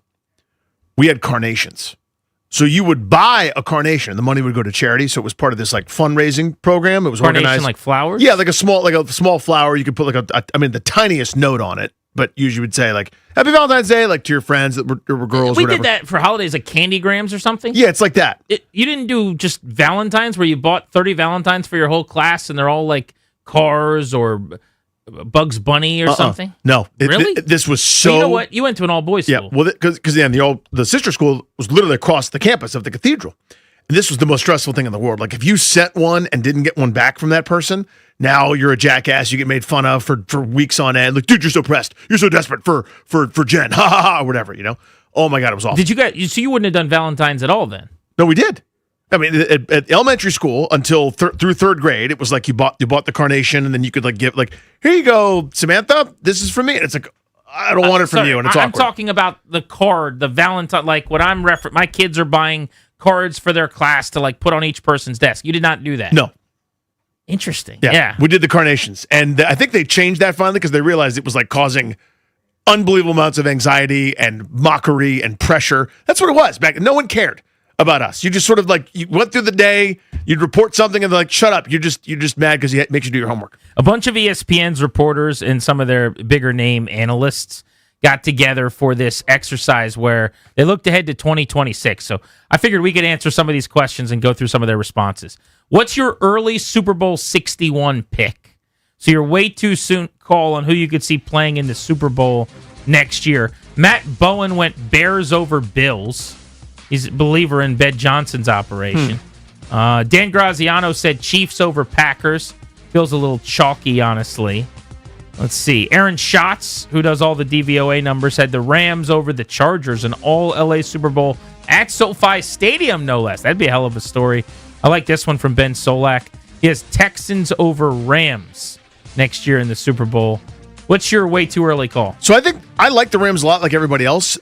Remember, we're sitting there going, beginning of the year, are they in deep trouble because Matt Stafford can't get out of bed for the first, the 3 months of training camp and get ready for the year? He made it through. I don't see that happening again. I like San Francisco. I don't like anybody. A 12-5 team, despite the most adversity anybody's ever dealt with, they'll be able to move on from Ayuk and company. They'll be able to build this offseason. I like them in the NFC. And then the AFC, I thought Houston was going to be kind of the sexy pick, where they get right, they find the sort of reclamation project for C.J. Stroud, and get through kind of a muddled AFC. So it's funny, because I think the 49ers are a great answer. 11 people answered the question. None of them said San Francisco, which shocks me. I like the Packers over the Chargers. Packers is, to me, it's just I'm going back to the well. I keep swinging this axe, and one of these days this tree's going to fall down. I think that's a really good team. I think Jordan Love is always scratching the surface on superstardom, and I've said this before, but if I could build a quarterback in a lab, like it would be Jordan Love. That's what it would look like and play like. So he is a special piece that I think will only get better. They've got to get Micah Parsons back from the ACL and get him back on the edge. But I think Green Bay, I know they lost Hafley. That could sting, but I like their chances to be in the mix late next year in the postseason. And then the Chargers, this one will probably blow up in my face. I just think it's a really good coaching staff. Jim Harbaugh wins. Justin Herbert, I'll bet on. That's a great player. And they just brought in Mike McDaniel. I think the gap between what they had previously in Greg Roman and what they're going to have now in Mike McDaniel is the size of the Grand Canyon. It's a building that Alex Honnold climbs on Netflix. I mean, it is gigantic. So give me the Chargers and the Packers as a Super Bowl matchup. I think that'd be kind of fun. Don't hate that. Yeah, I'm into that. It's a little bit of old versus new. So there is one guy here who actually picked Washington to be in the Super Bowl. If you could believe that. Did he win an award for Fan of the Year? It's Mike Tannenbaum, the former general manager of the New York Jets. Commanders over Bills. He says quarterback Jaden Daniels stays healthy next season and bounces back in a huge way. He plays in every game and finishes the season out-dueling Josh Allen and the Bills. How about this? In a 45-42 shootout in Los Angeles. How quickly would David Blau be hired as a head coach if Jaden Daniels and Washington hang 45 and win by a field goal in the Super Bowl? Instead of I'm going to Disneyland, I'm going to the Jets. That's it, right? I hope not there, but you ain't wrong. All right, next question that was asked. Who is your pick for next year's MVP? You're way too early, call. So I'll rattle off some names here. Matt Bowen went Dak Prescott. Jeremy Fowler said Bijan Robinson. He must not have gotten the memo that you can't be a running back and win MVP, but he might be the league's best player. Dan Graziano said Caleb Williams. How about that? I think he also had the Bears in the Super Bowl. Mm-hmm. I see Christian McCaffrey, Josh Allen, Jordan Love, Patrick Mahomes, Lamar Jackson, Josh Allen, Lamar Jackson again, all listed here. Who's your call? Too early for MVP. Joe Burrow. I think Cincinnati will be okay, and I think that division will be available to them, and they could win 10, 11 games. I think Burrow will have prolific, ridiculous numbers in the 40s of touchdowns. He will lead the team to the postseason, and I think he finally gets his. I think we're now in a, hey, this guy's really good and hasn't won one yet kind of era for MVPs, right? So I think Burrow gets his. So I've got two guys first I'm going to say that I would totally understand it. Lamar Jackson with the Ravens. I'd like Jesse Minter as a hire. I think they're going to win the division you just talked about next year. Lamar had the weirdest step backwards. What a bizarre year it was. Like, what happened to you? Are you healthy? Do you care?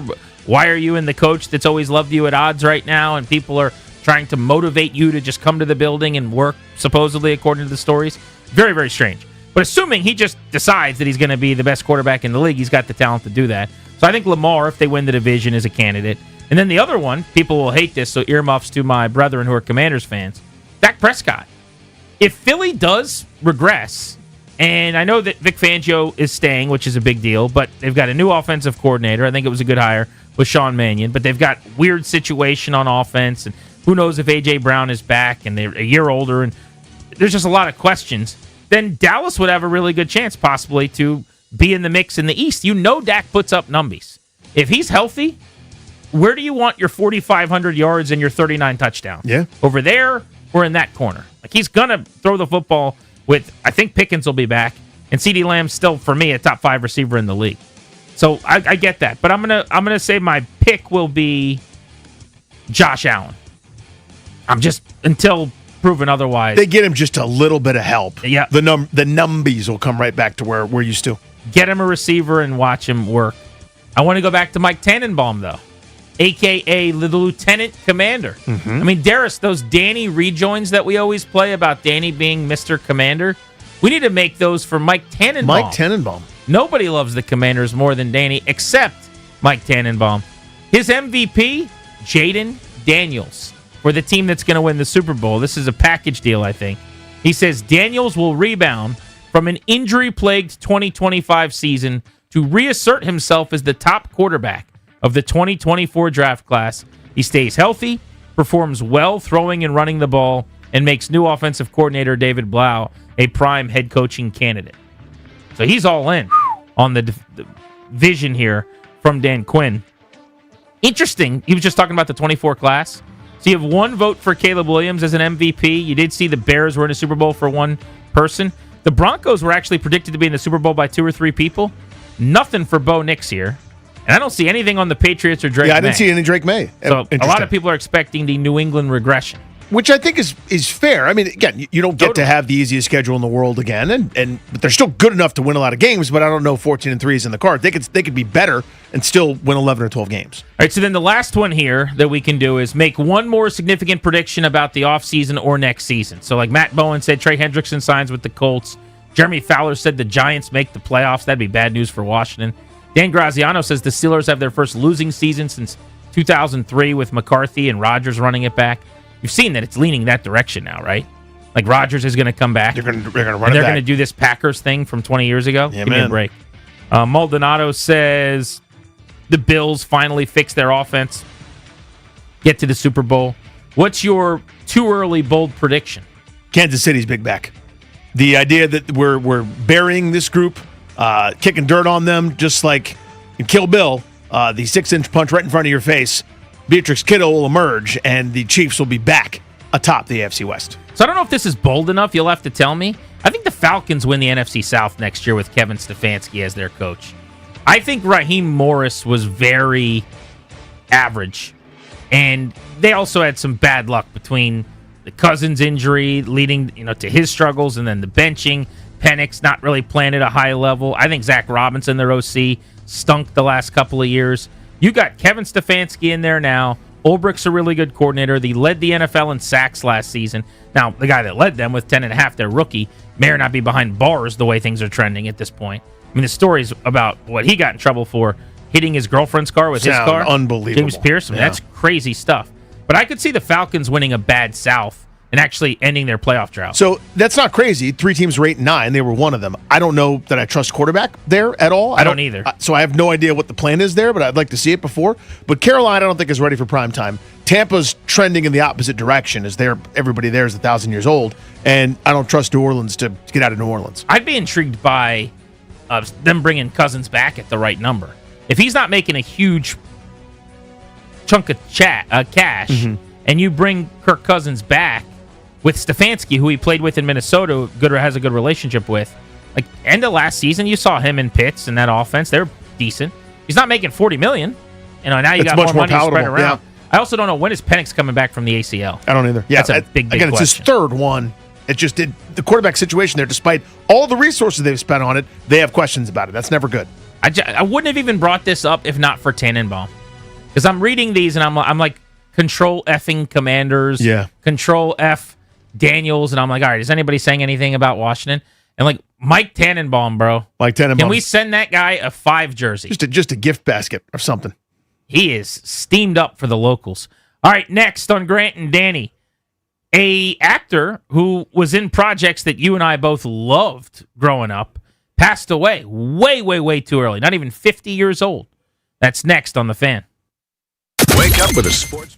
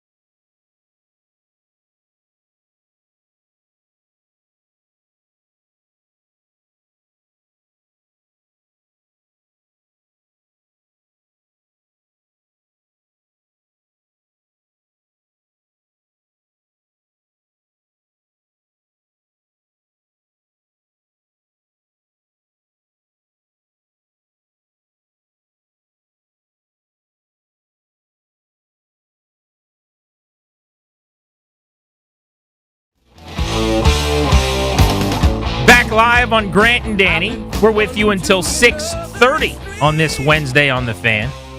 It's time for our double play, driven by your local Washington area Honda dealers. Now's the time for a great deal on a new Honda. Visit your local Washington area Honda dealer today. It's time for the double play. This is terrible. Yeah. I couldn't believe my eyes when I saw this. We had a passing of a celebrity actor that you and I both watched growing up and thoroughly enjoyed. James Vanderbeek died today at 48 years old. 48, man. He had colon cancer. I had seen a video he did semi-recently, and I don't know if it was one of those things where it's like 3 weeks ago or 3 months ago, but I saw him at some point, and I remember that was the first time I ever saw, and I thought, is he sick? Is something wrong? And he had done a video about, I think, either his status or people fighting cancer or whatever. And I had no idea it was this imminent and this bad, but he passes away today at 48 years old. I see a picture here of what I can only presume to be his family, which, if so, is his wife, and it looks like 4 kids. What a terrible, terrible, terrible thing.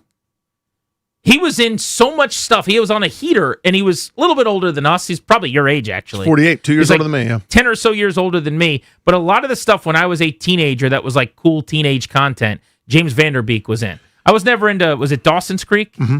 That was the one he was, I think, broke out and was famous for. But Varsity Blues, there was a time in my life where I watched that movie maybe 100 times in a 50-day stretch. I mean, he was the superstar. He was Mox. Johnny Moxon. Yeah. Survived by his wife and his 6 children, by the way. 6, yeah. Wow. According to the Wall Street Journal. Stories like this are always interesting. Obviously, it's horrifying and terrible that he's gone so young. It's just mind-boggling. But actors that do this, that aren't too... don't take themselves too seriously and are self-aware enough to kind of understand their place at the table. Here's what I mean. So he does Dawson's Creek, right? Which is like teen drama, a lot. I never watched it. Wasn't really my thing, but like a lot of, sensitive music, staring in people's eyes. Like it's like a soap opera, but kind of in prime time. It was the OC before the OC, like one of the OG teen soap operas, the way to put it. And so once that's, that was in, then Varsity Blues is in the middle of that run of that show. He does Varsity Blues, which is a smash. It's so fun. That it's was excellent. 99. After that, in the 2000s, kind of played James Vanderbeek. Does that make any sense? Like he would do one episode of this show almost as James Vanderbeek, very self-aware, leaning into the fact that, this is a little bit goofy. It's a little bit like cringy and eye roll, what that was. It's like super serious teen drama type stuff. And he was hilarious. He had a small guest appearance on How I Met Your Mother, The Big Bang he was in for an episode or two. Just like he would come in and steal a scene, almost like, this is James Vanderbeek. We all kind of know the point of this, the teen nostalgia dipping into it, but he wasn't taking himself too seriously to do it. Really, really cool. And just heartbreaking that the idea that he's gone now at 48 years old. Way, way, way too young. Yeah, we got to honor the life of Sonny Jurgensen last week. He passed on Friday at 91. And I remember one of the first things I think one of the first things I said then was, that's a pretty damn good life. Like, you'd be lucky to have lived the life he did, accomplished what he did, going away where everybody is celebrating you for a couple of days, couple of weeks, what have you, and also to have lived for 91 years. Does not make it less sad, by the way. It's still awful and it's still terrible and he's still gone and I give myself a little anxiety when I even think about this. But like the foreverness of it is the same, whether you're 10 or you're 91.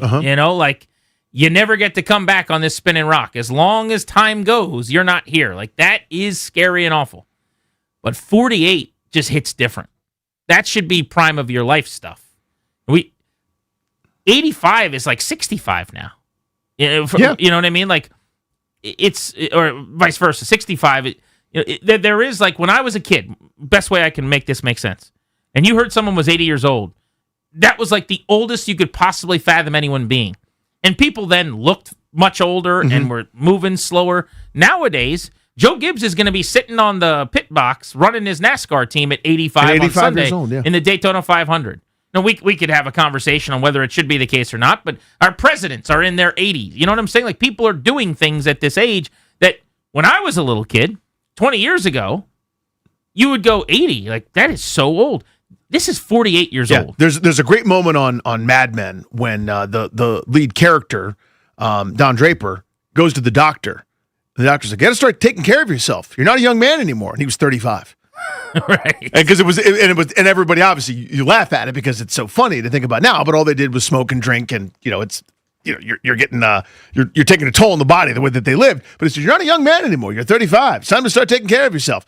And because that was older then. And I remember when I was a kid, my grandparents, to your point, who were in their 60s at this point that I can kind of remember, it just seemed like, oh my God, like how old is that, right? And my grandfather passed a handful of years ago, lived into his 90s. And you could celebrate it. You go, what an unbelievable life he led. The impact, incredible. Look at all the grandchildren and how loved he was. But as you said, the finality of it still stings like holy hell. But at 48 years old, that should be Little League games. That should be, coaching the youth basketball game and stuff. Is a kick too, God, the shins. I don't know the rankings of like the scariness of the cancers.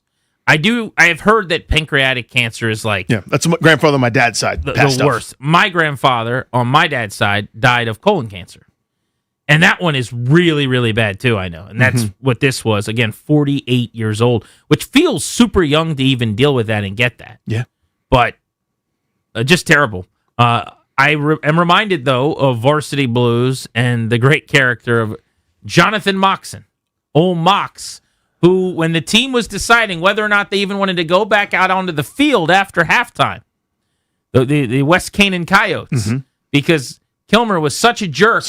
He had just been run out of the locker room. It was Mox who got the boys together and said, "Let's go be heroes." Before this game started, Kilmer said, 48 minutes for the next 48 years of our lives. I say, that. Right? I say, that. Let's go out there and we'll play the next 24 minutes for the next 24 minutes. And we'll leave it all out on the field. We got the rest of our lives to be mediocre, but we have the opportunity to play like gods for the next half of football. But we can't be afraid to lose. There's no room for fear in this game. And we go out there and we half-ass it because we're scared. All we're left with is an excuse. We're always going to wonder. But we go out there and we give it absolutely everything. That's heroic.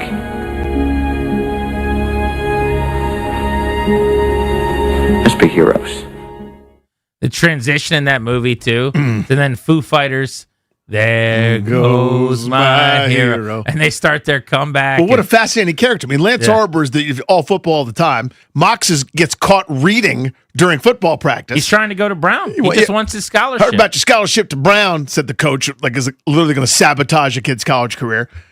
The "I don't want your life" speech, Playing one of the most football. quoted ever. Yeah. Come on, man. May have been. Oh. The opportunity of your life. Your life. What a movie. Come on, Johnny, you can do it. That's well done. Sleep on that. Oh, yeah, when he throws the football and like hits his dad right in the nose. Swing that pigskin, son. Breaks his nose. I might have to watch that tonight. You know who also could watch is our producers who have never watched it. They have not. They've never seen it. Incapable of seeing films, and especially good ones. But thoughts and prayers. Yeah, rest in peace, James Vanderbeek, man. The family of James Vanderbeek. That is sad. Our Beltway Blitz is next on Grant and Danny.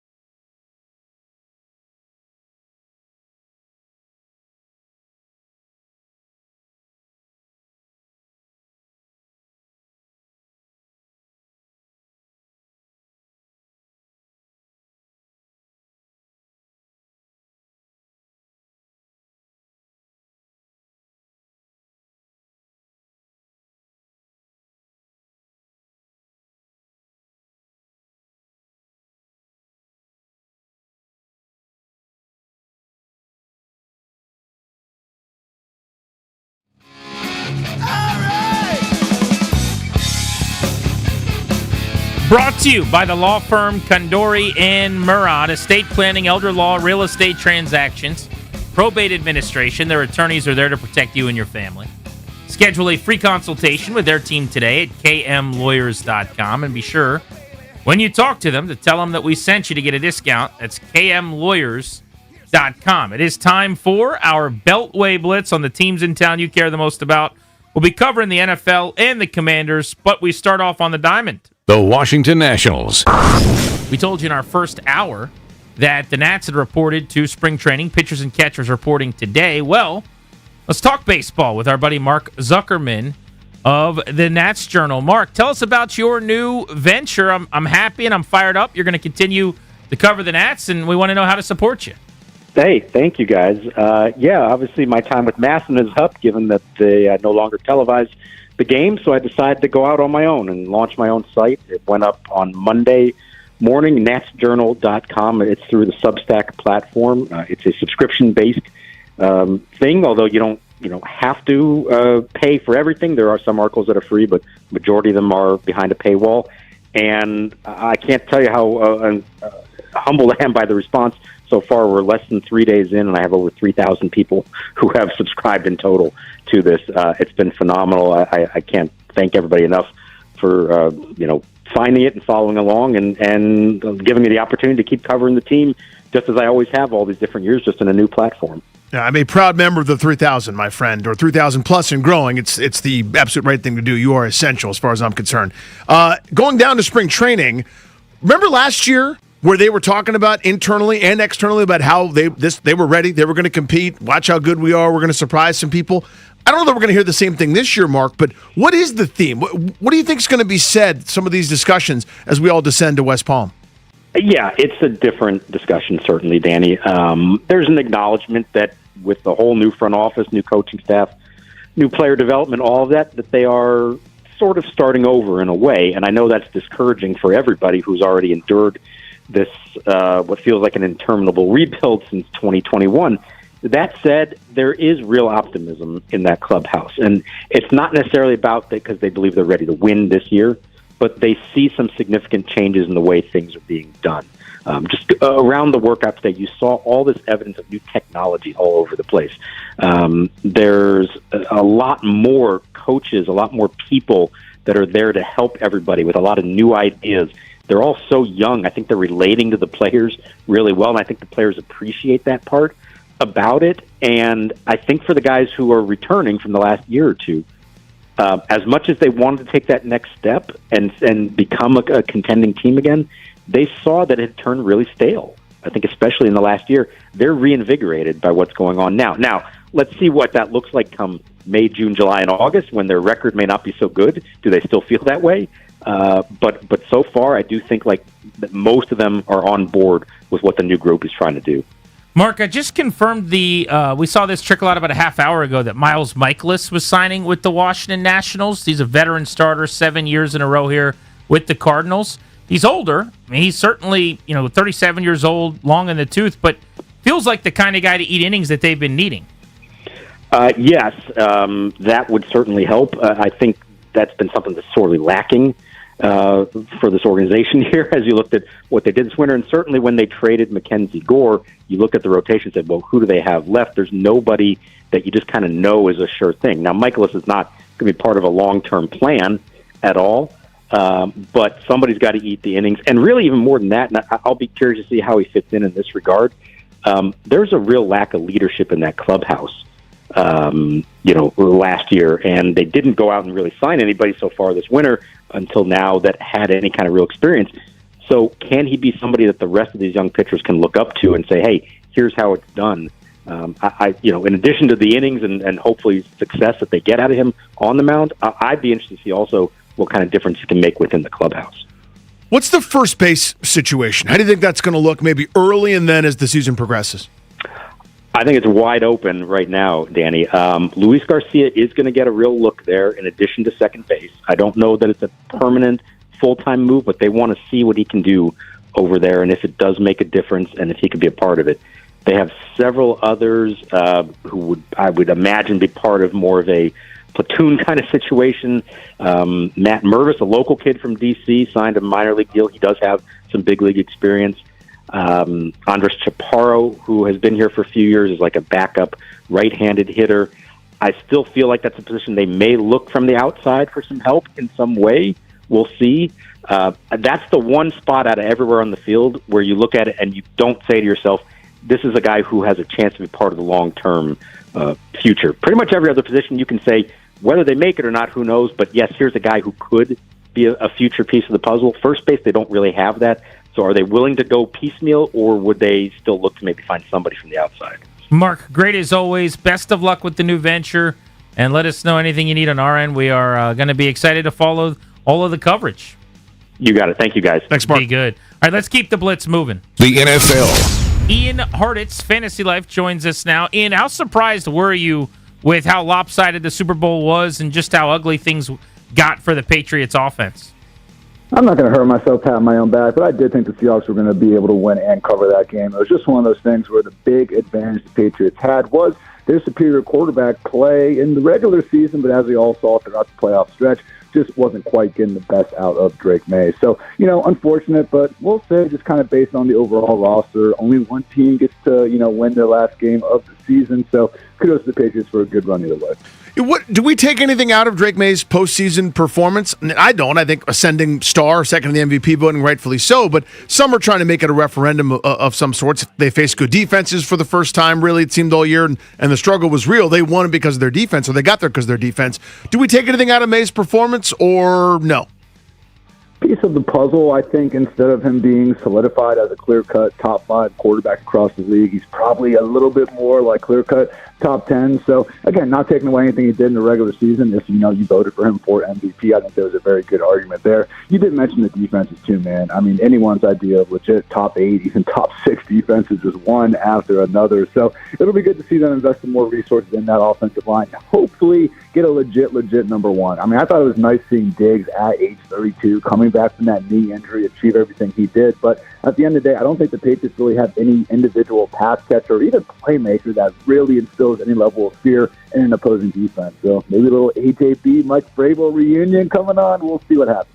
What kind of bounce back do you think is reasonable to expect if Jaden Daniels is healthy for both he and the Commanders? I'm excited. I will say, as much as the injury skews things, that was a really rough drop-off from Daniels, even in the 7 games that we did have to see him. It was not going well, guys. I mean, the efficiency, whatever nerd advanced stat you want to look at, it was a far cry from what he was able to pull off his rookie season. Now, no Terry McLaurin. We saw Deebo Samuel not be nearly the same guy after the first, 4 or 5 weeks of the season. So wasn't exactly, being surrounded by a great supporting cast, but there's a lot of work to do. I mean, NFL's oldest roster. A Columbus, Ohio native. I love me some Terry McLaurin, but he's getting up there in age a little bit in his own right. And just, man, maybe David Blau works out, but it is just such a shot in the dark. And, man, once we start seeing, again, kind of I don't want to call Dan Quinn a lame duck head coach because there's a lot of credit for 2024, but I just don't like the vibes when we're firing coordinators and then still hiring from within. So would have liked some more new ideas. Hopefully they can do a good job of free agency and the draft, giving some extra weapons. What does that offense need in your view, Ian? They need a secondary pass catcher, man, which has kind of been the problem forever. I mean, that Jahan Dotson rookie season was a heck of a drug. We all enjoyed that and everything. Zach Ertz had a nice little secondary life. But just, again, there's only so much Terry McLaurin can do. And that dude, even though, not exactly posting 1,500-yard seasons, but for him to win like he has over his career against the number 1 corners really has been a sight to behold. Just haven't exactly got that secondary guy. So maybe it's going to be a year 3 Luke McCaffrey. Maybe Benson could finally do something out there. But just hit on someone to give them some extra juice, particularly in the Yak game. So I thought the Deebo Samuel, signing was fine. Didn't exactly cost them a ton. But that would be the archetype. Someone that can take that, 5-yard drag and actually create an explosive play. I feel like that is kind of the biggest ingredient missing in that offense. What coaching hire did you like the most? What coaching hires made you scratch your head the most?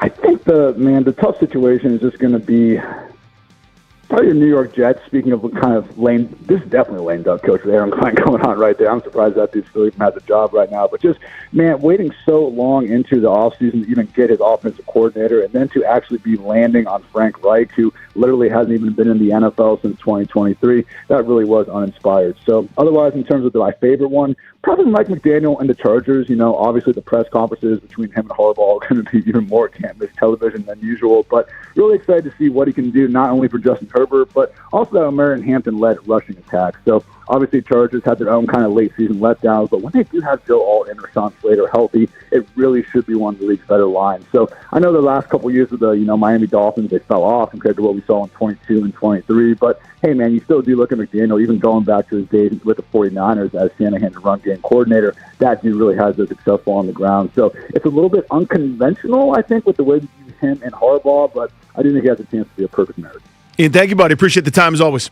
Appreciate you guys. Take care. You got it, dude. Hit that Local 53 sounder, please, Darius. The Washington Commanders. Well, Scott Abraham joins us on the Beltway Blitz. Scott, you were at all the press conferences yesterday. A lot of grown-ups talking with a lot of responsibility. Just what were some of your takeaways? Yeah, I mean, I want to preface this by saying I take you back a couple of years ago for the opening press conference of Joe Witt Jr., and I was all on board. I was juiced up. I thought he said all the right things. He got me all excited, and we all know what happened eventually these last couple of years. So, with that being said, I kind of feel the same way with Durante Jones. You can tell he's a teacher, right? He enjoys the teaching aspect. Look at all the stops, 15 different stops in his coaching career, and finally becoming a first-time NFL defensive play caller. I think he's going to do, he's going to have a great mix of the Flores-type style of defense and all the other stops he's gone along the way. So he said all the right things, and I like the fact that this has been such a journey for him to get to this point. You're going to get a homegrown guy that knows kind of the fabric of this community and this fan base, and you're going to get the best version of a Durante Jones on defense, I think. Who are you more confident in or optimistic about, Durante Jones or David Blau? Ooh, good question. I would say more so Durante Jones, because I think right now, in terms of David Blau, he's just unproven, right? You can tell he's a smart cookie. Like he's quiet, reserved, laid back, but you can tell the gears in his head are constantly going. But he's unproven in a sense. But with the Durante Jones, I feel like the experience factor of he called plays at LSU. He called plays at an SEC level. He's been in between the lines of the NFL level for the last couple of years. So I think it's his time to really show what he's made of. And everybody needs a chance. Everybody needs that first opportunity. And I'm encouraged to see what he does with this defense. Of course, it's twofold. Coaching, and you got to get the dudes on the defense. You got to get some new personnel. But I think I'm more confident right now of a Durante Jones improving this defense quickly. What did you make of Dan Quinn yesterday, and also kind of generally the process that leads you to two guys that have never been coordinators before as coordinators in a pretty important year after last year was such a disaster? Just kind of give me your thoughts there. Yeah, I was curious. I think it was DA that asked the question of, Quinn kind of boxed himself in a previous, in his last press conference of what type of coordinator he was looking for, and I think experience was a big factor. And obviously, these guys are unproven in a sense, and first-time play calls at the NFL level. So how he got to this point, he obviously has his own system in the way he went about going through the interview process, and these two guys rose to the top. So with Quinn, it's a roll the dice. It's a high risk, high reward type of situation where, this is a must-win season. Let's just say it like it is, guys. I mean, you can't have a duplicate of this past season of winning only 5 football games. So it's a risk, and kudos to Dan Quinn for not accepting the status quo of saying I'm going to do it my way or the highway, where he has an open mind. He's evolving. He's allowing himself to kind of get outside his comfort zone a little bit. So we'll see how it all works out. Scott Abraham, Channel 7 in town, covering the Commanders and all things DC sports. Scott, as far as some of the jersey, logo, social media stuff going on, what do you think is the end game or the messaging here? Are we looking for something that doesn't exist, like we're reading a book in a literature class in high school? And when the team posts things now, it's almost always exclusively in the old 91 Redskins jerseys that they were the alts of last year, and they've been using these newer logos rather than the block W as well.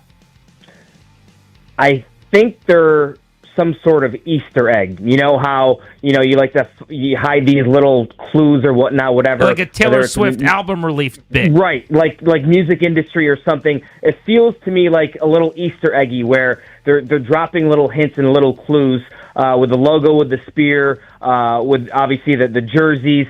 So you get the sense there's going to be something that drops, in the next couple of months, whether it's before the draft or right when the schedule release starts. I feel like that there might be going back to the old jersey and maybe incorporating the spear a little bit, which I think would be awesome. I'm a big old school spear guy on the side of the helmet. I don't think we're going to go that far, but incorporating that spear look, I'm a big fan of that, and I know the fan base would be juiced up to go back to the color pattern of those jerseys. Scott, do you anticipate any kind of further adjustments to the coaching staff or maybe even front office type stuff, thinking of like scouting staff and the like?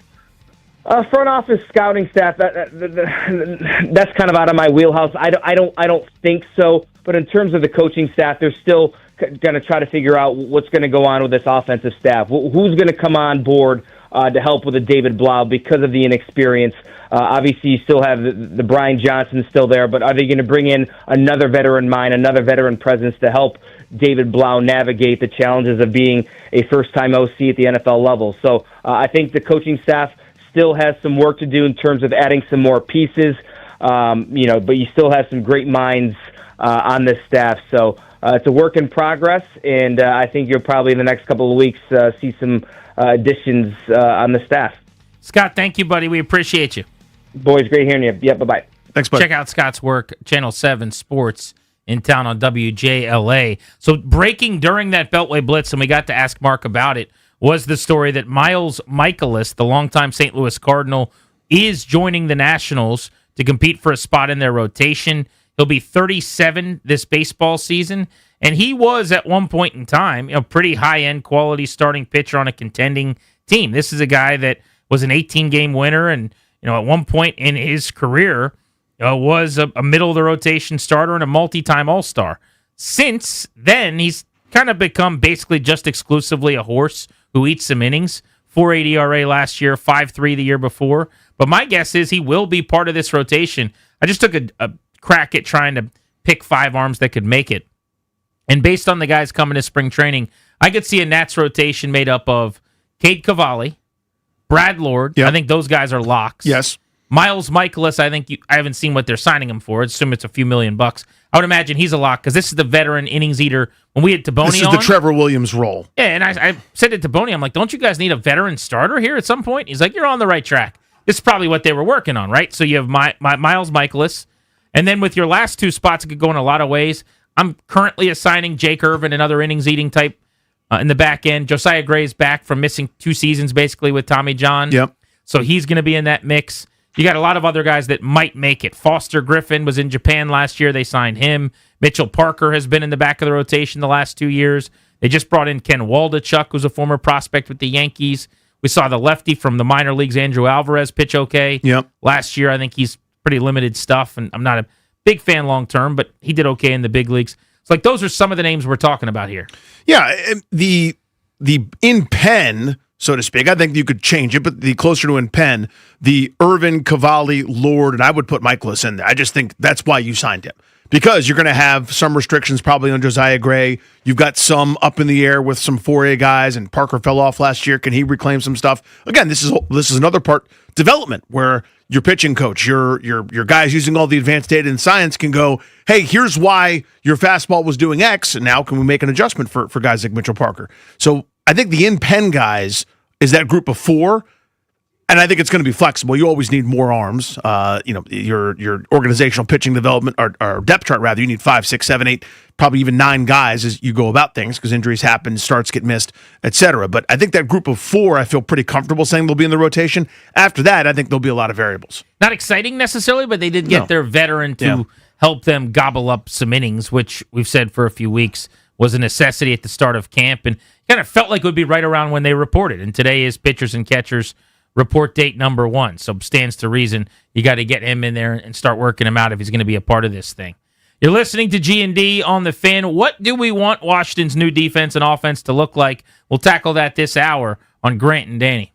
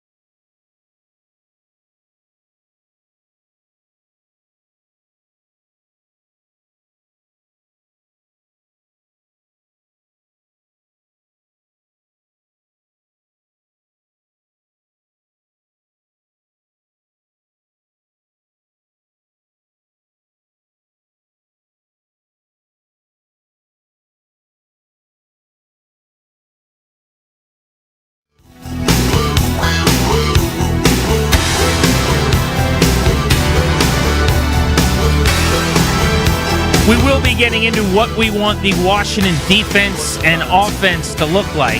Welcome back, Grant and Danny on The Fan. So, Danny, I woke up last night, middle of the night, no fewer than 7 or 8 times. Why? Maybe a couple of those times where my kids jumping into my bed or coming over and talking to me and needing something, and then I'll have to pick them up and carry them back to their bed. That's a normal staple for us. That's one of those, yeah. You ever have those in the Rouillet household? They're fewer and further between now that the kids are a bit older. We get the 1-year-old who wakes up. He's just like, I'm up. And it's like, okay, no one can do anything about it. But he's not running into your room and jumping into No, he's your not bed. running just yet, yeah. I mean, I should have texted you. I was up at 5:20 this morning to go play pickleball. Were you up? No. Okay. That was a window when I was definitely not up. That was a sleeping time. But one of the reasons that I kept waking up was I would catch my middle finger on my right hand on the blanket. And what's happening with this middle finger, it's one of these things that is embarrassing to acknowledge and admit, but that's super painful. And this is actually where I want to go with the conversation. What is the injury that you can suffer or the thing that can happen that is the most painful, that is the most embarrassing to acknowledge or to look for sympathy on? So when I brought it up to my wife last night at our anniversary dinner, and I said, I've got this ingrown fingernail. I think that's actually the definition of what it's called. Mm-hmm.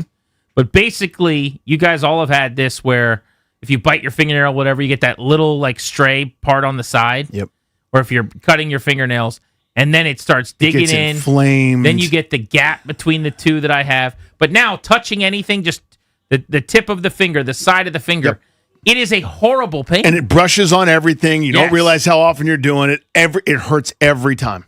Yet, it's one of these things where people have real problems and people are dealing with actual injuries and Right. broken bones. And poor Lindsey Vaughn has this like metal contraption all the way up her Yeah, leg. the Alex Smith thing. But I want to solicit some feedback at Grant H. Paulson. Calls 800-636-1067 on the most painful thing that can happen that you feel like such a baby to admit and acknowledge is troubling you. Because I'm sitting here telling my wife this as a 37-year-old man last night, looking across the table at this person who has birthed 4 children. You know Right. what I'm saying? Yeah. And I'm like, you will not believe the pain I'm dealing with today with this. And she was like, oh, no kidding. That looks terrible. And I'm like, yeah. And she's like, I know how painful that is. And I got what I wanted. Right. She's not an overly empathetic person generally. There's a lot of like just a cold shoulder, like, oh, that's Yeah, look at that. That's too bad you're going through that, generally. But I got what I wanted. Everyone was in a good mood at the anniversary dinner. But this is not the kind of thing you really can complain about publicly without some sounding- level of You just sound like such a, I can't say it. Yep. You know, but just a Right. come on, man. You could do better. You're 37. You're a big boy. Like, toughen up, Buttercup. Let's go. Yeah, there are thousands of these. There are thousands of these things because that's what this is. Like I stub my toe more than any human being. Pretty coordinated.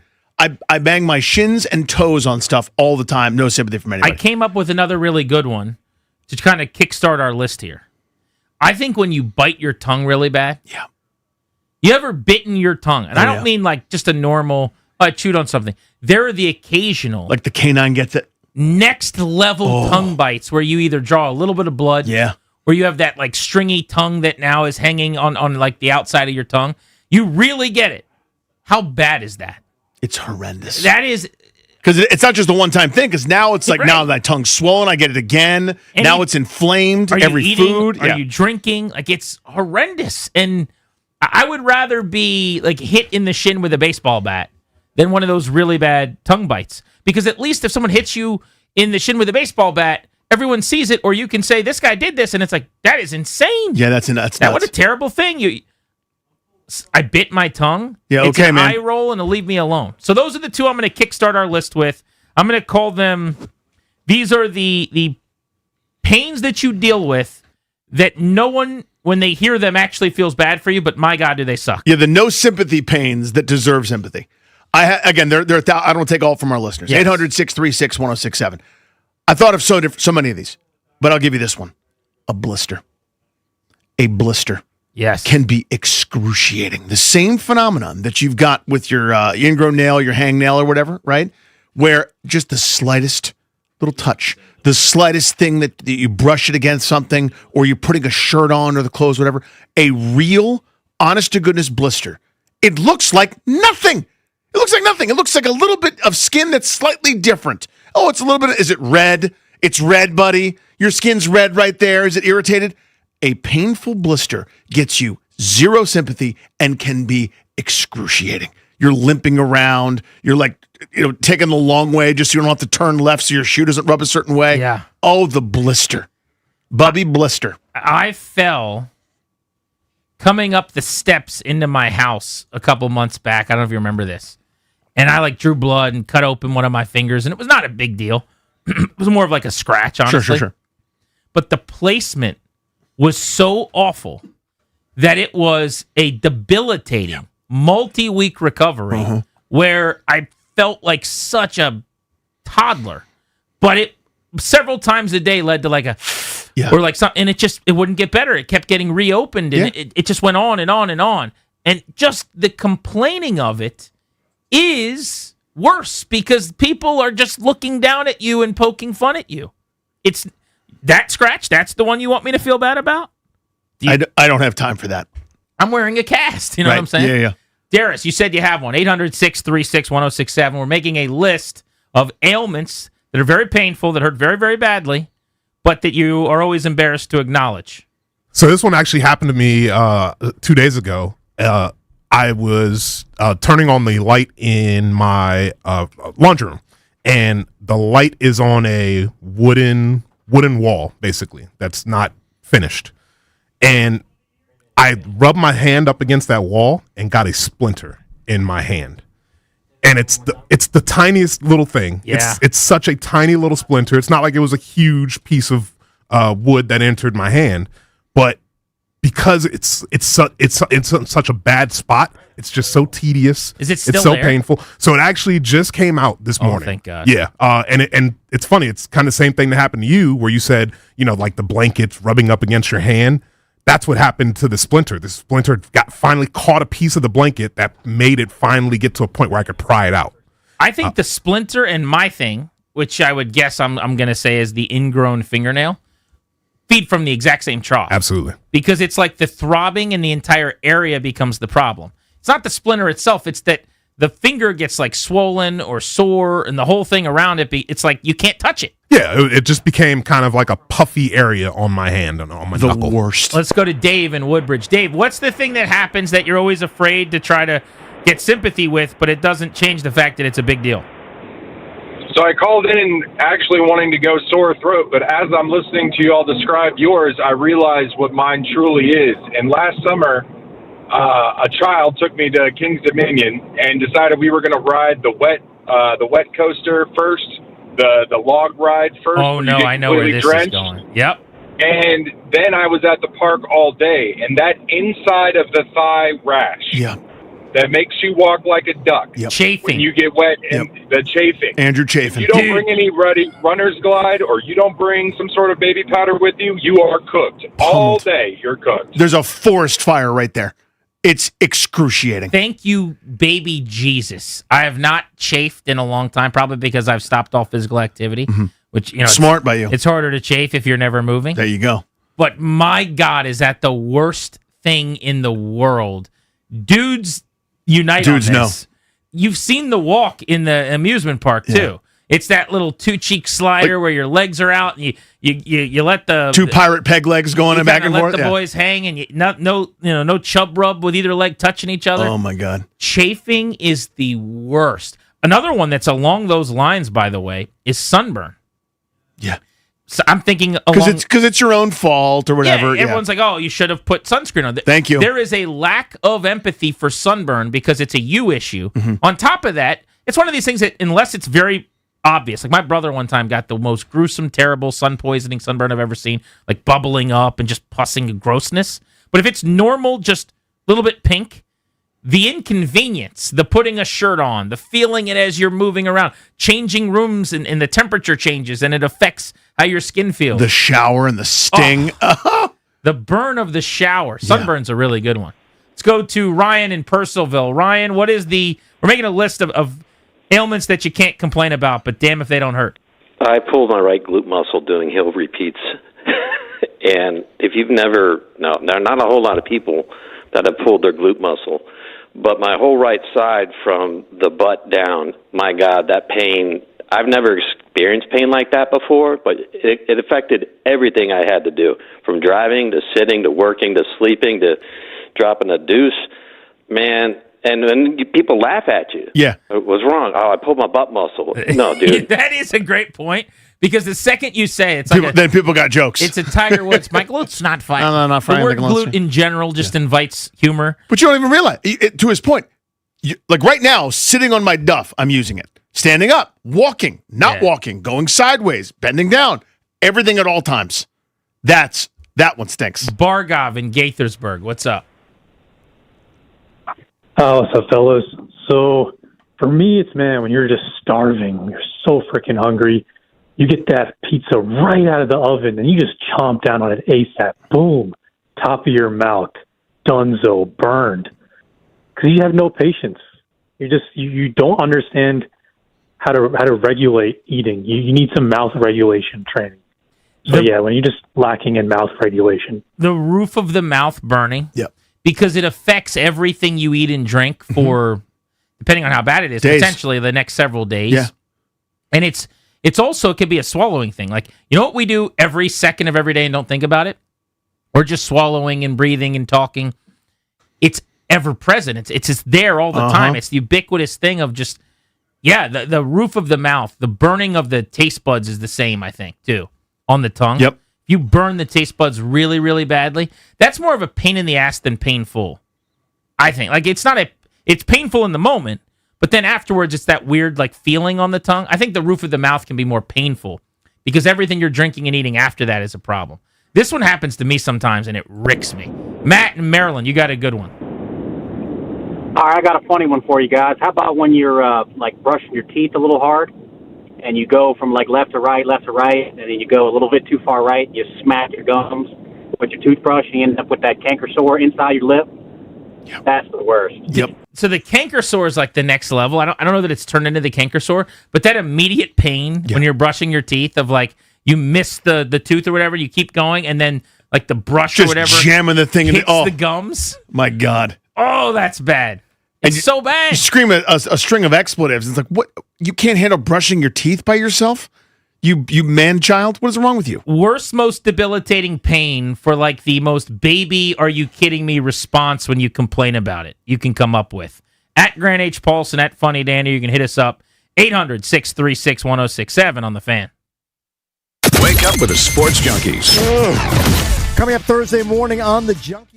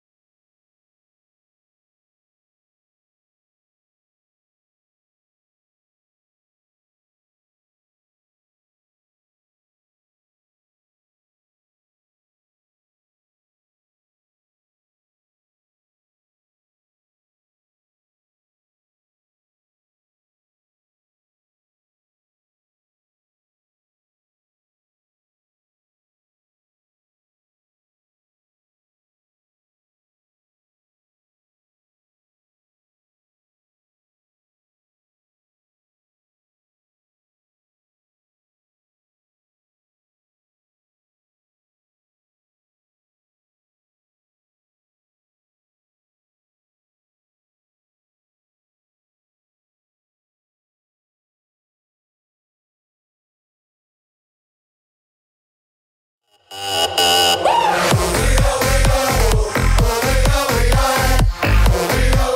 thought of one for Danny that nobody's brought up yet. Welcome back, G&D on the Fan. Top of the hour at 5. I want to get back into the new coordinators for the Commanders and our visions for the offense and the defense and where the team's going to go from here with Durante Jones calling defensive plays, David Blau on the offensive headset. You are a guy that occasionally when we're in a show meeting or just around, you will bump your elbow, like that funny bone situation, Mm-hmm. and everybody's going to find out about it. It's not a secret when I do it. It's not just a like, oh, you did it. Now it's up to you to, kind of quietly work this out. Like this is a, oh, did you see what happened? Oh, no. That's your It's move. a big production. And that's one of those too, because everyone's experienced that one. So this stinks, but it's a this too shall pass kind of feeling. It's almost like, to me, like losing your wind. That's a scary, awful feeling. If you've never experienced that before, it's terrible. Mm-hmm. But once you've lost your wind, it's going to be over soon, and you'll feel very normal. You'll be breathing again. But for a very moment, the banging of the funny bone or the elbow, that one is Because bad. nobody sees it. You hear a little thud, and then you're going, and you're like, come on, man. You sound like the guy in Austin Powers who won't die on the speaker. You know what I'm talking about? Mustafa, Will Ferrell's character. I'm alive, but very badly burned. Right. You shot me. Why would you do that? Let's go to Bob in Bethesda. Bob, we're trying to put together a list of the things that are the most painful, but that are also embarrassing to admit are bothering you, because I've got this ingrown fingernail I've been telling my wife has been debilitating. From Bethesda! That's the worst. I think when you burn yourself in the kitchen or burn yourself when something's scaldingly hot, and then you have to wear the badge of the blister or the burn, you don't really want to tell anyone. So what I really like about that one is it relates to a couple of the others we talked about. The problem is it was your fault. Mm-hmm. And you did it. And that's where the lack of empathy is going to come from. There is no sympathy.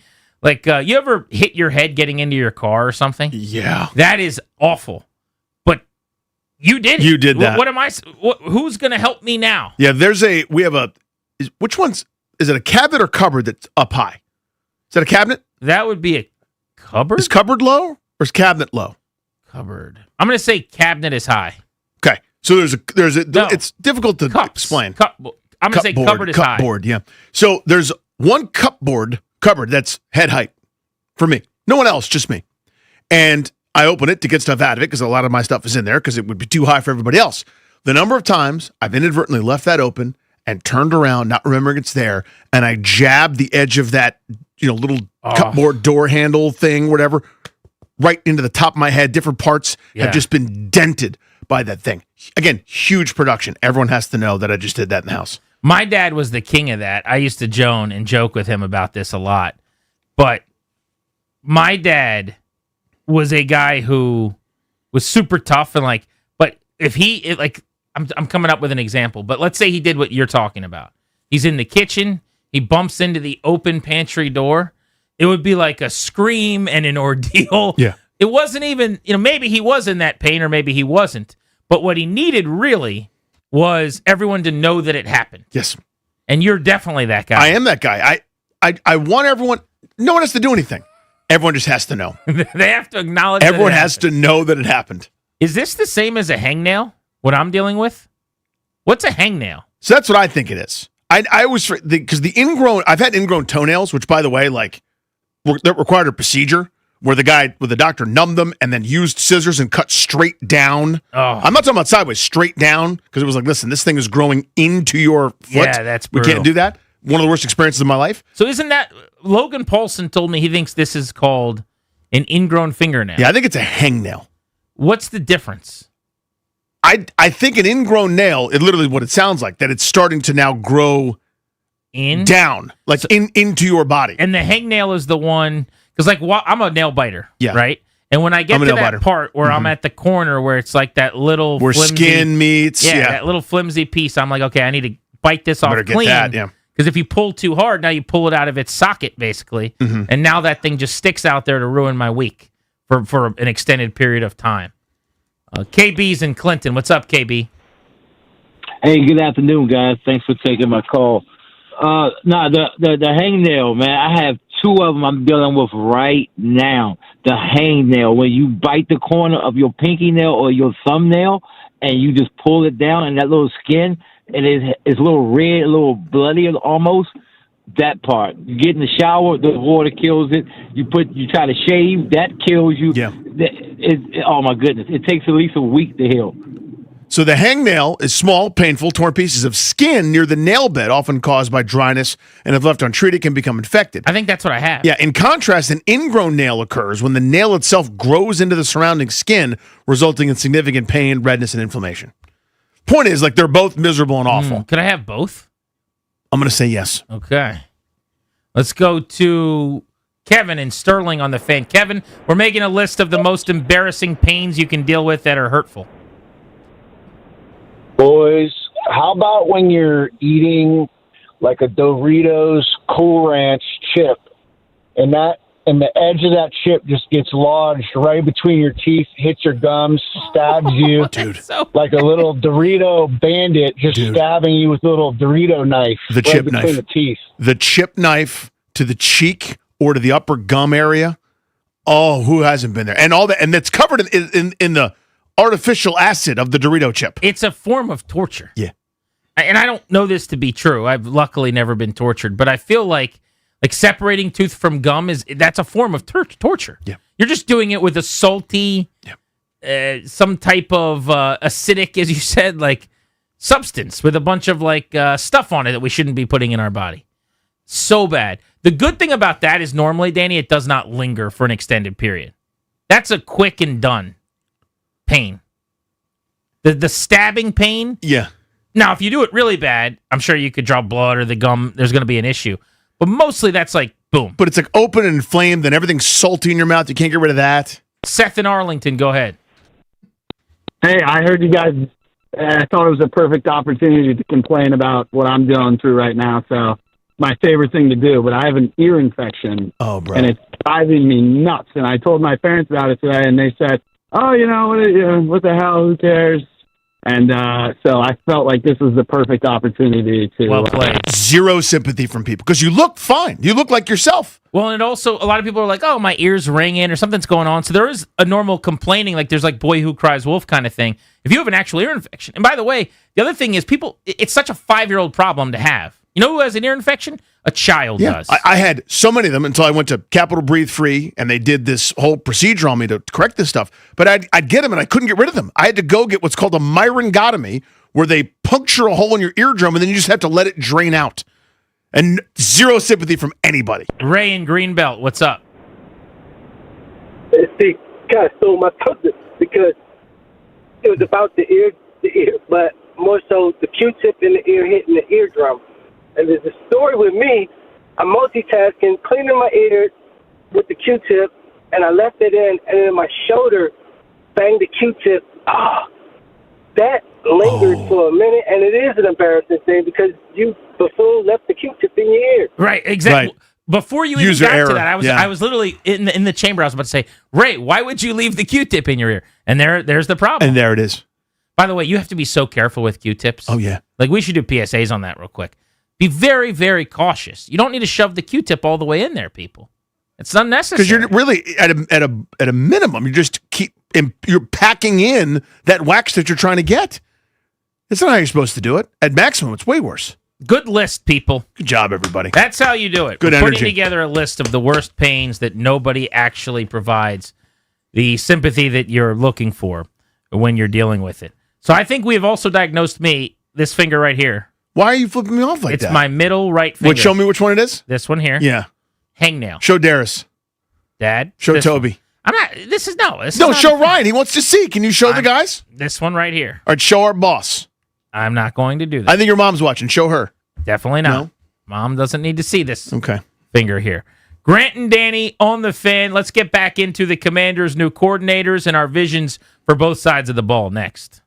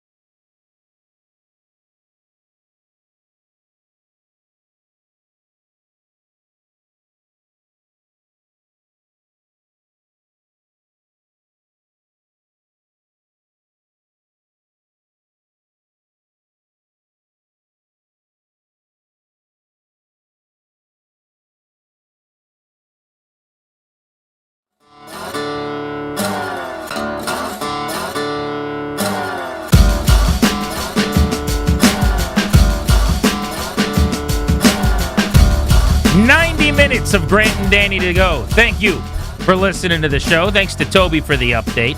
We're brought to you by Kondori and Murad, a law firm that can help you out.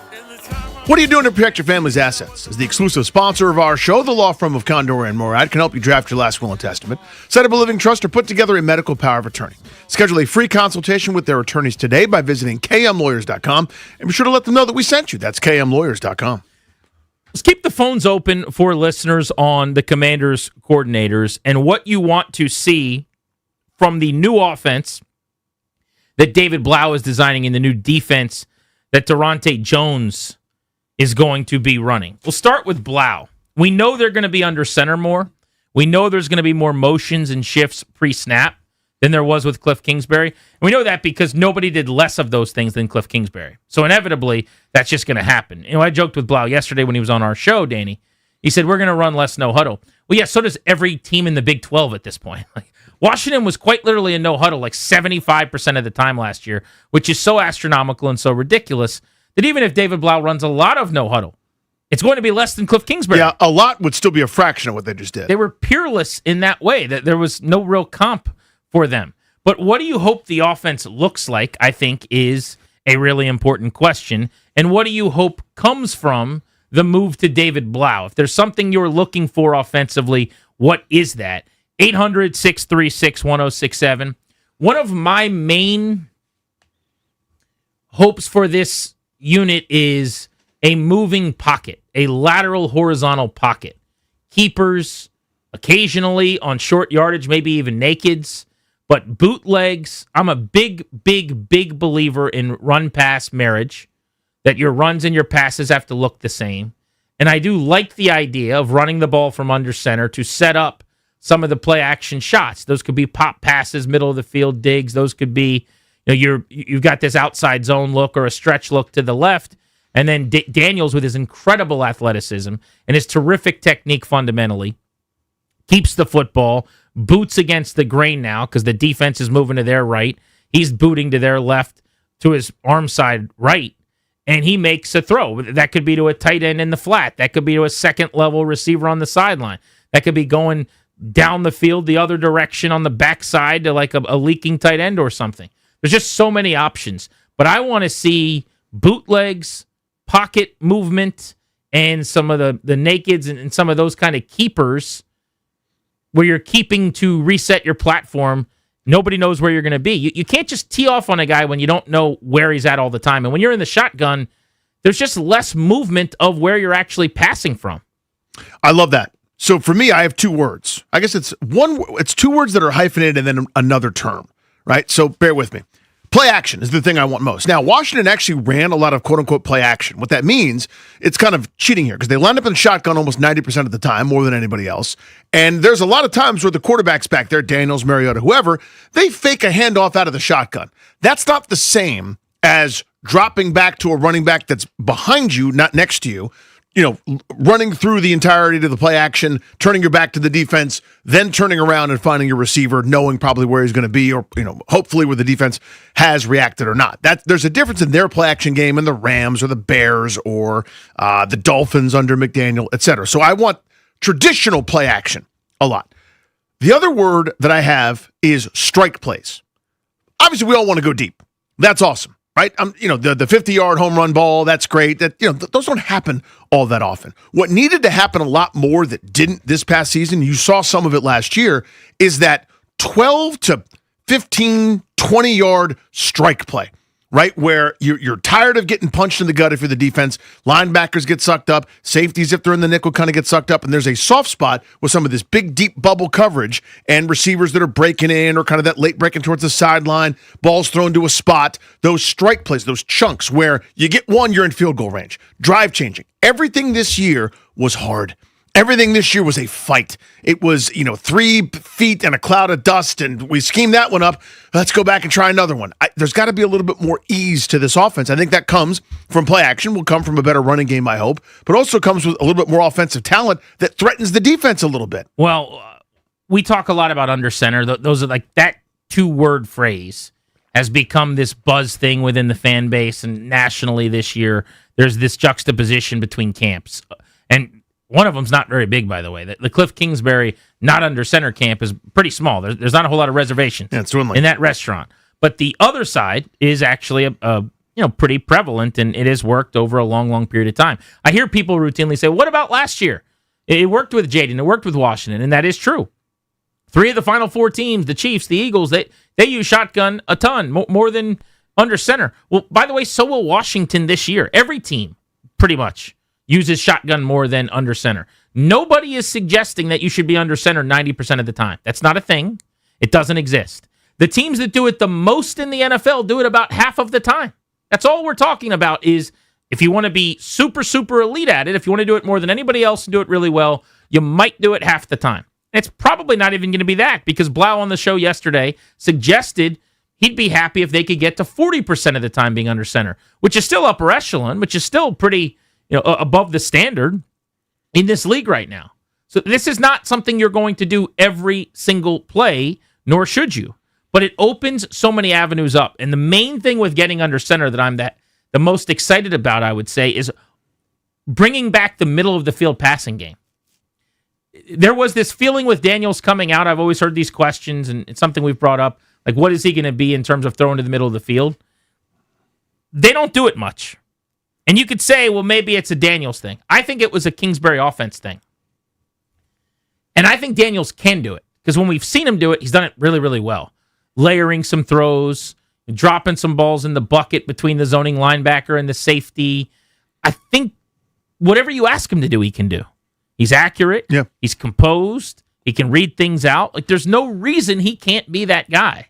If Caleb Williams can make that transition to something he hadn't done a whole lot, and I know he's got all-time arm talent, really, really special, I do think Jaden Daniels can do a lot of those same things. So I'm excited for that. But I want to bring the middle of the field back to this offense, to this passing game.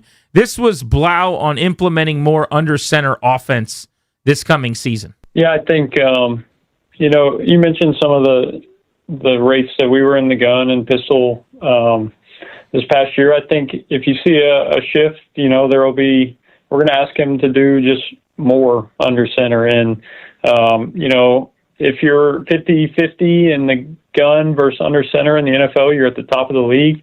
So, if we get to the end of the year and we're sitting here 60-40, I'll be happy about, kind of the result of that. I think it just unlocks a little bit in the run game, and it unlocks a bit in the play actions and the keepers. And, I have mentioned it before. It's just,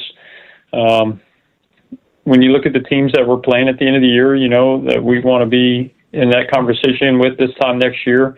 A lot of them kind of lived under center in that world. As you look at the list, and this is from Sharp Football Analysis, our guy Warren Sharp, the best offenses in the league this year were in shotgun the least. And we're still talking about a 50-50, right? I mean, the Rams are an outlier, really good offense, sub 40%, Seahawks 45%, Bills 48%, Lions 51%, Bears 51%, 49ers 53%, Patriots 53%, Vikings 55%, Jaguars 59%, Texans 61%, Cowboys 61%. Point is, the shotgun's here. It's not this new thing that we're trying out. It's part of everybody's offense, and it should be. There are advantages to it, especially when it comes to passing and some of the RPO stuff, and there are definitely looks out of it that you can have that you should incorporate. We just live in a world now where everyone wants to talk about the extremes and be, it's all polarizing. Because I want to go under center, or some coach wants to go under center, does not mean you never get to run shotgun again. It's still going to be majority shotgun. We're just going to do under center stuff a lot more. It's okay. You mentioned Sharp. He had these numbers on under center dropbacks this year. These are actual passing dropbacks from being under center. The Rams were number 1 in the league at 251, and the Bears were number 2 at 192. So that's McVay and Ben Johnson, right? Number 3 is Clint Kubiak now with the Raiders. Number 4 is the Lions with the Ben Johnson offense. Number 5 was the Niners with Kyle. Number 6 was the Buffalo Bills with Joe Brady, who became a head coach. Of those teams, all but one made the playoffs, if you run through those numbers. 5 of the top 6. It was 9 of the top 11 teams in the NFL in terms of drop back passes. Might have even been more than that. 10 of the top 12 made the playoffs. You know who was dead last on the list? The Commanders this year had drop back pass attempts on 17 under center plays. That's odd. Second, that's crazy. It's that low. Worst on this list, or I say worst, but second lowest on this list, the Chiefs with 45. That discrepancy is, mean, you're talking about a team that did it basically 3 times as much as Washington, being in second place, and Washington at 17 when the Rams were at 251. Just kind of tells you that you need to be able to do all the different things, right? I mean, there's also no guarantee that if you take a snap from the center directly, that automatically your offense is great. Right. No one's suggesting But why that. wouldn't you give a team something to prepare for? I think that's You that. basically get to cross that off of the list when you play Washington. It's all trade-offs, right? I mean, the advantage to going no huddle is X, and I'd like to do that sometimes. But the disadvantage to going all no huddle is here, and we now saw that it outweighed all the advantages that happened 2 years ago now, 2 seasons ago. So there's a push and pull. I mean, there's situational stuff that always I think you could take advantage of. Like we used to beg before he would come on the show. We talked about this with you, where Jay Gruden's offense, every once in a while, goes do tempo. I'm begging. You've got a good package in. The defense, you've got an advantage. Kirk gets to the line of scrimmage, can call it real quick and orchestrate, and we can do some empty, get rid of the ball and move. You got an advantage, press it.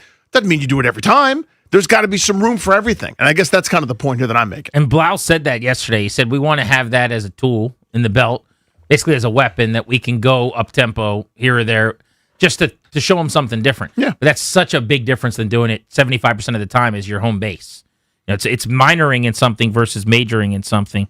This was Blau on why the league seems to be trending toward under center, and guys like him and Clint Kubiak and Sean Mannion are the hot names this year that want to do it this way. You horizontally displace underneath players, so those throws that you see in the middle of the field, whether it's a Stafford ripping an in cut over the middle of the field, and if that guy's taking a false step at all, he's beat off initial snap, and being able to help Jaden go ahead and take a 7-step drop from under center, turn his back to the defense, sell a run action well with our guys running off the football and have our best players ripping in behind these defenders is advantageous for us. And I want to put him in that position as much as possible because his fundamentals are excellent, man, and he's an incredibly accurate passer, and we're going to just try to put him in positions where on first and second down, we can get guys as open as possible, and then he can be Superman and go, those third downs and red zone in 2 minutes when he is. David Blau, new coordinator, play caller for the Commanders. So the question for you guys is, what is your vision for the offense? What do you want to look different? What are you hoping he brings to the table? I'm going to say move in the pocket with play action, bootlegs. I'll go back to just double down on play action being a huge part of the passing game. Yeah. It's one of the great things you can do to help a passer. And then my third thing would be opening the middle of the field back up for throwing lanes and easy button stuff. Like get these crossers and these drags, not just 5 and 7 yards, at the 10-yard, 12, 18-yard digs. He just talked about ripping throws into these windows where, you get a team in zone and you beat them with some of this, the dagger concept stuff that you see Kyle and Ben Johnson and these offenses do. So inject it into my veins. Let's do this thing together. Those are some of mine. What do you got? Yeah, play action. I triple down on that, but not from the shotgun sense, from the drop back sense. I think that's more effective, as we've kind of seen demonstrated here over the last couple of years. And to me, it's those strike plays. It's those little bit more chunks. Again, home runs are awesome. I'll look forward to those highlights too. That'd be great. But to me, they need more of those. We just changed field position. We went from our side of the 50 to your side with that 14 to 20 yard kind of strike play over linebackers in front of kind of deep corners that are bailing out or deep safeties, etc. That was totally missing this past year. All right, we'll hit the phones on this next. Line them up at 800-636-1067. Deep dive into the Washington offense after having Blau on the show yesterday. Your vision for what Jaden Daniels is going to be operating come this season on The Fan.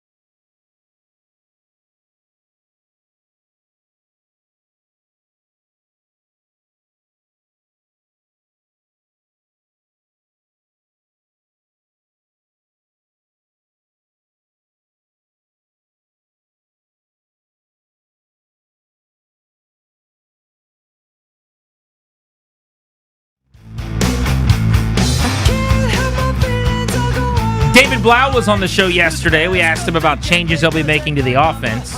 We want to know what you hope he incorporates. He made it very clear with everything he does, he wants to make sure it all helps Jayden Daniels get better. Everything he does, he wants to basically be about building around Jayden Daniels. This was David Blau on the show yesterday, Cut 5, on the adaptability of the offense and just wanting Daniels to be the center of this universe here. I'd be foolish, man, to just say, hey, this is how I do things. And that would be a foolish approach to the whole thing. So really, over the last 2 years, I've been able to see what he does really well. There have been conversations over the last 2 years to say, hey, what do you like? What do you don't like? And as we're in this process of engineering the offense, constructing it, he's got a role in that. And then it's some of the convictions that I have that I know that we can add to his game. I wouldn't say it's things that are hard that he hasn't done before, but it's different things that we can ask him to do that I think can help us put our group in a good spot.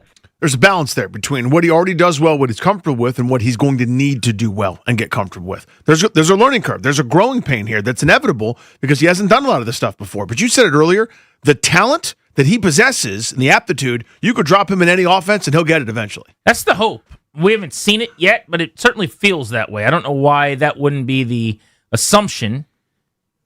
No reason to think he can't do something. Now, if he proves that he can't, okay, let's go back to what he's good in, what he specializes in. But for the moment, he's given you no reason to believe he couldn't be an adaptable piece. Drew's in Graysonville. The question on the table, Drew, what do you hope David Blau changes and incorporates in this offense?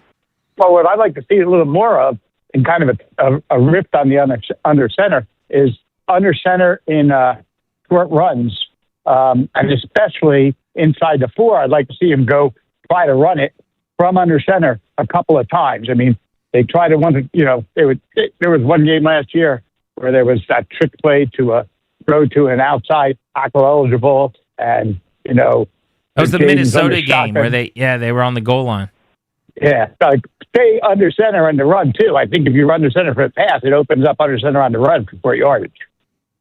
Thank you very much. Yeah, I mean, they were pretty effective, honestly, 3rd and 1 running the football the way they did it with Cliff, because they actually spread you out a little bit. Out of the gun is a little less of a proclivity for most people because you're starting from further back. They want you under center where you're coming downhill, meeting closer to the line of scrimmage to get the ball. Yeah.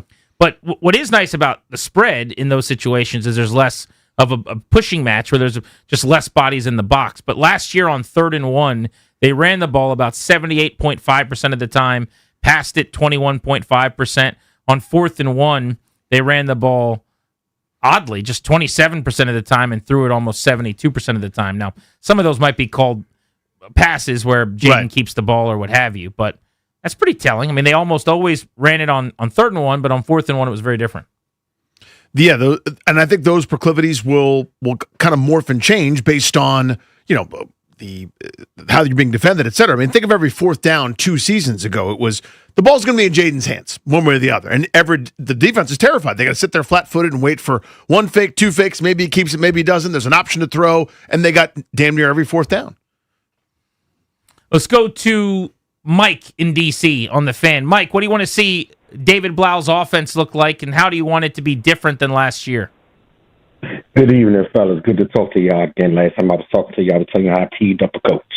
I want to see them use the athleticism of the offensive line a little bit. I want to see them also use some motion for indicators for Jayden. I want them to protect Jayden. And I also want to see some different play calling on 1st down. I think sometimes we're a little predictable on 1st down. And for God's sake, can somebody unlock Terry? Just like, I watch so many other receivers just get multiple opportunities and get open. I want to see them unlock Terry, man. First they have a quarterback. Now we just need an offense. Unlock him like that. Well, you broke can't up there, but I love that. Me that having McLaurin stationary, lining up 75, 85% of the time on one side of the field, and rarely ever being in motion wasn't bad for business. So the way he said it is actually really good. Forever, he didn't have a quarterback. Now he does. Then You didn't love the way he was used. Well, now maybe you will. What if you have a coordinator who uses him out of stacks and gets some free releases and motions them and shifts him and keeps the other team guessing and basically what you're trying to do is keep him away from the best player in their secondary and get him releases where he's not getting jammed at the line of scrimmage. Cliff doesn't really care that much about those two things. He wants to just operate fast enough that they're a little confused, and that's his answer to it. Blau basically said, that's not my answer to it. We're going to do it a different way. So I think it could be good for business for 17. The nadir of that was the Thursday night game in Philadelphia that you and I were at, where Quinton Mitchell and Terry McLaurin were locked in a matchup, and McLaurin got whatever it was, 1 target in the first half, or 2 targets before the fourth quarter, had no production at all, was just lined up on the left, just jogged out there, stayed on the left, and that was it. And the offense stunk that day. And we kind of went, okay, this has to change, right? And Cliff was always kind of slow to do that. That needs to be beforehand. That needs to be, we're not just going to do this to beat our head against the wall to prove some point. I don't care about proving a point. I like points, first downs, yardage, etc. Unlock your best player. I love that call. Yeah, when you look at the teams with the highest motion rates in the league, a Mike McDaniel offense is typically always going to lead there, and that was the case. The Green Bay Packers, the Detroit Lions, the LA Rams, which is, McVay's going to be in that conversation. Shanahan with the 49ers, like those are the types of offenses that are high on that list. That is what they are transitioning to. I like this point on first down, too. I don't know if he was saying run versus pass. He thought they got predictable, but here's what I'm hoping for. A lot of the shots that Ben Johnson and Kyle Shanahan and these guys take offensively down the field are on 1st and 10 because it's a lower percentage play. You got to get it out of the way early in the down and distance if it's not going to go well, so you can make up for it on 2nd and 10, 3rd and 10.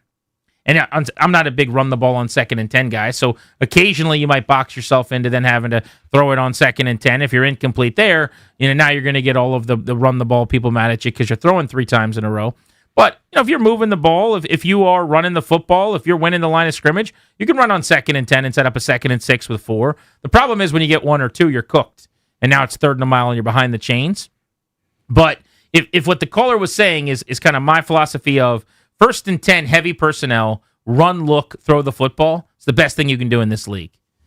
12, 13 personnel, 2 tight ends, 3 tight ends, and we're throwing the football. You've got your linebackers, your bigs, your D tackles on the field, and now I'm going play action. There are teams that are starting to match those looks on first down with nickel and dime because, the extra DBs, they know we can't give up the explosives. These are where the chunks are in this league now, and they're actually going, we'll give up the 6 yards on the ground if you run it on us. Take it, but we can't have the play action shot with a vertical route. There it is. Because we got all these heavy dudes out there. Yeah, let's check to a run in that case. I mean, it's a live chess match. But to me, you and I are both Warren Sharp disciples.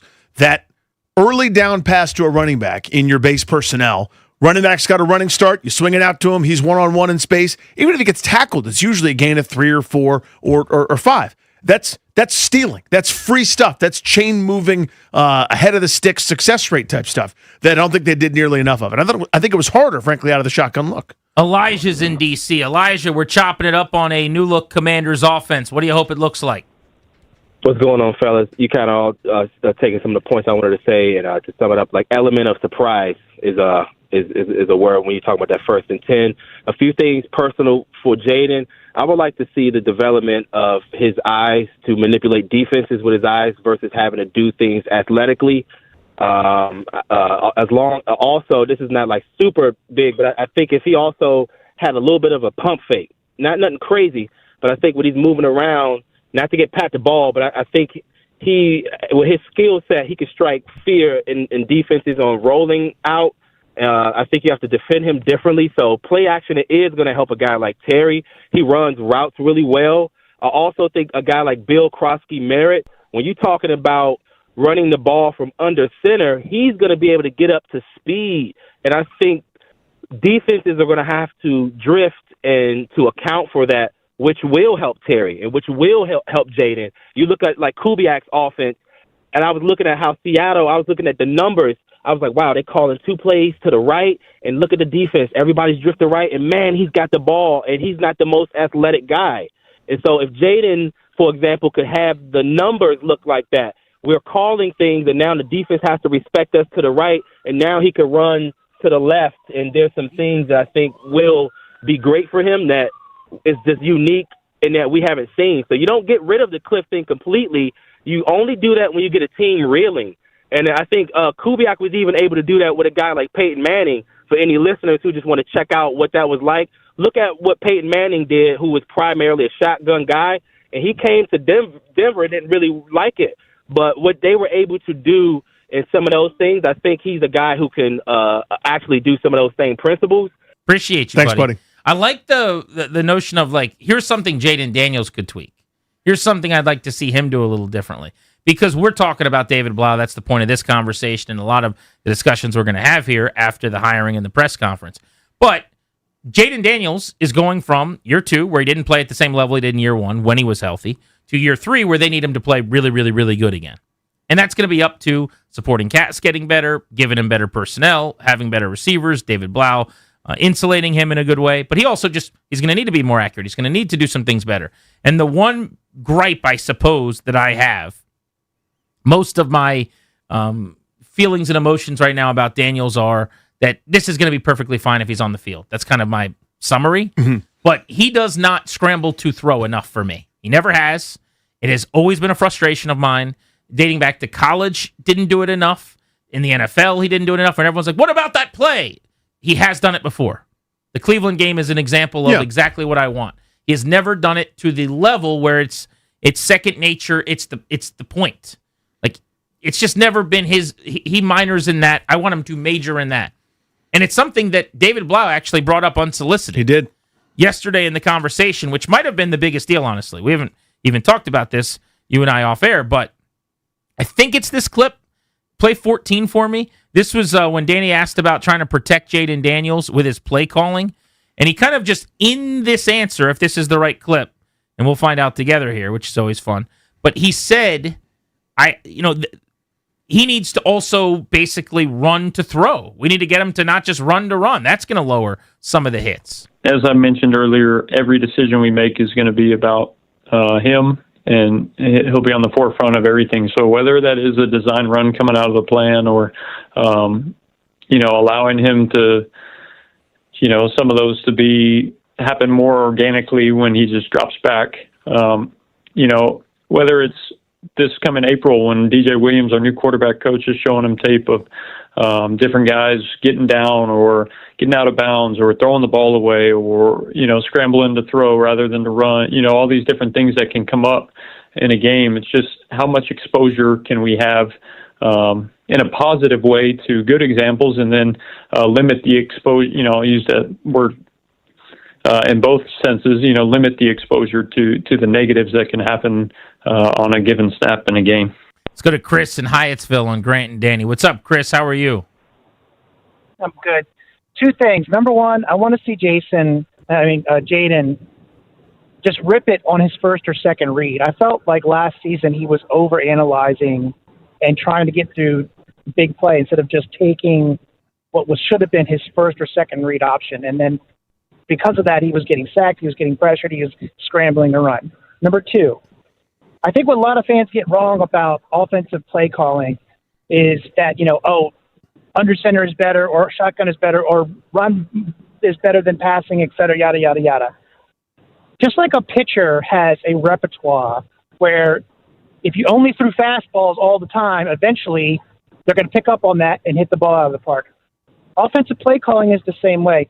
You have to vary your looks and your play calls so that each potential formation and or play can be successful because they cannot predict what you're going to do. Yeah. If all you do is line up in shotgun like they've done in the past 2 years, that's less that they have to prepare for. If all you do is run out of pistol and you don't run a play action, that's one less thing they have to prepare for. So having that dynamic look in the offense is going to make each element of what you do a little bit better because it's less predictable. It's a good point. Yeah, you're right on, man. The pitching phrase that you hear is tunneling. Mm-hmm. Because I'd never heard that until, I don't know if it's like 10, 12 years ago when it started. Trevor Bauer was a huge disciple of this. But basically, all it means is you want your fastball and your breaking ball to come from the same arm slot and look the same until a certain point. And you see these overlays now where the tunneling is very obvious in these images where it's like same path, same path, same path, same path. Now this goes that way and that goes this way. And that's tunneling.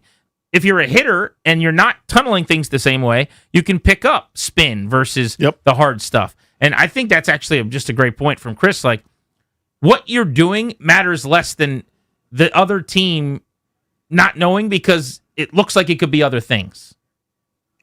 Right. It's so for the first, 1/1000 of a play as it starts, you're going, is this that run to the left that I saw before? Is this play action? Is this a bootleg? Is this something else? And you don't know, and you got to sit there and freeze. If you can anticipate, you can blow it up. We'll take more of your thoughts on this at 800-636-1067 if you've got them. Also, the decision Seattle made today after their team won a Super Bowl that led to major infighting within the city. Next. Wake up with the Sports Junkies. Coming up Thursday morning on the Junkies, it's an open line Thursday. You get to steer the show. You know how it works. You can talk Winter Olympics. You can talk Commanders' new coaching hires, tanking in the NBA, whatever you want. Former Terps hoops coach Mark Turgeon joins the show at 8 o'clock. And listen for your chance to win tickets to see Matt Rife at Capital One Arena. The Sports Junkies, weekday mornings from 5 to 10 on Sports Radio 106.7 The Fan.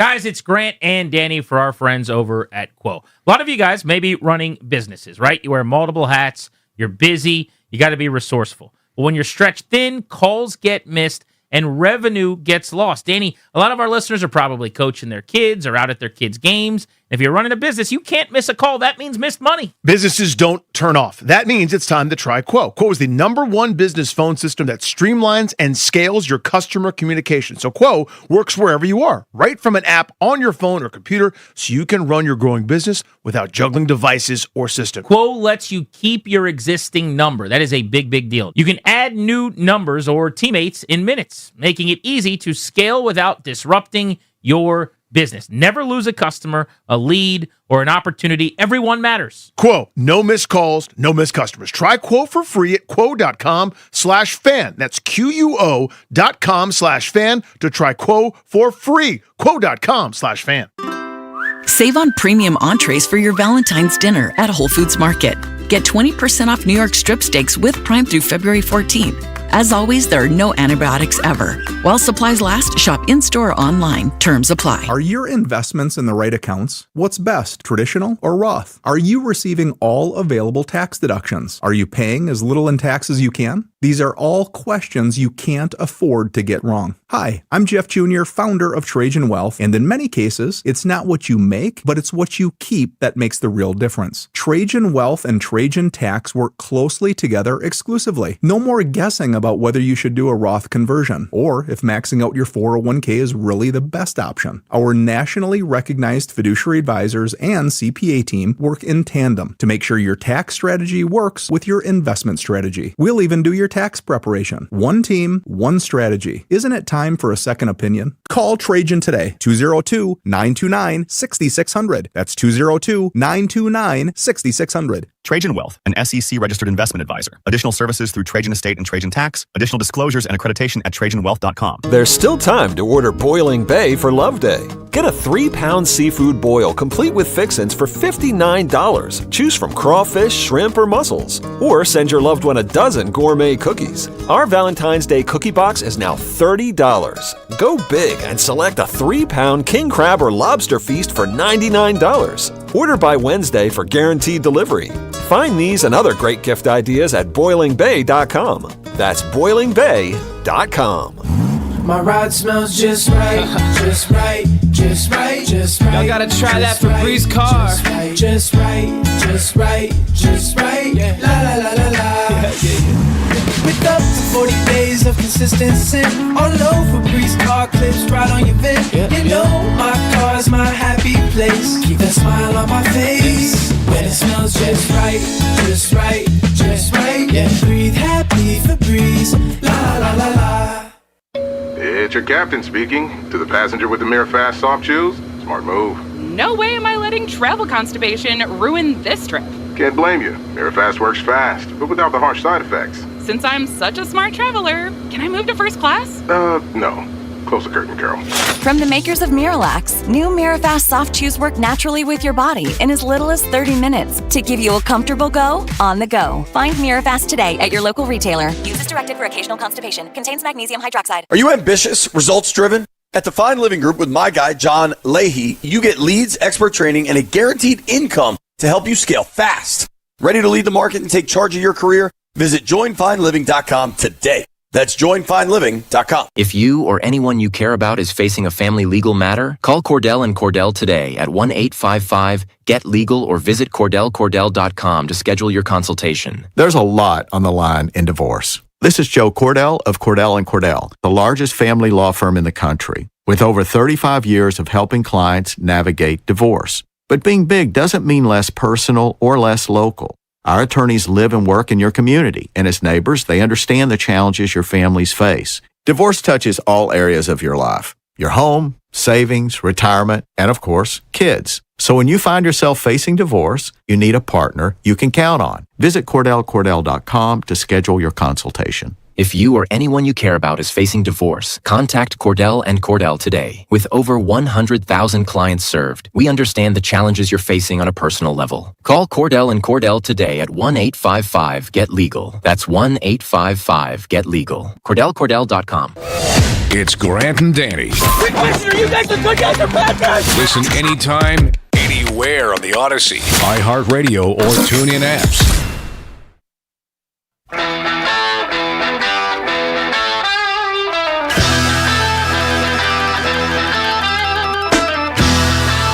The Seattle Seahawks celebrated their Super Bowl today. It's become commonplace that everybody's up on stage. You see who can make the biggest fool of themselves. It's almost like, they might as well do the bit the Junkies do on the drinking show where they have like breathalyzers. Yeah. Raise awareness as a PSA for let's not drive today or whatever, because everyone's up there clearly inebriated and just saying memorable, funny things, and everyone loves it. It's jolly and just a joy-filled experience, man. It's a party, right? That happened today. Big parade out in Seattle as they celebrated their second ever Super Bowl. I bring this up, Danny, because there's a story that came out of this morning where the city of Seattle decided that they would not make absences to school excusable today, and that they went one step further and said they would not be closing school or ending the classes early or anything like that. So they basically told the parents, kids should be in school, and if you want to take them to the parade, that's fine, but it's an unexcused absence, which is not the end of the world. I had a lot of those in school. Sure. Where you stay home, you're sick, you're not, whatever it is, and